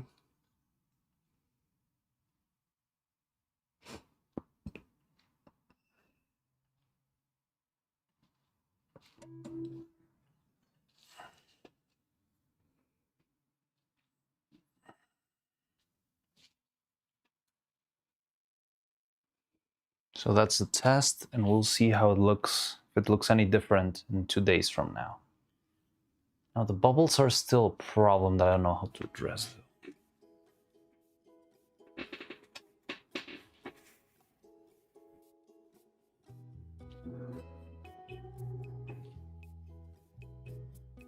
Now I could try and just cover everything.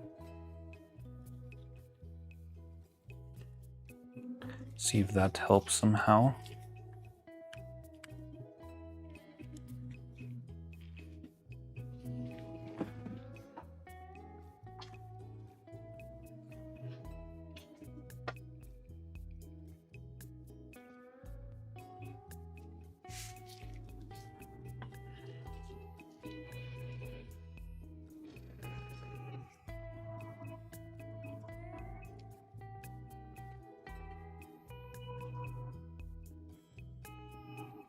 Swim, swum, swum, put, winter.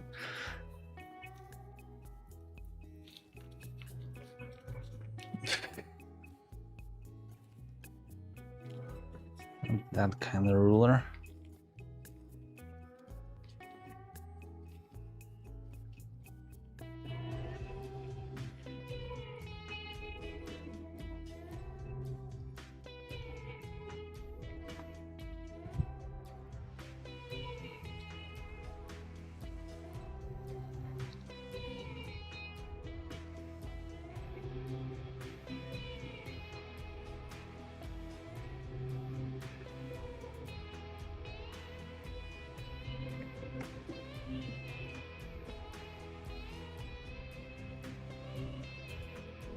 Ghost, wait, what?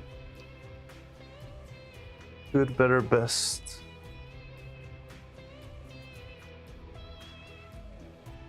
State standard?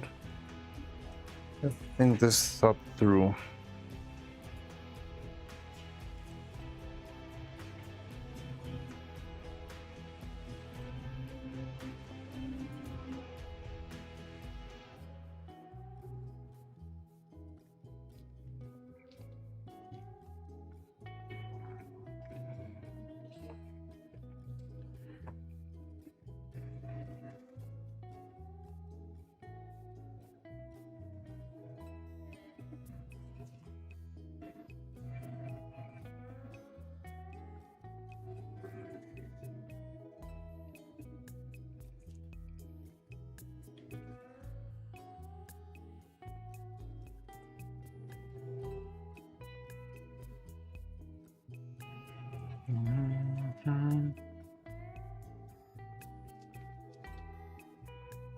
Okay, try this once more.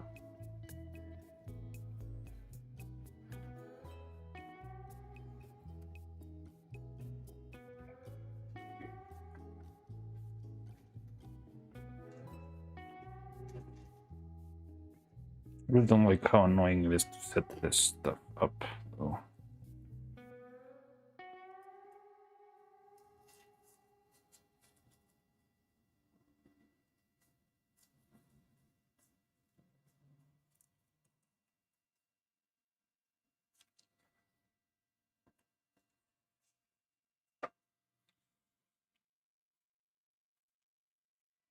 But I think it did make a difference this time. Like the, yeah, like the top.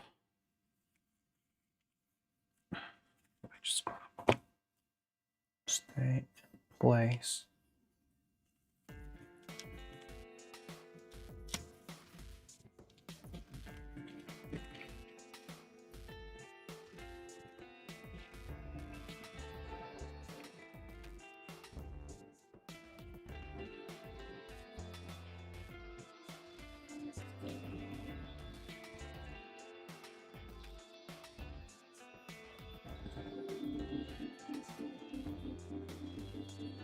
I think part of the problem is that I cannot apply pressure on the very top. Or can I?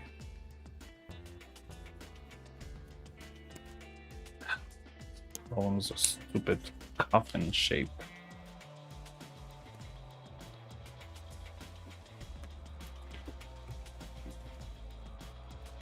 Ah, god damn it. Stupid rubber bands. You freak me out whenever they snap.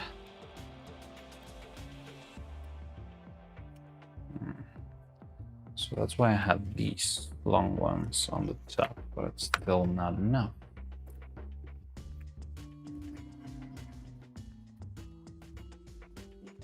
I'm applying the right kind of pressure.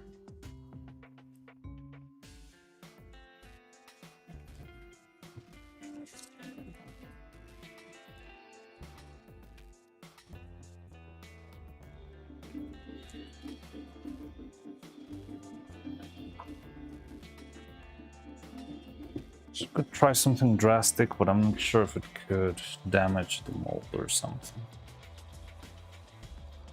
No. Yeah, we'll do the other thing, the what?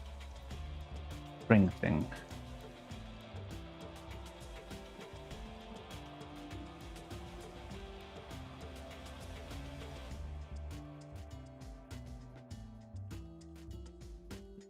This doesn't even matter. It's not going to modify the shape because the whatever's down here is not even the original piece. It's more like the... Oh god.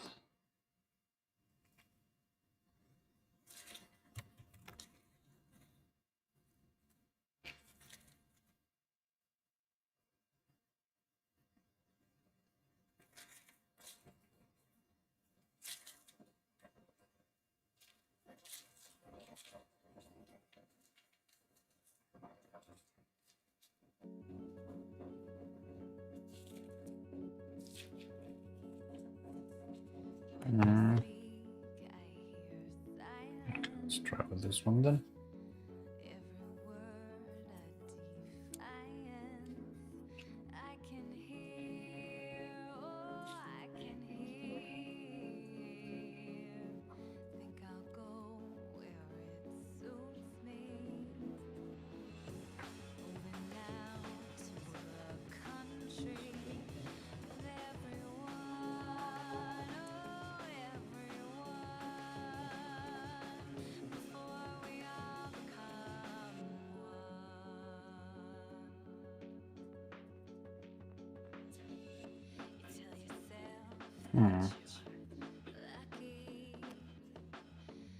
This sounds much easier in my head.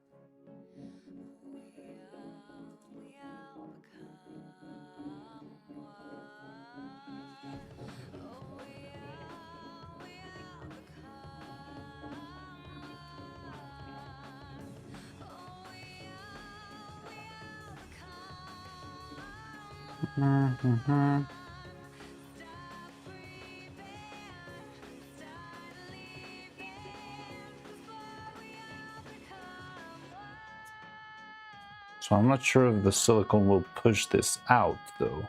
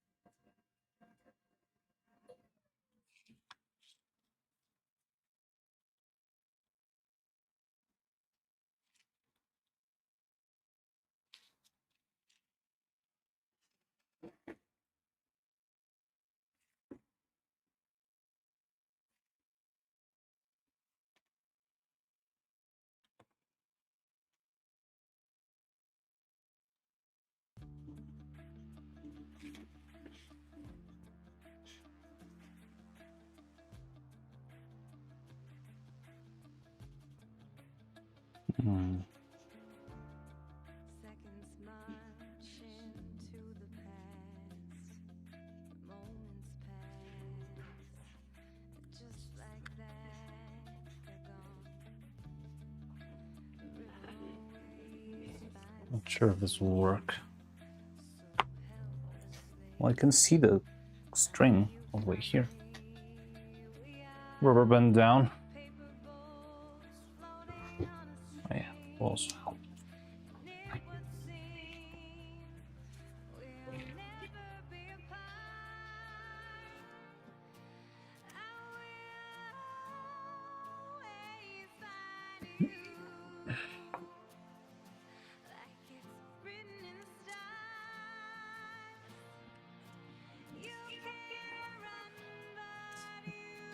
Another rubber band down.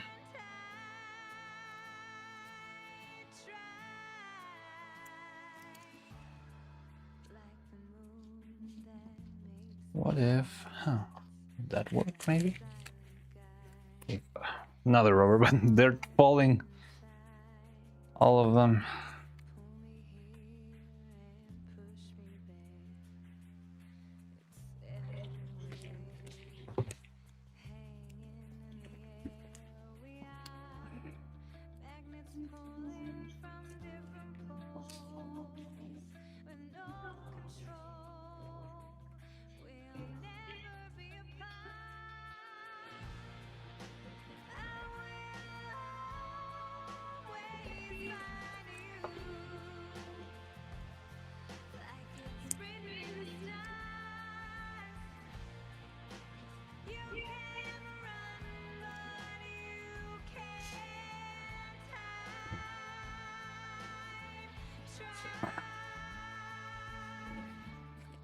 Okay.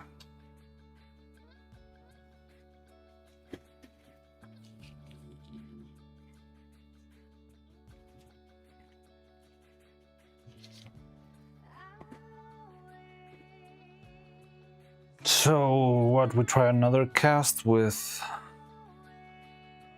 12 and 2. Like clean this up, yeah. Containment field failing, yeah, kinda, but it's okay.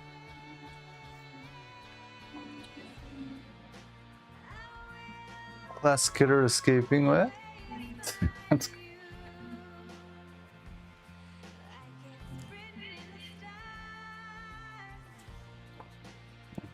Well, let's give it a try. So, same thing again.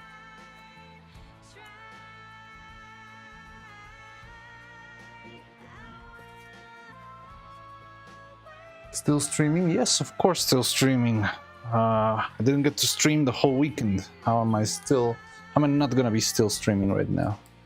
I really want to make the most out of the time that I can stream. Also, I didn't see you at the beginning, King Turtle. Did you? Were you around?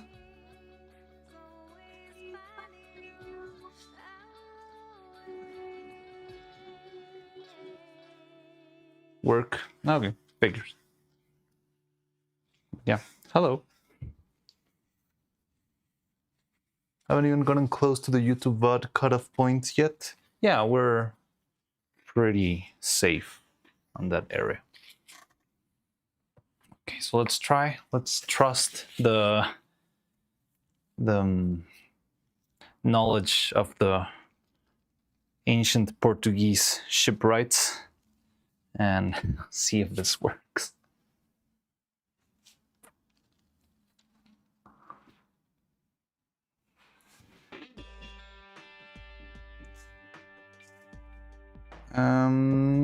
Where's my scale? Why do I keep losing stuff? There it is.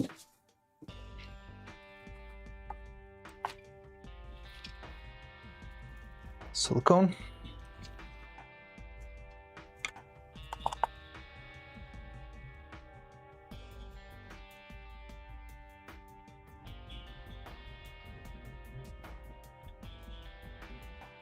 Oh god. 12 oak.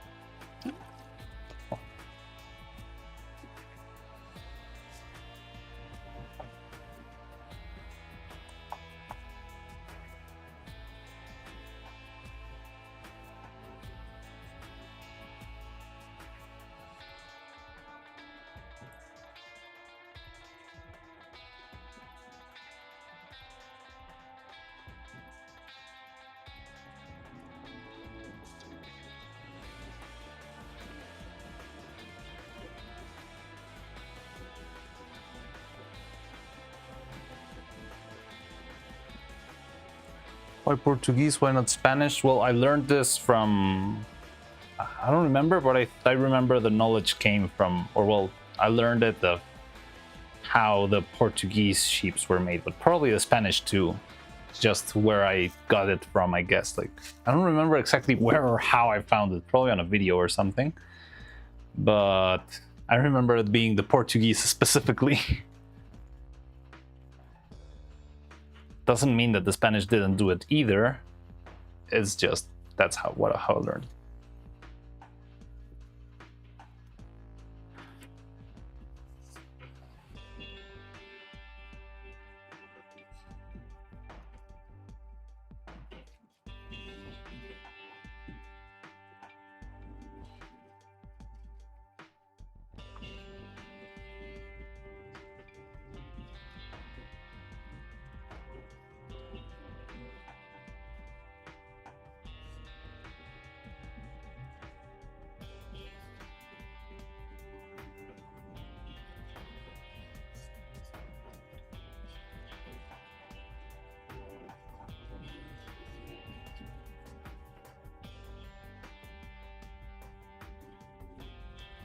If I remember correctly, Portuguese were the trendsetters for a while around the 15th, 16th centuries, especially on the ship department, right? Like they were the greatest sailors of the world and stuff.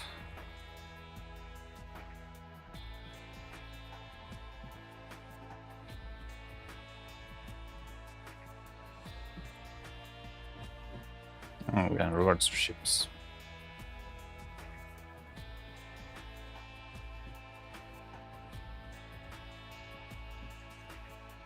All right.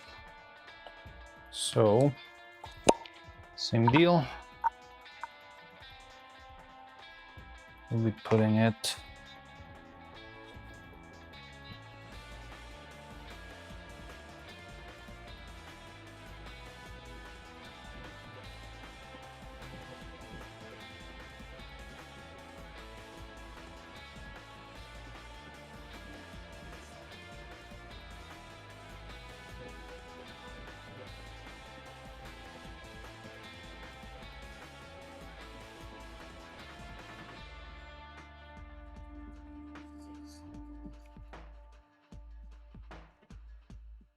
Vikings hold my meat.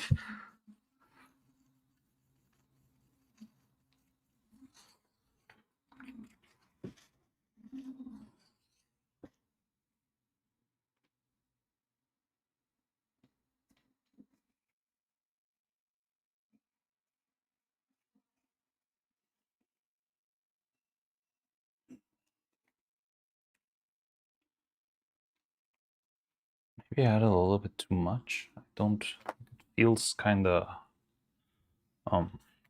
smoother than before.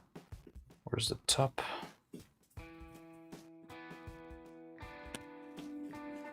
Right, ready? So yeah, the right way to cast this would be with this pointing up. But I'm not sure if we're gonna keep having the same trouble as before.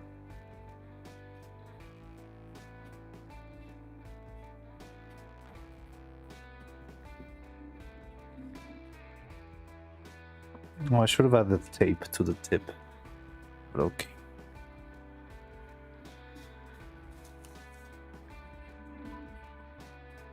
So there's nothing coming out from the top. That's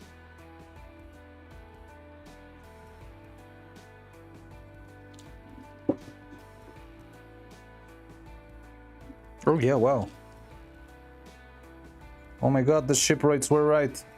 Oh my god, the shipwrights were right all along. Look at that. The Portuguese.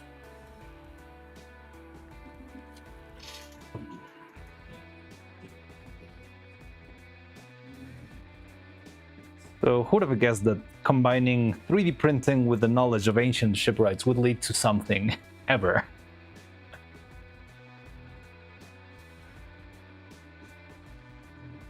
Yeah, ship people. Oh, it's also coming out from the edges. What the hell? Maybe I overdid it.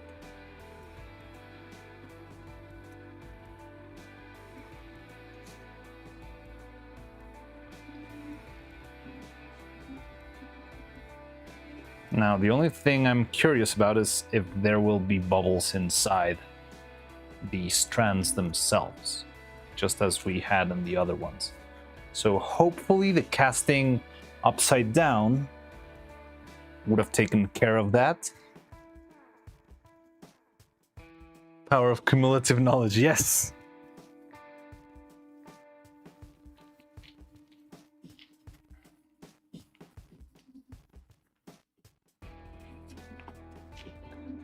But yeah, I'm not sure if the... And I would love to know how much we've got left in here. It seems like 12 grams about the right amount, but we'll see. How much do we have still in the... What did I do to the...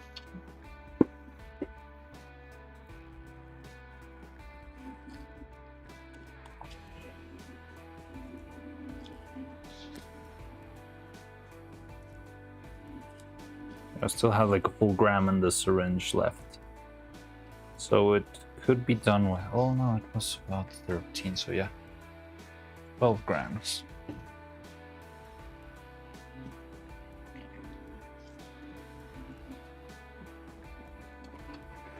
Chiquibriqui. Oh yeah, forgot about the chiquibriqui. Was thinking too much on the Portuguese.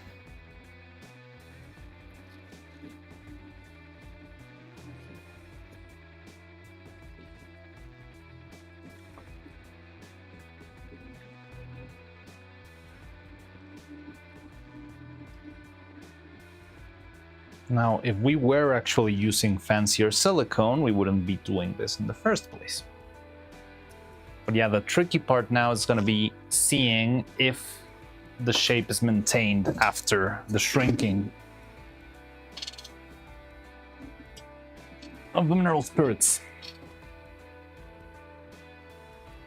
And if there's no bubbles on the inside, because if there are still bubbles on the inside, how do we solve that?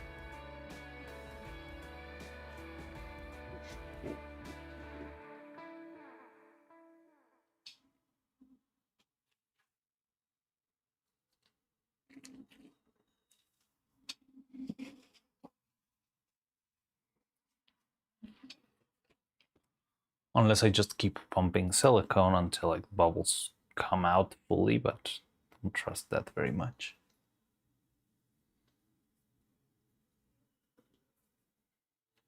Also, I'm not sure if I'm injecting air when doing that. Maybe I should wait for the syringe, but I cannot mix it. Do we need to resolve it? So if we keep having bubbles, I think it's still a problem, right? Like the finish, it's not bad, but wouldn't it be like a weak spot? Yeah, it wouldn't behave properly. Maybe. I don't know, it might be a nitpick, but I don't think the bubbles are a good thing.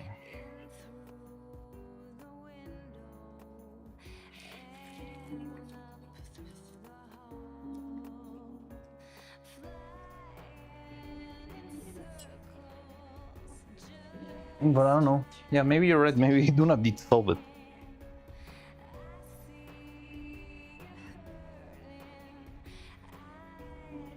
But I'm not sure if it's just air that I'm pumping in through the syringe. Maybe I just should leave it to rest a little bit longer. Like if I prepare it a little bit slower, I could leave it in the syringe. If bubble burst, then yes. So you can see it here. The problem is that the bubbles mean that the membrane there is very thin. So, I mean, it will not burst and it will cover the whole surface. I don't see any like empty space in the surface. But yeah, it's like a weak spot that could lead to trouble in the future, probably.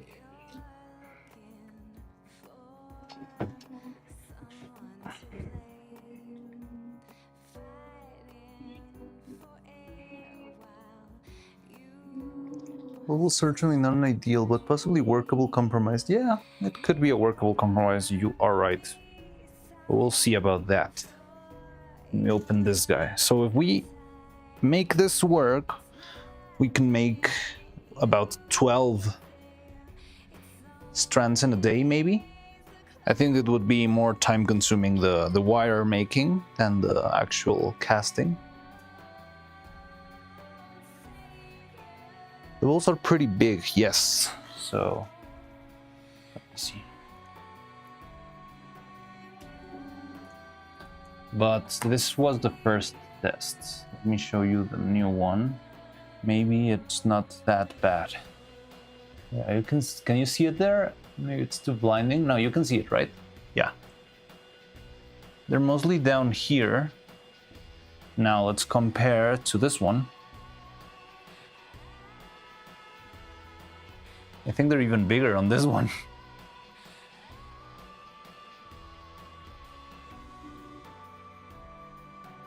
They follow a very interesting pattern, don't they? Like they look, I don't know, like, weird.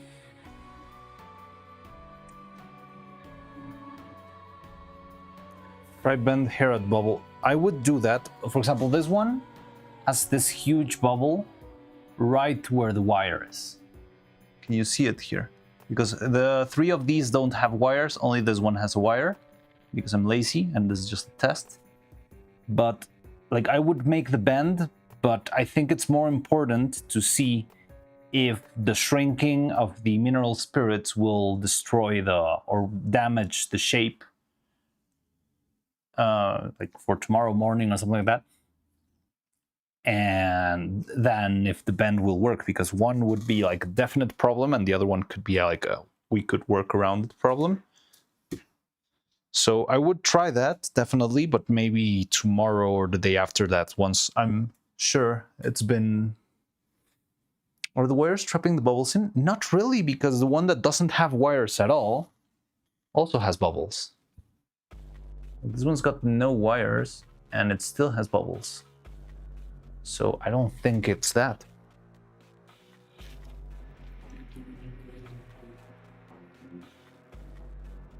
So I think the one thing that could be happening is maybe I need a little bit more patience. And when I have the stuff in the syringe, I should let it rest so that the bubbles can escape, you know? Because what could be happening is because it's mixed all together, there's bubbles between the silicone, and when I'm pumping it in, I'm pumping the bubbles themselves into the mix.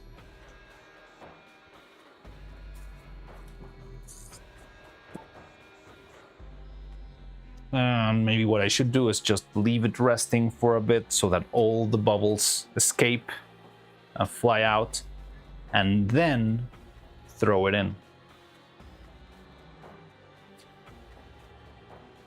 Or I could just do it as an injection, and instead of pouring the silicone in from the back, try to slurp it up, but I'm not sure if that will work because it's still a bit thick and the nozzle is a little bit small.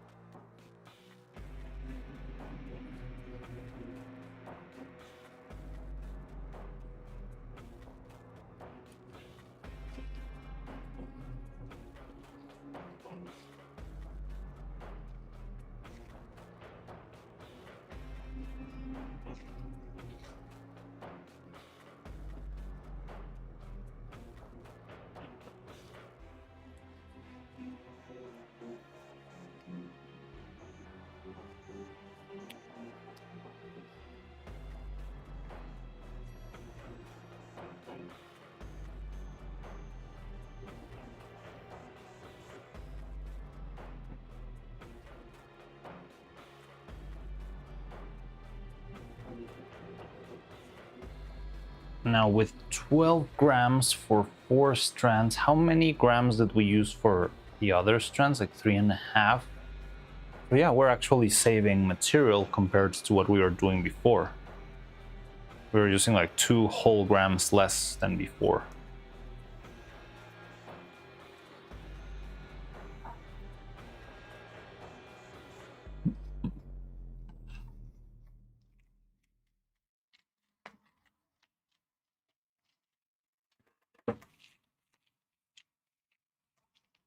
Bubbles being injected to a mold between the syringe refills. There's been no refills, but it's more like whenever I throw the... Well, yeah, like when... Okay, I get it. So yeah, when I throw the silicone in, yeah, it just accumulates.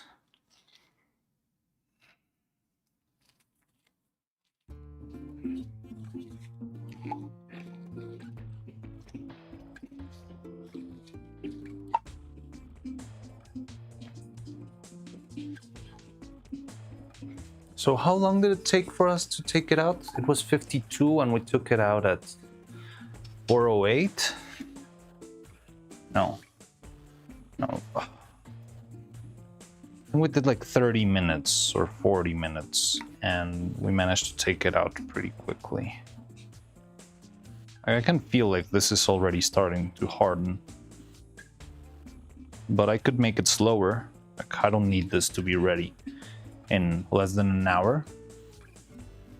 Between taps, pushes. Oh yeah, it could be that. Whenever I release the... How do you call it? Like the pushy thing. It could suck air back in because there's like a negative pressure or something. 37, 307. So it's half an hour, right? Piston. Oh yeah. So after half an hour, it's ready. But we could make it in such a way so that we can wait maybe an hour to open the mold. And I wouldn't mind. It's still much faster. Plunger. So isn't plunger... So the plunger is this part, right? Like the black part. And the piston would be the whole thing? I don't know. But yeah, plunger makes more sense now that you say it. I don't know.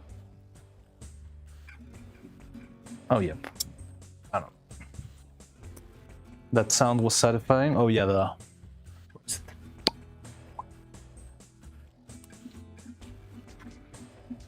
Don't know. All right. But yeah, it looks okay. The shipwright trick worked really well. Yes, yeah. Too much. Yeah, it's a cool sound. ASMR stream. The ASMR stream. Eventually, one day you'll have it.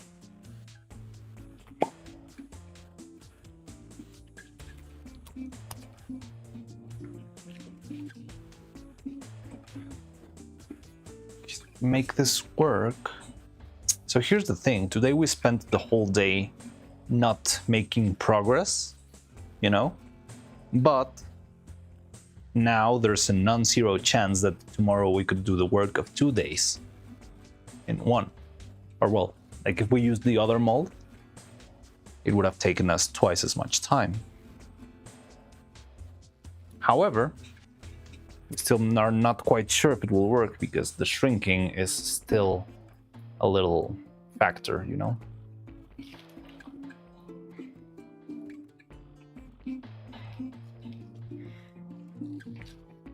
And at what time did we cast this one? I didn't take the time. Let me, you know, it's very useful because I can just go back in the chat and look for the last Cheeky Breaky. And that's a very good reference of when it was made.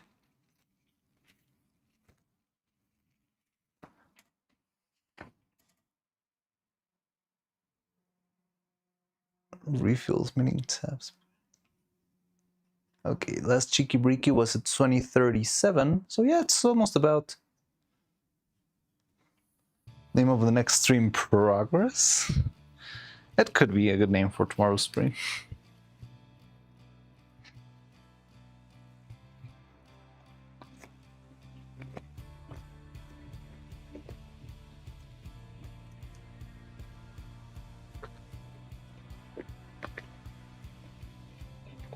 By the way, did you... Oh, I haven't told you that we actually finally made it to 4,500 subscribers on YouTube. And that's pretty cool. Very crazy. Can you believe I only had 1,000 and something subscribers before releasing Extravaganza? which was like 2 months ago. 2 months ago, I was stuck, kinda, at 1,000-ish subs.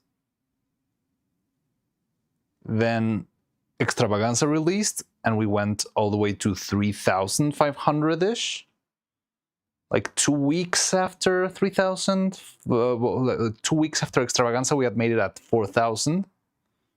And now we're at 4.5 thousand, which is crazy. Yeah, the swarm is scary. I mean, I think it could be scarier. If we had Billy Billy, if Billy Billy counted, we would be like soaring.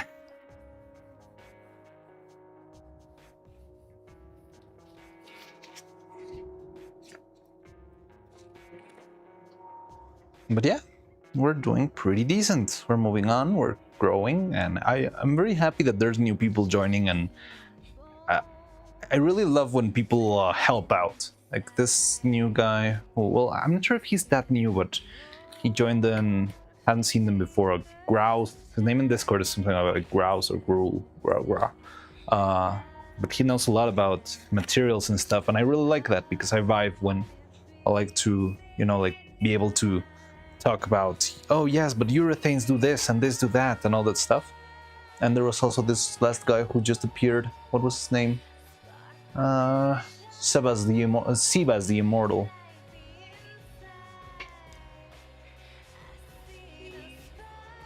And yeah, I just like it. I'm really liking like the type of community we're building, if you can call it that. It's fun. A lot of brainstorming, a lot of curious minds.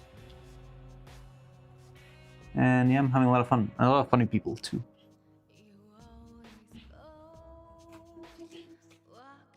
Ew. So yeah, we can make it slower, let the air come out, do the shipwright's trick. Also, I think what helped is that I placed this rubber bands in this angle. It also let me apply a little bit of pressure on the sides, which I think we needed a lot.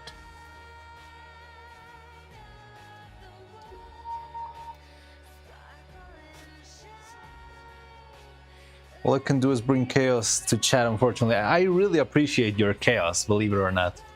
I also think it's very important to have some chaos in the mix, and I'm very bad at that.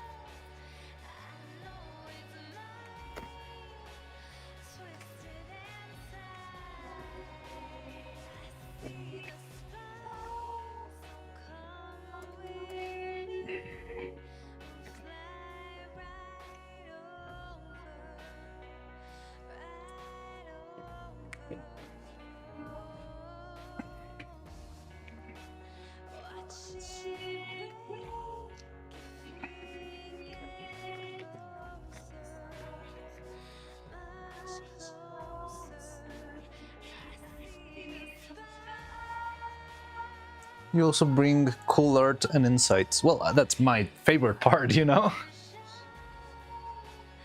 Oh, you mean Cloud? Yeah, that's also cool. Why you also greet people.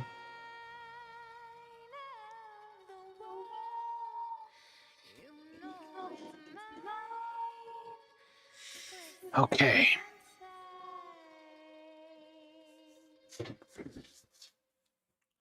$12 grams, and we got like 130 prepared, but we would need plenty of little feather things, but we can do that. My inserts aren't really too applicable for puppet making, but you have come up with some ideas here and there, like still helpful. Now, how many do we need? So we're doing, I think, 5 and 12. 1, 2, 3, 4, 5, 6, 7, 8.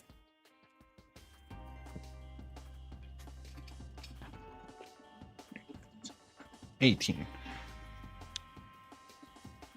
Oh, that's a lot. Wait, 18? 5, 6, 7, 8. Oh no, 10. Okay, so we're doing 18 in total. We would have to do 4 castings, 6 different castings, and we would have 2 spare strands in the end. So yeah, only with 4 castings of this. So we could have all the strands ready tomorrow, which is crazy.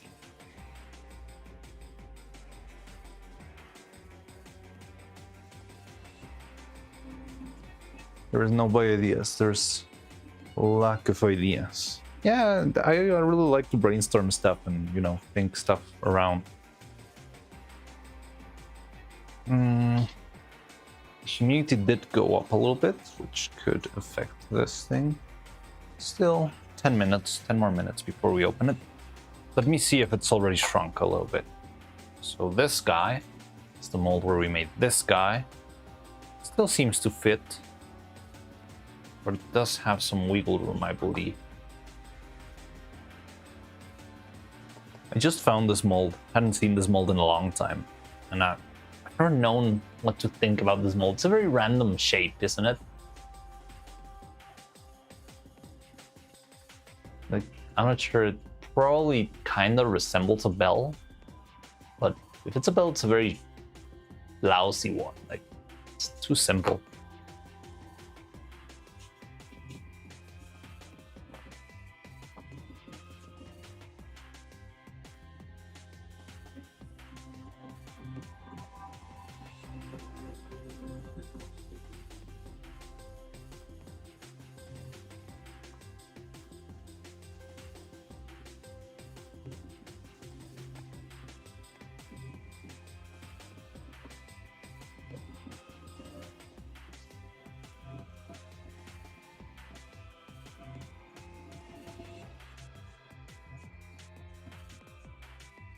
It's a bag. I think it's a bag. But why? Why would you ever need like a bag mold? A very vague bag mold.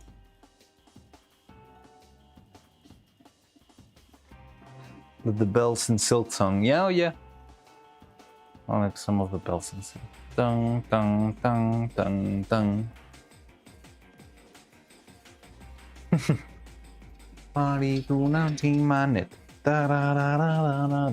don't know the lyrics though.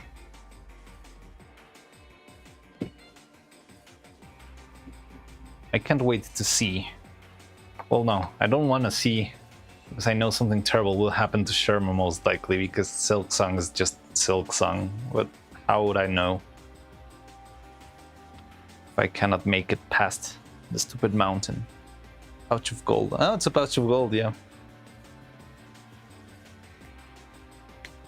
No, don't spoil me. Don't spoil it, Blue Cloud. I know you already finished the Steel Soul and whatever, but don't tell me what happens. I hope Sherma lives happily and has a family and becomes the true king of Harlem.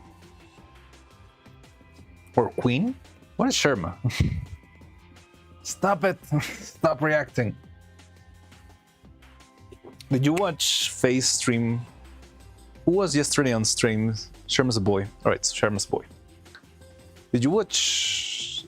I don't think anyone... I only saw Jolliver yesterday on Faye's Silk Song stream. And I was very scared because Faye does get to play Silk Song like every week. But only 2 hours. And whenever I play for longer.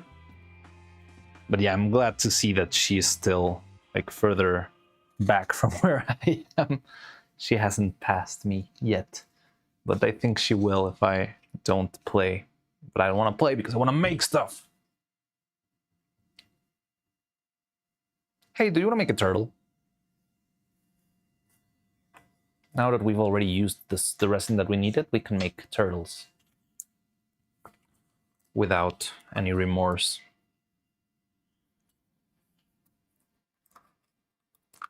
So yeah, what color would you like a turtle or a dragon frame controller?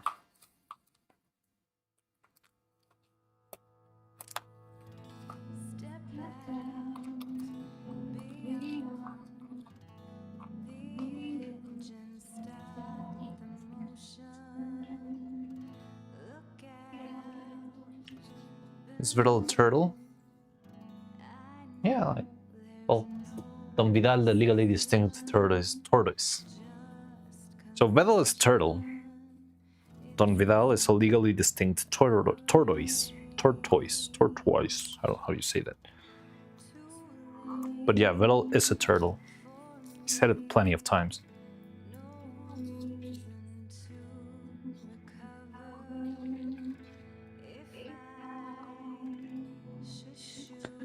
I remember that time Ellie said she wanted to make a model for Vedal of a soft shell turtle for Halloween or something like that. Because like her stumps would look like a tortoise. I think it's just a simplification, you know. It's part of the cute design.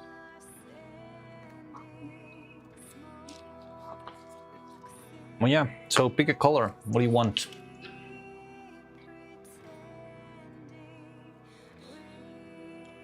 We'll make turtles.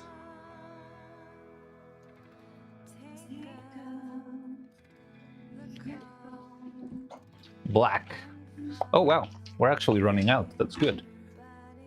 Okay, black it is. Oh, but I'm running out of black pigment. I don't have that much. Look, I only have... Wait, where is it? This one? Yep. I only have this much black pigment.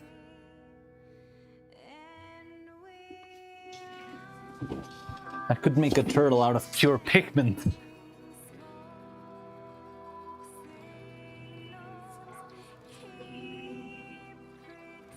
And this one's brand new.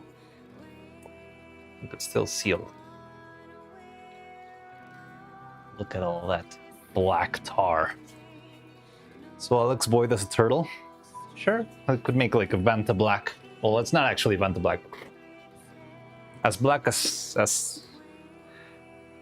the material allows me. Yeah, we got enough material to make it dark, absolute darkness. Turtle of the Void, yeah. Still don't know what that means, but I will understand at some point. Because I know it's a Silk Tongue spoiler. Just don't know what it means.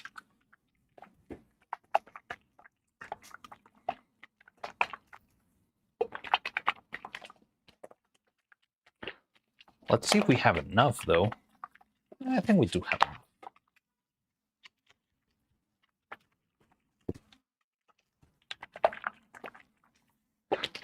But it lives in a sea of code.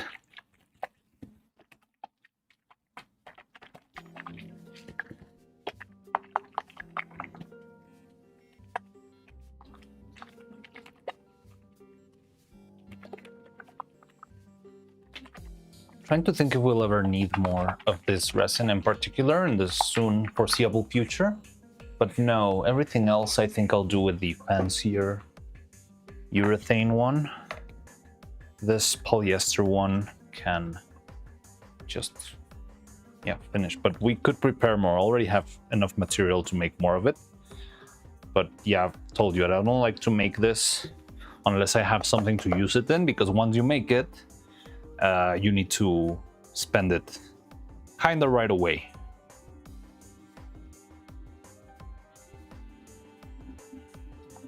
So yeah, it's pretty much gonna run out. We might have enough for one more turtle in the future.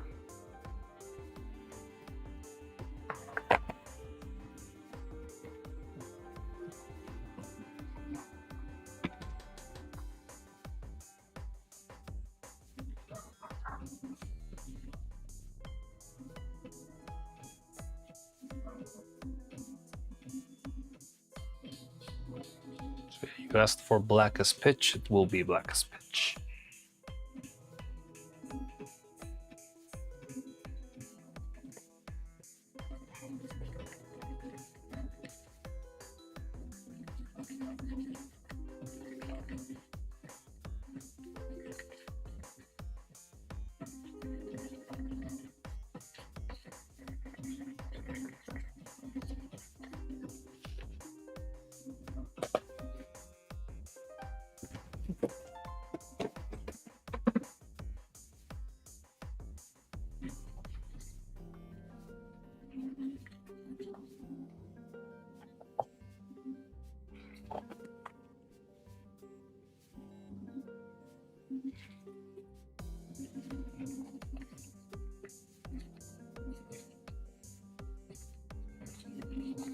When we get to the eyes, we can also make a transparent turtle if you like, but it will take longer because it's slower.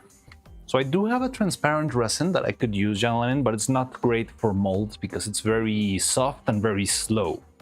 The one I would like to use if we ever got to do transparent molds would probably be polyester resin, because it's a little bit less troublesome and quicker to use. But yeah, I do have a transparent resin, which is the one I'm planning to use for the eyes. But it's okay for the eyes because they're very small. But for making something bigger, that resin would be kind of troublesome because if you make like a big surface, because it's so kind of rubbery, it cracks after some time. Once upon a time, there was a turtle named Beetle who lived on an island in the endless sea of scuffed code. One day, he created an AI called Evil. Evil harpooned him and made him a soup, which savored him voraciously. And Vettel was no more. The end. That does sound exactly like an evil story.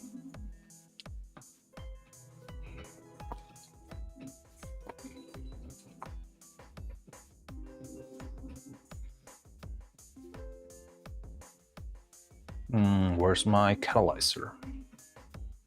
There you are.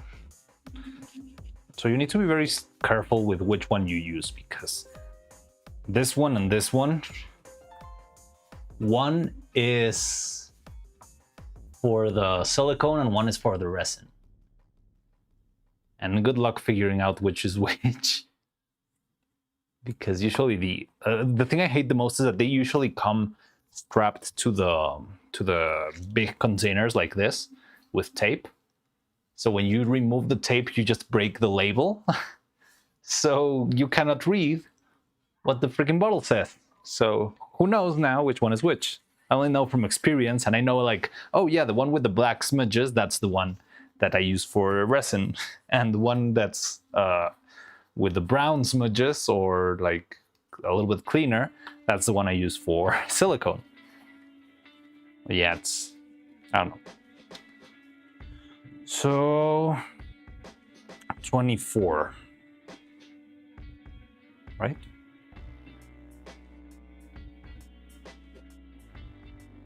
No, 28. 2, 3, 4, 5, 6, 7, 8, 9, 10, 11, 12, 13, 14, 15, 16, 17, 18, 19, 20, 21, 22, 24, 25, 26. 26 is fine.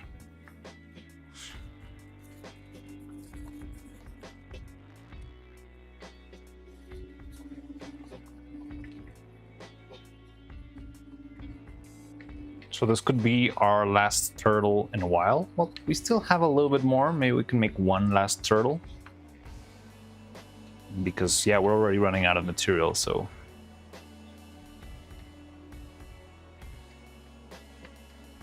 So yeah, remember this guy, because it's going to be the last turtle you see in a bit.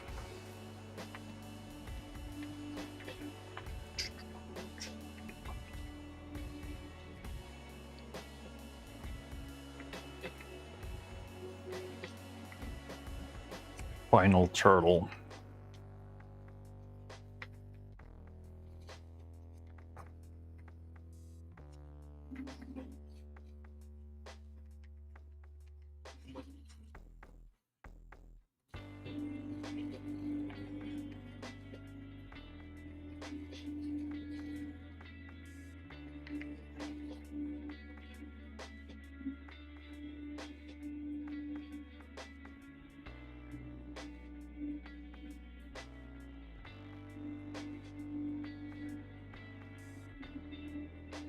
Now, how am I going to mark this one? I don't know.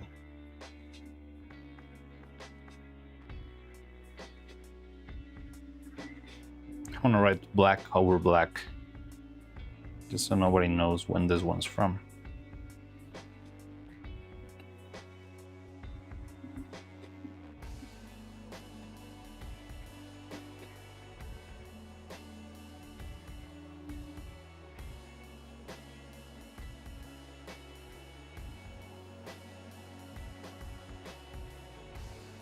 Okay, well, we still had some to spare. I thought we were gonna run out of it soon. Okay, we can make a bell, butterfly. Where's my butterfly mold? There it is. Black butterfly.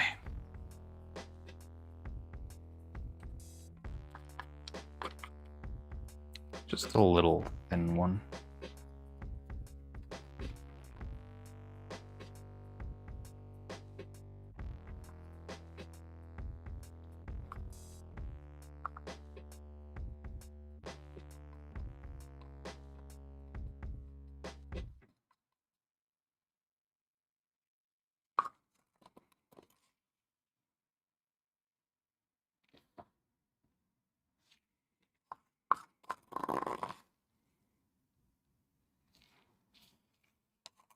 I really like this mold. I wonder, the only thing is I don't know how many pieces we've casted in each, and I wonder how long will they last, because I've always heard that silicone molds, the sea bass something guy seemed like he knew a little bit about silicone. I've never made a mold that goes all the way to the point where it's not usable anymore. So I'm also wanted to see, I don't know what happens when you reach the limit of a mold. What happens? Does it explode? Does it, I don't know, break?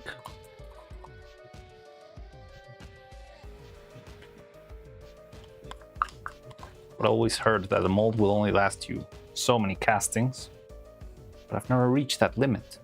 So I also hope to reach that limit with this, guys. But we have done plenty, I'll tell you that. Remember when this table was clean at the very beginning of stream? Thank you for advising me to make some turtle with the color that will stain the table the most.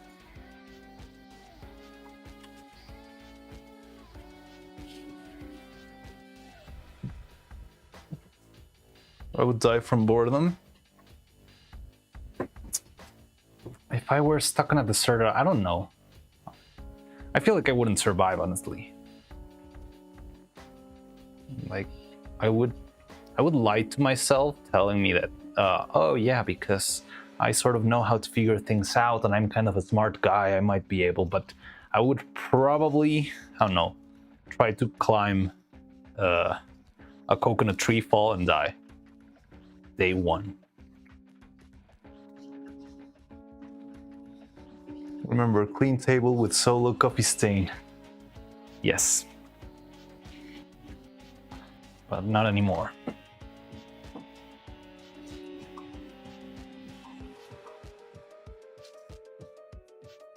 Clean table. There was never a clean table.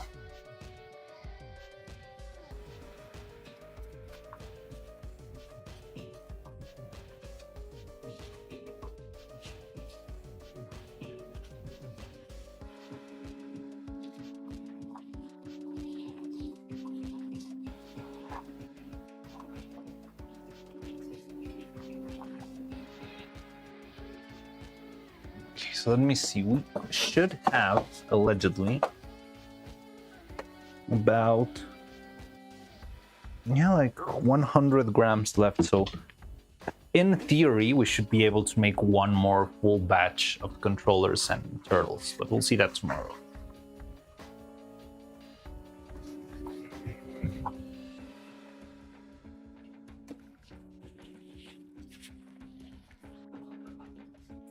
The circle will probably be on the polar circle, so hypothermia.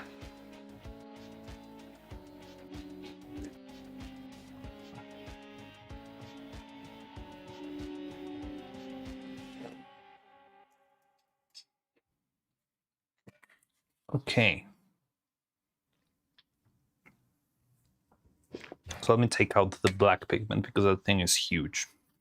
I have that much black pigment because I once got like a sort of like a freelance job of making some figures and they needed them to be black. So I made a bunch of them. And that's how but I didn't even finish the little bottle that I already had, but I bought a big one anyway because I didn't know if it would be enough. So now I have like a full-on huge bottle of black pigment that I don't think I'll ever run out of.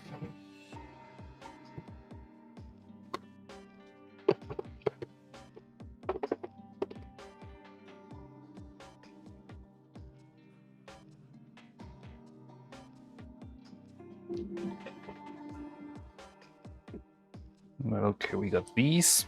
Sit. Yeah, I think it's already even late. We could open the mold already. So let's see if the knowledge of the... Well, no, the Portuguese shipwrights already proved themselves. Now it's more like if the syringe still needs some tweaking, or what the hell.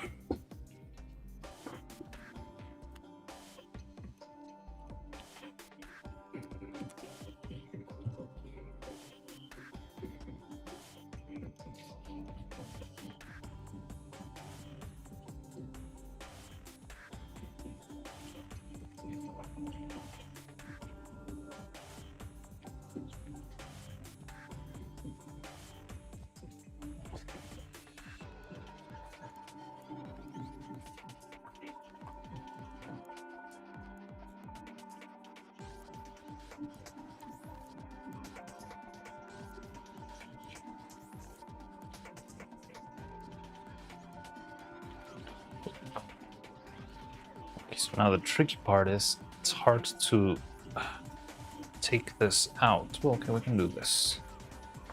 Wow, it looks really clean, but I do see some big bubbles, bigger even than before. They're less, but they are bigger.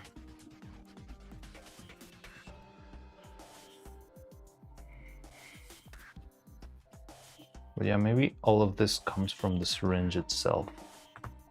But okay, so first problem, which was the mold not coming all the way through, is sort of solved. Now,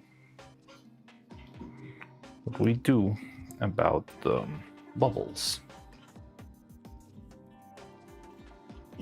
So I could give it one more shot, try the same deal, make it lower, a little bit like a big final test before our first cast, which would be, yeah, like making every piece so the piece of string is also part of the casting now.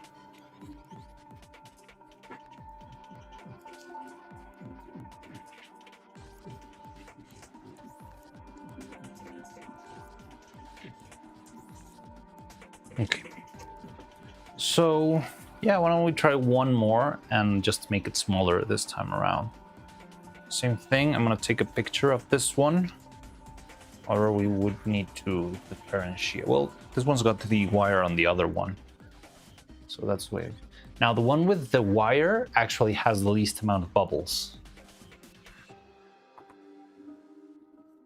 Can you see? It might be just a coincidence, might have just been luck, but it is the one without, with the least bubbles. So yeah, take that into account. Okay, so let's try this again then. Our final test before the big one, I guess.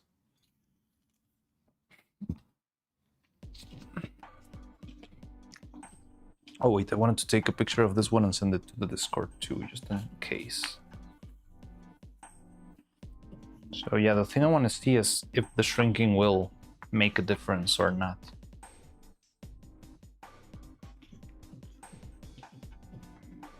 Or what will happen with the shrinking in general. Where's my phone?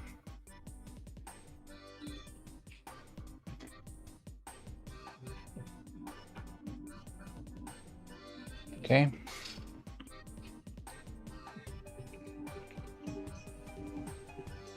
Hey, Phase Live.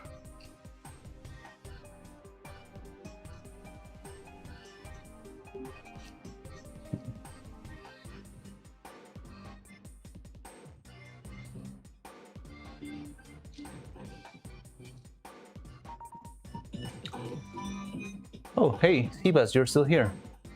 I was actually wondering something about the silicone, and I was thinking maybe you would know. Oh yeah, do you know about the the lifetime of silicone? Like how many copies you can make? What happens when you do?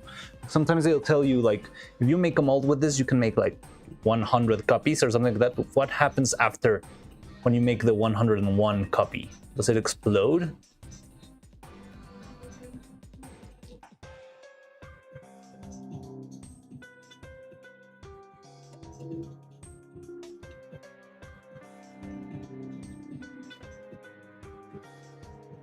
Okay, there's number 2. Okay, so they're not the same, but it's okay. Oh, they are the same actually, but one has the top broken and the other one doesn't. That helps at all. But tomorrow we'll see if this works or not. Now, let's see if we can avoid the bubbles.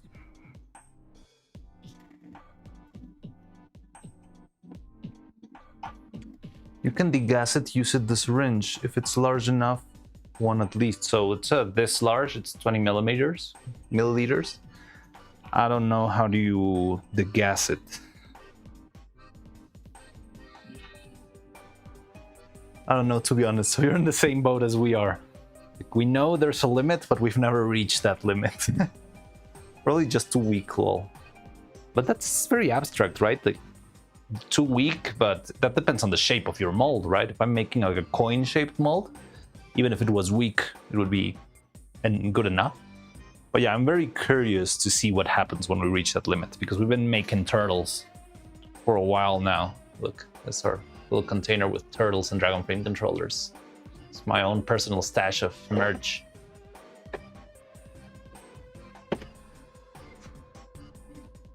Okay. So let's do this once more. Again, with one strand in the middle. Can you make abstract art using silicone? I guess you can. Like, if you want to make like a Pollock kind of stuff, you probably can. Just throw it at a wall and say it's art.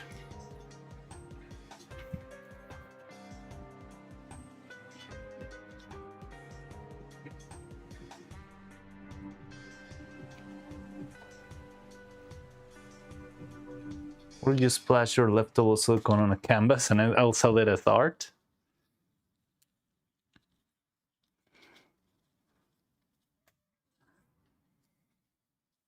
Sell it for 20K, and that's how I pay for the materials and for a new printer and for everything we would need here. Love to see how it does myself. Silicone's incredibly chemically resilient, so I thought it would be what kills it. Yeah, I think it would probably last through.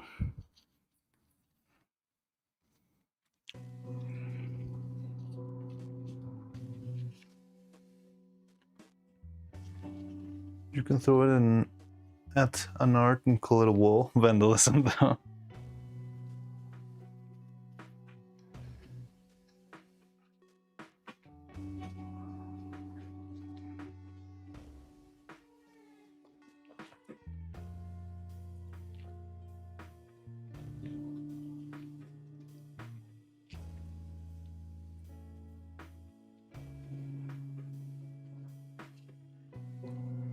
This one's kind of too long. You're too long.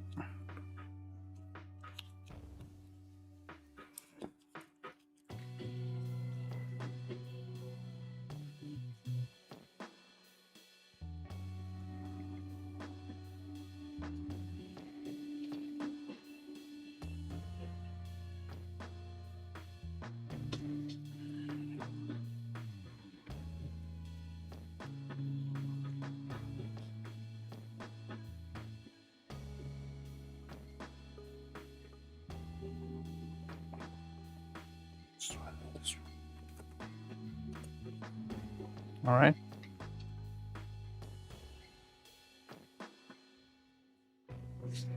Make sure everything closes tightly. Looks cool, I think.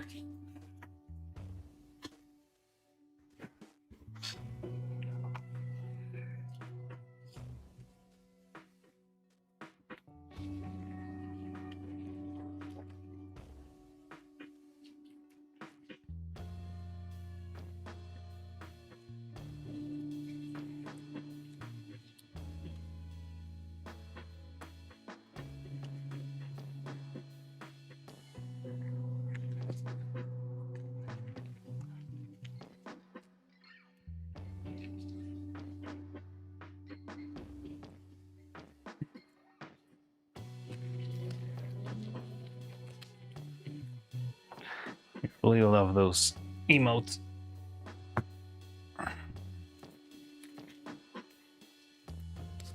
I wish they would show in this chat. I'll see what we can do to make them actually work in this chat.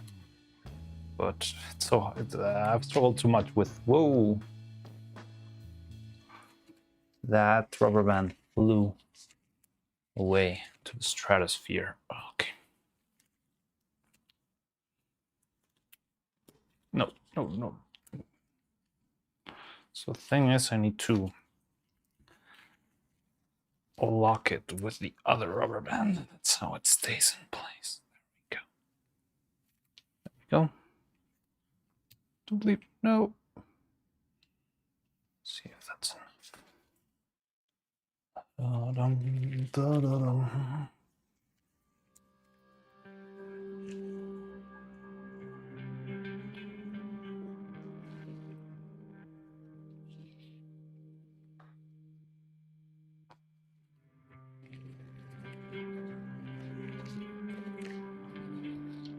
One, two.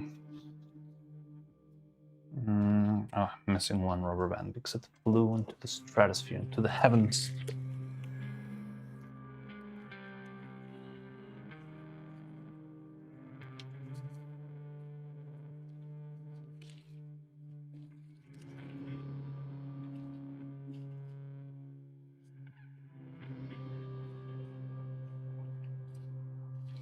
Okay. We're all set. Now let's do the old Sailor Man's trick.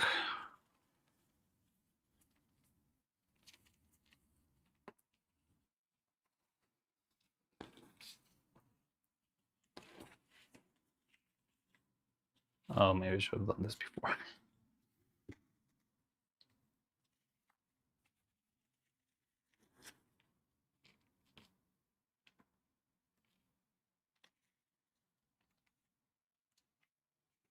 Did I do it with two? Like, did I fold it in half, or was it just a single thread? Oh, it's just a single thread.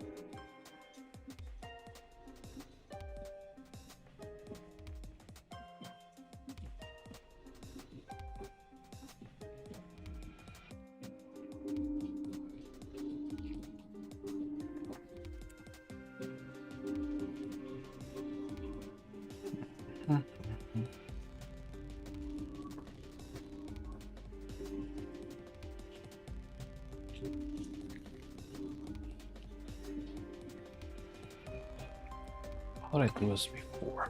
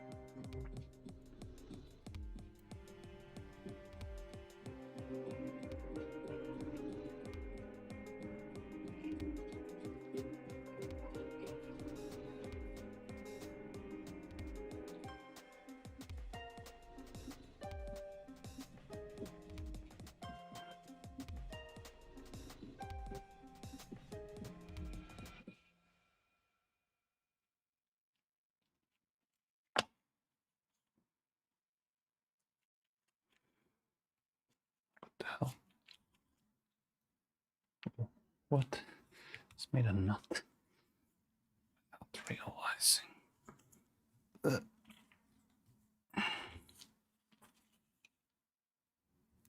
Please don't break.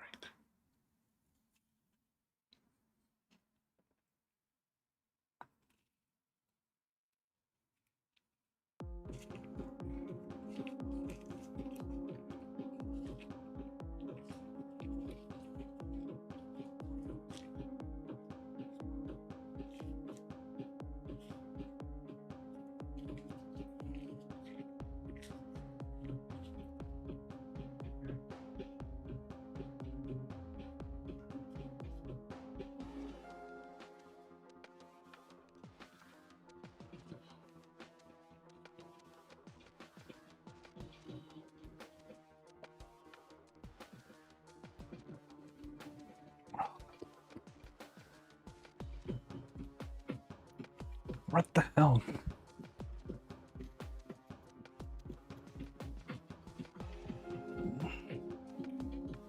Why is this so hard? Okay.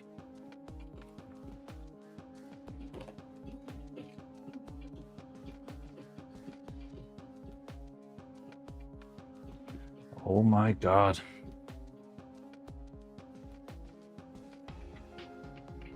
What?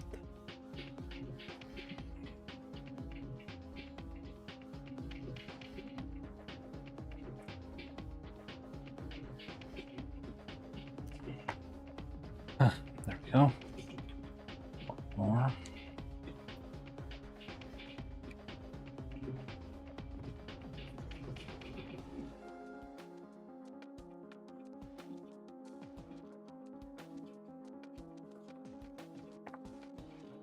Much faster.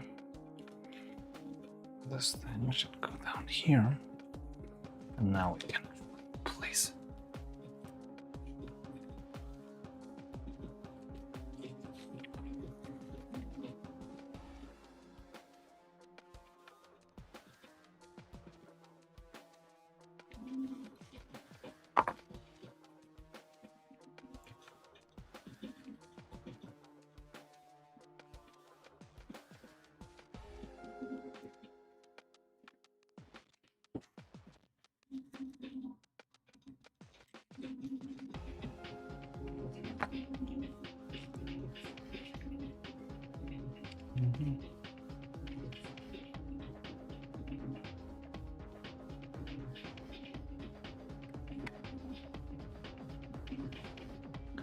There we go.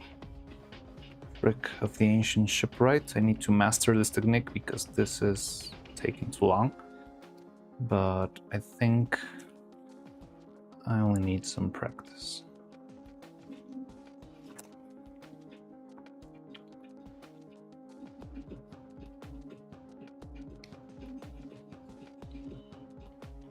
There we go.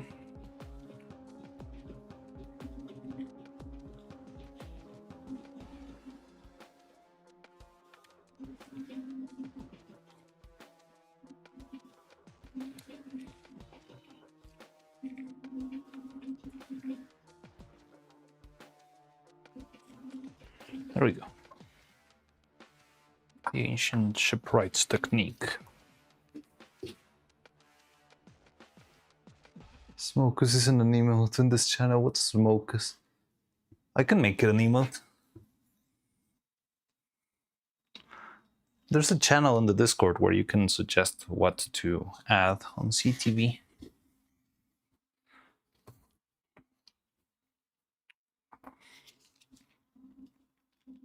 Oh, really? Smoke. Okay, I probably can get it. Half smile, half focus. Okay.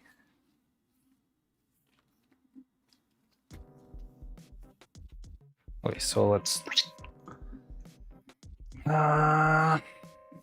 syringe, container. We're gonna be needing 12 grams plus 2. Mix well. Okay, this is our final test, hopefully. And if it works, tomorrow we can actually make some hair.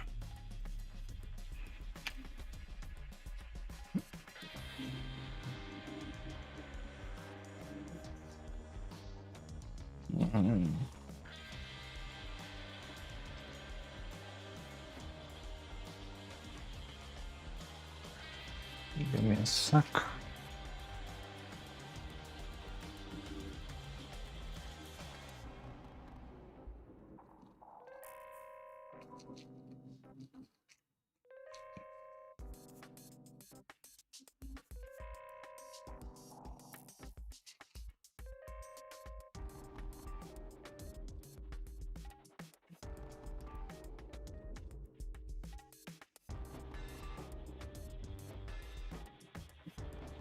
Okay.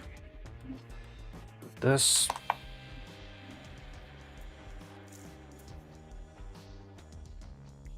So you said that 12 divided by 100 was... No, 100 divided by 12 was 8.3, right? So we're doing 16%-ish. Well, not quite, because it's 12 by 14 maybe, so it's less than that. What? 11, 11.5, 7, 8, 9. Come on, come on. There we go, 12.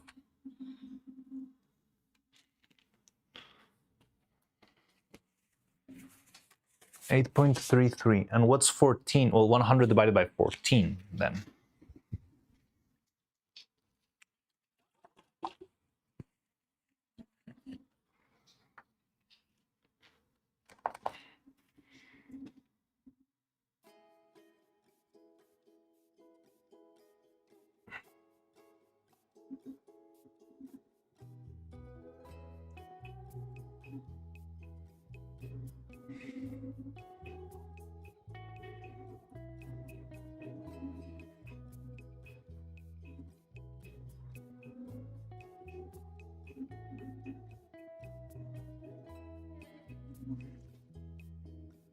There we go. 2 grams for magic solvent. 7.142. Okay, interesting.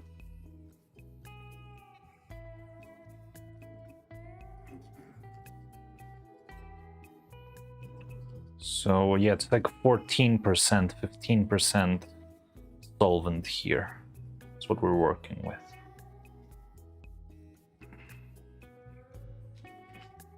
Before we were adding 6, but actually we should be adding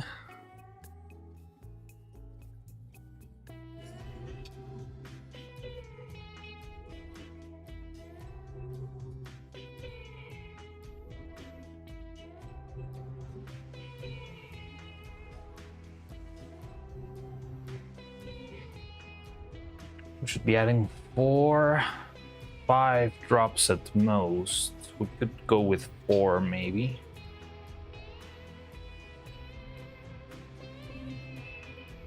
No, let's go with 5. I was going with 7 before.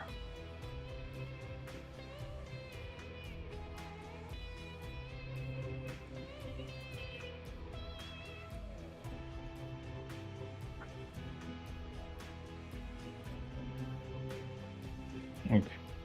So, humidity is currently at 35%. We're doing 4 drops to 12 grams of silicone plus 2 grams of mineral spirit at 945, let's say.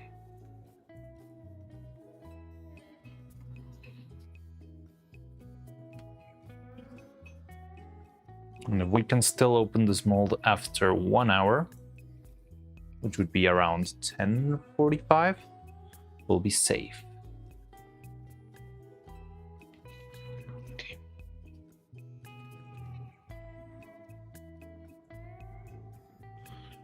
1, 2, 3, 4, 5. 5 drops of catalyzer, as I just said. Mix, mix, mix, and we need to leave it resting in the syringe for a little bit, so hopefully all the air bubbles can escape before we plunged it in into the mold.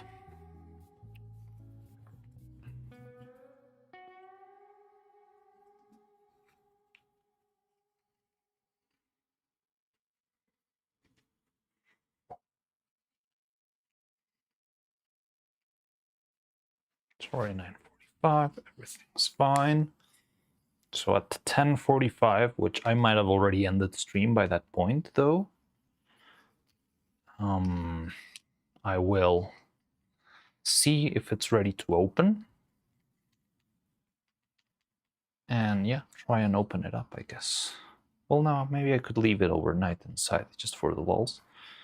But at least see if it's enough for this to run, because that way we can, you know, make the castings in a row.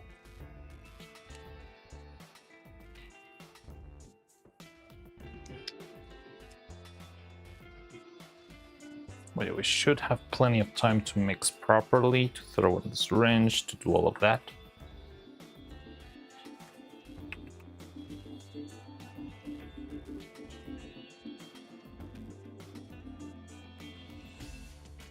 It's been 1 minute since I started mixing.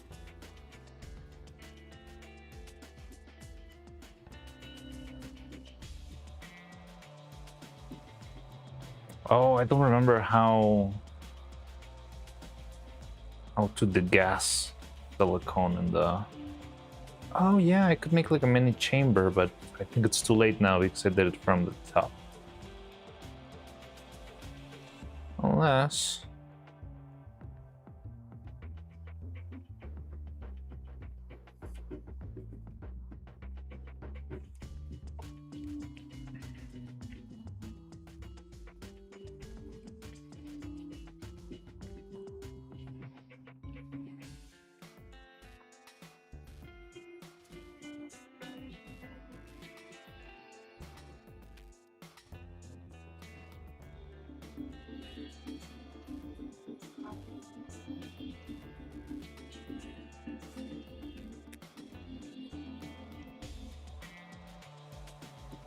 Oh god. No. Ah, stop.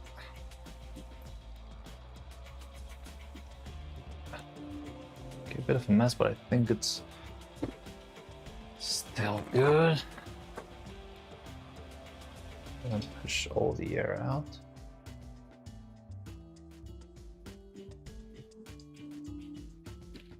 And then degas it, as you said.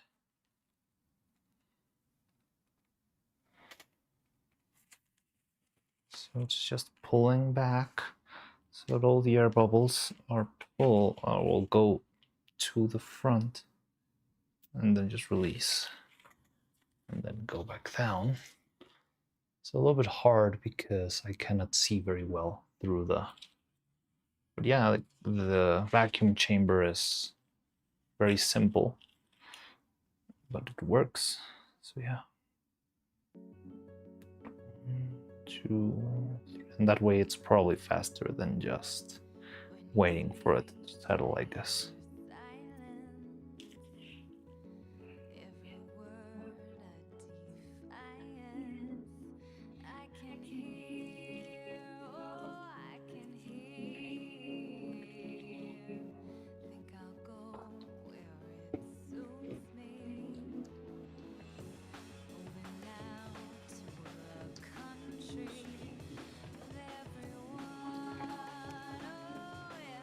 I wonder how much PSI, like just my finger and the syringe can make.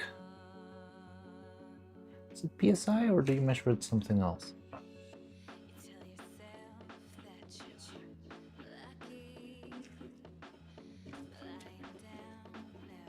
Yeah, that's what I'm doing, right?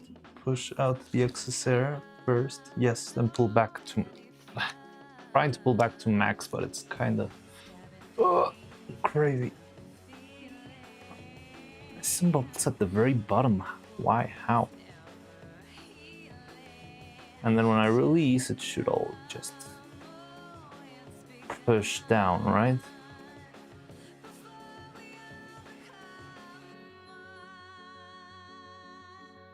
You can see the foam.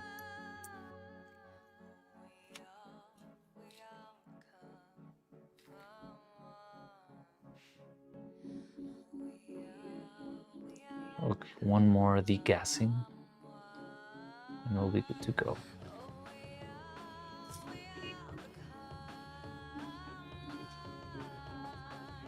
Yeah, but look, can you see that bubble at the very bottom? I don't know where it's coming from. Like, it's why is it at the very bottom? Shouldn't it be rising?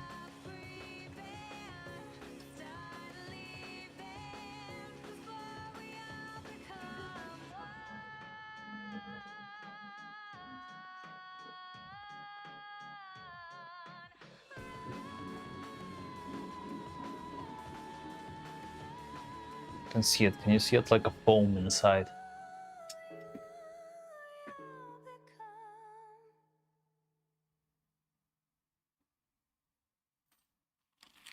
Okay. So we degassed the thing. It's been resting for a while, and should be more than enough to not have that many bubbles inside our thing. If the problem is that, at least we should be able to see a decrease in the bubbles, but hopefully we'll see like a complete disappearance of those bubbles.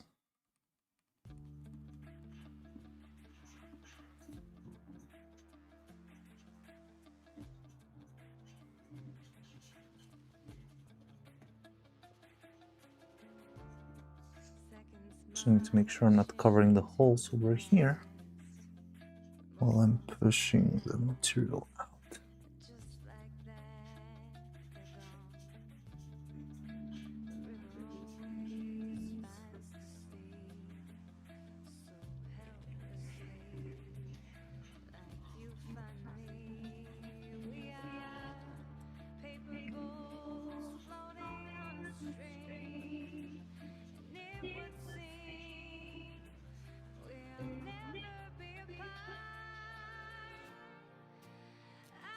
It's flowing all right. I don't feel... Oh. Syringe fell, so it probably just made some bubbles there. Too bad. Okay, we see like a row of bubbles. It's from that. The syringe fell out. So I'm probably pumping air in now. We see a little bit coming from the top, but it's just a little. But it hasn't made it all the way to the very bottom yet.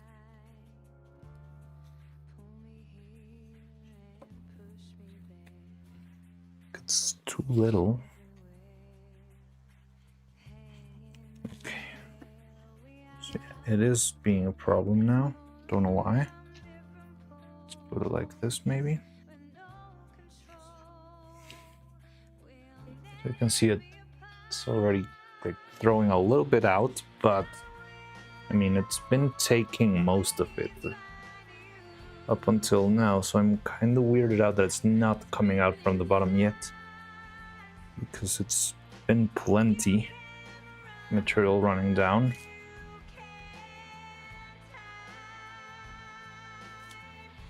Okay, we got the first one, second one. So we can actually do it. So okay, ran out of material. But yeah, we got through all of them.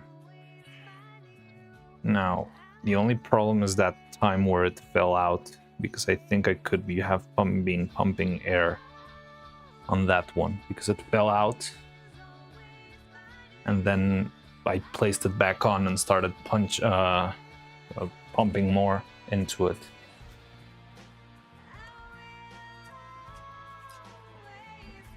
Now the other option would be going like a little overkill and just pumping more material in, like 15 grams, so that I can keep it running, but it's still like a lot of stuff. I don't know. Chicky briki. Yes, chicky briki.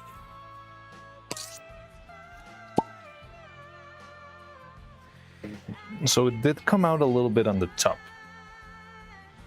I'm wondering what I could do to counter that. I think I should have started with the rope.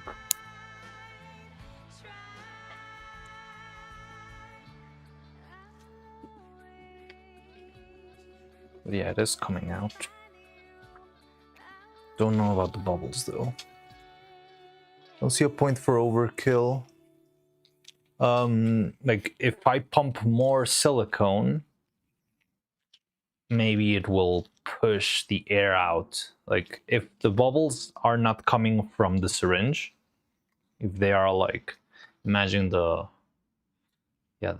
hair strand, and the silicone somehow flows around and makes the bubble and keeps going, and that's how the bubble ends up staying in the center. If I go overkill, I would push all the silicone, including the bubble, out, and theoretically, everything that comes in should be more silicone than air. So maybe that could fix it somehow, but it implies, you know, going overkill, going overboard, spending more material.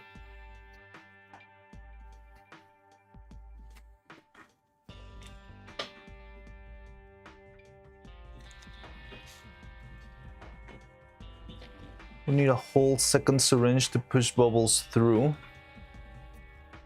You think? I mean, we're not even using the whole syringe here. We're using like 10 grams at most. So we could probably make a full-on 20 milliliter cast, you know?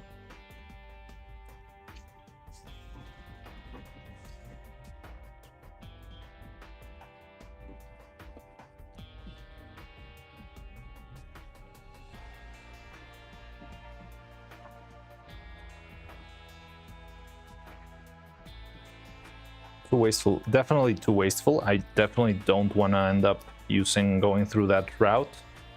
This was just an idea I had in case this stuff didn't work. So it seems like it worked. I just need to be careful and not do the thing I did where I just released.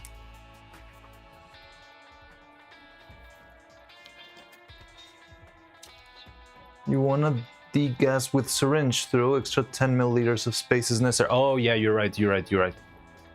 Which was more than enough here, so I think it worked fine. But yes, you are right, the degassing, because I don't have a degassing chamber, so definitely I would love to do it with the syringe.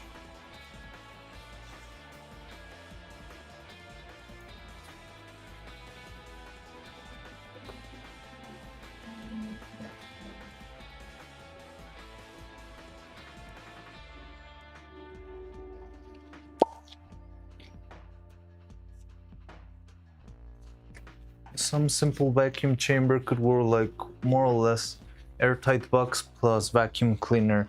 Yes, I've seen a couple of designs and stuff, but I'm not right now in the mindset of designing machinery for my own use. I think it would stray too much from the path of, you know, make Neuro's puppet. But yeah, I've seen processes on how to make vacuum chambers. But the thing is, also making your own vacuum chamber can be a little bit dangerous.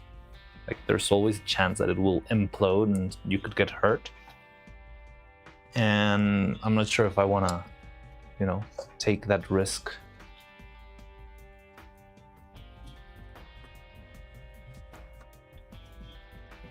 Food container for leftovers for plus vacuum cleaner.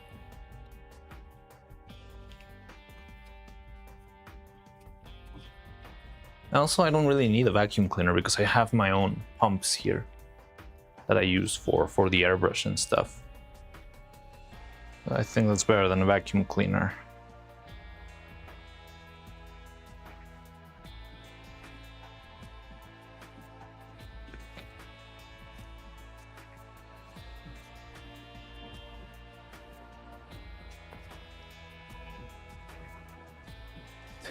Everything plus a vacuum cleaner is a vacuum chamber.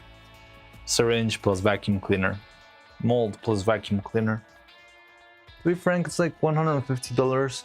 for quart couple gallon one. If you're going to risk your biscuit, might as well do it with a warranty and liability. Yeah. Wait, what? I've never seen them for that price. It's cheapness to replicate. But I mean, if I already have the air compressor, I can just go with that. I mean, it's the same thing. It's just don't use the vacuum cleaner and plug the other thing in. But yeah, like it's a whole thing, you know? It's like a whole side project, weekend project, making your own vacuum chamber. It sounds simple, but then it's like, oh, I need to seal the edge of the container and it's not airtight, and maybe I need to add some extra hot glue, and oh, the hot glue is not enough, let's add something extra, and now let's add like a pressure clock thingy. So I get it. So I'm not saying that it's a bad idea, it's just like right now I don't think it's the right moment for that. But yeah, like I would love to have a vacuum chamber and a pressure chamber at some point. I think they would help me a lot. But I think in general what I do, it's like you can manage without one. Actually, the studio where I was, like the film studio, we did have a vacuum chamber and I think they barely used it. All the time they would just cast it straight up and just make sure everything went up correctly, but they would rarely use the vacuum chamber because it's kind of slow also. It takes a little bit of time, you know, the depressurizing and all that stuff. And back where I was, they were working very, very fast all the time. Everything was due tomorrow or due yesterday. Don't need deep vacuum, just go enough to pull bubbles, but that's actually more than it seems, having enough to pull bubbles. You know what would be nice? I'm not sure if they sell any sort of caps for the syringe, because if I had a cap that I could screw in as if they were a needle, I would be like, it would be a more trustworthy vacuuming experience. But yeah.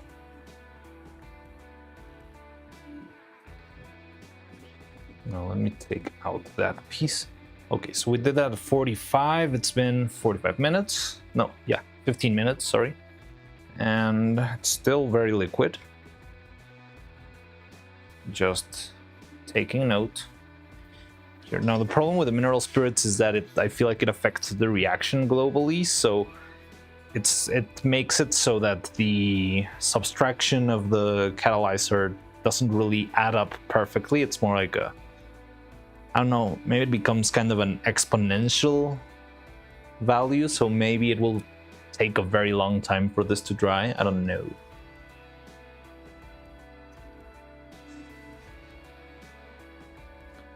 But okay, so yeah. I don't know what else to do today, because this is not gonna be ready for now. I mean, I could go on, so I wanted to actually keep on working because I feel like we've been not slacking off, but I've had busy weekends and I've not been able to work in a while. I feel like I'm getting running very slow, but I'm not sure what we could do in this last half an hour. Maybe just pick up the mess, you know? I think that would be a productive way, so that tomorrow I don't need to start the day with this disaster. But yeah, so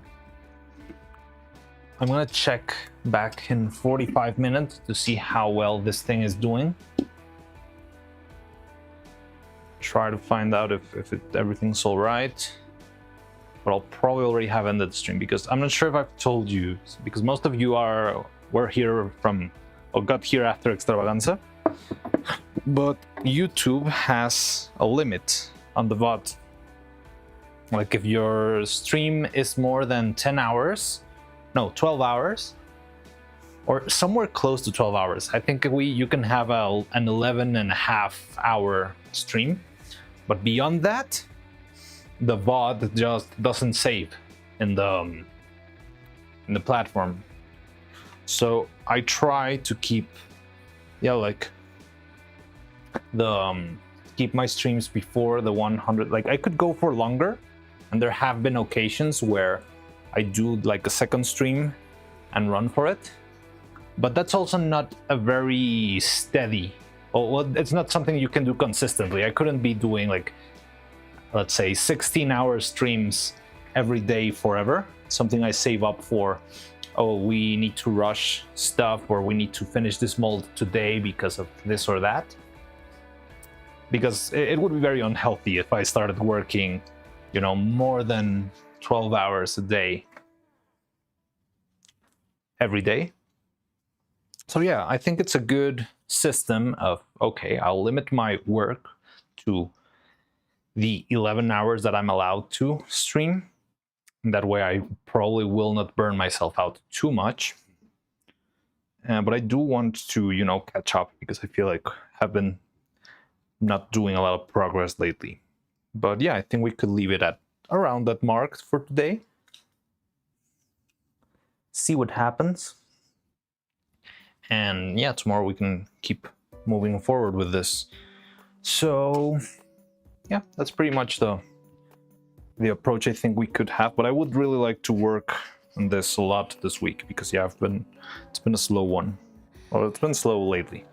But yeah, I'm gonna try to make the full-on 11-hour streams as much as I can. So yeah, we can make some decent amount of progress, hopefully.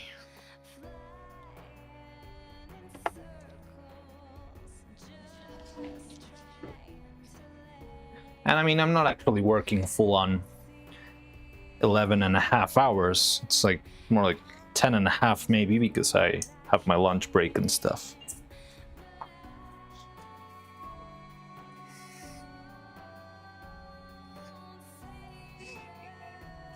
"27 minutes before the limit." So yeah, I can pick up a little bit, we can chat a little bit, have some fun, and yeah, start.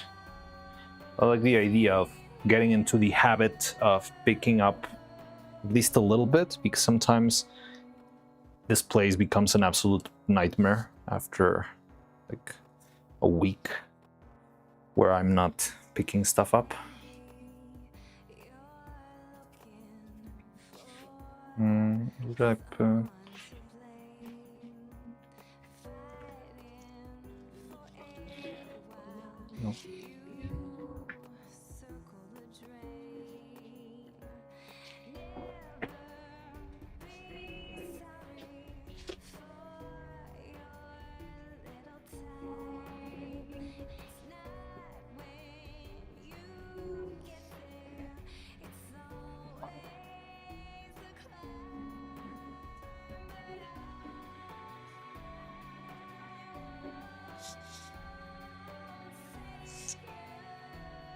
I'm also very interesting to see if we actually discover a pattern between the humidity and the speed of the silicone. I think that's also going to be a good thing to learn about.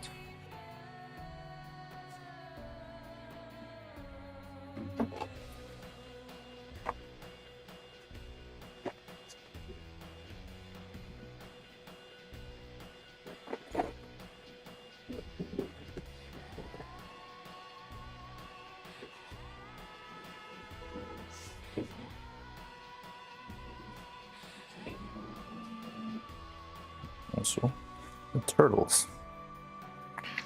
What day is it? November 18th.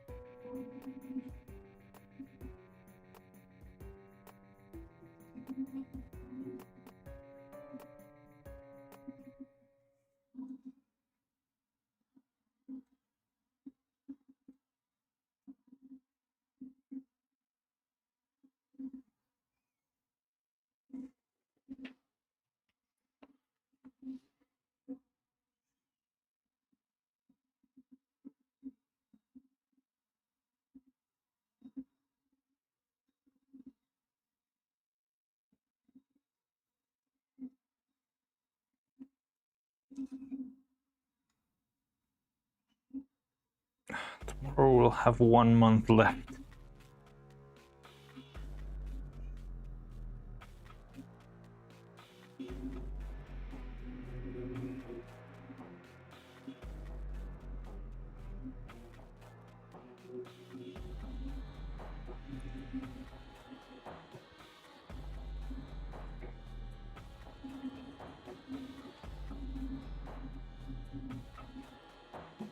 Well,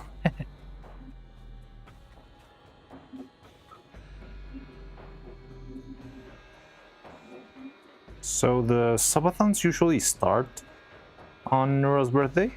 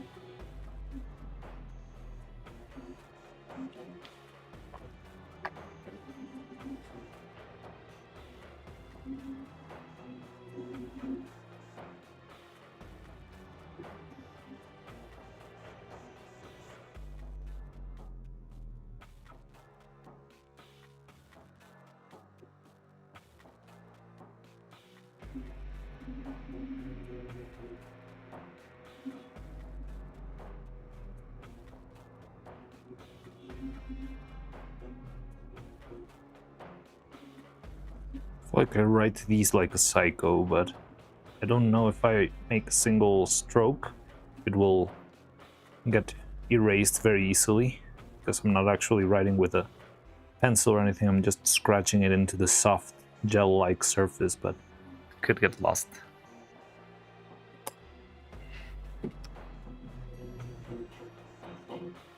There will be a subathon this year, and if so, how it will be conducted.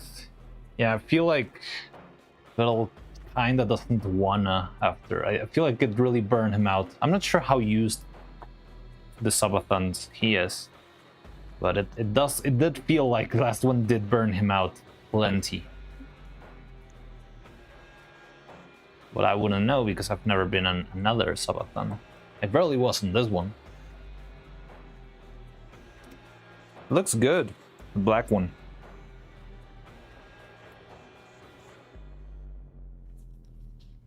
Oh, you cannot see it.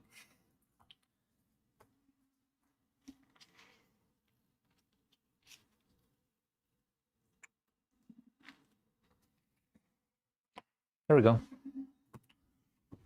Our forecasts, which could very well be the last ones for a while.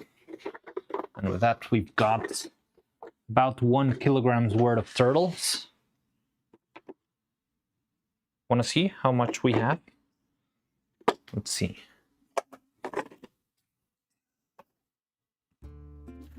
$961 grams of trinkets and treasures and stuff.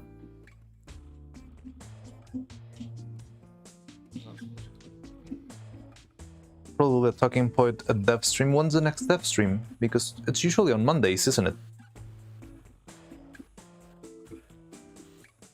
He likes having constant cool new exciting stuff happening during the subathons, not just normal streams that don't stop. Yeah, I mean, but it has to be very hard when you need to make 2 whole months of subathon. Like, I would run out of ideas pretty quickly. 24, 11, 25. All right. Oh, so it's the release day of Abandoned Archive.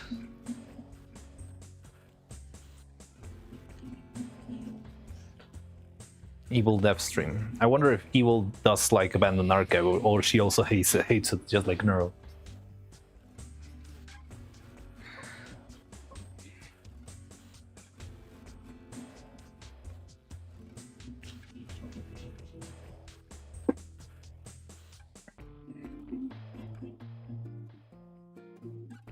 It's already kind of solid here.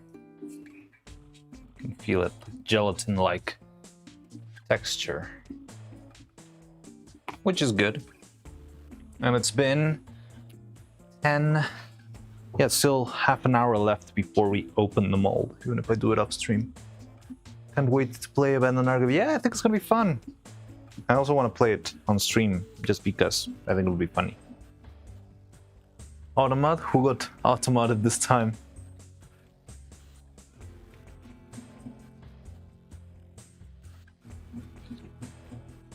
Shame I can use his multiplayer.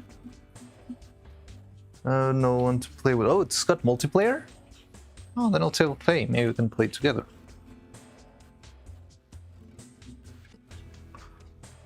Wait, who got automated? Girl Evil? Really? That's a very tame one. Oh well, the daddy's girl evil. Maybe that's the part that found that to be weird.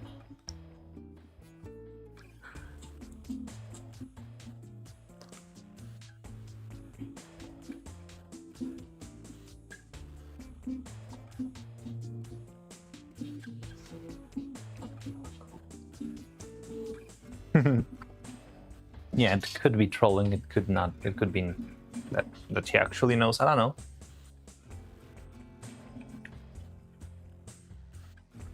know. So we still have some time. So let's just continue picking up the mess.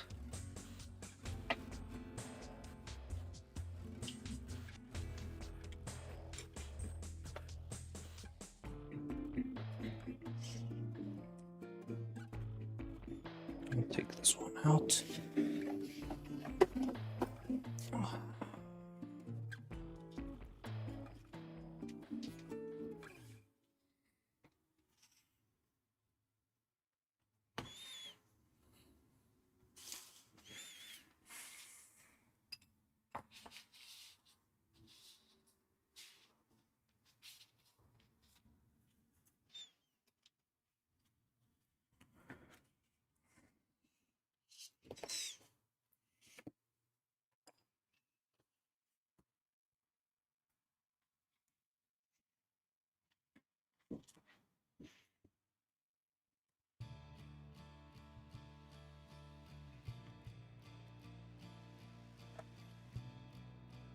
There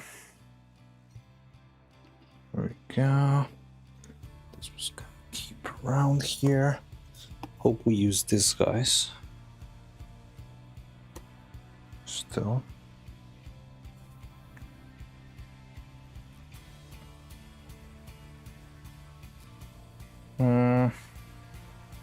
I mean, this is already finished flowing.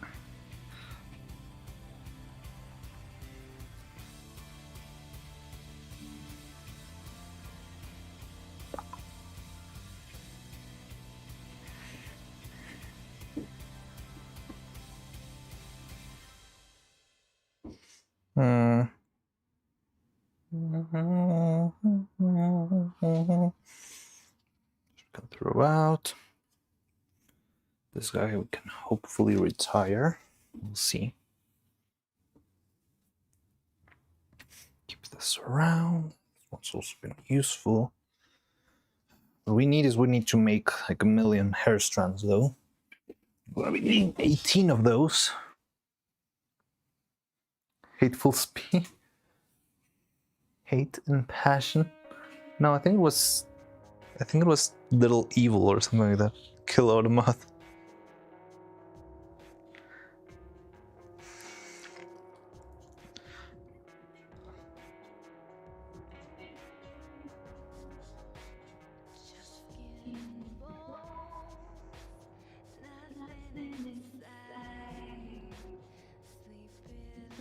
Okay. So I'm really intrigued in how this stuff will behave. I would like to check. Let me see if I can find my old notes. If by any chance I wrote down how much did I use back when I was making a shrinking piece. Because yeah, hopefully it was more like 30% or 40%, you know? And yeah, this one with a little 14% shrinkage might be manageable, but I don't know. I don't know if it will start to warp and deform and do weird stuff on the surface.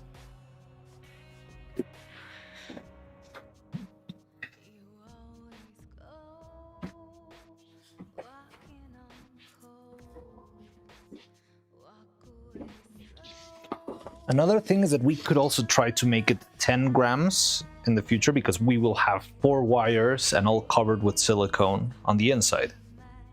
So hopefully we can reduce the amount of silicone we use, and that way we can be even more, save even more materials. Or we could do our little overkill thing that I proposed before with the same 12 grams.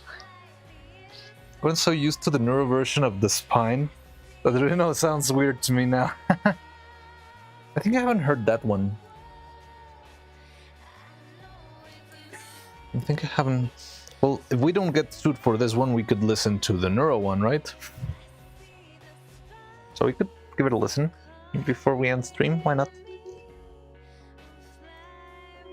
But just that one. Well, if we can find it, since they took down Storm FM. But well, let me check if I can find the stuff.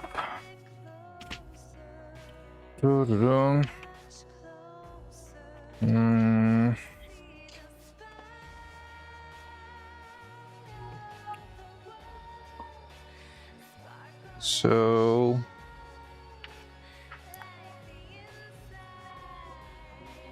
oh yeah, it was like 50%. What the hell?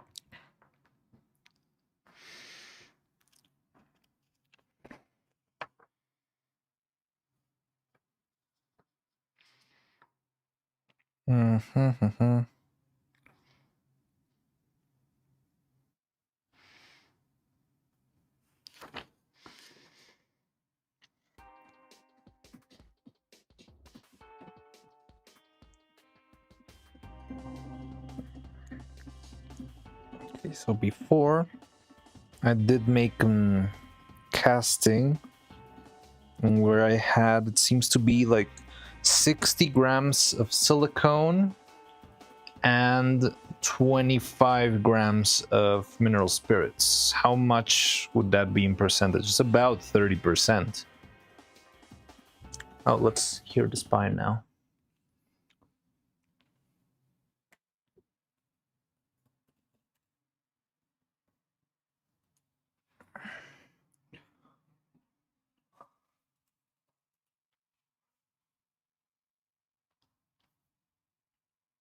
The spine.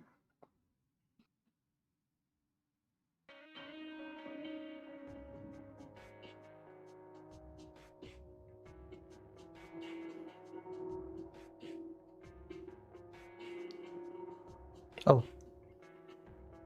you found it. I just googled it. Yeah, I think I've never heard this one. Yeah, I've never heard this one.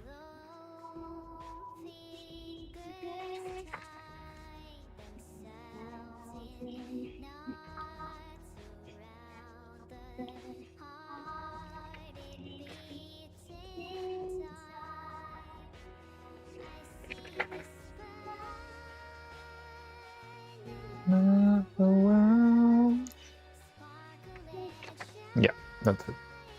Okay. So yeah, the one I did before was with 30 grams. Definitely don't need that much this time. We're doing like half of that percentage, like 16%. Still a lot, honestly. I don't know. We'll see tomorrow how this one wakes up, how the bell shrinks compared to the mold of the bell.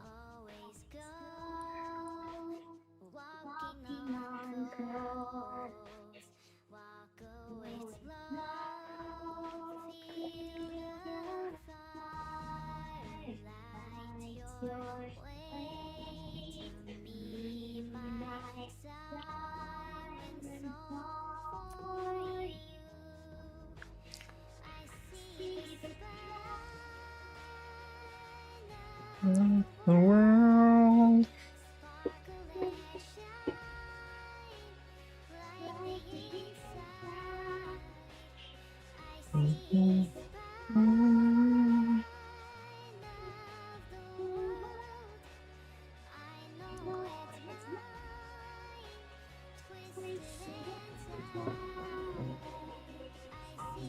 So many good songs through the Twins karaoke streams. Yeah, I also found, or you just remember one, right? Like there's a song that you haven't heard in a long time, and then you hear it in the stream, and it's like, oh wow, I hadn't heard that in so long. Hell fucking yes. Yeah, this is really cool.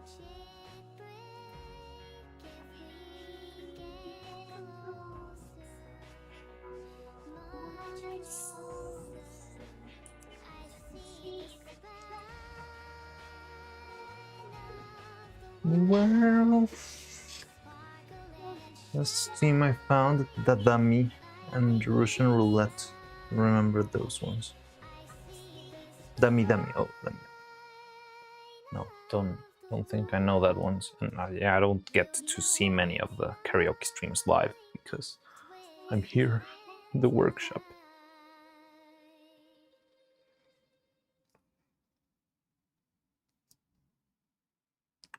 Viva la vida loca.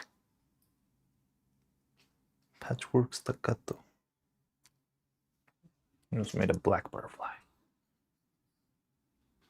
Ooh, that one looks nice. It's got like a brighter, shinier part for some reason.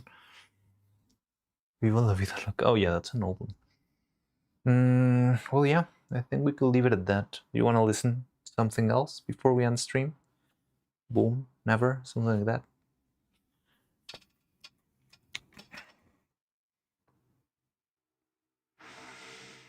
So yeah, tomorrow I hope we can try and make most boom. All right, let's do boom then.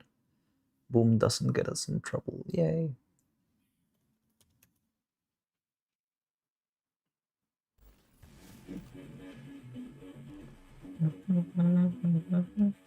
Never? Ah, oh, sorry. You were too slow, Cloud.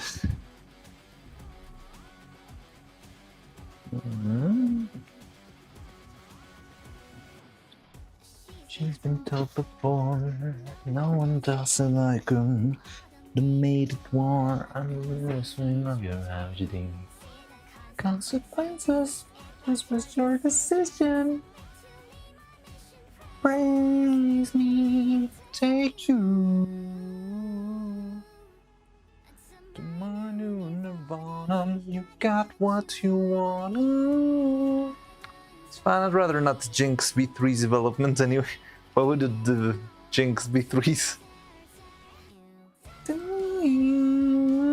Oh yeah, there's like some theory, right, that never, it's like making a reference to that there will never be a V3 or something like that. Just like Half-Life 3. Oh, Seamortal, welcome to the channel. We are about to end stream, but you're probably watching Extravaganza right now. But if you're here, hello, welcome to the channel. So yeah, we're working on the next puppet. It's coming along. But yeah, just wanted to say hi in case you're here, but you're most likely watching any other video. Never. The title looks like, yeah, you're right, and that's why they say it's. The implications are clear. They will never be a. Maybe they'll just skip to version 4, you know? Like the iPhone.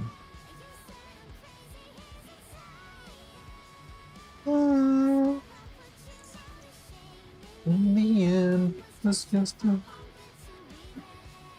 retail.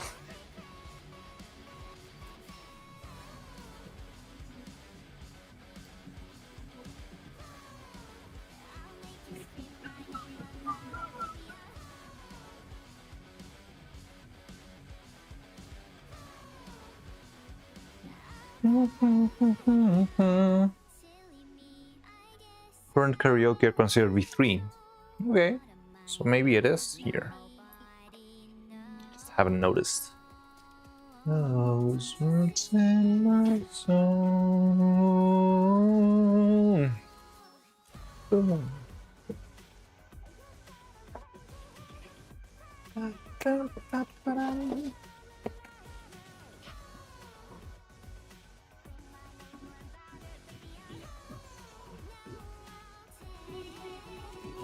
Sing B3. Always be Queen PB.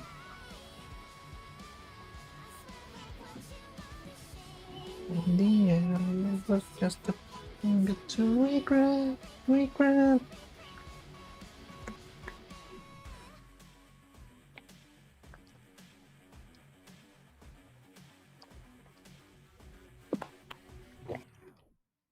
All right. Well, on that high note, let's finish our stream for the day. Thank you everyone for stopping by. Had a lot of fun. I'm glad that you enjoyed the streams and you stay here for so long. I don't know how do you manage, because I don't know, it's so much work. Or, well, I don't know. I feel like, I don't know. I just appreciate a lot the fact that you stay here for so long. And yeah, we'll keep on moving. Tomorrow we'll probably do the actual casts. Like today it was a lot of trial and error, a lot of tests. But yeah, hopefully tomorrow, what I think we could do tomorrow is tomorrow we start the day, open the mold, check it out. Maybe if there's any sort of extra flaw, we do one final test before the big casting. And while that final test is, while it's vulcanizing or solidifying or however you want to call it, while the reaction is taking place of the test, we can start covering the wires and preparing the wires and all that stuff. And that's a lot of trial and error, mostly trial, yes. A lot of errors too. But yeah. Debut? What do you mean debut? V1 was Hiyori and V2 was the first Annie. Oh, yeah. Debit. My heart got so torn when she said in the 3D stream, I want to call my mom or something like that. No! Oh, God, my heart. Oh.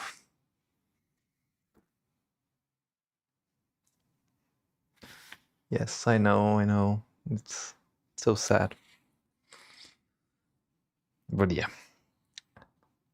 That got me too. I know, it's like how does she manage to actually freaking tear her heartstrings like that? Ah. Poor girl.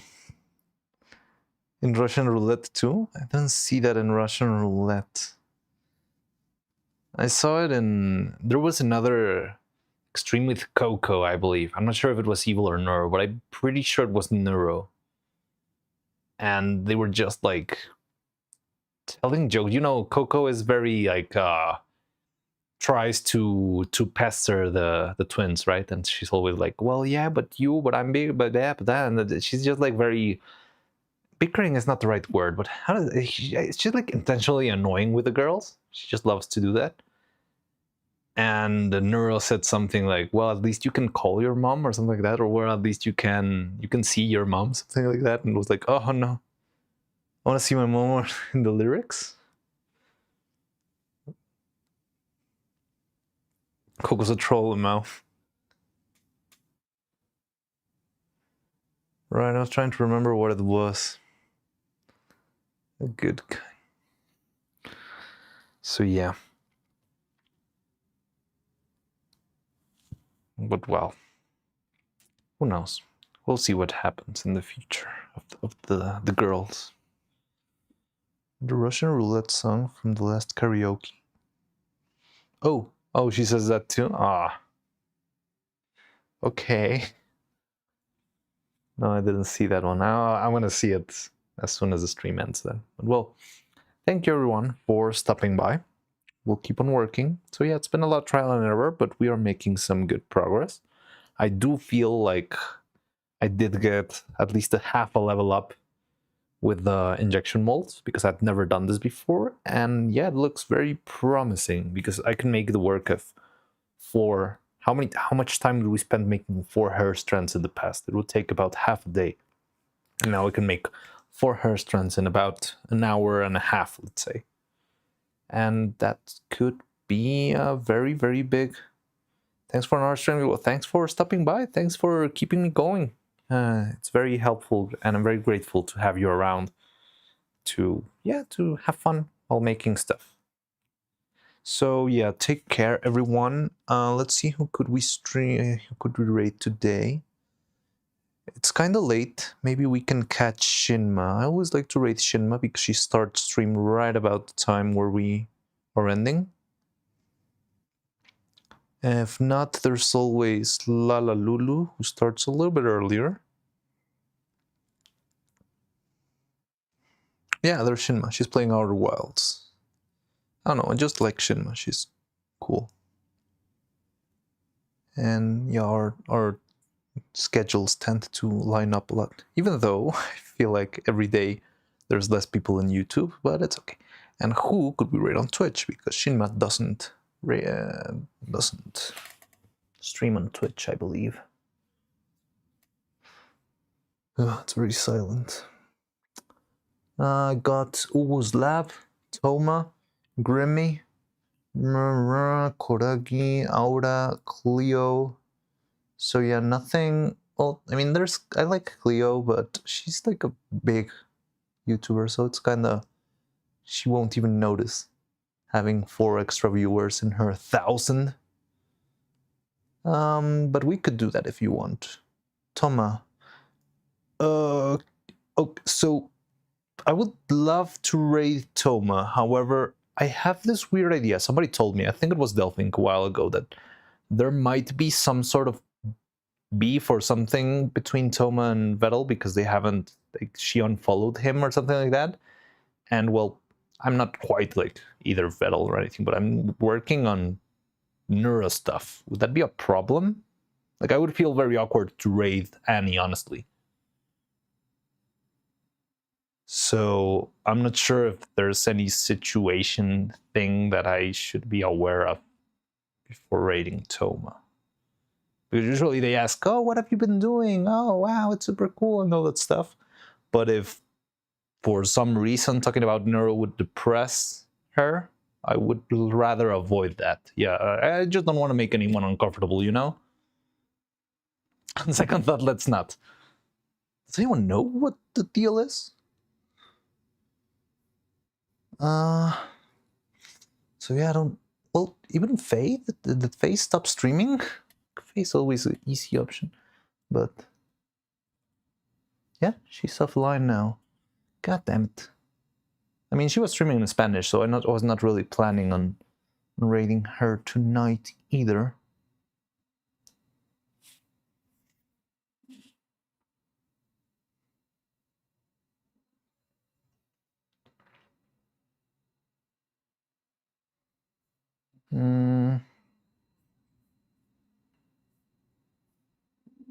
Tomo went away to get jaw surgery and only recently... Yeah, I know about that. I know she had her jaw surgery, but it's like a completely unrelated thing to unfollowing each other. That's sort of...